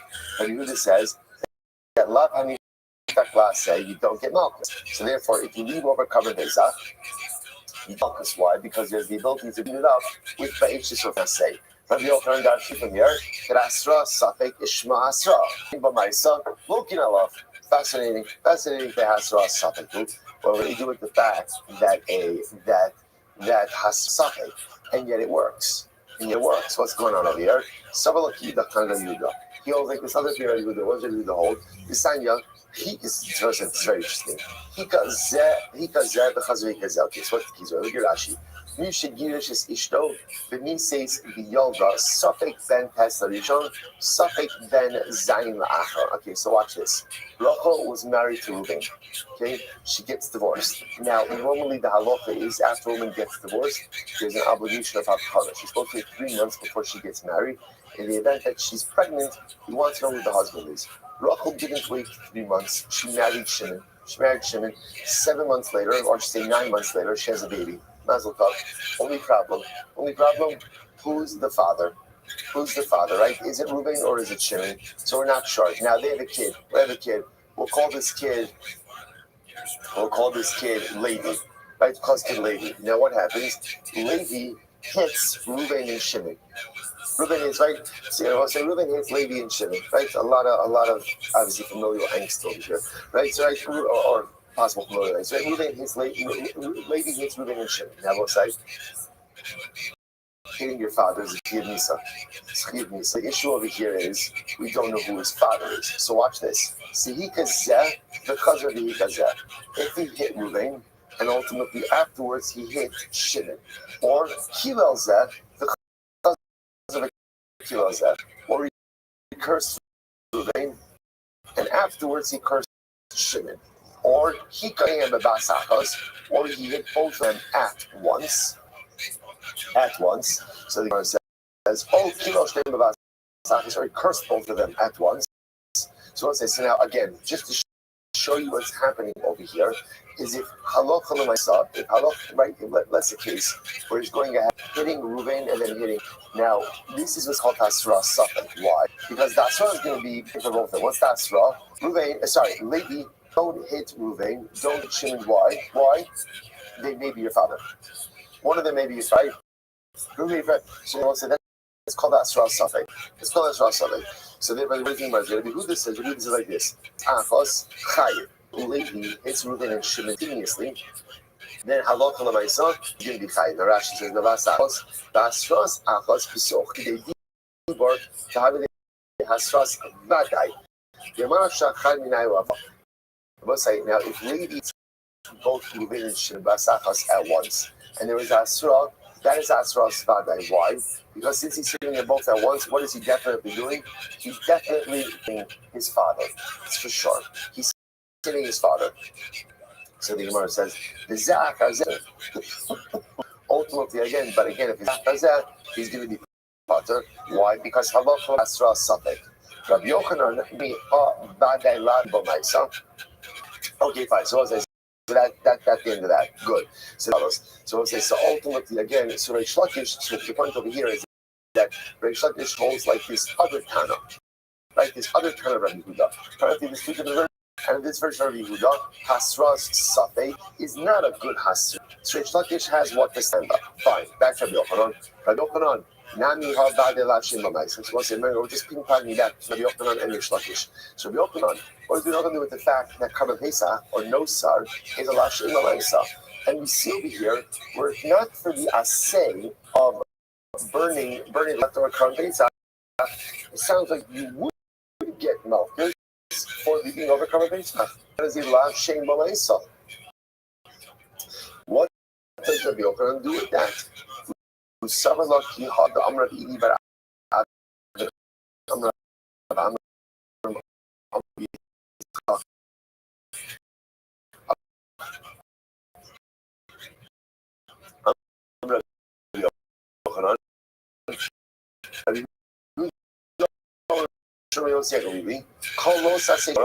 Lav Sheish Bamaisa Lokalov, Lav Shein Bamaisa in Lokinalov. Okay, so ultimately, I'm going to be open. I will say the point what is making is there's a lot of other opinions out there, and it's like we should both find different to align themselves with. So, opinion that says Kol Saseh Shabbatorah, and then you have a Saseh Lav Sheish Bamaisa Lokinalov. If it's that has dynamics, Lav Shein Bamaisa in Lokinalov, and Lav Shein Bamaisa, you don't get Malchus Chaveiro B'Shem. With the exception, of course, of Mishpah, swearing falsely, generally using the name of Hashem, because swearing falsely, using the name of HaKadosh Baruch Hu, Neymar, which means, again, swapping out one sacrificial animal for another sacrificial animal, Mekalas Chaver B'Shem, or cursing your friend with the name of HaKadosh Baruch Hu, to which the Gemara says, here's the problem. Based on that, Kashya, Rabbi Yehuda. So Moses, now we have this constant Rabbi Yehuda on both counts. So the Gemara says, either Reish Lakish, so according to Reish Lakish, it's not really a big deal because remember Reish Lakish already highlighted the fact that there are two different Tanoim, two different Tanaic versions of Rabbi Yehuda. Either Rabbi Yochanan Kasha, Hadi Hadrabe. Ultimately, again, not a Kasha. Either one opinion is his own opinion, and one is the opinion ultimately again of his Rabbi. If you look at Rashi says over here. Rabbi Yehuda lav shein b'maisa lokin alav, v'had tanya ein lokin alav mishum Rabbi Yosef really alav. So Rabbi Yehuda himself lav shein b'maisa in Malchus, but Rabbi Yosef the ultimate again will hold that Allah b'maisa there are Malchus. Okay, incredible. It's not awesome. So what we're left with over here, if we have to at the end, we'll come back to the Rambam a little bit to see like what that Allah b'maisa actually in this case. And so let's say what we're left with. Generally again about how Lav Hanita class say works. Rabbi Yochanan, let's assume for our purposes right now, that it is Lav Hanita class in Lokin Allah. Don't get Malchus for the violation of the Lav, which makes sense because you have an assay to clean it up. However, is there a point at which you will get Malchus for not doing the assay? The answer is yes. It just depends when. According to Rabbi Yochanan, negation. When you fundamentally negate the performance of the assay, it's impossible. You get because non-performance. It turns out that this is actually part of a bigger machlokes. Safek Shma Asra Lo Shma Asra. Rabbi Yochanan Hasra Safek works, which makes sense. Position Reish Lakish Hasra Safek does not work. Sub machlokes Ashin B'Maisa. Lokin alav, ain't lokin alav, sisi machmok tanoim as well. Beautiful. Now we're not finished yet. Tanan hasam. We'll say last short line. Tanan hasam. Hanoto emal abanim. Okay, this is very interesting. We'll say kind of Torah says you go ahead and you see one of the chicks. What's the halacha? You have to send away the mother bird. So now what happens? Hanoto emal abanim. Ruvain did not send away the mother bird. Instead, he went ahead and he took the mother bird for himself. Oh, no, I'm sorry. He took the eggs with the mother bird still there. Okay, so now what do you do? Rabbi says, look at the Inam Shalach. Rabbi says, look, you violated the law, you get malchus, and there's no point in subsequently sending away the mother bird. Take a look at Rashi for just a moment. Look at, it's actually very close. Look at Inam Shalach. Kasavar Shalach me karamashma, lo sika chaim, ela shalchena kodem lekicha, yaf agav v'ksik basar lo sika, lav l'meimra dimotcha shalech v'nehavi lashnin taklase, ela shakadlu asehu. So it's very interesting. Yehuda understands that there's only one time the Shaleach Esa'im applies, which is when? Which is before you take the chicks. If you took the chicks or you took the eggs first, there's no longer an Asay. Therefore, you violated a lot. This is not a lot Hanit Taklase. That's what he calls Lo Sasei Shekid Ma'asei. It's a lot that has an Asay that comes before it. This is Rabbi Yochanan. Rabbi Yochanan holds out again. You're looking for that. So Rabbi Yehuda says, if you violate it, there's no, you get malchus. The Chum say, Mishalech ve'ina loket. The Chum can you do afterwards? Say the mother bird afterwards, and she's salat anita klase. Look at Rashi. Rashi says, Kasabi shala achar losika mashma kidifsid avelinita klase in lakha shala. So once I saw, amazingly enough, now this is going to be a little bit of a different case. This is actually almost like a double assay, right? Obviously, there's an assay to send away the mother bird before you take the eggs of the chicks. The eggs of the chicks, it's okay, bird afterwards. Incredible.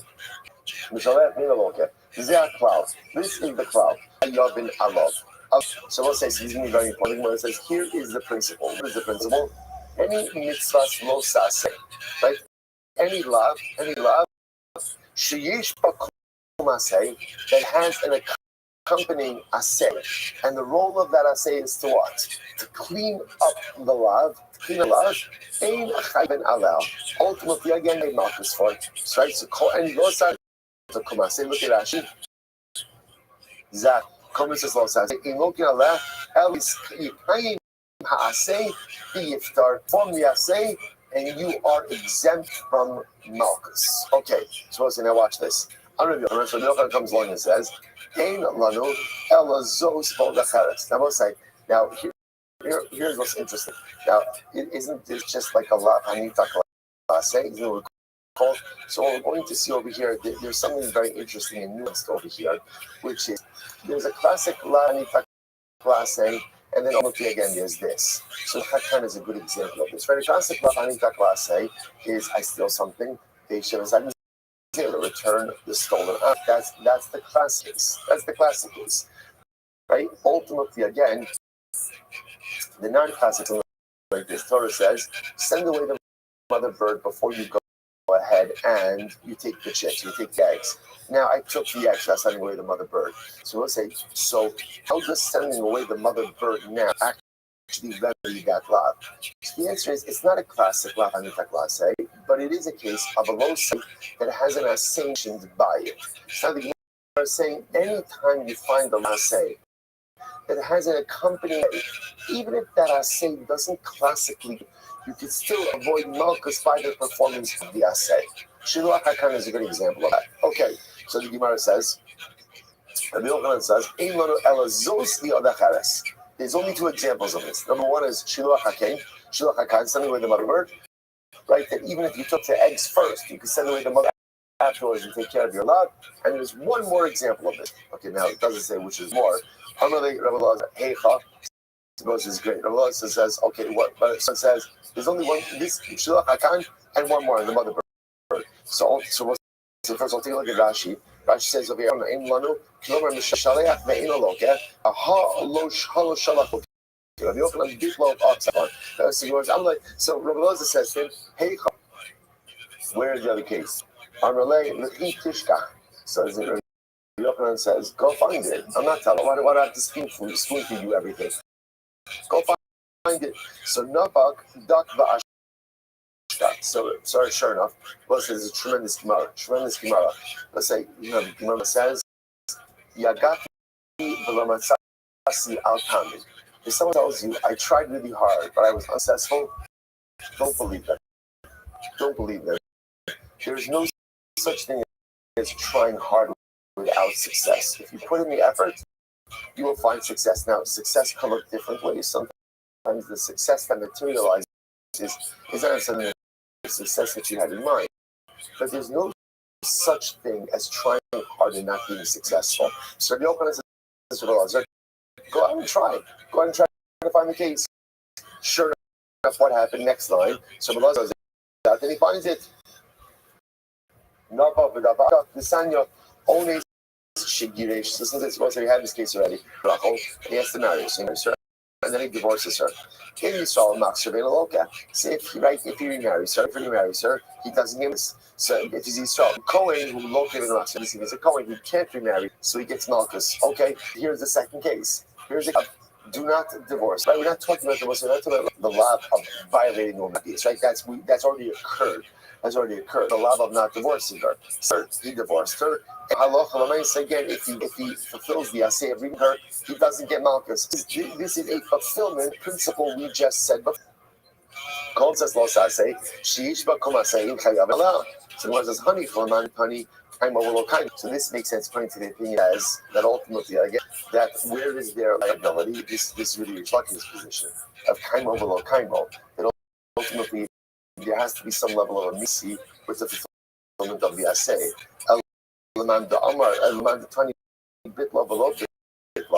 again, according to the opinion that says that you're only chayiv not fulfillment of the assay if you fundamentally negate it.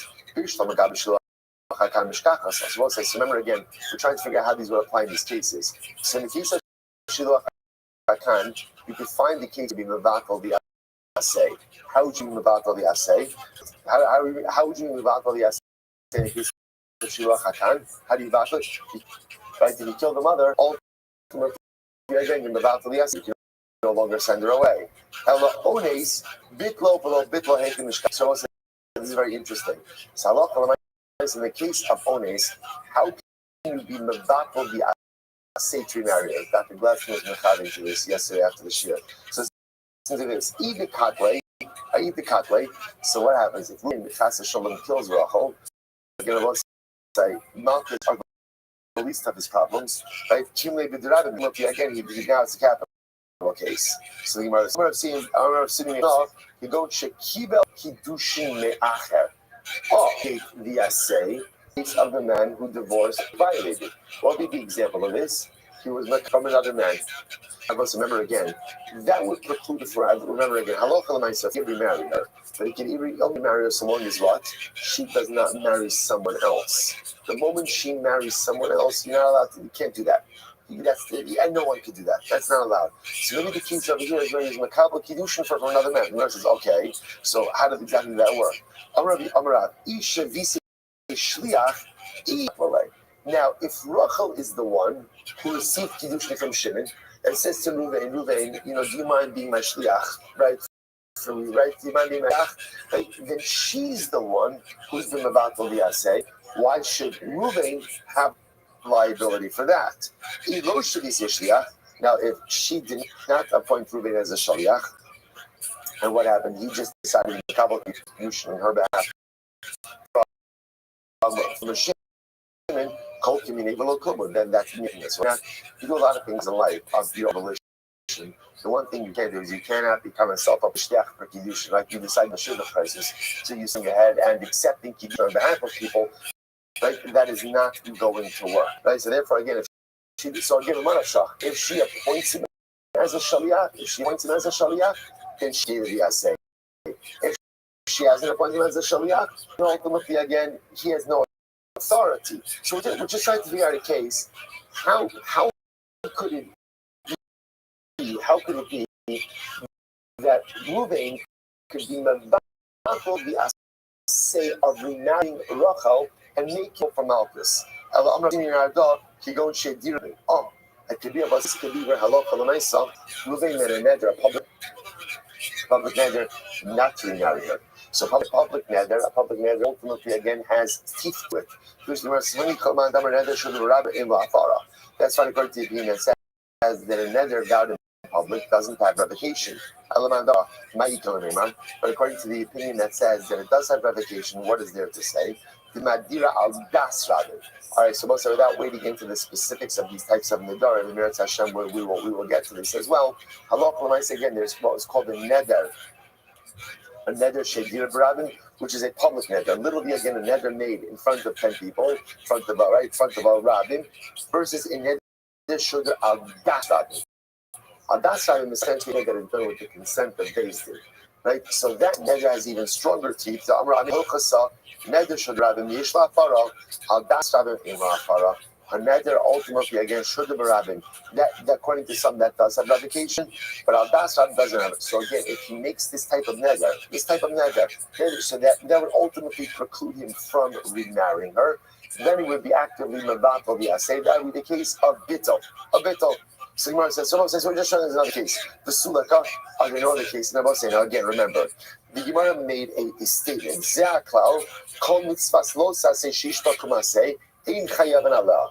Right? Any positive commandment, right, or just any prohibition, any law that has an accompanying assay, if you perform the assay, you're not chayiv malchus. The corollary to that is, and if you don't perform the assay, or you negate the assay, you will be chayiv malchus. So remember again, the Gemara said, Rabbi Yochanan says, there's two examples of this, right? Shiluach hakan and ones. What's really?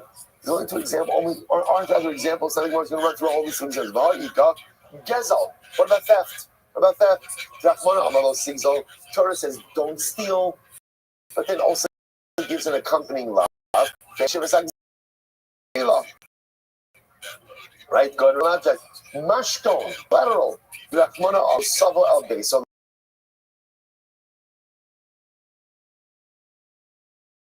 Avoto. Torah says under certain. What does it say? Hashif you did. Right? Let's say by a corporate, by an almono. Now the lateral. Let's say you took collateral. That's how you violated a lot. Then there's an assay. What's the assay? Havot kiva shemesh. Mishkachas law.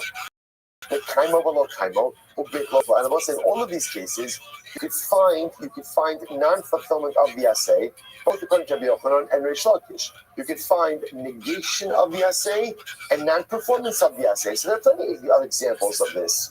To which the Gemara says, those cases are different. In the case of both Gezel and Mashkon, they both say even if you negate the assay, which means what? You destroy the stolen object. You destroy the mashkon. It doesn't matter. Why?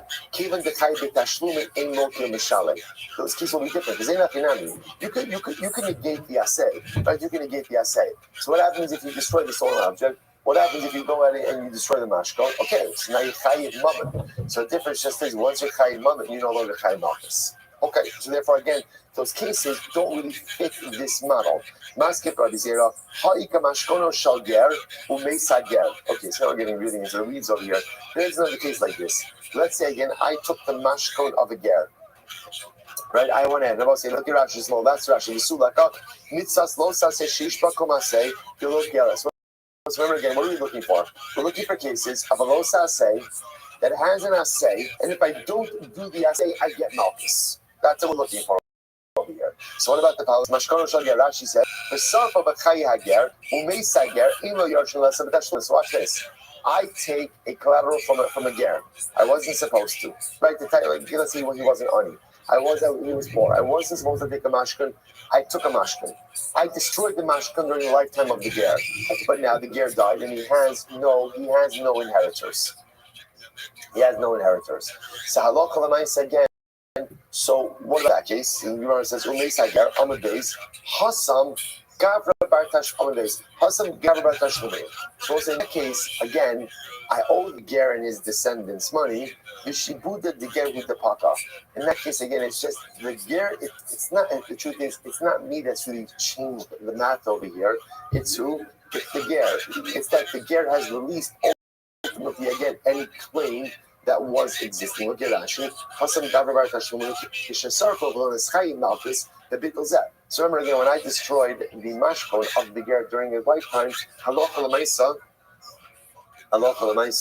I now chayiv tashlumin.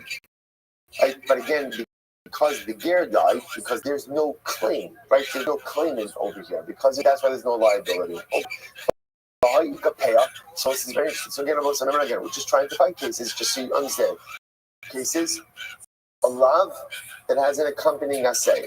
Now, when you perform the assay, then what? Malchus. We're looking for cases when you don't perform the assay, you will be chayiv malchus. Okay, what about the following case? I'll say, what's payah? Payah is the obligation of your field for. What about the case of Rahman, where the Torah says, Torah says, do not go ahead and harvest. Don't cut down the corner of your field. Leave it for the onion and guess. It's the lav, right? That's the lav. So therefore, I'll say again. Remember, what's the assay? What's the assay? The mashkachas leib the kaimo bitlo velo bitlo. Now we're going to say about an interesting enough case. So watch this. So the shaila just is, if I did harvest, so I'm supposed to leave a corner of my field. Right? I go ahead and I harvest anyway. So what's now? Right? What am I supposed to do? And also we're looking for two things. Number one, how do I remedy that? If I perform the lav, how do I remedy that? Right? And number two, what does it look like to negate the performance of that assay? Here we go. Oh, here it is. Mitzvah's payah, the harish min hakama. Mitzvah payah is to leave standing grain. That's mitzvah payah. Literally, again, leave a corner of your field standing. Lo hitrish min hakama, mafish min omer. So let's say again, I harvested the field. Right, I cut down the wheat. So I did not leave over from the standing wheat. What do I do? Mafish min omer. You even leave over from the sheaves. So I harvested and bundled the wheat. It's okay. You can leave over sheaves of wheat for payah. Fine. Let's say I didn't leave over from the omer, from right. So mafish min akri. I can even go ahead. Really doesn't mean right. I can go ahead and leave over pile. So the wheat is piled. I can separate from the pile for payah. So as long as the pile has not been smooth. Merfu, so we'll say, what happens if the pile has been smooth? Well, at that point, here's the issue. At that point, once the pile has been smooth, there's an obligation now for other tithes that have set in. So in that case, ma'aser b'no semo. So ultimately, again, I have to give ma'aser. Now I have to give ma'aser at this point, and afterwards I can still take payah. So Gemara says, "Kid Rabbi Shmuel, damar at mafish mina isa." And once Rabbi Shmuel goes so far to say, even if I'm already at the dough stage, I can separate out payah from dough. Well, Rabbi Shmuel, nami mishkach. So suppose I say, therefore, again, just want to point out. So the assay is to go ahead and, right, or I should say, the los assay is don't cut down the corner of your field, right? If I did so, it's, so to speak, it's a los assay that has an accompanying assay. How so? I can separate out payah even subsequently to the point of even going ahead and what? Even from the dough itself. Now again, where is the bittul, so to speak, of the assay? Well, Rabbi Shmuel, now again, there would be a case where you could fundamentally negate. Now, obviously, kayim below kayim, that's easy. That's easy. What would be the case of being mevakol the assay? I ate the dough. So obviously, again, if you ate the bread, you ate the dough. There's no longer anything to be mafresh payah. So therefore, I get about say, so what do I have over here? What do I have over here? I have a low. Don't cut down the corner of your field. I have an assay which could remedy it, which is you payah from whatever, from the bundles, from the pile, from the dough. Right? From the good, and now what happens? I can be mabatal the assay. I eat the dough. And we'll say, what should happen in that case? Once you eat the dough, what should happen? Malchus. So what we'll say is that, so there's not just two cases. There's not just two cases. It's not just the case ultimately again of. It's not just the case of number one, ones, and shiluach hakan, and number two ones. There's another case where it says, you're right, elo, zos va'od acheret aha. You're right, there's another case. Rather when we said ultimately again the case of shiluach hakan and another maybe this is the second case. Right? Maybe Onis is not the second case. Maybe this is the second case. About Onis low, right? About Onis low, but maybe not the case of Onis. Why not? The Heifa Amina al Dasra, the Dvarashos. I will say now, why would we now remember before we included Onis, right? So everyone is including Shiloh Hakan. Shiloh Hakan is case number one. So we thought of case number two was Onis. Now, remember, you need a case where you could negate the assay. What's the Onis to remarry her? How negate the assay? How do we say? If Reuben made a nether, I'll marry him. Gemara says it's not the case. I'll tell you why. Gemara says, listen to this. Shabbos says, we say that a nether Adas Rabbi doesn't have revocation. That's only we made a nether for mundane purposes. But if the nether contravenes a mitzvah, then ultimately, again, it does have revocation. Neymar gives an interesting example of this, not to be applied contemporarily. There was this Rebbe who used to hit the kids, right? Adre Rav Acha, Rav Acha rightfully so, made a nedra das rabin that this guy can't teach. What was the problem? Teacher shortage. He would, besides this little detail, he really was an excellent Rabbi, right? Besides the little bit, right? So again, Rabbi said Rav Acha took the right course of action. But ultimately, again, Ravina reversed the neder because unfortunately they could not find another Rebbe who was able to go ahead and teach the kids. So what do you see from here? You see from here that even a neder holder of das rabin could be revoked for a mitzvah. So therefore, again, I will say the way the Gemara is ending off is like this: you have a principle. What's the principle?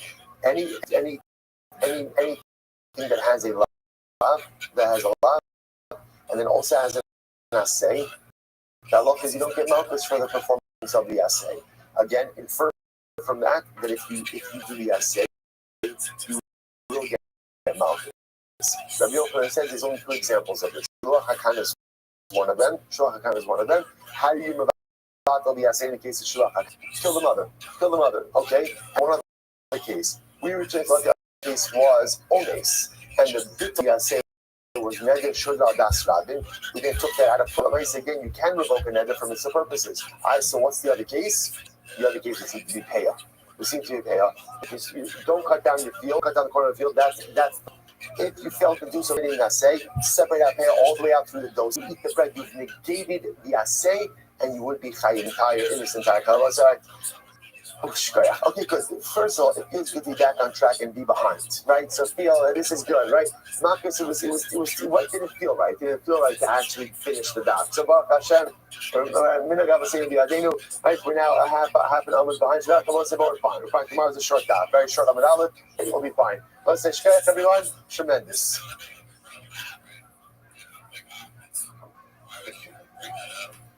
My favorite thing though so far is the year thing, because before he goes, all right, Kevin's doing a great day, everyone. There's no chance. I mean, they almost do our job. But then it's like, and then that's when he goes, it's not 2010 anymore. Okay, so beautiful.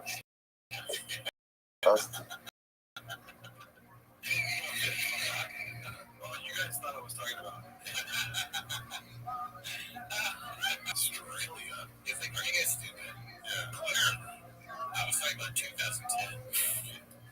But to have other tools. There's not enough hours in the day for where bow striking's at to get to an elite level. There's not. He's such a Bill's an elite athlete. That's how hard striking is. Striking in MMA takes a long time to get comfortable and to execute a game. All right, then we'll say good morning. You're wrestling, you're having pound and submissions. Good morning. Let us begin.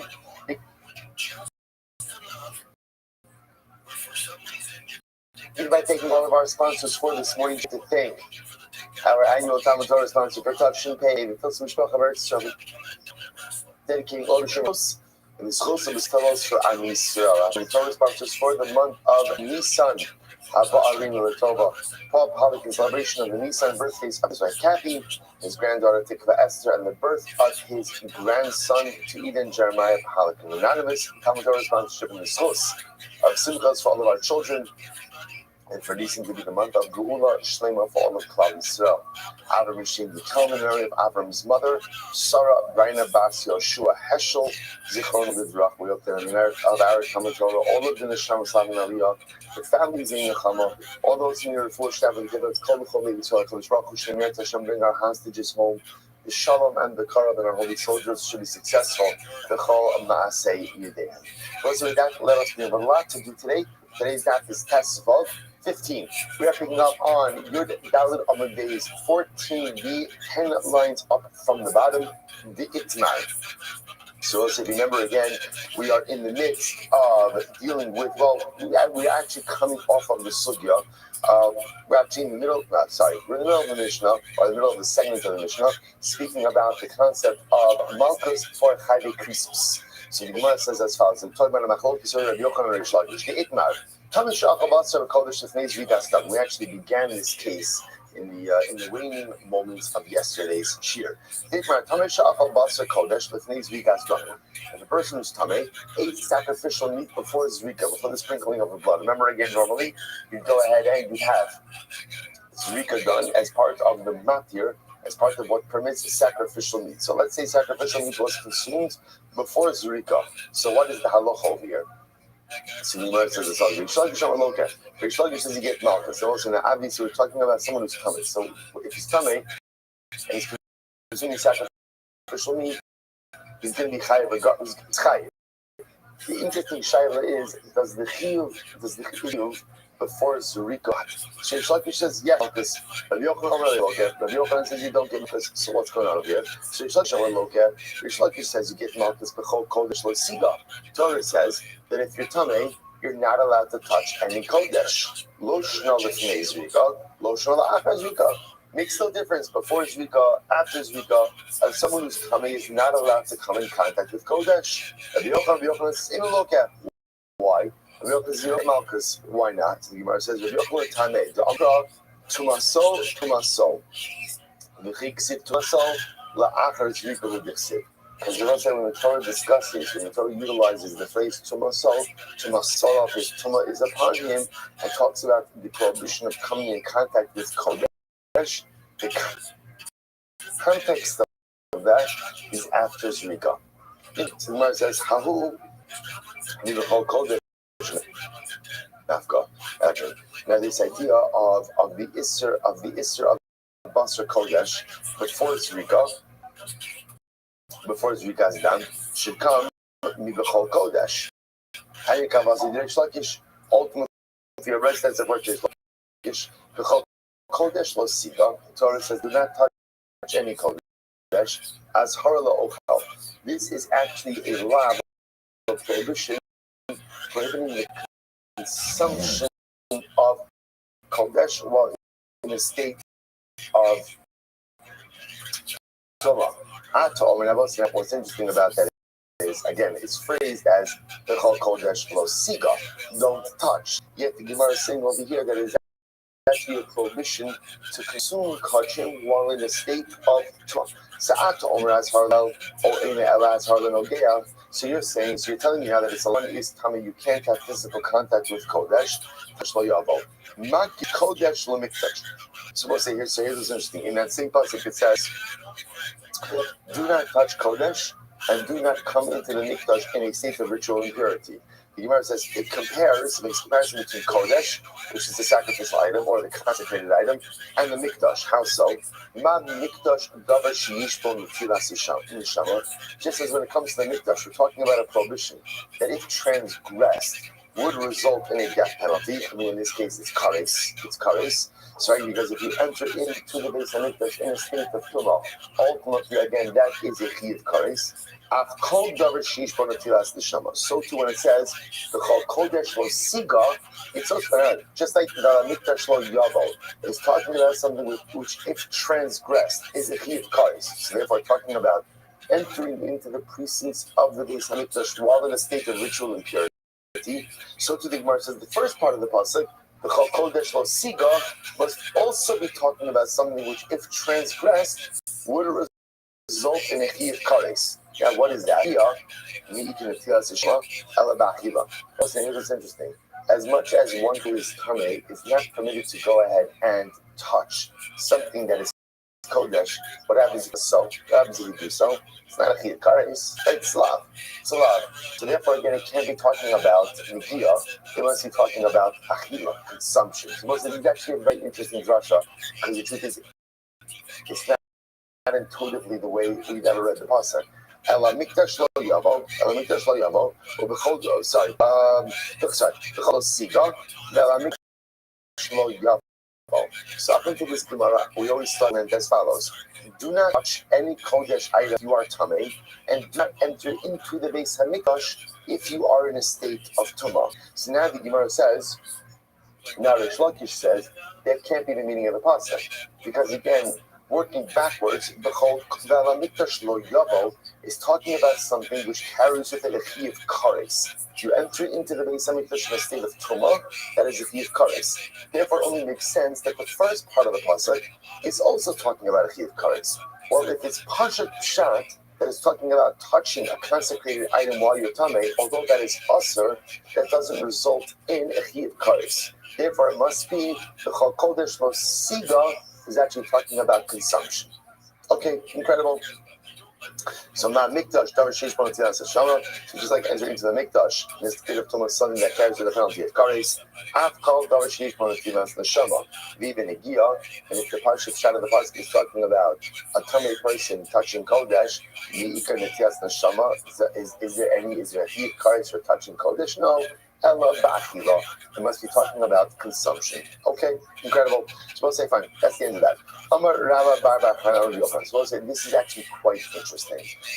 Listen to this. Or Yochanan. So we'll say, pay attention to this. Pay attention to everything. But I'm saying, pay specific attention to this, because this concept is actually going to be something that's going to frame pretty much the rest of the daf. Rabbi Yochanan. What does Rabbi Yochanan say? Kol lo saseh shekadu aseh lo kinala. Okay, so says, remember again, in general, what are you getting if we're compiling our list, what are you getting malchus for so far, right? What have we learned? What are you getting malchus for? Number one, a love, right? General love. You wear shatnez, right? You go out and you soak your lion, right? Basic love. Basic love. Good. What else? Number two? I'm sorry? Good. Hold on. The technicalities. I just need general cap. What else? Rabbi Akiva. Yes, sir. Right. Chiyuv kares. Right. Chiyuv kares. Heavy piece of mace. Right. And general love in the world of love, and as Chanukim just mentioned again, we're going to get more into specifics in just a moment. But those are general. You're not getting malchus for. Number one, misos based. Good. And number two, the big one, although it was just mentioned kind of potentially, was asay, and number three, lav hanita klase. Lav hanita klase means, it's funny when that isn't there. If you want to start it off. So again, lav hanita klase. Lav hanita klase means a love that is remedying the performance of a positive commandment. Classic example of that, excellent theft.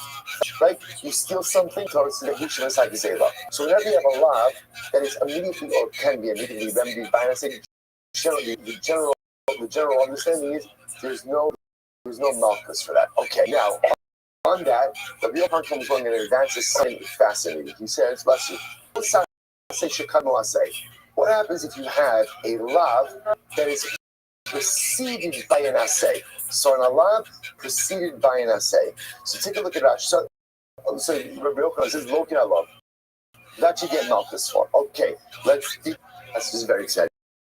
Let's dig into the last Rashi of the daf. Last Rashi number 8. So Kol lo saseh kamo assay lokin love. Listen to this. Ha asalash meinon. That people man damar la hanita klase in lokin love. So again, what's the thing that we mentioned before?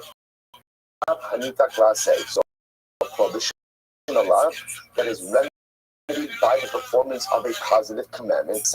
Tanya, Loso Su. I know Sartisro, cover Pesach.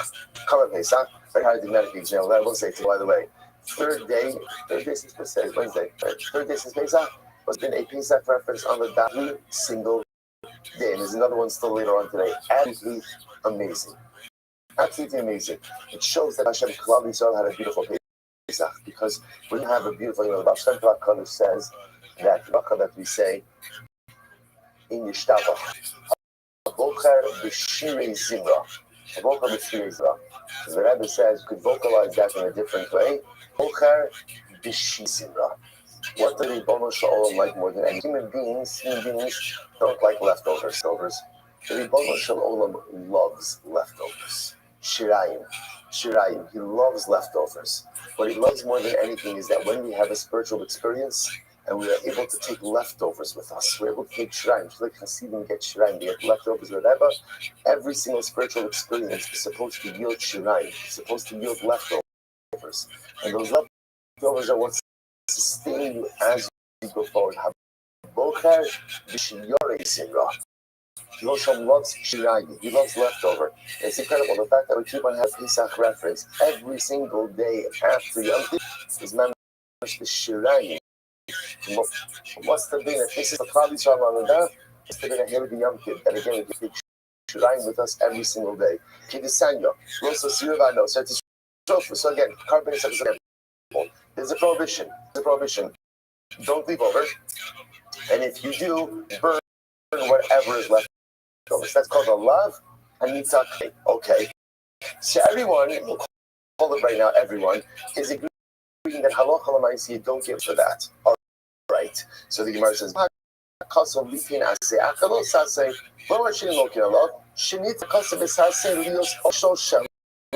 Vitikuno, Lomar.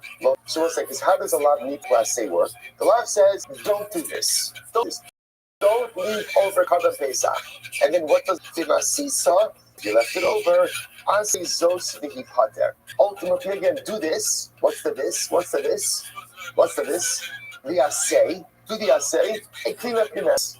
So I said, by the way, just so you should understand, there's a tremendous Musar Haskell in a Lav Hanita. Lav Hanita Klasei is the way the Ribono Shel Olam communicates to us one of the most important yisodos in life.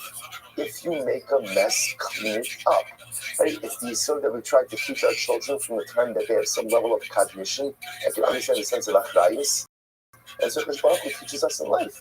Don't do this. But if you do it, so you say, after I committed Aveira, there's a tremendous Yetzer Hara. What's the Yetzer Hara after you commit it? It's interesting. People don't think about a Yetzer Hara after you commit an Aveira. They think about the Yetzer Hara before you commit the Aveira. What's the Yetzer Hara after I commit the Aveira? What's the Yetzer Hara? Yeyosh. Oh, I made such a mess. Look what I did. Oy vavoy, woe for me. And just wallow in it. What's the hashkat hanita class say? You made a mess. Okay, that's unfortunate. Now what? Clean it up. You made a mess. You clean it up. That's not just halach hanita class say, but hashkat. Okay, so that's the hanita class say. Rabbi Yochanan, listen to Rashi. Last two lines of Rashi. Rabbi Yochanan. Now Rabbi Yochanan comes along and he says as follows: Hanini ba'aseh haba achar halav. Now this is fascinating. Halav hanita class. So the lav comes from. So do not leave over for the Pesach until morning. And then there's an assay. Then again, there's the assay afterwards. Rabbi Yochanan says there's another model also. Where what? He says, and again, remember in general, the way a lav hanita assay works is you could only perform the assay when after you've violated the law. So you could only burn the leftover Karban Pesach after you left it over. You could only return the stolen object after you committed an act of theft. It's fascinating. Let's say you have an assay that's before the law. Now we'll see an example of this. You have an assay before the law, and you could perform this assay even before you perform the lav. Obviously, the Gemara says,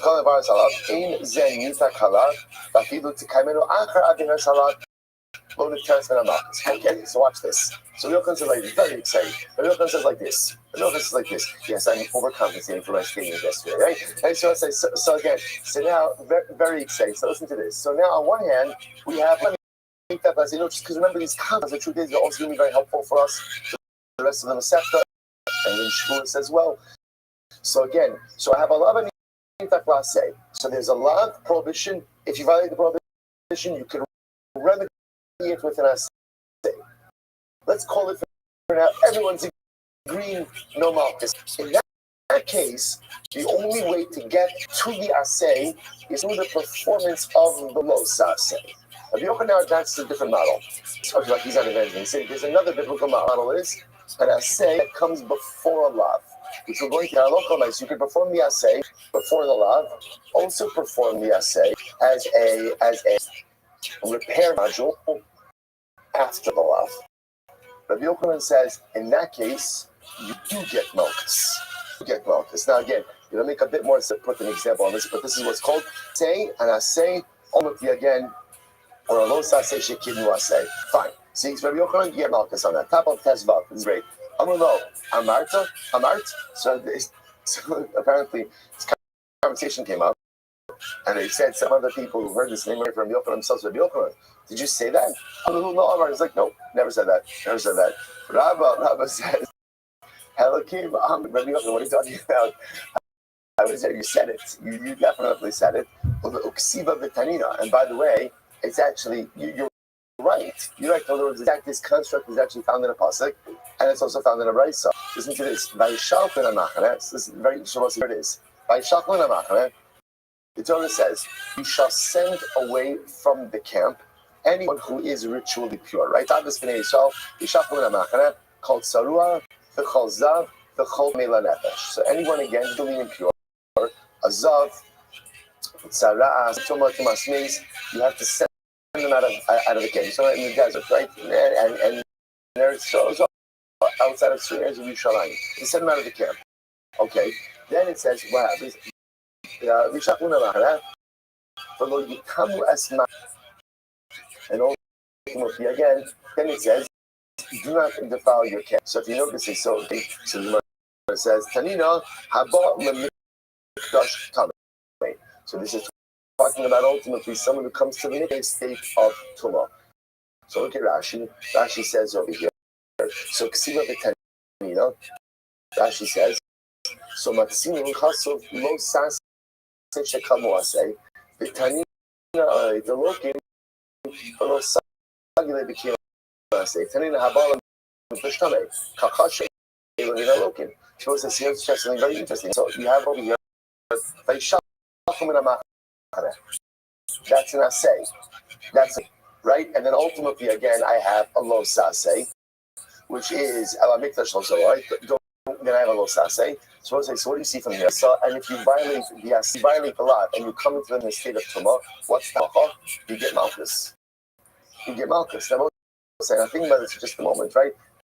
Actually, going ahead and entering into the state of tumah, technically speaking, why don't you call that a la panita klase? It's prohibited, but you can exit.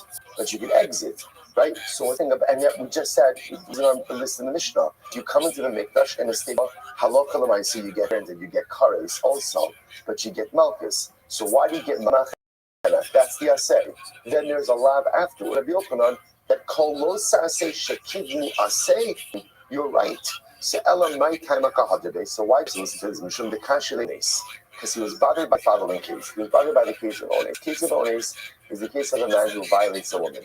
Now listen, in the event that a man violates a woman, there's a number of different penalties involved. One of them is that he is obligated to marry her as soon as she wants to get married to him. That he has to marry her, and he is not allowed to divorce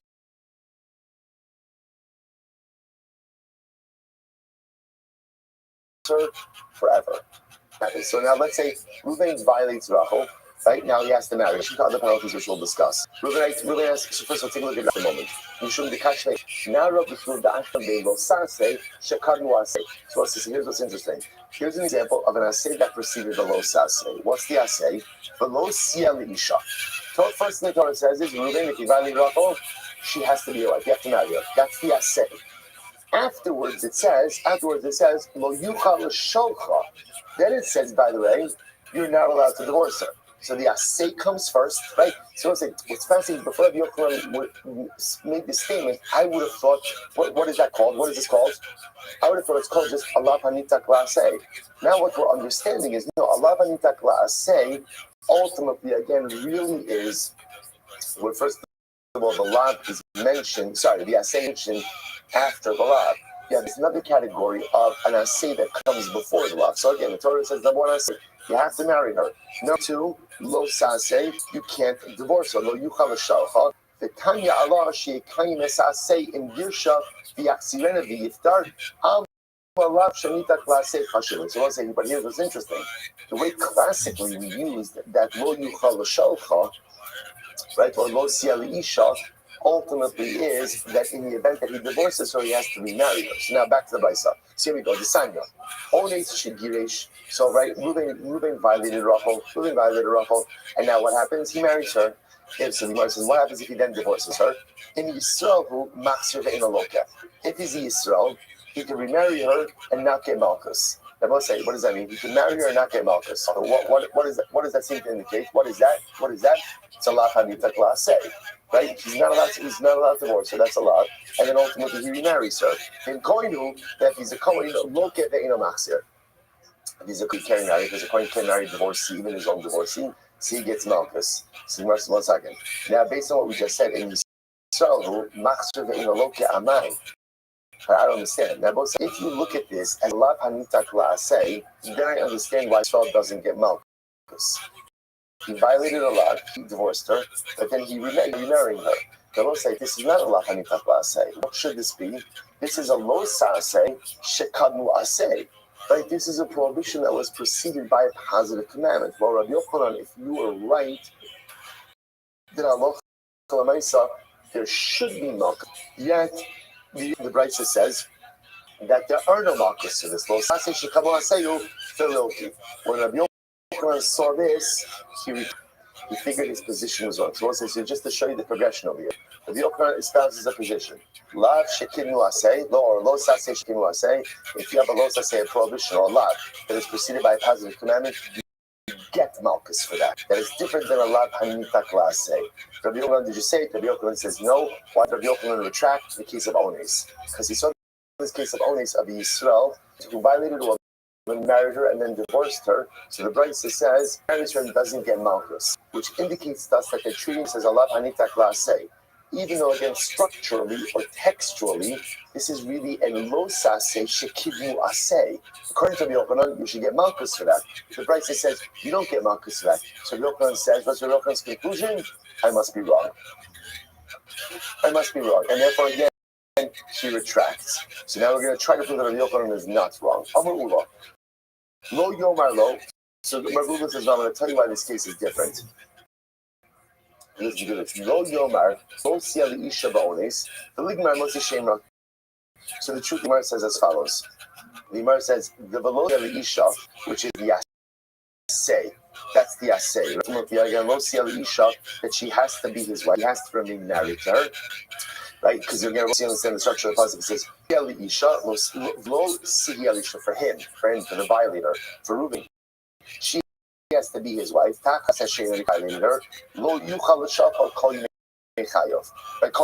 He cannot send her away. He can't divorce her. So you have the Asay, Isha, and Lo Yuchal L'Shalcha. So listen, I'm going to tell you why this case is different.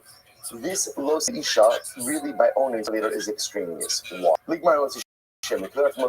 Who's Motzi Shemra?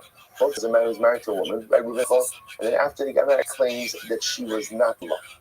Now, if it turns out that ultimately, again, he's lying, so then the halacha is he has to pay a penalty. And he's not allowed to divorce her as well. So learn out only so what's Shemra. So I made Shemra where Ruben, the husband, didn't do a Maisa. But saying, what do you mean he didn't do a Maisa? He's remember doing it's speech. He didn't do a Maisa. Yet there is this penalty that he's never allowed to divorce her. Only the culture came certainly by Ones when he did do a Maisa, he certainly should not be allowed to divorce her as well. So the Gemara says, Lama Ne'amar. So why? So therefore, again, the Lo Sia Isha by Ones is really extra. You don't need it. Learn it out from Motzi Shemra. But it's written. So if it's written in Lefanav, today in La'acharav Shem Girish Yaksir. So use it to teach me that Lo Sia Isha must be there not to tell us that the Ones has to marry her, but rather what? That if the Ones divorced her, if he divorced her, he has to remarry her. So essentially, it's reinforcing the Asay after the lot, making it more into a lav hanitak la'aseh, which is why the Brisa goes ahead and says no malchus. Okay, interesting approach. So the Gemara says, interesting approach. Akanti only so much Shem or Logamar, but that's not true. You can't really learn that only so much Shem. Why not? Because we can raise a pircha. Mala Motzi Shem or Shekel Shalim. Right? To say Motzi Shem, ultimately again, both get Malchus, right? Rose Shem has three things. Number one, he can never divorce her. Two, he gets Malchus. Number three, there's a financial penalty. By Ones, ultimately, again, the Malchus. There's a financial penalty. You're never allowed to divorce her, but there's no Malchus. So the next, Elo, Lo Yomar, Lo Sila Isha, Lo Sishimra, the Ligmar Me Ones. That Ligmar says, okay, let's flip it. Don't say you Lo Sila Isha by Motzi Shimra. Out, you're out by Ones, right? And just say, just like in Ones, to divorce his wife, right? So to Motzi Shimra is going to divorce his wife and say, Uma Ones Shein Alokim V'Shalim Amra Lo Sila Isha by Ones, where you don't get Malchus. You don't get Malchus. Yet the Torah says the Ber has to marry this woman, Motzi Shemra, who does get Malchus. And ultimately, so of course, that's marry her as well. So again, why do I need the Velos Motzi Shemra to the Ones? If you don't need Shemra, ultimately use this furthermore. It ain't a fun up, and if you don't need it initially to tell me that he's obligated to use it to teach me that Amos is his wife, obligated to remarry her. So it comes in an extra assay in the event that Ones divorces his wife, in which case it's really as a lav hanitak la'aseh. If it's a lav hanitak say, everyone agrees there's no malchus, but it doesn't come Yochanan's position, right? Because Rabbi Yochanan was all about osaseh shekidmu aseh. Over here, only is the presence of the extra aseh makes it into a lav hanitak la'aseh. Okay, so the Motzi Shemra Ones Nami Logam. It doesn't work. It doesn't work. You can't learn that Motzi Shemra from Ones. Why not? So the Gemara says the Kalamifrach. The Ones Shekin Asa Maisa. Because what's remember again, Ones to the Maisa. They're really not comparable, right? Ones is a Maisa. Motzi Shemra is not a Maisa. Motzi Shemra is just Dibar. Ella Lo Yomar Lo Siel Isha B'Motzi Shemra Shari Ishtoni. So here's interesting. But here's the big difference also. By Motzi Shemra, I don't need that phrase Lo Siel Isha, right? Why? By Motzi married. They married her. I don't know. By Ones, I need Lo Siel Isha, but by Motzi Shemra, I don't need that at all. Lama Nema. So okay. Why is Siel Isha by Motzi Shemra? And Eno Ian Motzi Shemra in the Ones. Now, and if I don't need it by Motzi Shemra, let me use it for Eno Ian Lafana. And if I don't need it to initially, it has to be married because that's already stated. Use it to teach me that in the event that Ma'anis divorces his wife, he's obligated to marry her. Once again, I will say what the Gemara following, that essentially by Ones, there's going to be this extra assay. This extra says that in the event that Reuben divorces Rachel, right? Reuben violated Rachel, married her. In the event that he divorced her, he has to remarry her. And it's an extra assay. That extra assay makes it into a lav anitak assay and not a lo saseh shekadmo assay. Even though scripturally, textually, it's written as a lo saseh shekadmo assay. And therefore, it makes sense that the Brisa says no malchus, and it doesn't contradict Rabbi Yochanan's original idea.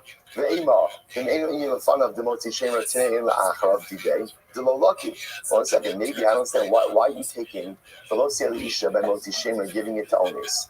Keep it by Motzi Shemra and say like this. Tell us that by Motzi Shemra, the Lo Siel Isha makes it also lav hanitak la'aseh, and in the event that the Motzi Shemra divorced his wife and he remarries her, no malchus. You're right. That is true. That is true. So the Gemara says, "Va'asi ones v'gamar." Okay, and also look again. I can learn ones from Motzi Shemra, and to say just like by Motzi Shemra, if he divorces his wife and then he remarries her, he avoids malchus. So too again by ones, if he divorces his wife and remarries her, ultimately no malchus. But again, here's the problem: the government.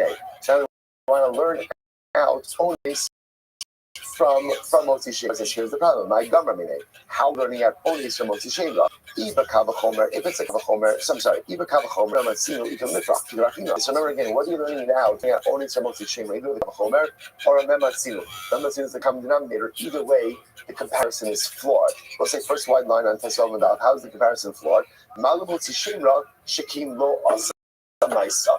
Well, say remember again, the comparison is fundamentally flawed. Why? Because the Maisa, again, Motzi Shemra is no Maisa.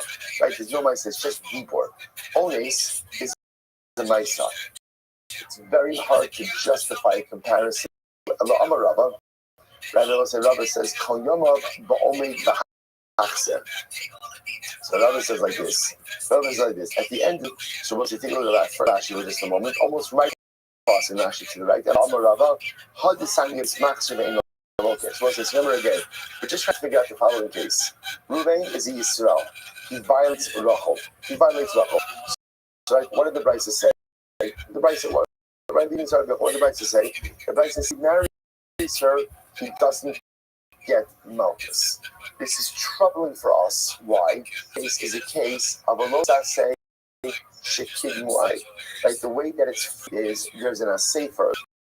For lo siya l'isha, she has to marry. And afterwards it says, well, you call you mechaya. She can't divorce her. And a Yochanan model, that means there should be. The Bryce is telling us there are no Malchus.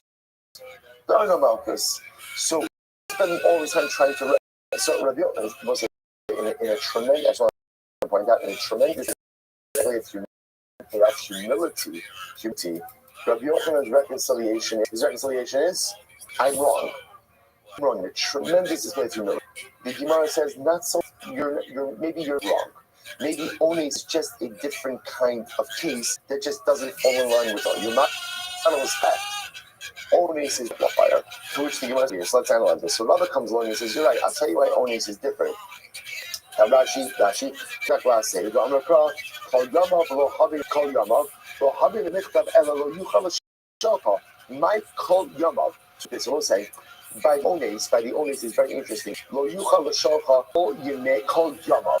Kol Yamav. Why do you need that? Just say Lo Yuchal Shaka. You can't divorce her. I understand. You can't divorce her when? As long as you live. I don't need that phrase, those two words, Kol Yamav. Why is that here? Why is that here? So Rabbi wants to suggest that maybe Kol Yamav makes it different. Kol Yamav makes it a lot hanitak last say. That's what Kol Yamav does. Kol Yamav says, Ruben, shouldn't have violated women in the first place. Right? Right? Makes sense. Right? Then, if you did, you have to marry her, and you are not allowed to go ahead and divorce her. And if you divorce her, an obligation to remarry her, how long is the obligation develop upon you? Kol Yamav. So it's a different kind of case. That Kol Yamav makes it a lot hanita say. That says if you did divorce her, you have an obligation to remedy that. What is the window of remediation for this? The rest of your life. That makes it into a love last say. Beautiful. So El Amarav Yigmar El Amarav Kol Yamav Ba'amei B'Hachser V'chein Ki Asarat Amarav Yochanan Kol Yamav B'Hachser. Oh, so much is. Here it is.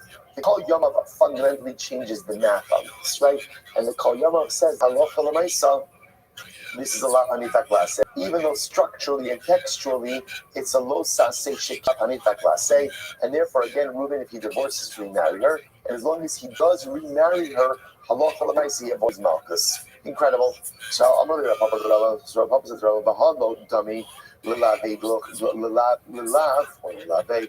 chasima. Sorry. Har lo dami lave lilav de chasima. Okay, so let's remember again 2 days ago we had this. What's the paradigmatic lav for Malchus purposes? The paradigmatic lav is lo saxon.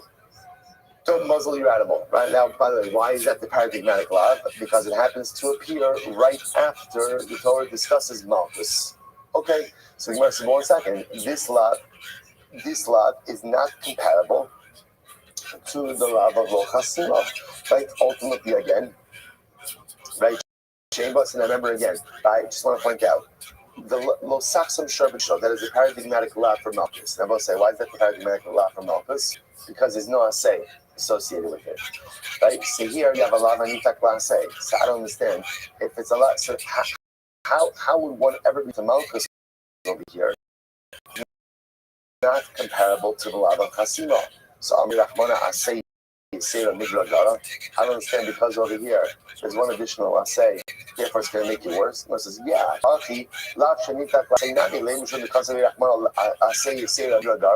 again, what's the using it? So that should also be subject to Malchus. Just because it has one additional assay, you should, right? It should make it worse. So no, different. Why is it different? Because halacha l'maisa in the lapanita class say is that any type of say is there to clean up the lot and tell me that I'm not chayv now. Because I'm saying, now watch this.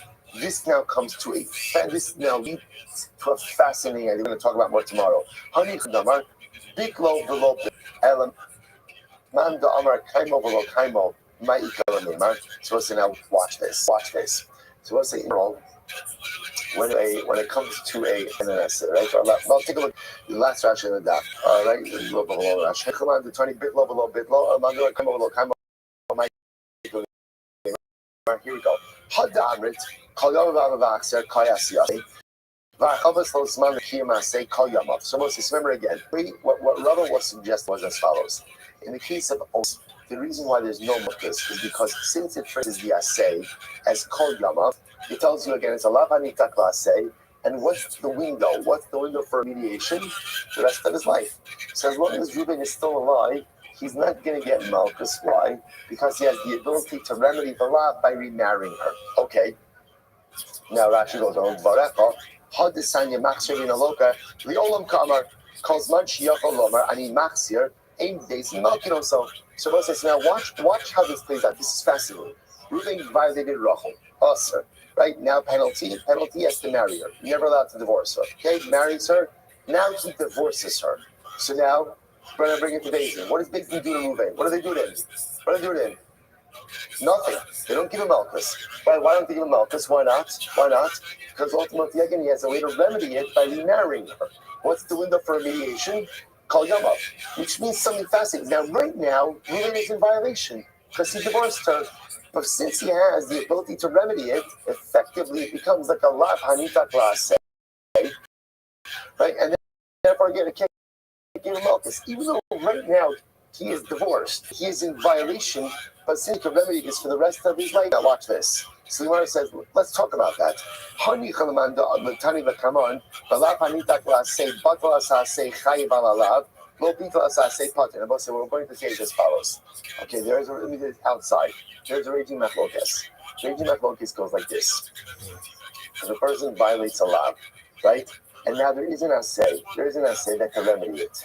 So do you get malchus or not? The Gemara says it depends.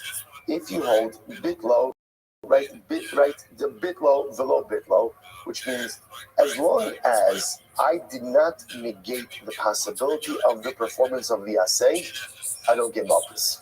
Even though I haven't done the assay yet.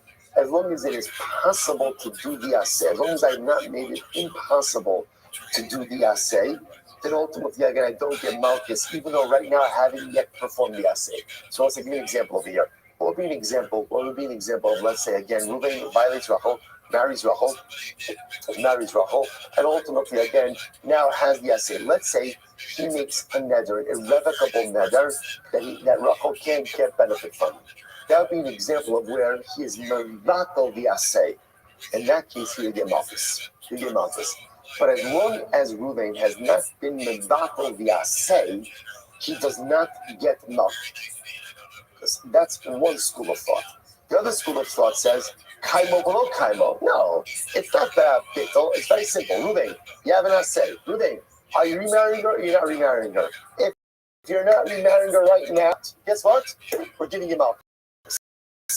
In other words, Anita Klase says, yeah, you have an assay remedy delay, and if you want to avoid this, when must you exercise the assay? When? Now. And failure to do so gets up. Someone said, right, I told you, I wasn't this is riveting. Someone says, so again, now I have a lav Anita Klase. Everyone agrees that ultimately the assay cleans up the lav. But when do you have to perform the assay in order to avoid malchus for the los assay? So the first opinion that says bitlo paloma bitlo means essentially as long as you don't negate the possible performance of the assay, that will save you from malchus. So according to that, as long as Reuven can remarry Rachel, even if he doesn't remarry Rachel, he doesn't get malchus. According to the second school of thought that says kaimu v'lo kaimu says no. The only time the assay remedies the los assay is when you do it now.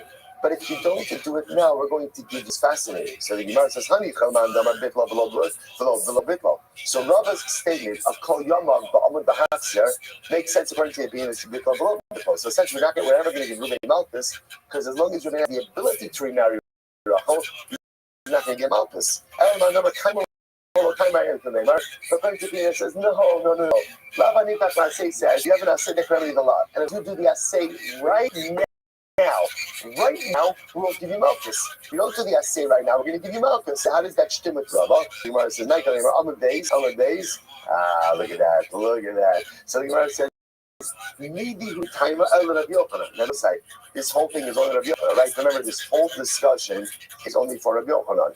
The Gemara says, Rabbi Yochanan, bitlo chayim, bitlo partner. Oh, Rabbi Yochanan says, I'm thinking of bitlo, bitlo.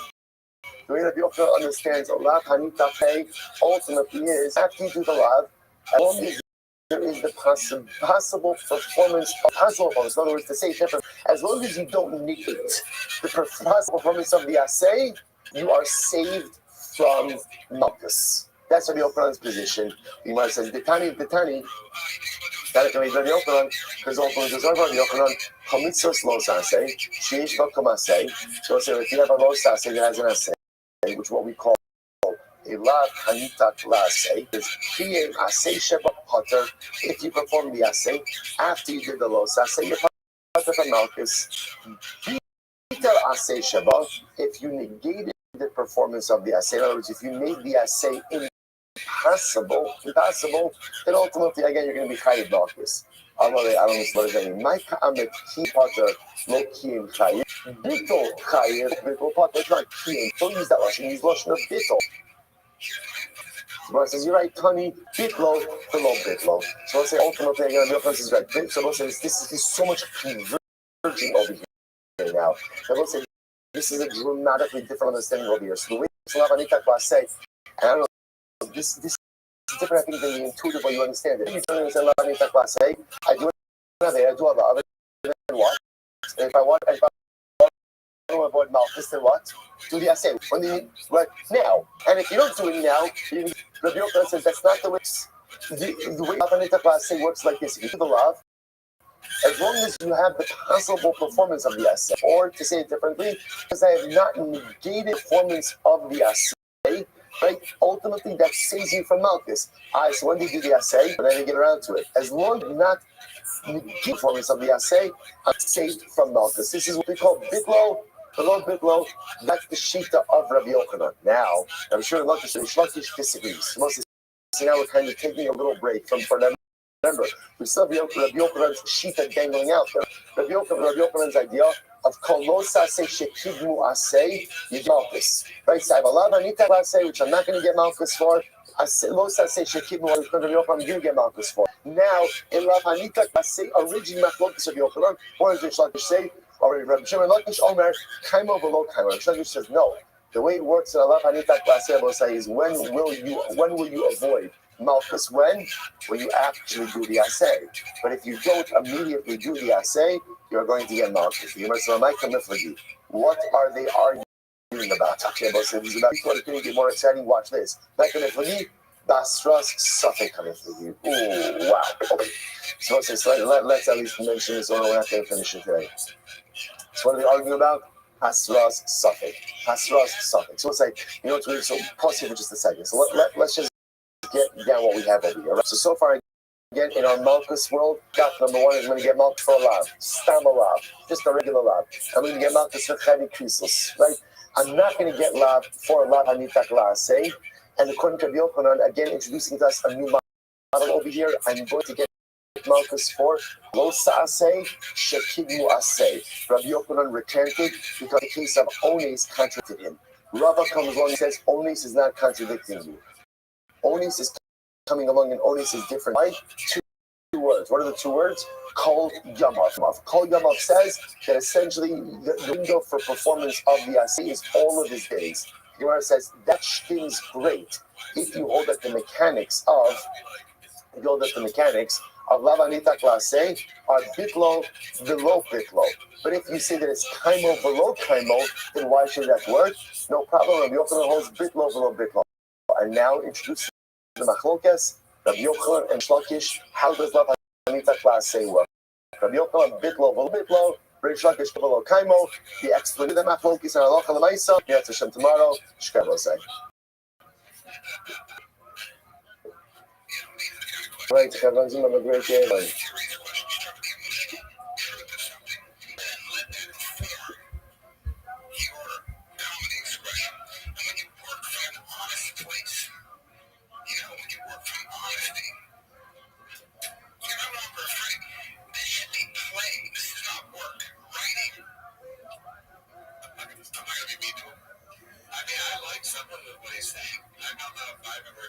It's just so funny to put what he's saying to what he does. It's that and also outside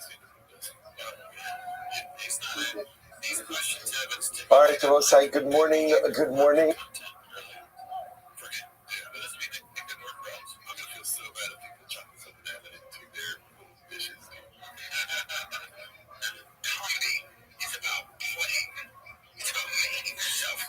Let us begin by thanking all of our sponsors for this morning. To thank our annual Talmud Torah sponsor for touching the Pilsner Shlach so dedicated all the Shulman Rothschild this year as his host for the Solar Fellowship on Israel. Talmud Torah sponsors for the month Son Habarim L'Torah Papa in celebration of the Nisan birthdays of the granddaughter Tikva Esther and Earth Abach grandson.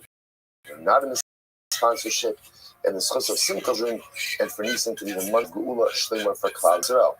Avram Shem Telman, in memory of Avram's mother, Sarah Brian of Yoshua Heschel, Zechon of the Bracha, and their Daf Yomi sponsors for today, Alan and Sue Meyerowitz, in creation of the arts like Alan's mother, Paul Meyerowitz, Bas Avram, Zechon of the Bracha, Rebbe of the Merit of our Talmud Torah, all of the Neshamas Lavan, the families in the Chama, all those in the floor together with Kol Choli Yisrael.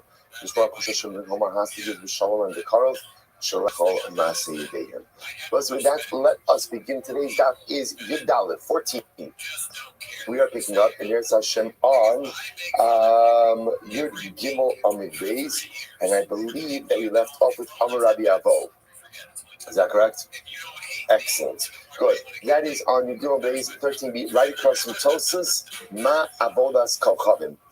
And it is also 2, 4, 6, 8, 10, 12, 14, 16, 18, about 20 lines up on the bottom. So just to orient ourselves a little bit.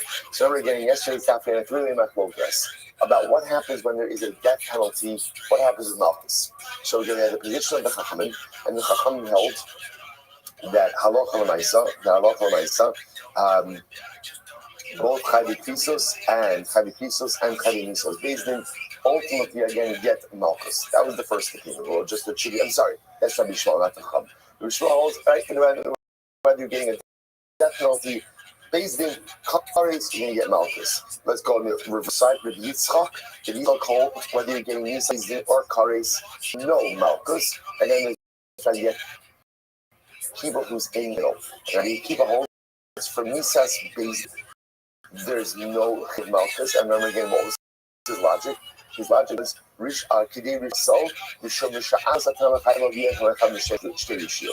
essentially countable once. So if you're gonna get Kares, you can't get Malchus as well. But yet, why? What about inside? You're gonna get Nisas business.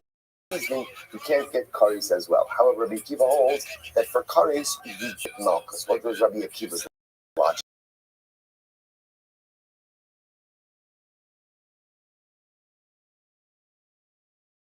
His logic was because if you do, you will be subject to Malchus. So we're trying to work through that particular shita now. So now the Yavon says as follows. So the Torah Shubsa Torah, Kisas Malchus. So I'll say someone's trying to understand Rabbi Akiva's logic. And remember again, the major question about Rabbi Akiva, or the major question on Rabbi Akiva was what? Was that it's very nice that if you do tshuva, you can remove the kares. Well, what's the kasha? Right now, you didn't do tshuva. So if you didn't do tshuva right now, that means you're getting dual liability for one act, which goes against Rabbi Akiva's core position of Kedei Rishasol. Okay, so now, therefore, we're trying to propose alternate approaches to Rabbi Akiva. So Rabbi Avo, the third the Torah Chayv Krisis Lamalkus. So Rabbi Avo says the truth is the Torah explicitly says that Chayv Krisis Malkus. Where do we see that? The Gamar Le'inei Gzera Shava. So we'll say so the two psukim ultimately again that the Gemara is contrasting over here. Rashi says Ish Asher Yikach Es Achoso Bas Aviv Bas Imo. For us, Evasav, Isra Evasav, Chesed Ubene Kusu Bene Amam, Evas Achoso Gila Isabano. Fine. We're saying it good. And then numbers Arbin Yakenu, Yosef Lakosa Al Eloikas. Good. The Nikla Akifa Le'inecha. So the pasuk says Malchus. I'm sorry, the pasuk says Le'inecha by Malchus, and it has the same version of Le'inecha by Karis. By Karis. So Gzir Shava of Le'inecha. And ultimately, again, tells you that Chayvei Karis are Chayv Malchus. I will say, this sounds much easier because now it's Gzera Shava. Once it's Gzera Shava, there's not all that much to discuss after that. So the Gemara says, I'm sorry. Good. So, Ilachi, Chayvei Misos, based in Nanim, right? The Gemara says, so Rabbi is the Kasha. That's the case which making this Gzera Shava. Chayvei Misos, based in Nanim. It says version of Einecha, also by Misa's Bezdin. So make a Gzera Shava from Misa's Bezdin to Malchus, and say just like there's Malchus, Einecha Malchus. So again Malchus by Misa's Bezdin, which the Gemara says no. Done in Le'ine Mileinecha, done in Me'ene Mileinecha. So the Gemara gives a very interesting answer over here. We're Gzera Shava of Me'ene from Mileinecha, but not willing to make a Gzera of Me'ene from Mileinecha. In other words, we need the words are more similar between Karis and Malchus than they are between Misa's Bezdin and Malchus. Okay, to which the Gemara says, why should that matter? What time? The Shava Kohen, Ubaha Kohen. So it was about the Gemara always quotes this. The Gemara wants to highlight the idea that you could even make it between words or phrases that are not even the same. Right? The Shava and Ubaha Kohen has to do with the halacha of Sara'as Habayis. Sara'as afflicts the home. And the Torah discusses this idea that Kohen goes, he inspects, he comes back again, and the Torah comes to equate the process. 10 he enters into the house, turn visit. How does it make a Gzera Shava? The Shava Kohen, Ubaha Kohen. The Kohen comes and the Kohen returns. That's a negative Gzera Shava. They're both saying now in that case, the Gzera Shava is made with what? Two dissimilar phrases. And yet you could still make a Gzera Shava. If you can make a Gzera Shava with two dissimilar phrases, you definitely could go ahead and make it from Me'ene to Mileinecha. Zorishiv is V'od, Likmor Me'ene, Mileiene, Dahagamar Le'ene, Mileinecha. Furthermore, again, if you're making Gzera Shava of Le'ene Mileinecha, so why can't you go ahead and make it a Shava of Me'ene Mileinecha? Doesn't make any sense. To which the Gemara says, Kibla Minei Rabbi Shmuel. Sorry, Kibla Minei Rabbi Shmuel Bar Rabbi Yitzchak. Kederish Asal Mishum Sha'apas Atanachayvo V'Atanachayv Mishum Shtei Rishios. So they both say, therefore the Gemara switches gears. Remember, we're just trying to figure out the position of Rabbi Akiva. How does Rabbi Akiva allow? How does he allow? Ultimately, again, Malchus in the case of Kares. When Rabbi Akiva, remember, Rabbi Akiva says, you can't get Malchus in the case of Nisa Bezdin. Why not? Kidei Rish Asol, right? Torah says, punish him in accordance with wickedness, singular. Mishum Misha Achos Atamachayvo. You could go ahead and make someone culpable. One punishment, but not two punishments. So once again, how can we give Misa and Kares? So Rabbi Avo tried, didn't work out. Now, therefore, comes along Rabbi Shmuel by Yitzchak says, the Gemara says, it goes back to K'dei Risha Achos. The Gemara says, Risha HaMesur L'Chizan HaKosim Medaber. Pasuk is talking about over here what? Our punishment that is handed over to Beis Din. When it comes to punishments administered by a Beis Din, you can only administer up to one punishment, no more than one punishment. Therefore, if Beis Din is going to execute this, but again, kares, which is not a punishment handed over to Beis Din, there's no problem adding up additional punishments to that. Fascinating idea. Fascinating idea. Rava says, okay, so that's where the Gemara stops for a second. Now we branch over still Rabbi Akiva. So Rava says as follows. Also, this is interesting. Now this is Rava's position. Let's say I will say, Ruben is about to go ahead and commit an act of arayas that goes ahead and carries to the penalty of kares. So, but let's say they didn't warn him, or as Beis Din, they didn't warn him. They didn't warn him about me. Only warned him about Malchus. If you do this act, chayiv Malchus. So the Gemara says, everyone agrees that halacha l'maisa really kills him. He says Beis Din. Everyone agrees that halacha l'maisa, if he does not get Malchus and a death penalty. So the Gemara says, keep ligi. So ultimately, again, I'm sorry, I said that wrong. Asur l'ktal means I don't remember how to say it. They warned him, they gave him hasra, that if you commit this act, you're going to be killed. So if they just gave him that hasra, right? So everyone agrees that he doesn't get Malchus and a death penalty. He just gets a death penalty. So keep ligi. Listen to this. Where's the machlokas? So the Gemara says, the asru be'lam Malchus. What happens if halacha l'maisa, they just gave him hasra from Malchus? So again, Reuben's about to kill Shimon. Okay, Nisa's Beis Din. But now what happens? They go ahead and they warn him, by the way, if you do this, we're going to flog you. So let's say, so now here's what's clear. If they give him that type of hasra, what can't Beis Din do? What can't they do? They can't execute him. Right? Why can't they execute him? Improper hasra. The shaila is, can they go ahead and give him Malchus? Right? Isn't it? Here the first case, everyone is agreement. They give him hasra from Nisa. That he gets Nisa, not Malchus. When we say everyone is Rabbi Shmuel, right? But he gets Nisa, not Malchus. What happens, however, in a capital case, they just give him hasra from Malchus. So obviously we can't execute him.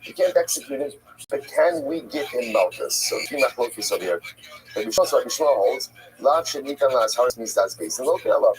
That was Rabbi Shmuel holds that in general, any lav that carries with it a potential misdas Beis Din, you can give Malchus. Not a surprise, because remember again, Rabbi Shmuel holds in general that even when you're chayiv Nisa, you also get Malchus. Why? Remember again what's Rabbi Shmuel's logic? Rabbi Shmuel's logic? Nisa arichtehi. It's one long death.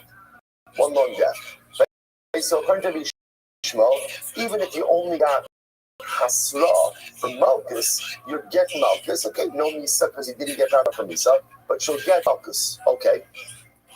Rabbi Kiva says, Nisa's Beis Din ain't looking alone. Rabbi Kiva, on the other hand, is given over to a death penalty at the hands of a court until you don't get Malchus on. And even where the only hasra was from Malchus, won't get Malchus, and obviously not going to get Nisa either. So the Gemara says, Rabbi Akiva. So Rabbi Akiva says, if that's the case, so chayv krisos nami, then you shouldn't get Malchus for a chayv kares, for a chayv kares either. Why? Lav shenita las haris kares, so because it's a lav that's given over to kares, and therefore again we should say the same way according to Rabbi Akiva that a lav given over to Nisa's Beis Din doesn't get kares. So to a lav given over to a lav given over to Nisa's Beis Din doesn't get kares, doesn't get Malchus. So to a lav given over to kares also doesn't get Malchus. Which was Alei Mordechai Rabashi, Hagen Rabbi Me'agrinya Mishmei Terava, Chayve Krisos, Botzrichi Hasra. Chayve Krisos is different. Why? This is fascinating. Chayve Krisos do not require Hasra. Fascinating. Which actually makes a lot of sense because Hasra is really a din in Bin Shamal. The Chayve Krisos do not require Hasra. Why? Shahari Pesach Umila Anash Afat. By the way, we cannot get away from Pesach. Baruch Hashem. Each and every day. Right? Yesterday we had Chametz, today we had Korban Pesach. Incredible. I mean, it's technically part of yesterday's stuff, but let's not get caught in the weeds. Anyway, so the Maisa, Pesach and Milah, again, have both of the teeth. So because they have no din of Asura, therefore again, Halacha L'Maisa, you can't really bring them into this conversation. The Dilma Azhara with carbon, either maybe the lab ultimately again is used to generate carbonic liability. The Ha Pesach will need the less to Azhara L'Maisi carbon. So ultimately again, so remember Pesach and Milah, which there is no Ashar do not have carbonic liability. To which the Gemara says, Hasam la paima elushim de iskish kalator la avodas kachavim. That's different. The entire Torah, Nur's prohibitions, are compared to avodah zara. Ma avodas kachavim shade lialtasa. Just like avodah zara, right? The halacha is you're not supposed to do it. In other words, the way that we abstain from avodas kachavim is not to engage. So to again, carbonic liability is generated for anything that you weren't supposed to do, but you did instead. As opposed to Pesach and Milah, where again, Pesach and Milah are a komasi. They're positive commandments that require fulfillment. Okay, so let's remember again, we're still trying to figure out Rabbi Akiva. Right? How does Rabbi Akiva make this distinction ultimately again between Malchus by Chayde Pisos, but no Malchus again by Chiyuv Kares. Sorry, so that's just the opposite. Right? Malchus by Chiyuv Kares, and no Malchus by Chayde Pisos basis. So Ravina says, let's go back. I'm on the old top of you. It's like Kedamina Meikara. So Ravina says, no, let's go back to our original idea. What was our original idea? Right? Rabbi Akiva said, let's go back. You're not going to get kares when there's a chiyuv nisas. Guys, when you have a dead hands of a human court, there is no malchus, right? There are no malchus. Why? Because again, Kedei Torah says you get one of it, right? That's why if a person is being executed by a beis din, that's your punishment. No malchus. What about kares? Why don't we see the same thing by kares? What is Rabbi Akiva's logic? You say because kares is different. Why? Shuvah, because since you can do tshuva and you can go ahead and remove the keep of kares, therefore effectively there's only one real punishment, which is malchus, which is now. So Ulas Ravina said, let's go back to our original assumption. So Yamina Kara Shim Asa Tshuva, Beis Din Shamala Mochel Lahen. That by kares, if you do tshuva, ultimately Beis Din Shamala forgives you. My Amrit, what did you counter to that? Ha lo avet tshuva. Okay, remember. What was our counter to that? Our counter to that was, that's very nice.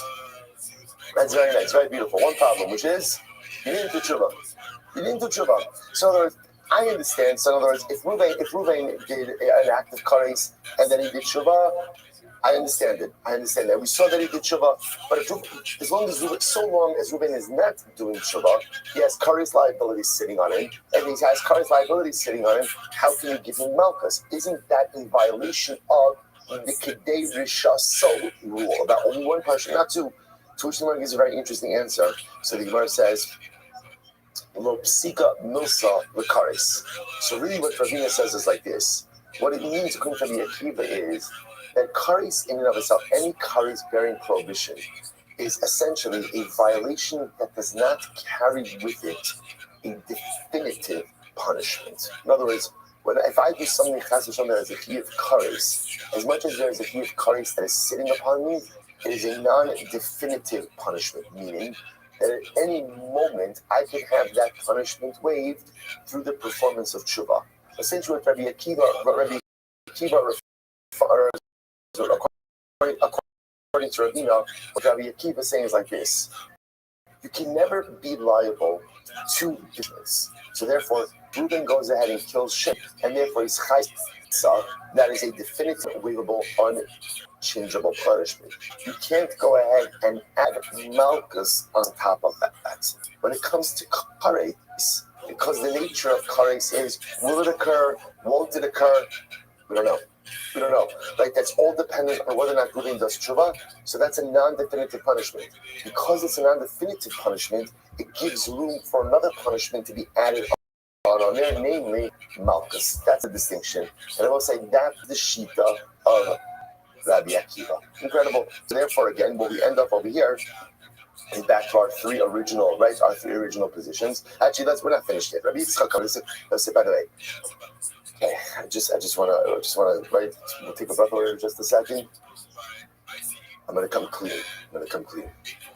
This is not going to be one of the most riveting dapim in all of Makkas. Okay, I'm just gonna put it out there, right? This is not gonna be the daf.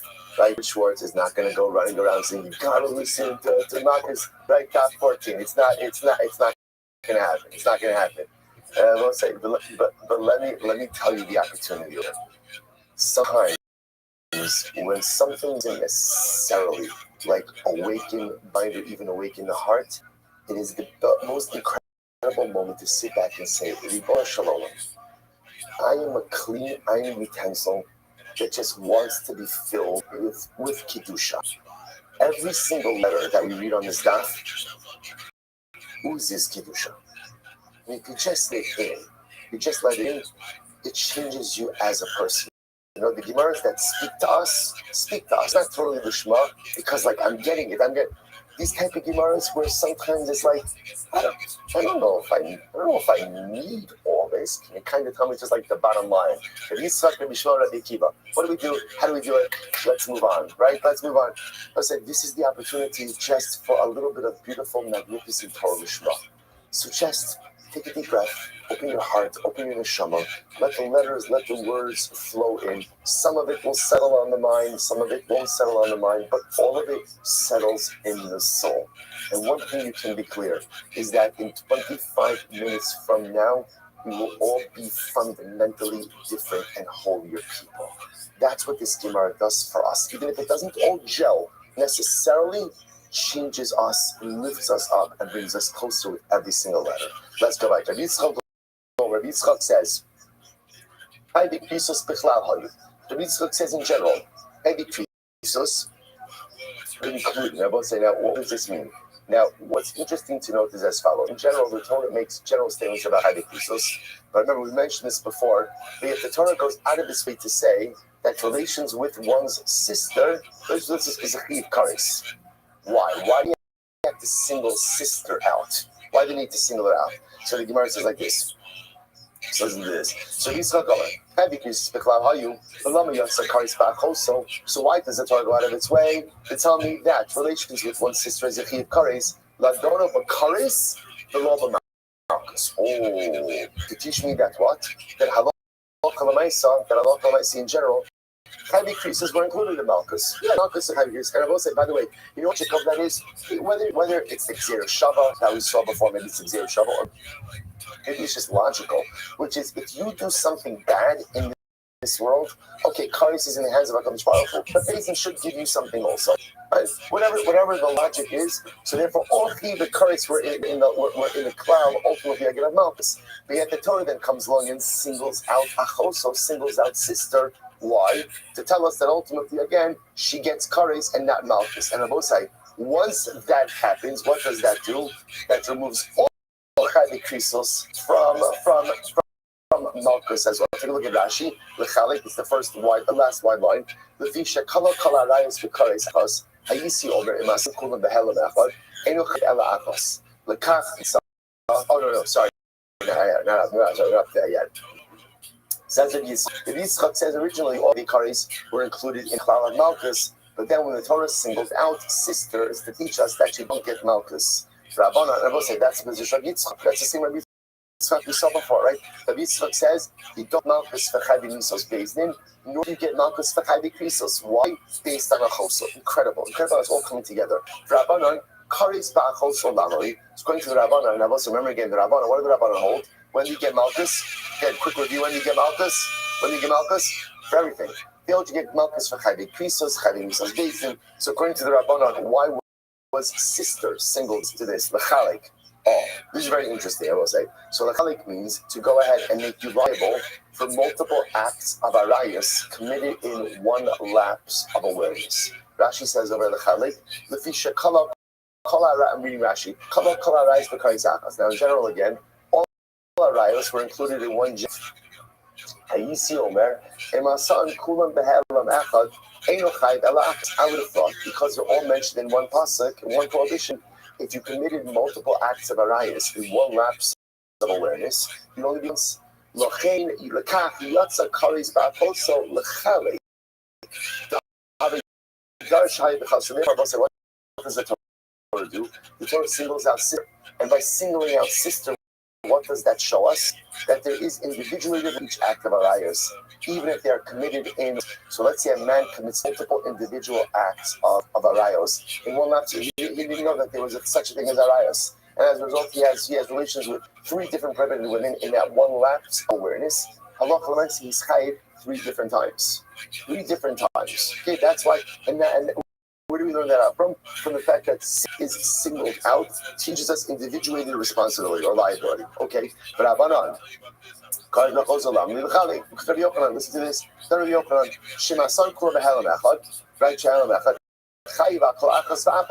That even if a man had relations with multiple women in one lapse of awareness, he is chayiv ultimately again for all of them, for each of them.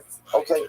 Rabbi Yitzchak, where does Rabbi Yitzchak learn individuated liability from? So the Gemara says, Nafkalei al isha b'nida tumasa. So she learns that actually nida. Torah says the al isha b'nida tumasa, singular. L'chayiv al kol isha b'isha. Tell us that a man is chayiv for an act of immorality with any woman, with whom he commits an act of immorality, even with multiple women in one lapse of awareness. But on Nami Tefa. So why don't the Rabbanan learn it out from here as well?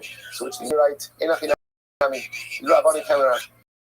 But that's the case from Isha B'nidas Tumasa. Then they do it also. Ella Karis also Lamali. I supposed to listen to this. So say so now. What about Kar with your sister? Or what about a choso? We'll say at the end of it, if the Rabbanan are going to learn out individuated liability from Mida. So ultimately, again, what do they do with the mention of kares by sister? Sister singled out. So Moshe said this is very interesting. So the Gemara says, "L'chaylo," to teach us liability, al achoso, va'al achos abi, va'al achos imo. To teach us that there's liability for relations with one sister, the sister of his father and the sister of his mother. To which the Gemara says, "Pshita," that's obvious. Hari gufin mechulakin, hari shimas mechulakin. Of course. Individuated liability. Why I will say, number 1, there are 3 different women. Number 2, there are 3 different prohibitions. What's his chayiv? Oh, el chaybo, ala choso. Listen to this. She'achos aviv, she'achos imo. So this teaches us liability. And what happens if one woman has all these 3 identities? A man has relations with a woman who is both his sister, his father's sister, and his mother's sister. Gemara says, okay, how exactly does that happen? To which the Gemara says, Barashia. It can happen in the following case. The Rasha, the son of a Rasha. Take a look at Rashi. Rashi, Barashia. It's almost right. Go move your finger to the right. A couple lines up. Rashi, listen to this. A man has relations with his mother. His mother, yes, he has 2 daughters with his mother. Then that same man has relations with one of his daughters from his mother, right? Behold, Ben, have a son. Ben, and then that son, he again has relations with his mother's sister, who is also his own sister and his father's sister. Bottom line, if you think your family is messed up, right? No matter what stuff you got going on at home. Right? You have, right? Young Tov was stressed. Young Tov was this one was that. You got nothing. You got nothing. Good. Sometimes it's nice to see this outside, right? To recognize how good we actually have it. Okay, so I say, okay, now obviously a case like that happening is not happening. We're just trying to make a point. Obviously, I'm also trying to create an exaggerated case to show you something fascinating. Now, what happens if you had one woman with all 3 of these identities, right? So Reuben has relations with a woman who is his sister, his father's sister, and his mother's sister. Okay, so actually just told us how that case could happen. So Lamaisi, interestingly enough, Achosa would teach us how many times are you liable for that? 3 times.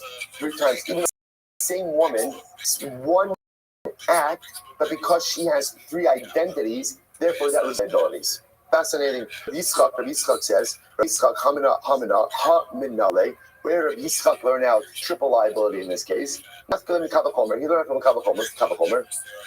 The Rabbi Akiva, he said, "Shabbat is this is really beautiful."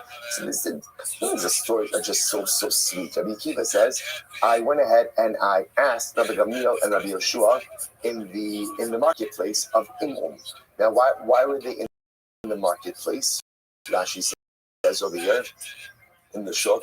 Rashi is over here. So the Bamakum Shamochin Habasar. It's really where they sell the meat. Why were they there? Everyone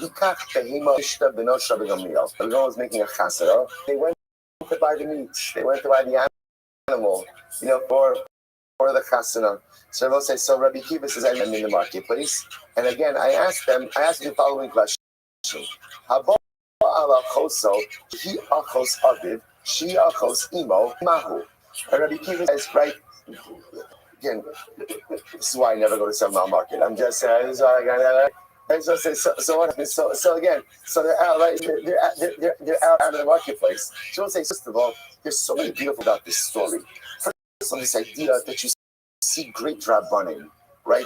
They're going to put, let's say it's important in life, like a person should never think that anything is beneath them, right? That anything is not, in accordance with my covenants. This is Rabbi Gamliel, Rabbi Yeshua.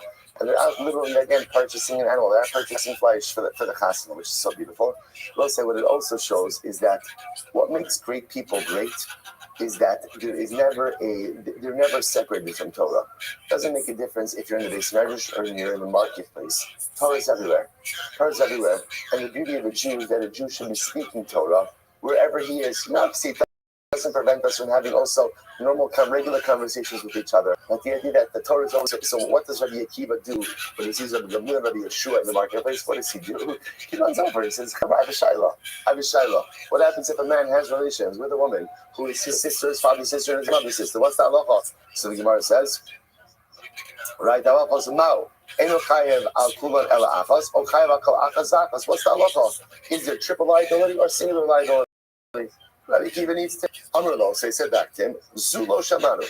They said, we never heard this case, right? This one we never heard. About Shamanu, but we did hear the following case. Haba al Chamish Noshim Nidos Be'elam Echad. A man has relations with 5 women who are Nidos in one lapse of awareness. That is one heck of a lapse, right? But Lamaisa, he goes ahead and he has relations with 5 women who are Nidos in one lapse of awareness. So what's halacha? Shechayiv al kol achos va'achos. He's chayiv to each one. So in other words, what they say back to the Kiva is, I don't know about your case about Reuben who has relations with one woman who is both his sister, his mother's sister, and his father's sister. Is there triple liability or single liability? They say, we don't know. We never heard that case. But we do hear the following case. Reuben has relations with 5 women who are all nidos in one lapse of awareness. In that case, he's chayiv 5 times. So what they were trying to get to us, that end happens within one lapse, just every single act. So the parashas they do, you'd be chayiv into the triple sister scenario, that you'd be chayiv ultimately again 3 times as well. The near and dvar mikavachomer.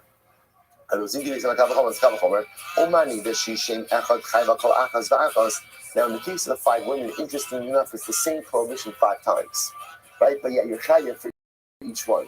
So if you're going to be chayiv 5 times for the same prohibition, then the Gemara says, "Kan sheshlosh Hashem was l'kol shekin." In this case, really where it's 3 different prohibitions. It's sister, father's sister, mother's sister. So the parashas should be chayiv all 3 as well. The other thing is saying, no, that is not a good kavachomer. Kavachomer prikya. I'll tell you why. Malanida shekin gufen mechulakim. The nida case is different because as much as the same prohibition, it's 5 different women. So it makes sense that there would be individuated liability for each of the women. Why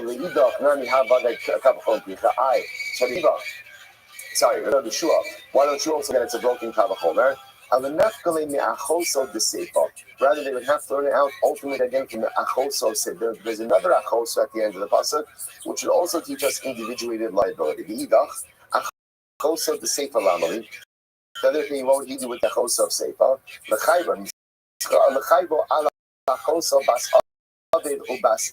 To teach us that there is liability ultimately again for sister in a case with sister of the father right?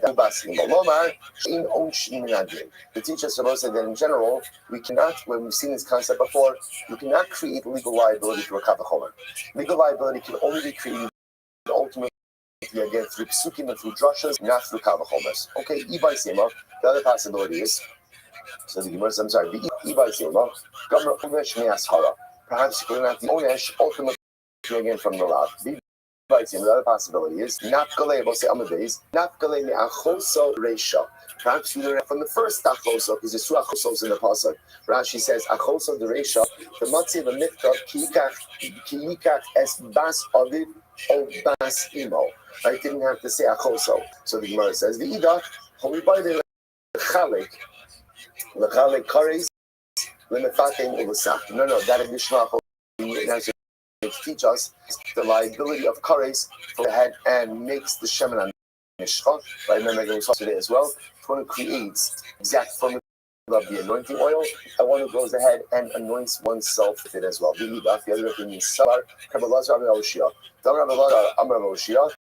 Komokum sha'at shnei lavin b'kares chalukin hin the carbon, and you go ahead and you find psukim that are structured as two lavin.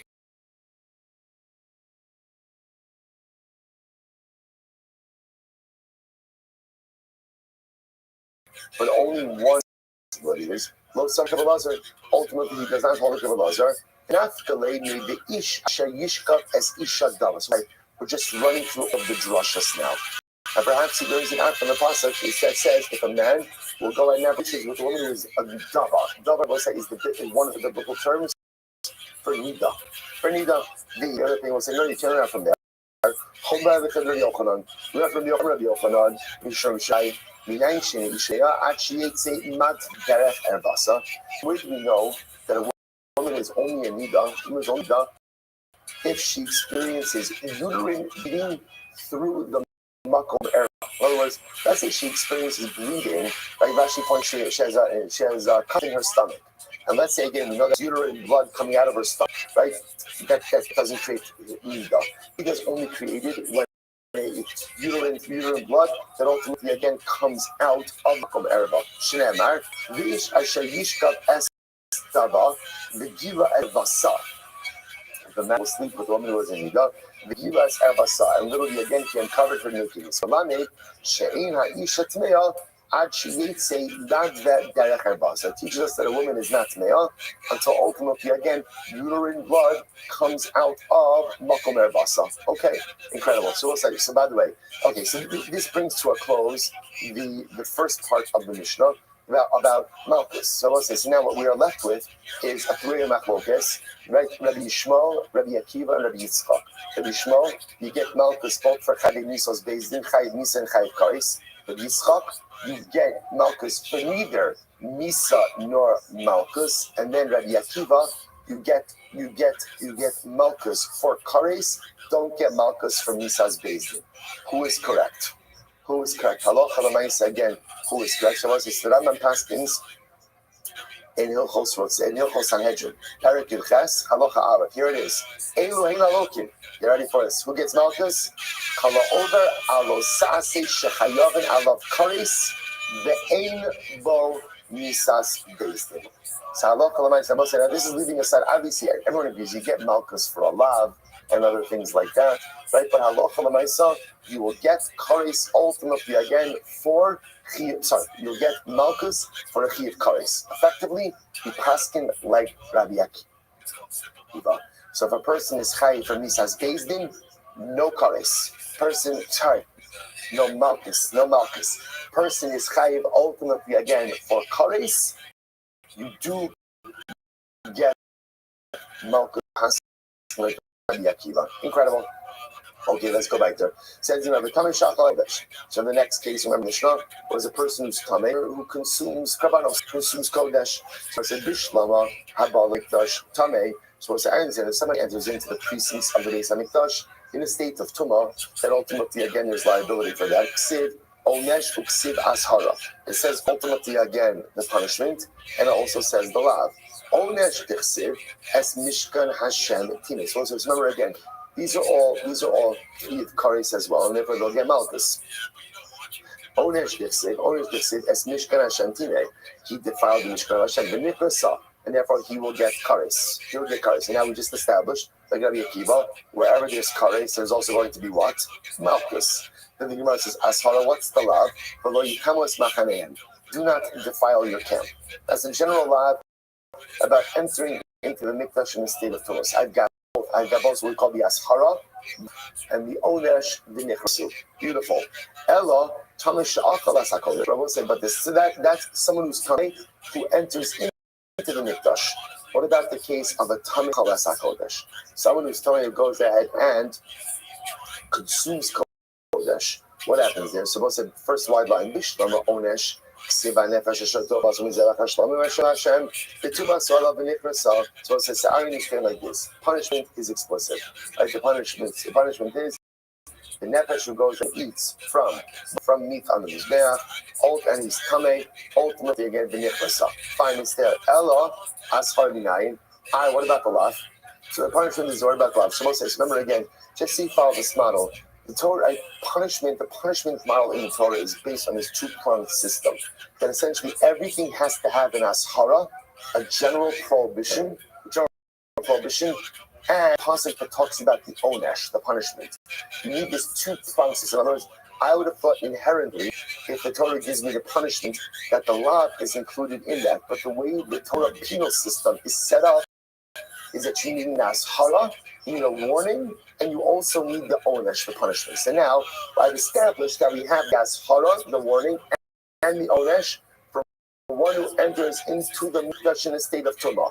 What about for one who consumes kodesh in a state of tumah? So ultimately, I have the punishment for nichrasa. Where's the law?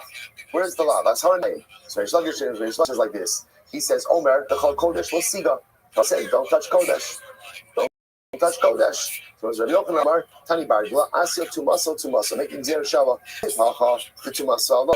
It says over here, ultimately again, by a Tami Shacha, one who consumes kodesh in a state of ritual impurity, the to muscle, vinegar, uksiv hasam, and it's by a Tami Shinaga, Tamiya, all to muscle. So zero shava from a person who eats in a state of tumah to a person who touches in a state of tumah. Ma'alahalon, onesh v'ashara, just like over there, ultimately again, there's onesh v'ashara. So to over here, afkan onesh v'ashara. So beautiful. So it's going to be open on science area. It's like it doesn't always going to be open on because you're shabbat miri. Because Reish Lakish did not have the Masorah for that because they're shabbat. I would be open on my time of Amar Reish Lakish. But why does it be open on not hold the Reish Lakish? Amalacha who ashara the truma. Because they're going to be open, we'll say that ashara, that warning, that's for truma. That's truma specific. Reish Lakish ashara the truma. Where does Reish Lakish? Where does he find a specific probe for truma? Nafkaleni ish mizahu sarua ozav. So the Gemara says, Ezehu Gavar Shu Shava Bezashal Aaron. What is this one that applies to all the children of Aaron? Havi Omer Zet Truma. So that's a specific prohibition, ultimately again, for Truma Bituma. The Idach, the other thing will say, Hahu La'achila, Bahalani.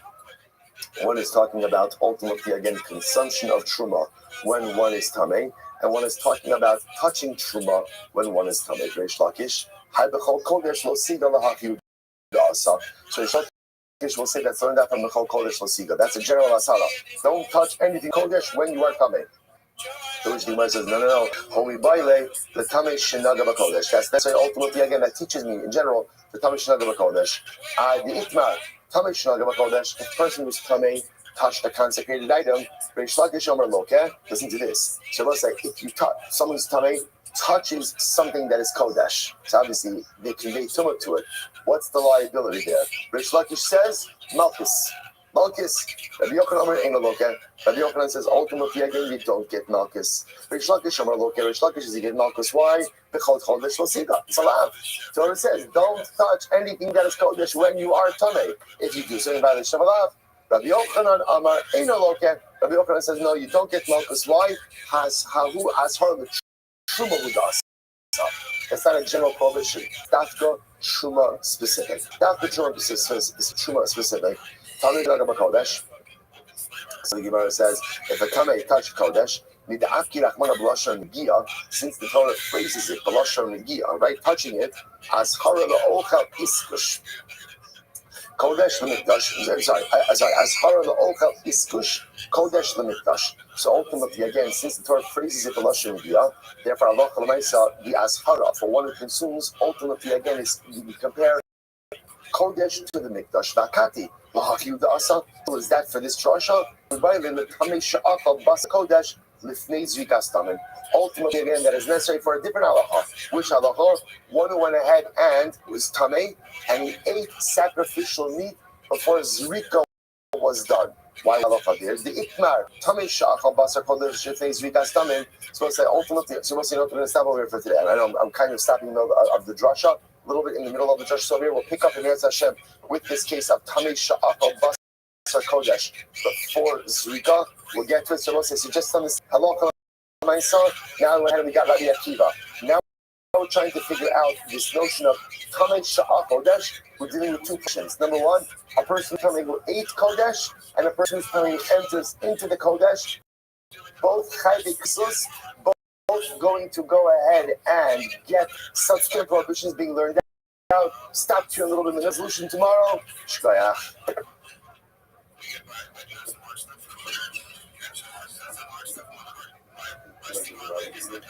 People that are made by cards. People that are only applies to this case.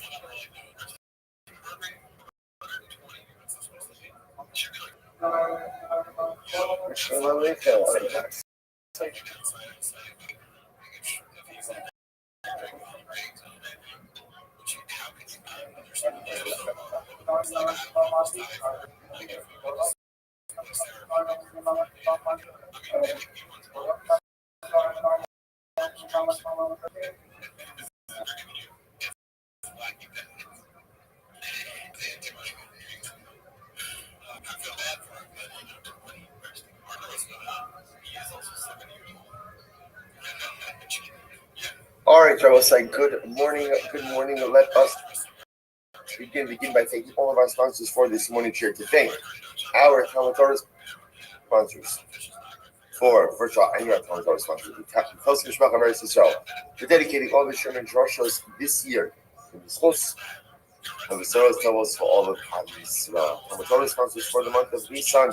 Ba'alim L'Tova Paul Pollock, the celebration of the Nisan birthdays of his Kathy, his granddaughter Tikva Esther, and the birth of the grandson to Peter and Jeremiah Pollock in Indianapolis, Indiana. Anonymous sponsorship in the Schos of Simchas for all of our children, and for Nisan to be the month of Gula Shlema for Klal Yisrael. And Avram Shimon Kelman, in memory of Avram's mother, Sarah, Brina Bas, Yoshua, Heschel, Zichron, we hope that the merit of our Talmud Torah, all of the Neshama Slav and Aliyah, their families in the Chama, to see the return of our hostages, the Shalom and the Karov, and the Merit Hashem, the success of our holy soldiers. So with that, let us begin. So we're going to be today's daf is Yud Gimel 13.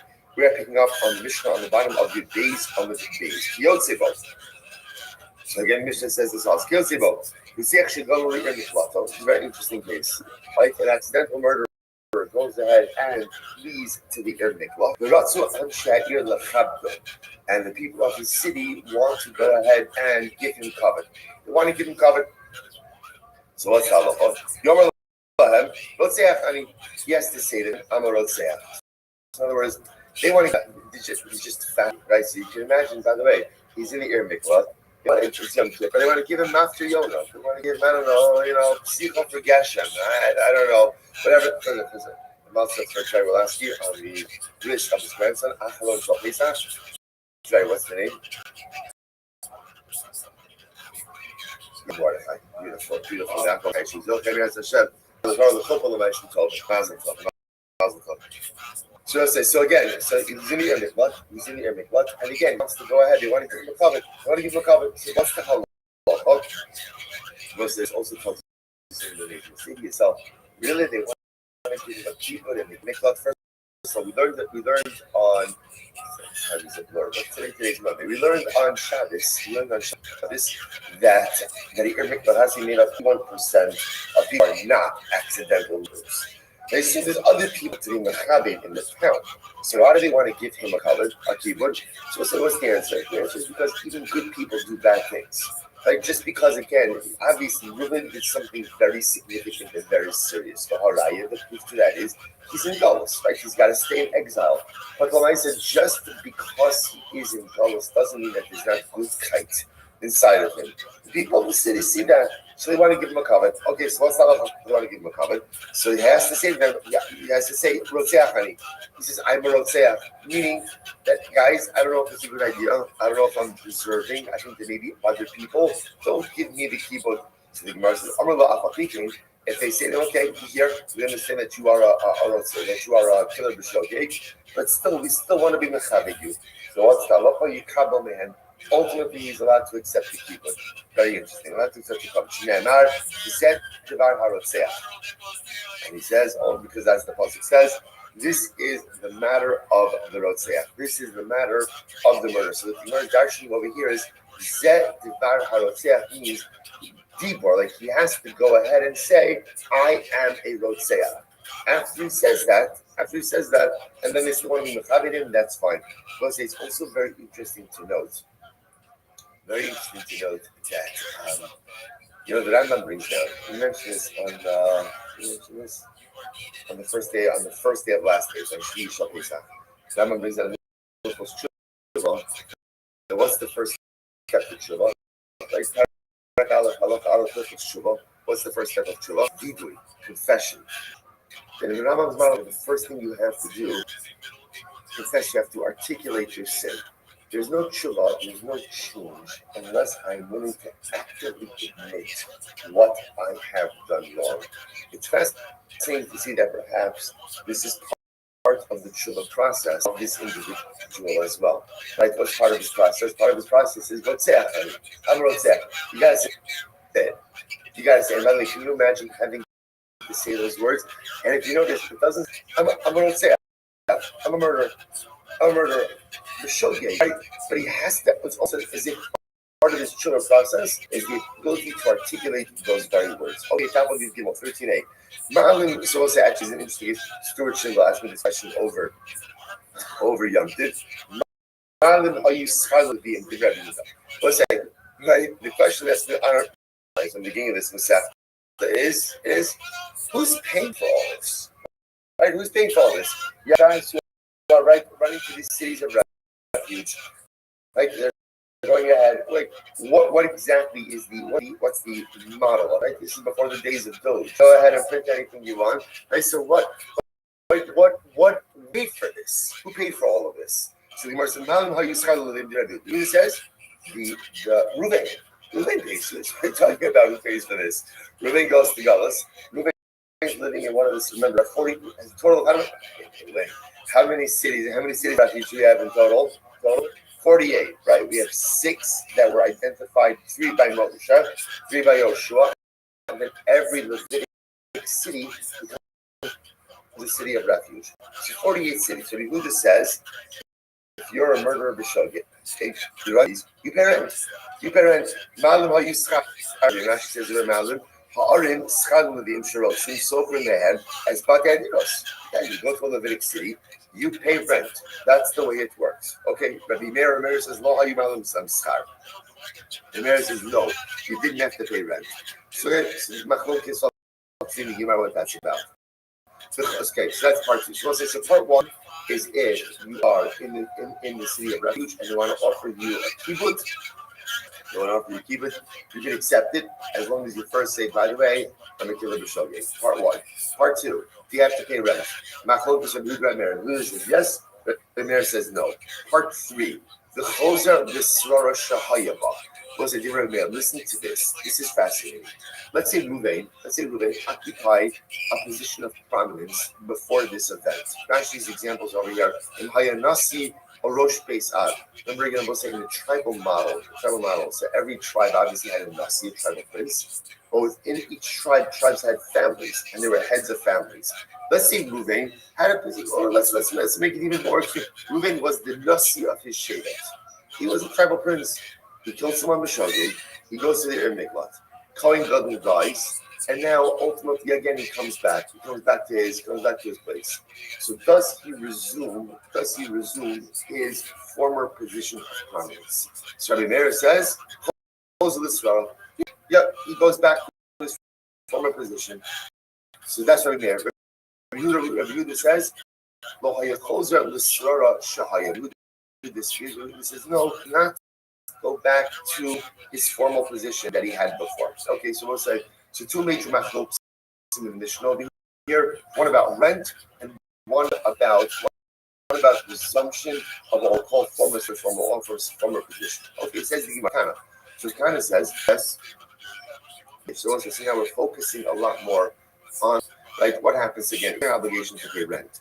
So it kind of says like this: machlokes b'sheish. The machlokes is only by 6 cities. Now, what are the 6 cities? 3 established by Moshe, 3 established by Yoshua. That's what is the machlokes. Why? The Mar Savar Lachem. So the lashon of the pasuk is v'hayu lachem ha'arim lemiklat migoel. Right? The cities will be for you, lachem. What does lachem mean? So this is fascinating. The Mar Savar Lachem L'Klita. So one says lachem means it'll afford you refuge. Umar Savar Lachem L'Chol Tzarchechem. And one says lachem means it's yours for all of your needs. Meaning what? No rent. It's all yours. But by the other 42 cities, the Levitic city, everyone agrees, you pay rent. And only Rabbi, so that's the first iteration of the Mechol. That's Rav Kahana. Only Rabbi says, Rabbi says that's not true. The word lachem absolutely means lachem l'chol tzarchechem, which means rent-free.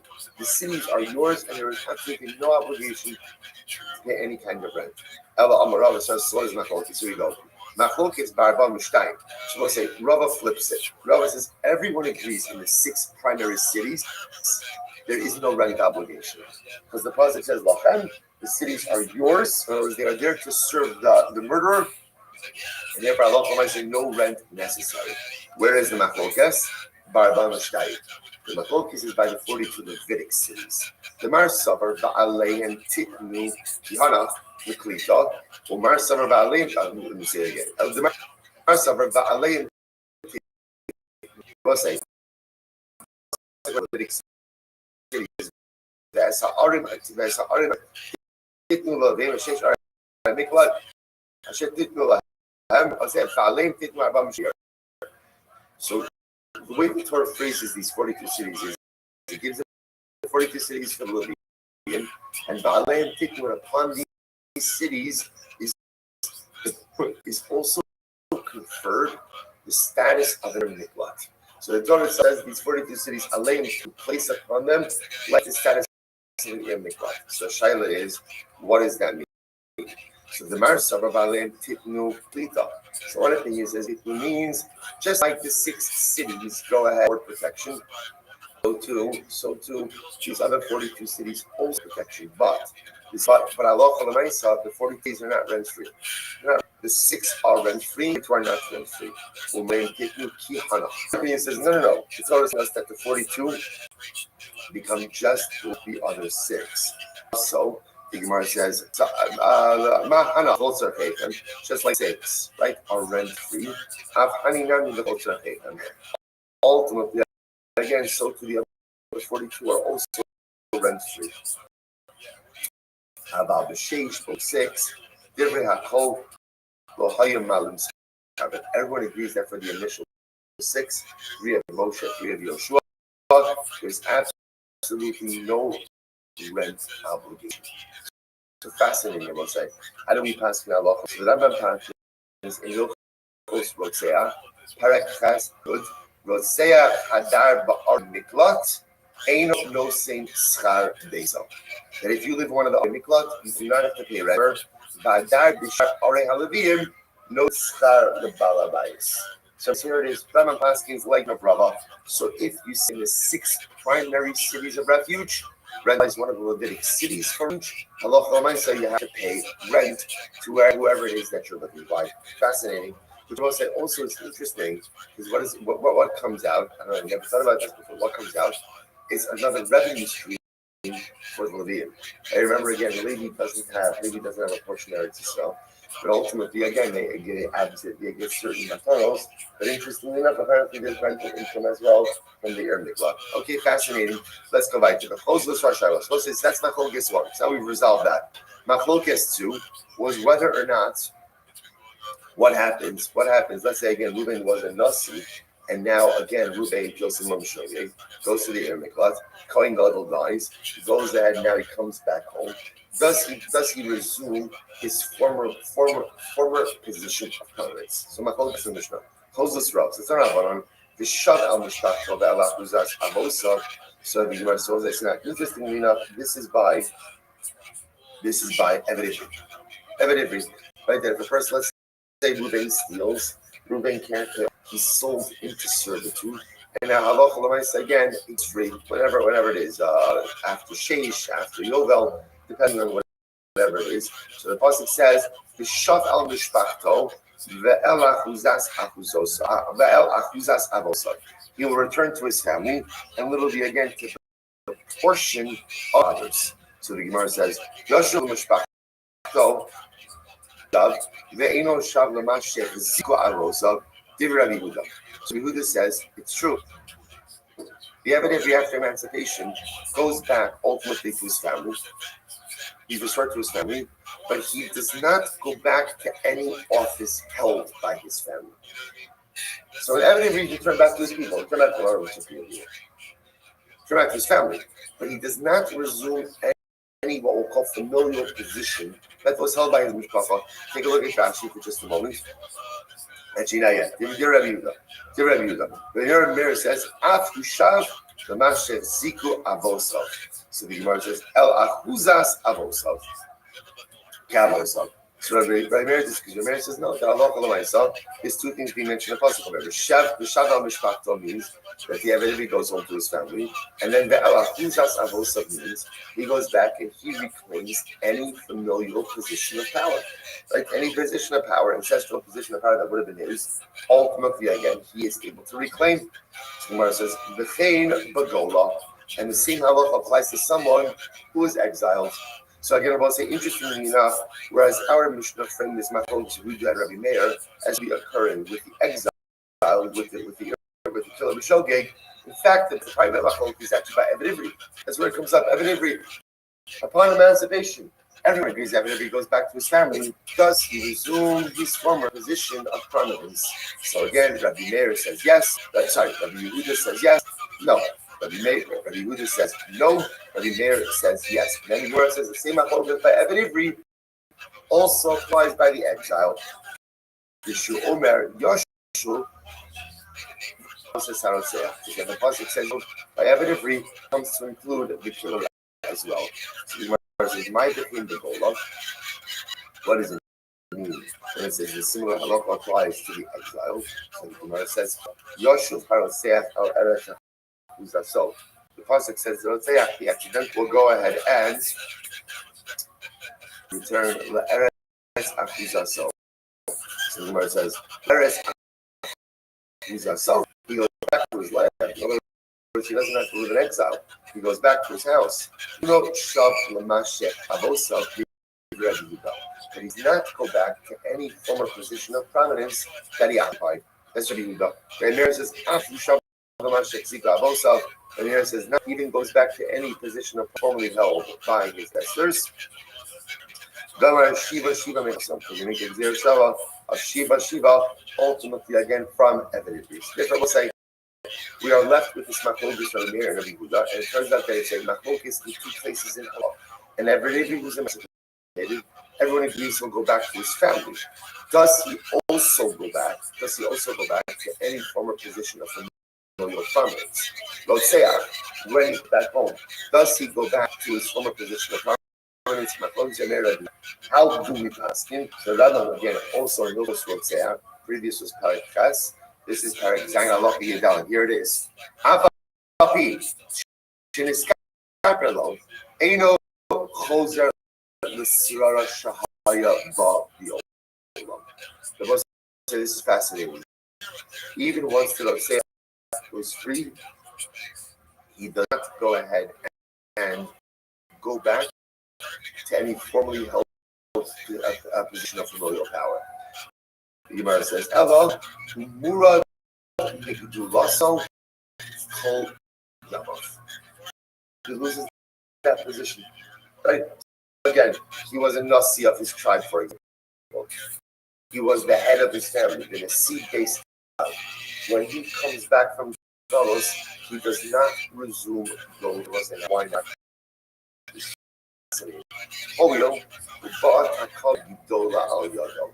Since this terrible mistake of his hand, it's not appropriate for him to kind of zoom this position of power. Very interesting. Again, what's fast was like a little bit country, because on one hand, he went to Galus, and if he went to Galus, the only way he's coming home is how? That's like going on. So on Shabbos is that again, it's not Galus but rather again, it's the death that atones. Which means did the crime, did the time, yet the halacha still is he resumed his former position of common here. But you see from here, there are certain events that we do in life that just forever change the trajectory of who we are and what we are. And whereas you could have kapara, right? Reuben has atonement. He has been atoned for the sin. It doesn't change the fact materially that what he did, he did. You know, so this is sometimes like this difficult, a little bit like dialectic of tshuva a little bit. On one hand, I believe tshuva can atone for anything, and tshuva does atone for anything, and tshuva wipes the slate clean. But, you know, the interesting part is sometimes in life you wipe the slate clean, but you can't go ahead and purge the act itself. The event remains. The event remains, and that's something I have to live with for the rest of my life. I did something terrible. I did something terrible. I can atone for it. I can even remove culpability from it, but I can't take back the act. I can't take back the act. That is a reality that lives in this world that cannot be undone. So from like a liability perspective, a culpability perspective, I'm done. I'm atoned for. But I can't change the fact that the act has been performed. And because of that, the Rambam says, Reuven, you can't go back to being the Nasi. You took someone's life. Like you can't undo what you did. Again, atonement, yes. Undo the act, no. I will say this is so incredibly important because a lot of times in life we do things and we act in certain ways. Deep down, we just figure to ourselves, okay, like I'll apologize afterwards, or somehow I'll fix it afterwards. And sometimes that works, but sometimes it doesn't work. Sometimes it does work. Sometimes what we do simply cannot be undone. I could have atonement, I could have forgiveness, I can't undo the act. Which is just why we have to live life. You know, it's like, I don't know, I felt like last night, like after Akala, I feel like a little bit of like the way you feel after Sukkot, New Year, and new beginning, we're going into Sphira, countdown towards Matan Torah. It does feel a little bit like the slate has been wiped clean. It does feel a little bit beginning. And as we enter into this new beginning, how important it is to enter in with this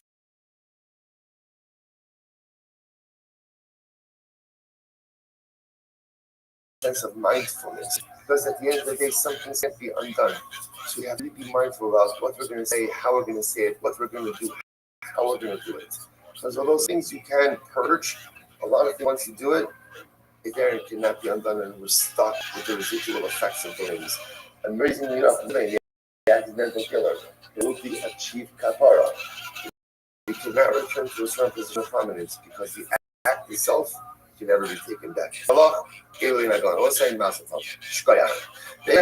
Okay, next topic.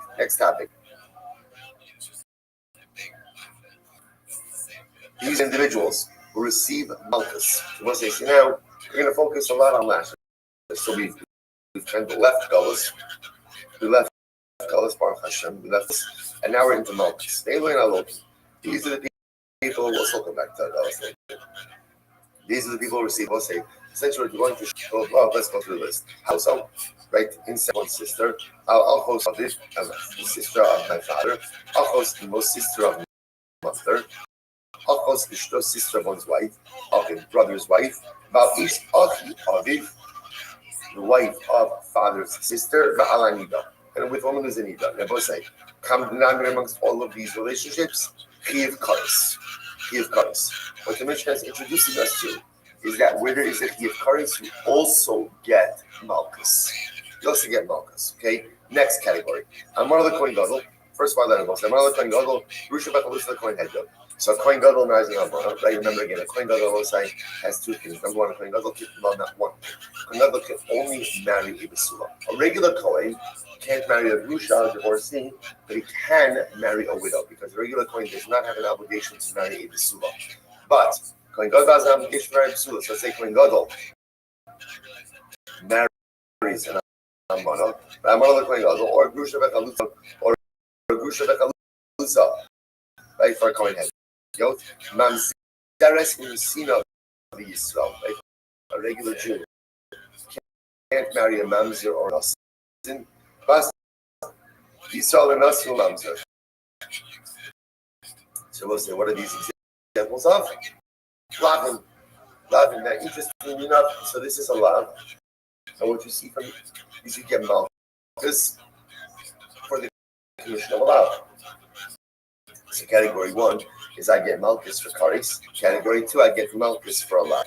Next, Amana Ugrusha Shnei.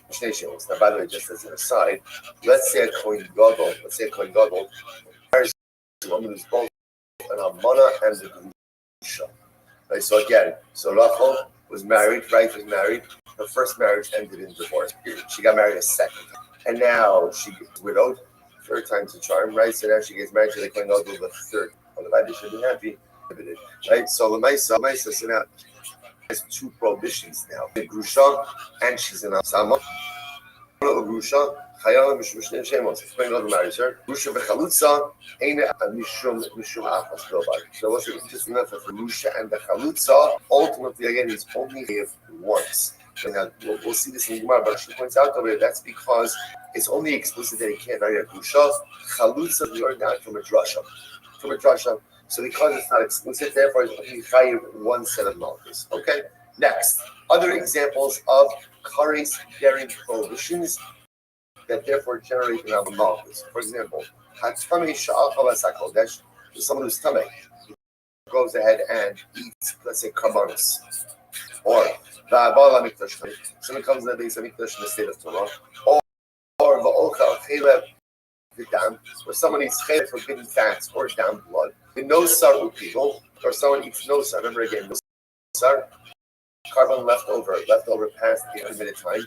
Pigol is carbon again where the carbon has a negative machshava, an erroneous machshava during the avodah, or vatame, right? So someone eats right. Vatame is just someone who eats carbonos and well.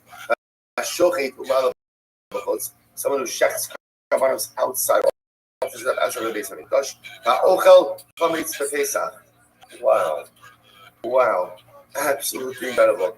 Now let's say 7.5 year cycle. Chametz on Isur Chag. Incredible. Ochel chametz b'pesach. Va'ochel va'ochel b'yom kippur. Or eats or does malach kippur. Va'mefatim sashemen. Or one who goes and makes the shemen, the anointing oil. Or va'mefatim esaktoras. Or one who goes ahead and makes the ketores. Va'sach the shemen of the shkar. One who anoints themselves with anointing oil. Or we'll say, so again, all of these examples, kares. Once again, examples of kares bearing prohibitions, and if you do them, you get malchus. Fine. And let's say now we go to regular lavin.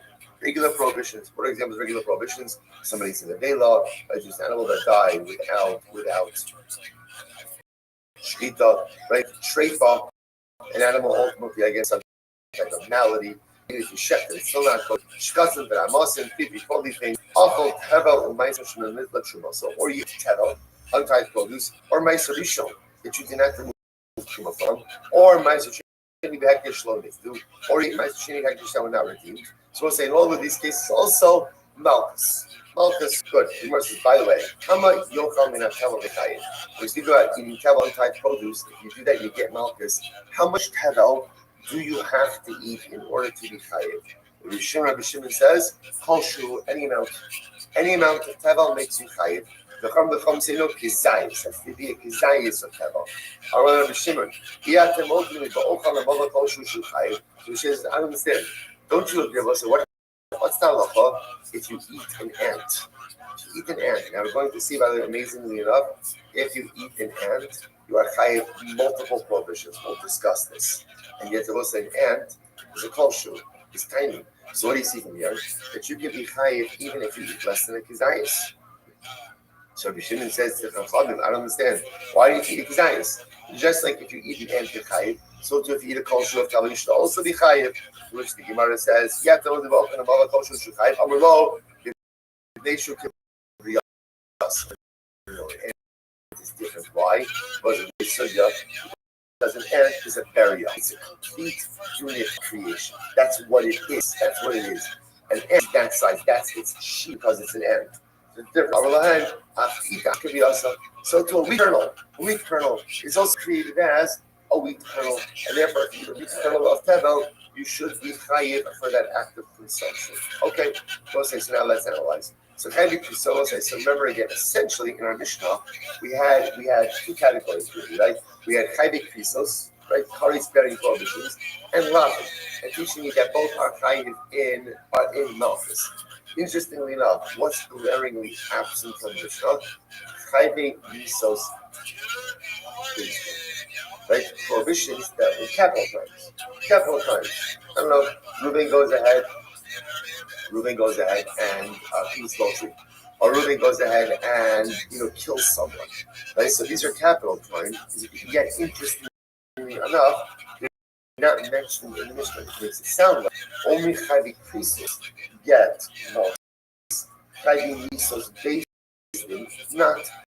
So Gemara says chayvik krisos katani chayvik misos based on katani. Why not? Not decent money. So who's the being this Mishnah reflect? Listen to this.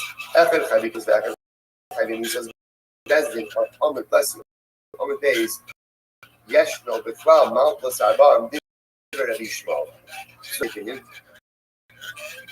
That was Rabbi Shmuel's of the opinion that when you do a chiyuv kar or a chiyuv misbeis, then you always get malchus. Like you'll get malchus for any of these prohibitions.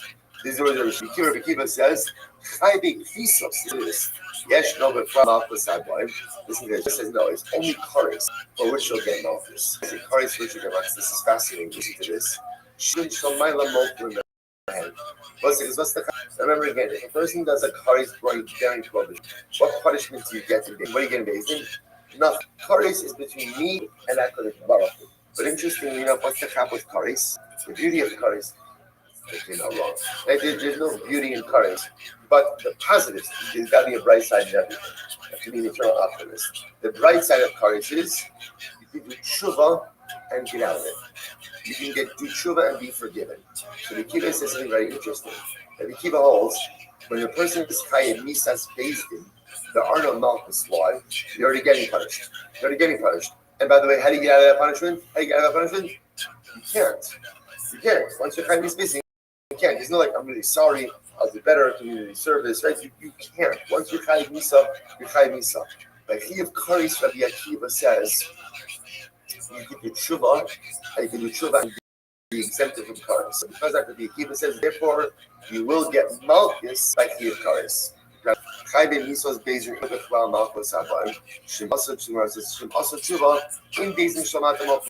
Remember, Rabbi Akiva says, by misas, whether you do tshuva, but even if you do tshuva, you're not getting out of the death penalty. You're still going to be chayiv misa. Rabbi Yitzchak says, chayvik krisos bechval hayu. The lama yatsa kares bachol. So Rabbi Yitzchak said in reality, you're right. You're supposed to get chayiv. You're supposed to malchus and chayvik krisos. But ultimately, again, interestingly enough, the lama yatsa kares bachol. So why does there single out kares by one's sister? That if one engages in an act of incest with one's sister, that she's chayiv kares. But don't know the kares on the malchus. So teach us ultimately again that there's a chiyuv kares and not the chiyuv malchus. So we'll say Rabbi Yitzchak has a third opinion. Rabbi Yitzchak's opinion says there's no malchus, neither for misas based in nor for chayvik krisos. So therefore we have a three-way method of this. Rabbi Shmuel says there's malchus for both Misas Beis, Chayve Misas Beis Din, and Chiyuv Kares. Rabbi Akiva says, well, let's go the opposite direction. Rabbi Yitzchak says, there's no malchus, neither for Chayve Misas Beis Din, nor for Chiyuv Kares. And Rabbi Akiva is like the middle position. There's no malchus for Chiyuv Misas Beis Din, but there will be a Chiyuv Kares for there will be a Chiyuv Malchus for Kares. And Rabbi Akiva espoused his logic. Why? Because by Kares, it's possible that you're going to do tshuva and therefore be exempted from all liability. Okay, so now let's analyze this. Right time Rabbi Yishmael. So let's go through Yishmael. What's Rabbi Yishmael's logic? Right, Rabbi Yishmael says you get Malchus for everything. What's Rabbi Yishmael's logic? The Sid in Lo Sishmar Lasos as Kol Divrei Torazos. So it says, if you will not keep the words of the Torah, Sid, Hashem will amplify. Hashem will amplify your makosva, your makosva, your punishments. The Gemara says, "Haflazu ini amani." I don't know what hafla means. What does it mean? What does that mean? Kishu omer de shofet the column. When the pasuk says that the shofet, right, the shofet will administer malchus. Havi omer haflazu malchusi. So what do you see from here? What do you see from here? You see from here that when it says that refers to malchus. In Los Sishmar Lasos es Kol. And you see from here that where do you get malchus? It was for everything. He says, in Chiyuv Kares, everything. You want to office every haki. And they'll say that's the case, then you should get malchus. You should get malchus. Even for a Chiyuv Asiyah, they'll say, this is so incredible to do this Gemara today. They'll say, for many of us, today is going to be the first day in over that we're going to have the opportunity to fulfill an assay, which assay of tefillin. You know that they say, the Yitzchak of Bishop, could not sleep the night after Akhar. Why? He was so excited just for this man of Mishiyaki that he could put on his tefillin. And if he didn't put on his tefillin for a week, he could not wait to put on his tefillin until the morning. Mamish sleep. To sleep this night because we're here to perform a mitzvah. Now listen, I don't care about you have the schema over here. If that's the case, that you should get malchus for everything, then we might say you should even get malchus for non-performance of an assay. Did it work as well?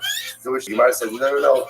In Los Ishmar, the pasuk is phrases as a los assay. If you don't do something, right? If you don't, a prohibition. Okay, the Rabbi Avin, Rabbi Lai, don't Rabbi Avin, Rabbi Lai. For Makom Shnemer Yishamer Pen Baal Eina Elalos Assay. Rabbi Torah used lashon of Yishamer Pen Baal. There is a prohibition. Ha'i Hachi Lashim B'Maisanami. If that's the case in Rabbi Yishmael, you should also get malchus for Lashim B'Maisa. But Lashim B'Maisa is a law that doesn't even have an act. Doesn't even have an action associated with it. First, the Gemara said Lasos. Said no, it doesn't because the Bible says Lasos. You only get malchus for a prohibition that involves a dynamic activity. You should get malchus for a lav shemita klase. I will say, what's a lav shemita klase? Is a lav that is remedied by the performance of a positive commandment. Paradigmatic example of that: theft. Torah says you can't steal. What happens if you steal? You can steal. You should get malchus even for lav shemita klase. So we'll say, get ready for this line because it's going to be very important. The lav de chasima. I will say, the paradigmatic lav for which what we'll get malchus for is the lav of chasima, which is the lav of muzzling your animal. You're not like that. Torah says, "Losaksum shar v'risho." You cannot muzzle your ox when it threshes. Right? You have to let the animal eat while it threshes. So why is this the paradigmatic example? So Rashi points out a very interesting. We're going to get more into this, but the Torah talks about malchus, right? Lashes. Right after the section of lashes, right after that is the lav of chasima, of not muzzling your animal. The Gemara understands that juxtaposition to teach me that the paradigmatic avera that for which you're chayiv malchus is chasima, because chasima has it all, right? Muzzling really has it all. It's one-stop shopping, right? Why? Number one, it's a prohibition. Number two, it's an action, right? Number three, it can't be remedied. undo it. You can't undo it. And therefore, again, this becomes like the poster child ultimately again for Allah. So the Gemara says, Hashta da aslachi hulu nami tumi ta'ad b'chashilot. Now that we have that, by the way, there is a lot of previous questions. So therefore, I will say, this is the position of Rabbi Shmuel. Rabbi Shmuel holds that Alisa, you get Malchus for Chayve Misos, Chiyav Misa, and you get Malchus ultimately again for Chiyav Kares. You get Malchus for that's Rabbi Shmuel. Rabbi Akiva. What's Rabbi Akiva? What's the position of Rabbi Akiva? Rabbi Akiva holds you do not get Malchus for Chiyav Misa.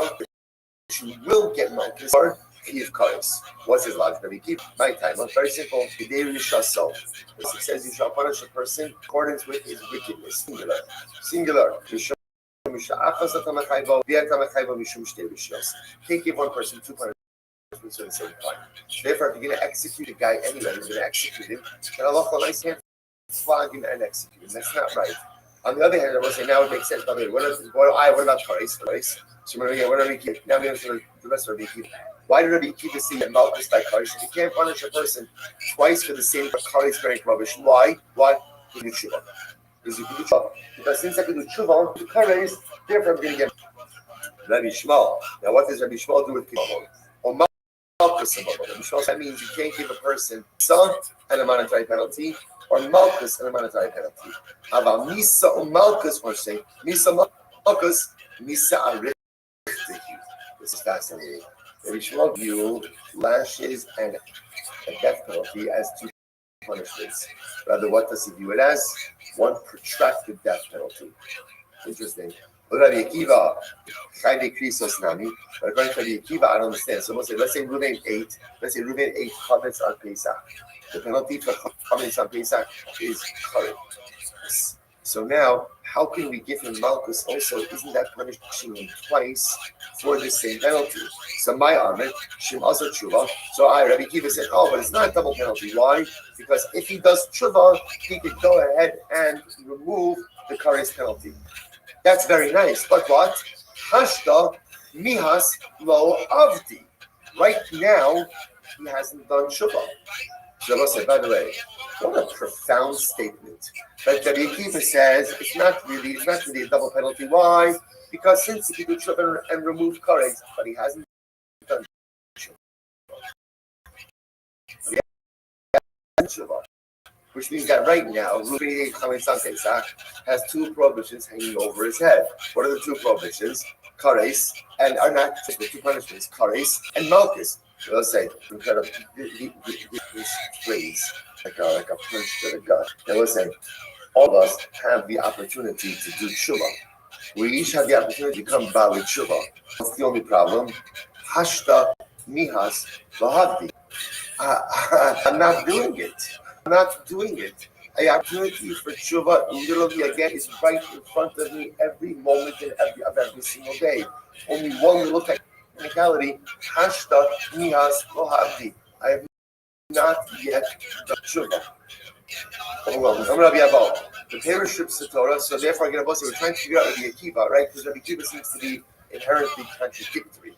One Rabbi Akiva will say, somebody is chayiv nisas bezdin. You can't give them malchus also. Why? Kedei rishaso. You can only get one punishment per crime. So therefore, you can't give the guy both nisa and malchus. So again, and if Reuven Pesach is chayiv kares, how can you give him malchus also? So Rabbi Akiva is all because he could do tshuva, and if he does tshuva, he removes kares. It's but he didn't do tshuva yet. He didn't do tshuva. He's some of giving him two punishments for one kind. I will say, you're a cliffhanger. We're stopping here. Resolution of Rabbi Akiva Mir Hashem tomorrow. Such a supposed to begin again this new kufa together. Shkaya everyone.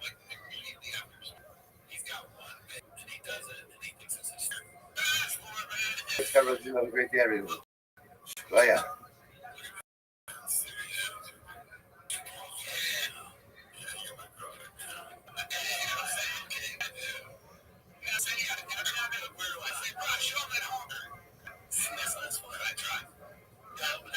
West Virginia. Yeah, I know, but that's how I got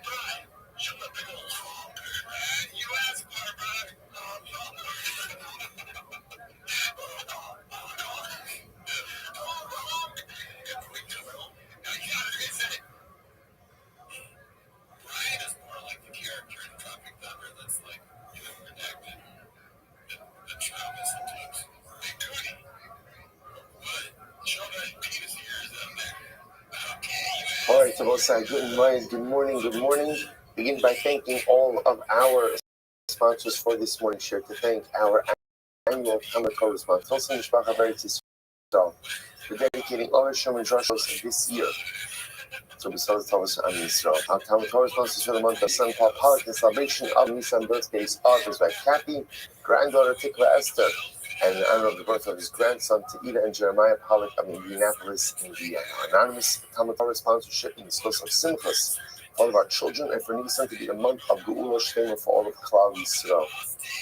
And Avram Shimbi Kelman, in memory of Avram's mother, Sarah Braina Bas Yoshua Heschel, Zichron Libracha. Dr. Yomi sponsors for today, Pacey and Lisa Caden, in memory of Pacey's mother, Ethel Caden, Ethel Mora Bas Benjamin Meir HaKohen, Zichron Libracha, Yoker of America, Bar Talmud Torah.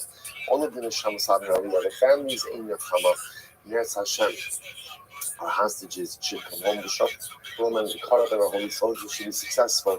Lechol Maaseh Yidei. Those who are dying, let us begin with a lot to do today. A really incredible daf ahead of us today. Today's daf is daf Yud 10. We are picking up on at the Mishnah on Tes Amud days 90. The Mishnah says as follows: Lahechon Gold. So again, speaking again, so we of course about the concept of gold. And interesting question. So where is the murderer, killer, exiled to? So the merchants are Niklat to the cities of refuge. Where were the cities of refuge? The three of them on what was Hayarden, which is on the other side of the Jordan, where 2.5 tribes ahead, and ultimately 7 in Yarden and 3 in Eretz Canaan. 3 in Eretz Yisrael itself. Shneimar as Shlosh Ha'arim Titnu Me'ever Yarden, ושלוש תתנו בארץ כנען. עד שלא נבחרו שלוש בארץ ישראל, לא היו שלוש בעבר הירדן קולטוס. Now, interestingly enough, as we'll discuss, Moshe Rabbeinu was actually the one who designated the 3 Areniklas, the 3 cities of refuge in the Transjordanian area. But fascinatingly enough, those 3 in the Transjordanian area did not actually, quote unquote, like take effect until the 3 in Eretz Yisrael were identified and activated. Shneimar are in Niklat Tiana. Achetyu Sheshton Koltos Ka'achot. It's interesting, of course, is the halach that even though 3 were designated by Moshe Transjordanian areas, they did that until the 3 in Israel were designated as well. And there are direct roadways, there are pathways from one Niklat to another Niklat. Talking we'll talk more about that in just a little bit.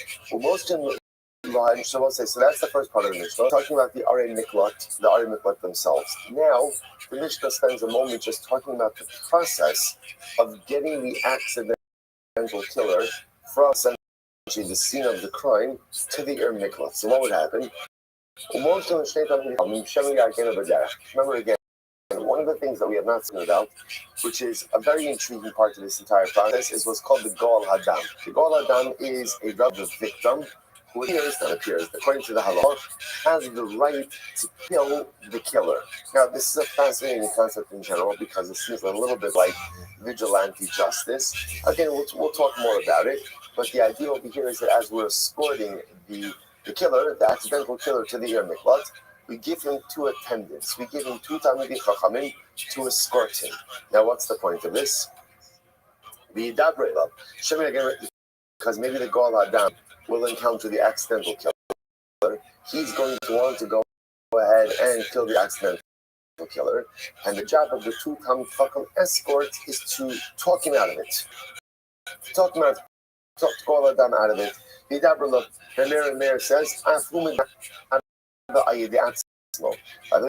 also, the accidental killer can also advocate right on behalf of himself. The Tchila, the says as follows. So you'll see by this says in the beginning, when let's say Reuben would accidentally kill Shimon, so everybody would run to Yer Miklat, right? Whether you were an intentional killer or unintentional killer, everyone would run to Yer Miklat. Beis Din, Shulchan Levin, also Mishnah. Beis Din would then dispatch the messenger and bring back the person from the lot. In other words, to adjudicate the case. So it sounds like what initially is Reuven would kill Shimon, but for the circumstance clarify, the first thing Reuven would do, run to the Miklat. Would then go ahead and fetch Reuven from Miklat and bring him to Beis Din. So again, if it turned out Reuven was an intentional murderer and he'd be tried and executed, and ultimately, again, if he wasn't Chayiv, so they would exempt him. Mishin is Chayiv Golos. Reuven was Chayiv Golos. And back to the Miklat, the Gemara says, Shneimar Be'Shiva saw Ida El Miklat. Essentially, three possibilities. Possibility one is that Reuven was an intentional killer, in which case he'd be tried and executed by Beis Din. Possibility number two is that Reuven was an ones, extenuating circumstance, in which case, again, he'd be exonerated, fully exonerated. And possibility number three is that it was shogeg, it was an accident. And if it was an accident, he would be returned to Tir Miklat to serve out his time there, as we will discuss. Says the Gemara, Shalosh Arim Hibdol Moshe Ve'Yadin, V'Yadam Hibdol Yoshua Be'Eretz Kinan, U'Mechubanos Hayu Kimin Shtei Shuros Shevekera. So this is very interesting. So as we just said before, Moshe Rabbeinu went ahead and identified and demarcated the three cities of refuge in the Transjordanian land. Remember again, Moshe Rabbeinu never has the slows to cross the Jordan River. So he goes ahead and he identifies the three on the, we'll call it the outside side of Jordan River. And Yoshua identified and demarcated the three on the Eretz Yisrael side of the Jordan River. What the Gemara points out is that these 6 cities, 3 on each road, 3 on each side of the Jordan, were opposite each other. Now, again, not literally on 2 sides of the Jordan. They were scaled, but they were opposite each other. The imagery the Gemara gives is like 2 rows in a vineyard, right? The same way if you ever go to a vineyard, right? So vineyards are very methodically arranged. So the Ari Mikvah were like 2 rows in a vineyard on opposite sides of the Jordan. So the cities themselves were facing each other. So the Gemara says, Hebron Yehuda Kineged Betzabah. So Hebron and Yehuda was opposite Betzabah. Shechem Bahar Ephraim Kineged Ramot Gilad. Shechem was opposite Ramos Gilad. Kadesh Bahar Naphtali Kineged Golan Bashan. Okay. Ushlosh Samos is actual. These are the actual Arim Mikvah. Ushlosh Vishilashta Shimishulashim. And listen, interesting enough, the lashon of the pasuk is Vishilashta, which means, remember, there are 3 cities on each side of the Jordan. 3 on each side have to be equidistant from each other. Remember, again, there is a very methodical layout to the Arim Mikvah for one particular purpose. We want people to know exactly where they are. Exactly where they are. So again, so number 1, 3 on each side of the Jordan. The ones on the other side are exactly opposite each other, and they're equidistant from one another. Not equidistant, in other words, from one side of the Jordan to the other side of the Jordan, but on each side of the Jordan, they are equidistant from one another. Gemara says, "Shlash l'shem mishlashim, shemidam lechabron, kimechebron l'shchem, umechebron l'shchem, kimeshchem l'kadesh, l'kadesh, shchem l'kadesh, kimekadesh l'tzalon." Literally equidistant. The Eva Hayagin Tlas, it's a solid Tlas. So I think Gemara points something very interesting. Here's what's fascinating. There were 2.5 tribes, right? Reuven, Gad, and half of Menashe that settled on, we'll call it the side of the Jordan. Even remember, it all becomes consecrated Eretz Yisrael, what they'll call it the Transjordanian. The rest of the tribes were in Eretz Yisrael. So the Gemara says, there are 3 cities of refuge for 2.5 tribes, 3 cities of refuge for the rest of the tribes. So that seems to be a tremendous imbalance. Why does the Transjordanian area get its own 3 cities of refuge? On Rabbi, the Gilad Shlichi Rothschild.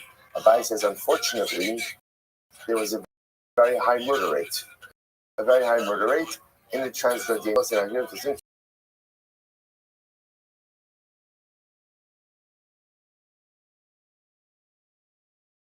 Interesting. Obviously, those 3 in the Transjordanian area, Moshe who must have seen what was going to be happening in the Transjordanian land, and therefore amazingly they get their own 3 Arim. Top of Yud, you see the Gemara over here, Kolasik from Hosea, Kiryas Paul Eben, Akuba Midam. So the Gemara says, My Akuba Midam. That literally, again, unfortunately, there was a lot of bloodshed. Ultimately, again, in the Gilat and the Transjordanian areas. Okay, incredible.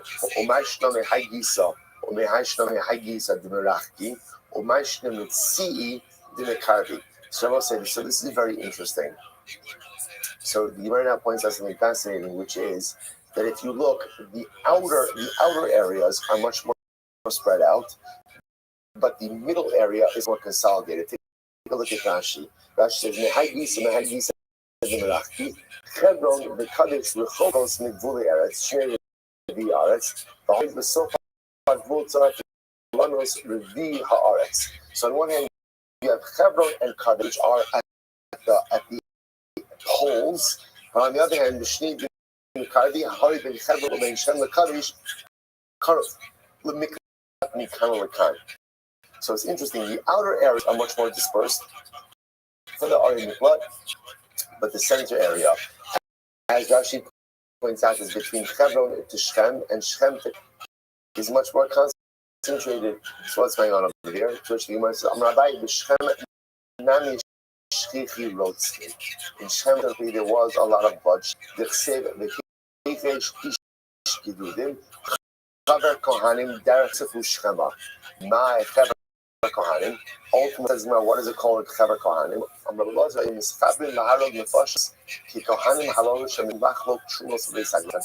in the Shem area, they would, similar that Kohanim get together, right, in the granary. So in Shem, people got together, unfortunately, again, to spill blood. Now, again, here's what's interesting about this. The Psukim seem to indicate both in Shem that there's like a lot of murder, there's like a lot of bloodshed. Now remember, Ari Mikvat only take care of accidental murderers, right? Don't take care.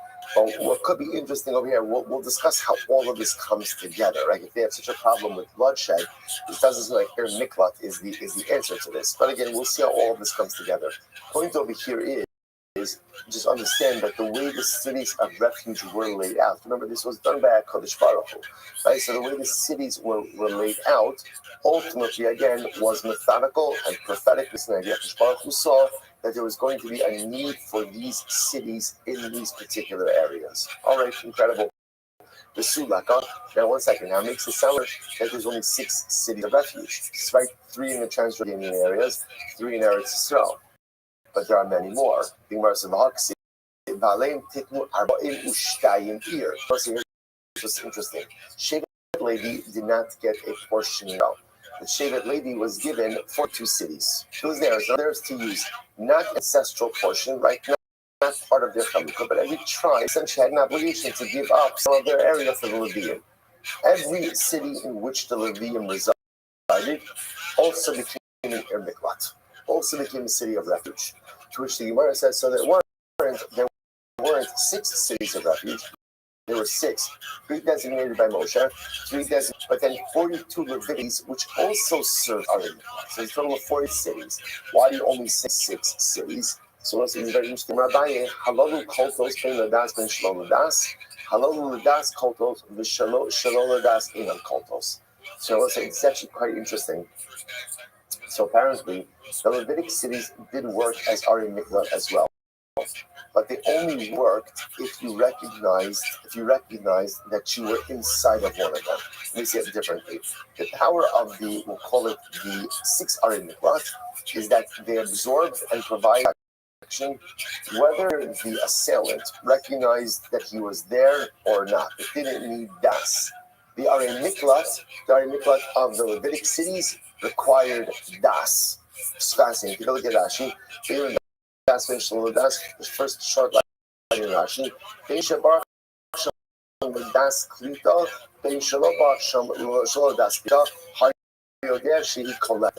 so apparently here's the fundamental distinction. Levitic cities are near Miklat if the assailant recognized that he was in one of those and wanted to avail himself protection. The other worked automatically. Now you see yourself, what does that mean? So just to illustrate how this could happen, we're going to talk about the idea that we really don't allow the Goal Hadam, the avenger of blood, who is the relative of the deceased, right, the relative of the victim, to come into the Ir Miklat and get the killer. So what would be interesting is that would work as long as the killer knew that he was in an Ir Miklat? Like, apparently, what if the killer just didn't know he was in an Ir Miklat? So is he protected by Ir Miklat? So it depends. If it's one of the six, the original six, then it affords him protection even if he doesn't know that he's there. If, on the other hand, it's one of the 42, then halacha l'maaseh, again, it does not afford him protection unless, of course, distinction. Again, more of that to come in Yetz Hashem. So in other words, like the Hebron, Ir Miklatu. Now, interestingly enough, one of the six that was identified was Hebron. And Hebron was an Ir Miklat. Is that true? Rothschild, the pasuk says that you can recall this Hebron. One second. Hebron was given to Kalev. Like Hebron was, remember again, one of the additional portions that Kalev received was the city of Hebron. So how can you say that Hebron was Nabosai? Because here's what's interesting. Ari Miklat to a certain degree are almost like they become property of Am Yisrael. Like they're obviously situated in different tribal areas, but they can't belong to one person because they have to be utilized by all of Klal Yisrael, whoever needs it. So how can you say that Hebron wasn't Ir Miklat when Hebron was given to Kalev? To which the Gemara says, Amrabaye, Parvata. So look here, actually, Parvada, Kfarim Bechatzim Asmuchos Slav Benikos Ashman Natnul Kalev. Interestingly enough, it's fascinating historical note. So Hebron proper was not given to Kalev. Hebron proper was an Ir Miklat. The surrounding areas of Hebron were given to Kalev. Just the surrounding areas were also called Hebron. Because it's interesting. It was interesting to note that because remember, where does David HaMelech start? Where does it begin? Right? In Hebron. So it's fascinating to see also that Hebron ultimately, again, Hebron is Ir Miklat, was also the initial seat of the monarchy of David HaMelech. Incredible. What did David HaMelech need more than anything in the beginning of his monarchy? He needed a miklat, right? He needed a miklat. He needed refuge. HaMelech was pursued from every single direction by every single person. He needed that sense of beautiful. But if you think about it, I know whenever we go on trips to Eretz Yisrael, sometimes the organizers of Ayake calls don't agree with me, but to me, going to Hebron is an indispensable part of every single trip to Eretz Yisrael. Because again, how can you go to Eretz Yisrael and not come home to see your parents? Like, how can you not come to see your parents? And it's like imagine your parents live out of town. You go to a chasana, right? Your parents live in New Jersey. Chasana in New Jersey, I'm going to stop by. You live a couple days, but you're right there. How you not? Okay, you're stopping for a minute to say Shalom Aleichem, have a cup of coffee, to make a l'chaim. How do you not visit your parents? How do you not go to Hebron? Right? How do you go to Eretz Yisrael not to visit your parents? This is also quite beautiful that the place where our parents buried is in Ir Miklat. Because sometimes, again, every child knows. It's interesting, one of those things when a person is privileged to have their parents in this world, the one that always gives a child comfort is embraced by their parents. And when a person no longer has that, it's one of the things that they miss more than anything. Just like the parents, an embrace from a parent, no matter how old you get, gives you the necessary comfort and necessary security that you need. And how beautiful is it that the place where our parents are buried isn't Ir Miklat. It's a city of refuge. I run to my parents for refuge. I run to Hebron refuge. I run to Moshe refuge. Incredible. The Ir Miklat is Kadesh. Now again, another one. Kadesh is Kadesh in Ir Miklat.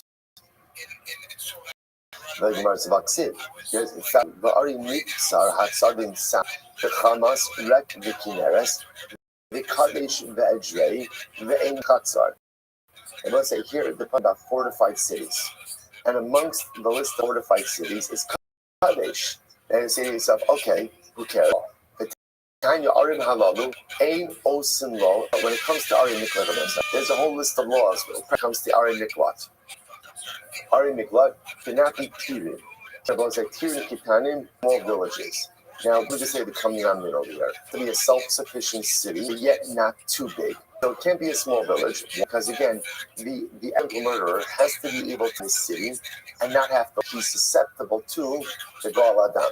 Of refuge only provides refuge as long as to leave the city you are exposed to the Gal Adam. So therefore you can't make a small village doesn't have all the necessities to sustain life there. So it can't be a small village. Right? Below Kraken Gidolim. It also can't be a large city. Why can't it be a large city? Because if it's a large city, the Gal Hadam could sneak in there and potentially kill the accidental murderers. So again, because in a big city, you don't necessarily recognize anyone, so it can't be too small that it doesn't have what it needs. It also can't be too big. It can't be too big that Halacha Raisa, the Gal Hadam could sneak in there undetected. Ella Ayoros Benonios. Rather, again, which are the cities of refuge? Kind of in between cities. Ayoros Benonios, in between cities. So the point over here is Kadesh was a fortified city. Fortified cities were big cities. So how can you tell me that Kadesh was an Ir Miklat? Amar Yosef, not a big deal. Tarti Kadesh. By the way, there's two places named Kadesh. Two cities named Kadesh. On Rashi, if you go, Slikum v'Atra Dislikum. Okay, it wasn't uncommon to have multiple cities with the same name. Okay. The Gufas, is this Arin Allah ain't also Tirin Kitanin, Lokachim Gidol, Ella Ayaros Benonios. So when it came to designating Ari Miklat, so Ari Miklat again can't be small villages because small villages only have the resources in order to maintain the population, and a Ari Miklat has to be a self-sufficient city. It can also be a very large city because again, then we're concerned that people could sneak in undetected. For them to get in there. Ella, Benonios. Rather, again, what are in between areas, in between cities, right? Not too small, not too big. Furthermore, again, are in Miklat can be situated in a place where there's a water source. This makes sense, right? We want the residents to be looked after. And if there's not a water source there, then we create a water source there. We create a water source there. So we'll say, by the way, it's such a beautiful idea. If there's no water source, bring a water source. There's two tremendous lessons in this. Sometimes in life, you don't have what it is that you need to be successful. So what's the answer? Get what you need to be successful. Don't complain about it. Right? Don't lament it. Change your circumstances. Right? So there's no water there. Get water there. Also remember again, water is Torah. Water is Torah, which is a tremendous. One is not happy about their current spiritual state. Right? One is happy about their current spiritual state. There's enough water in my life. I'm not in my circumstances. So get water. More water.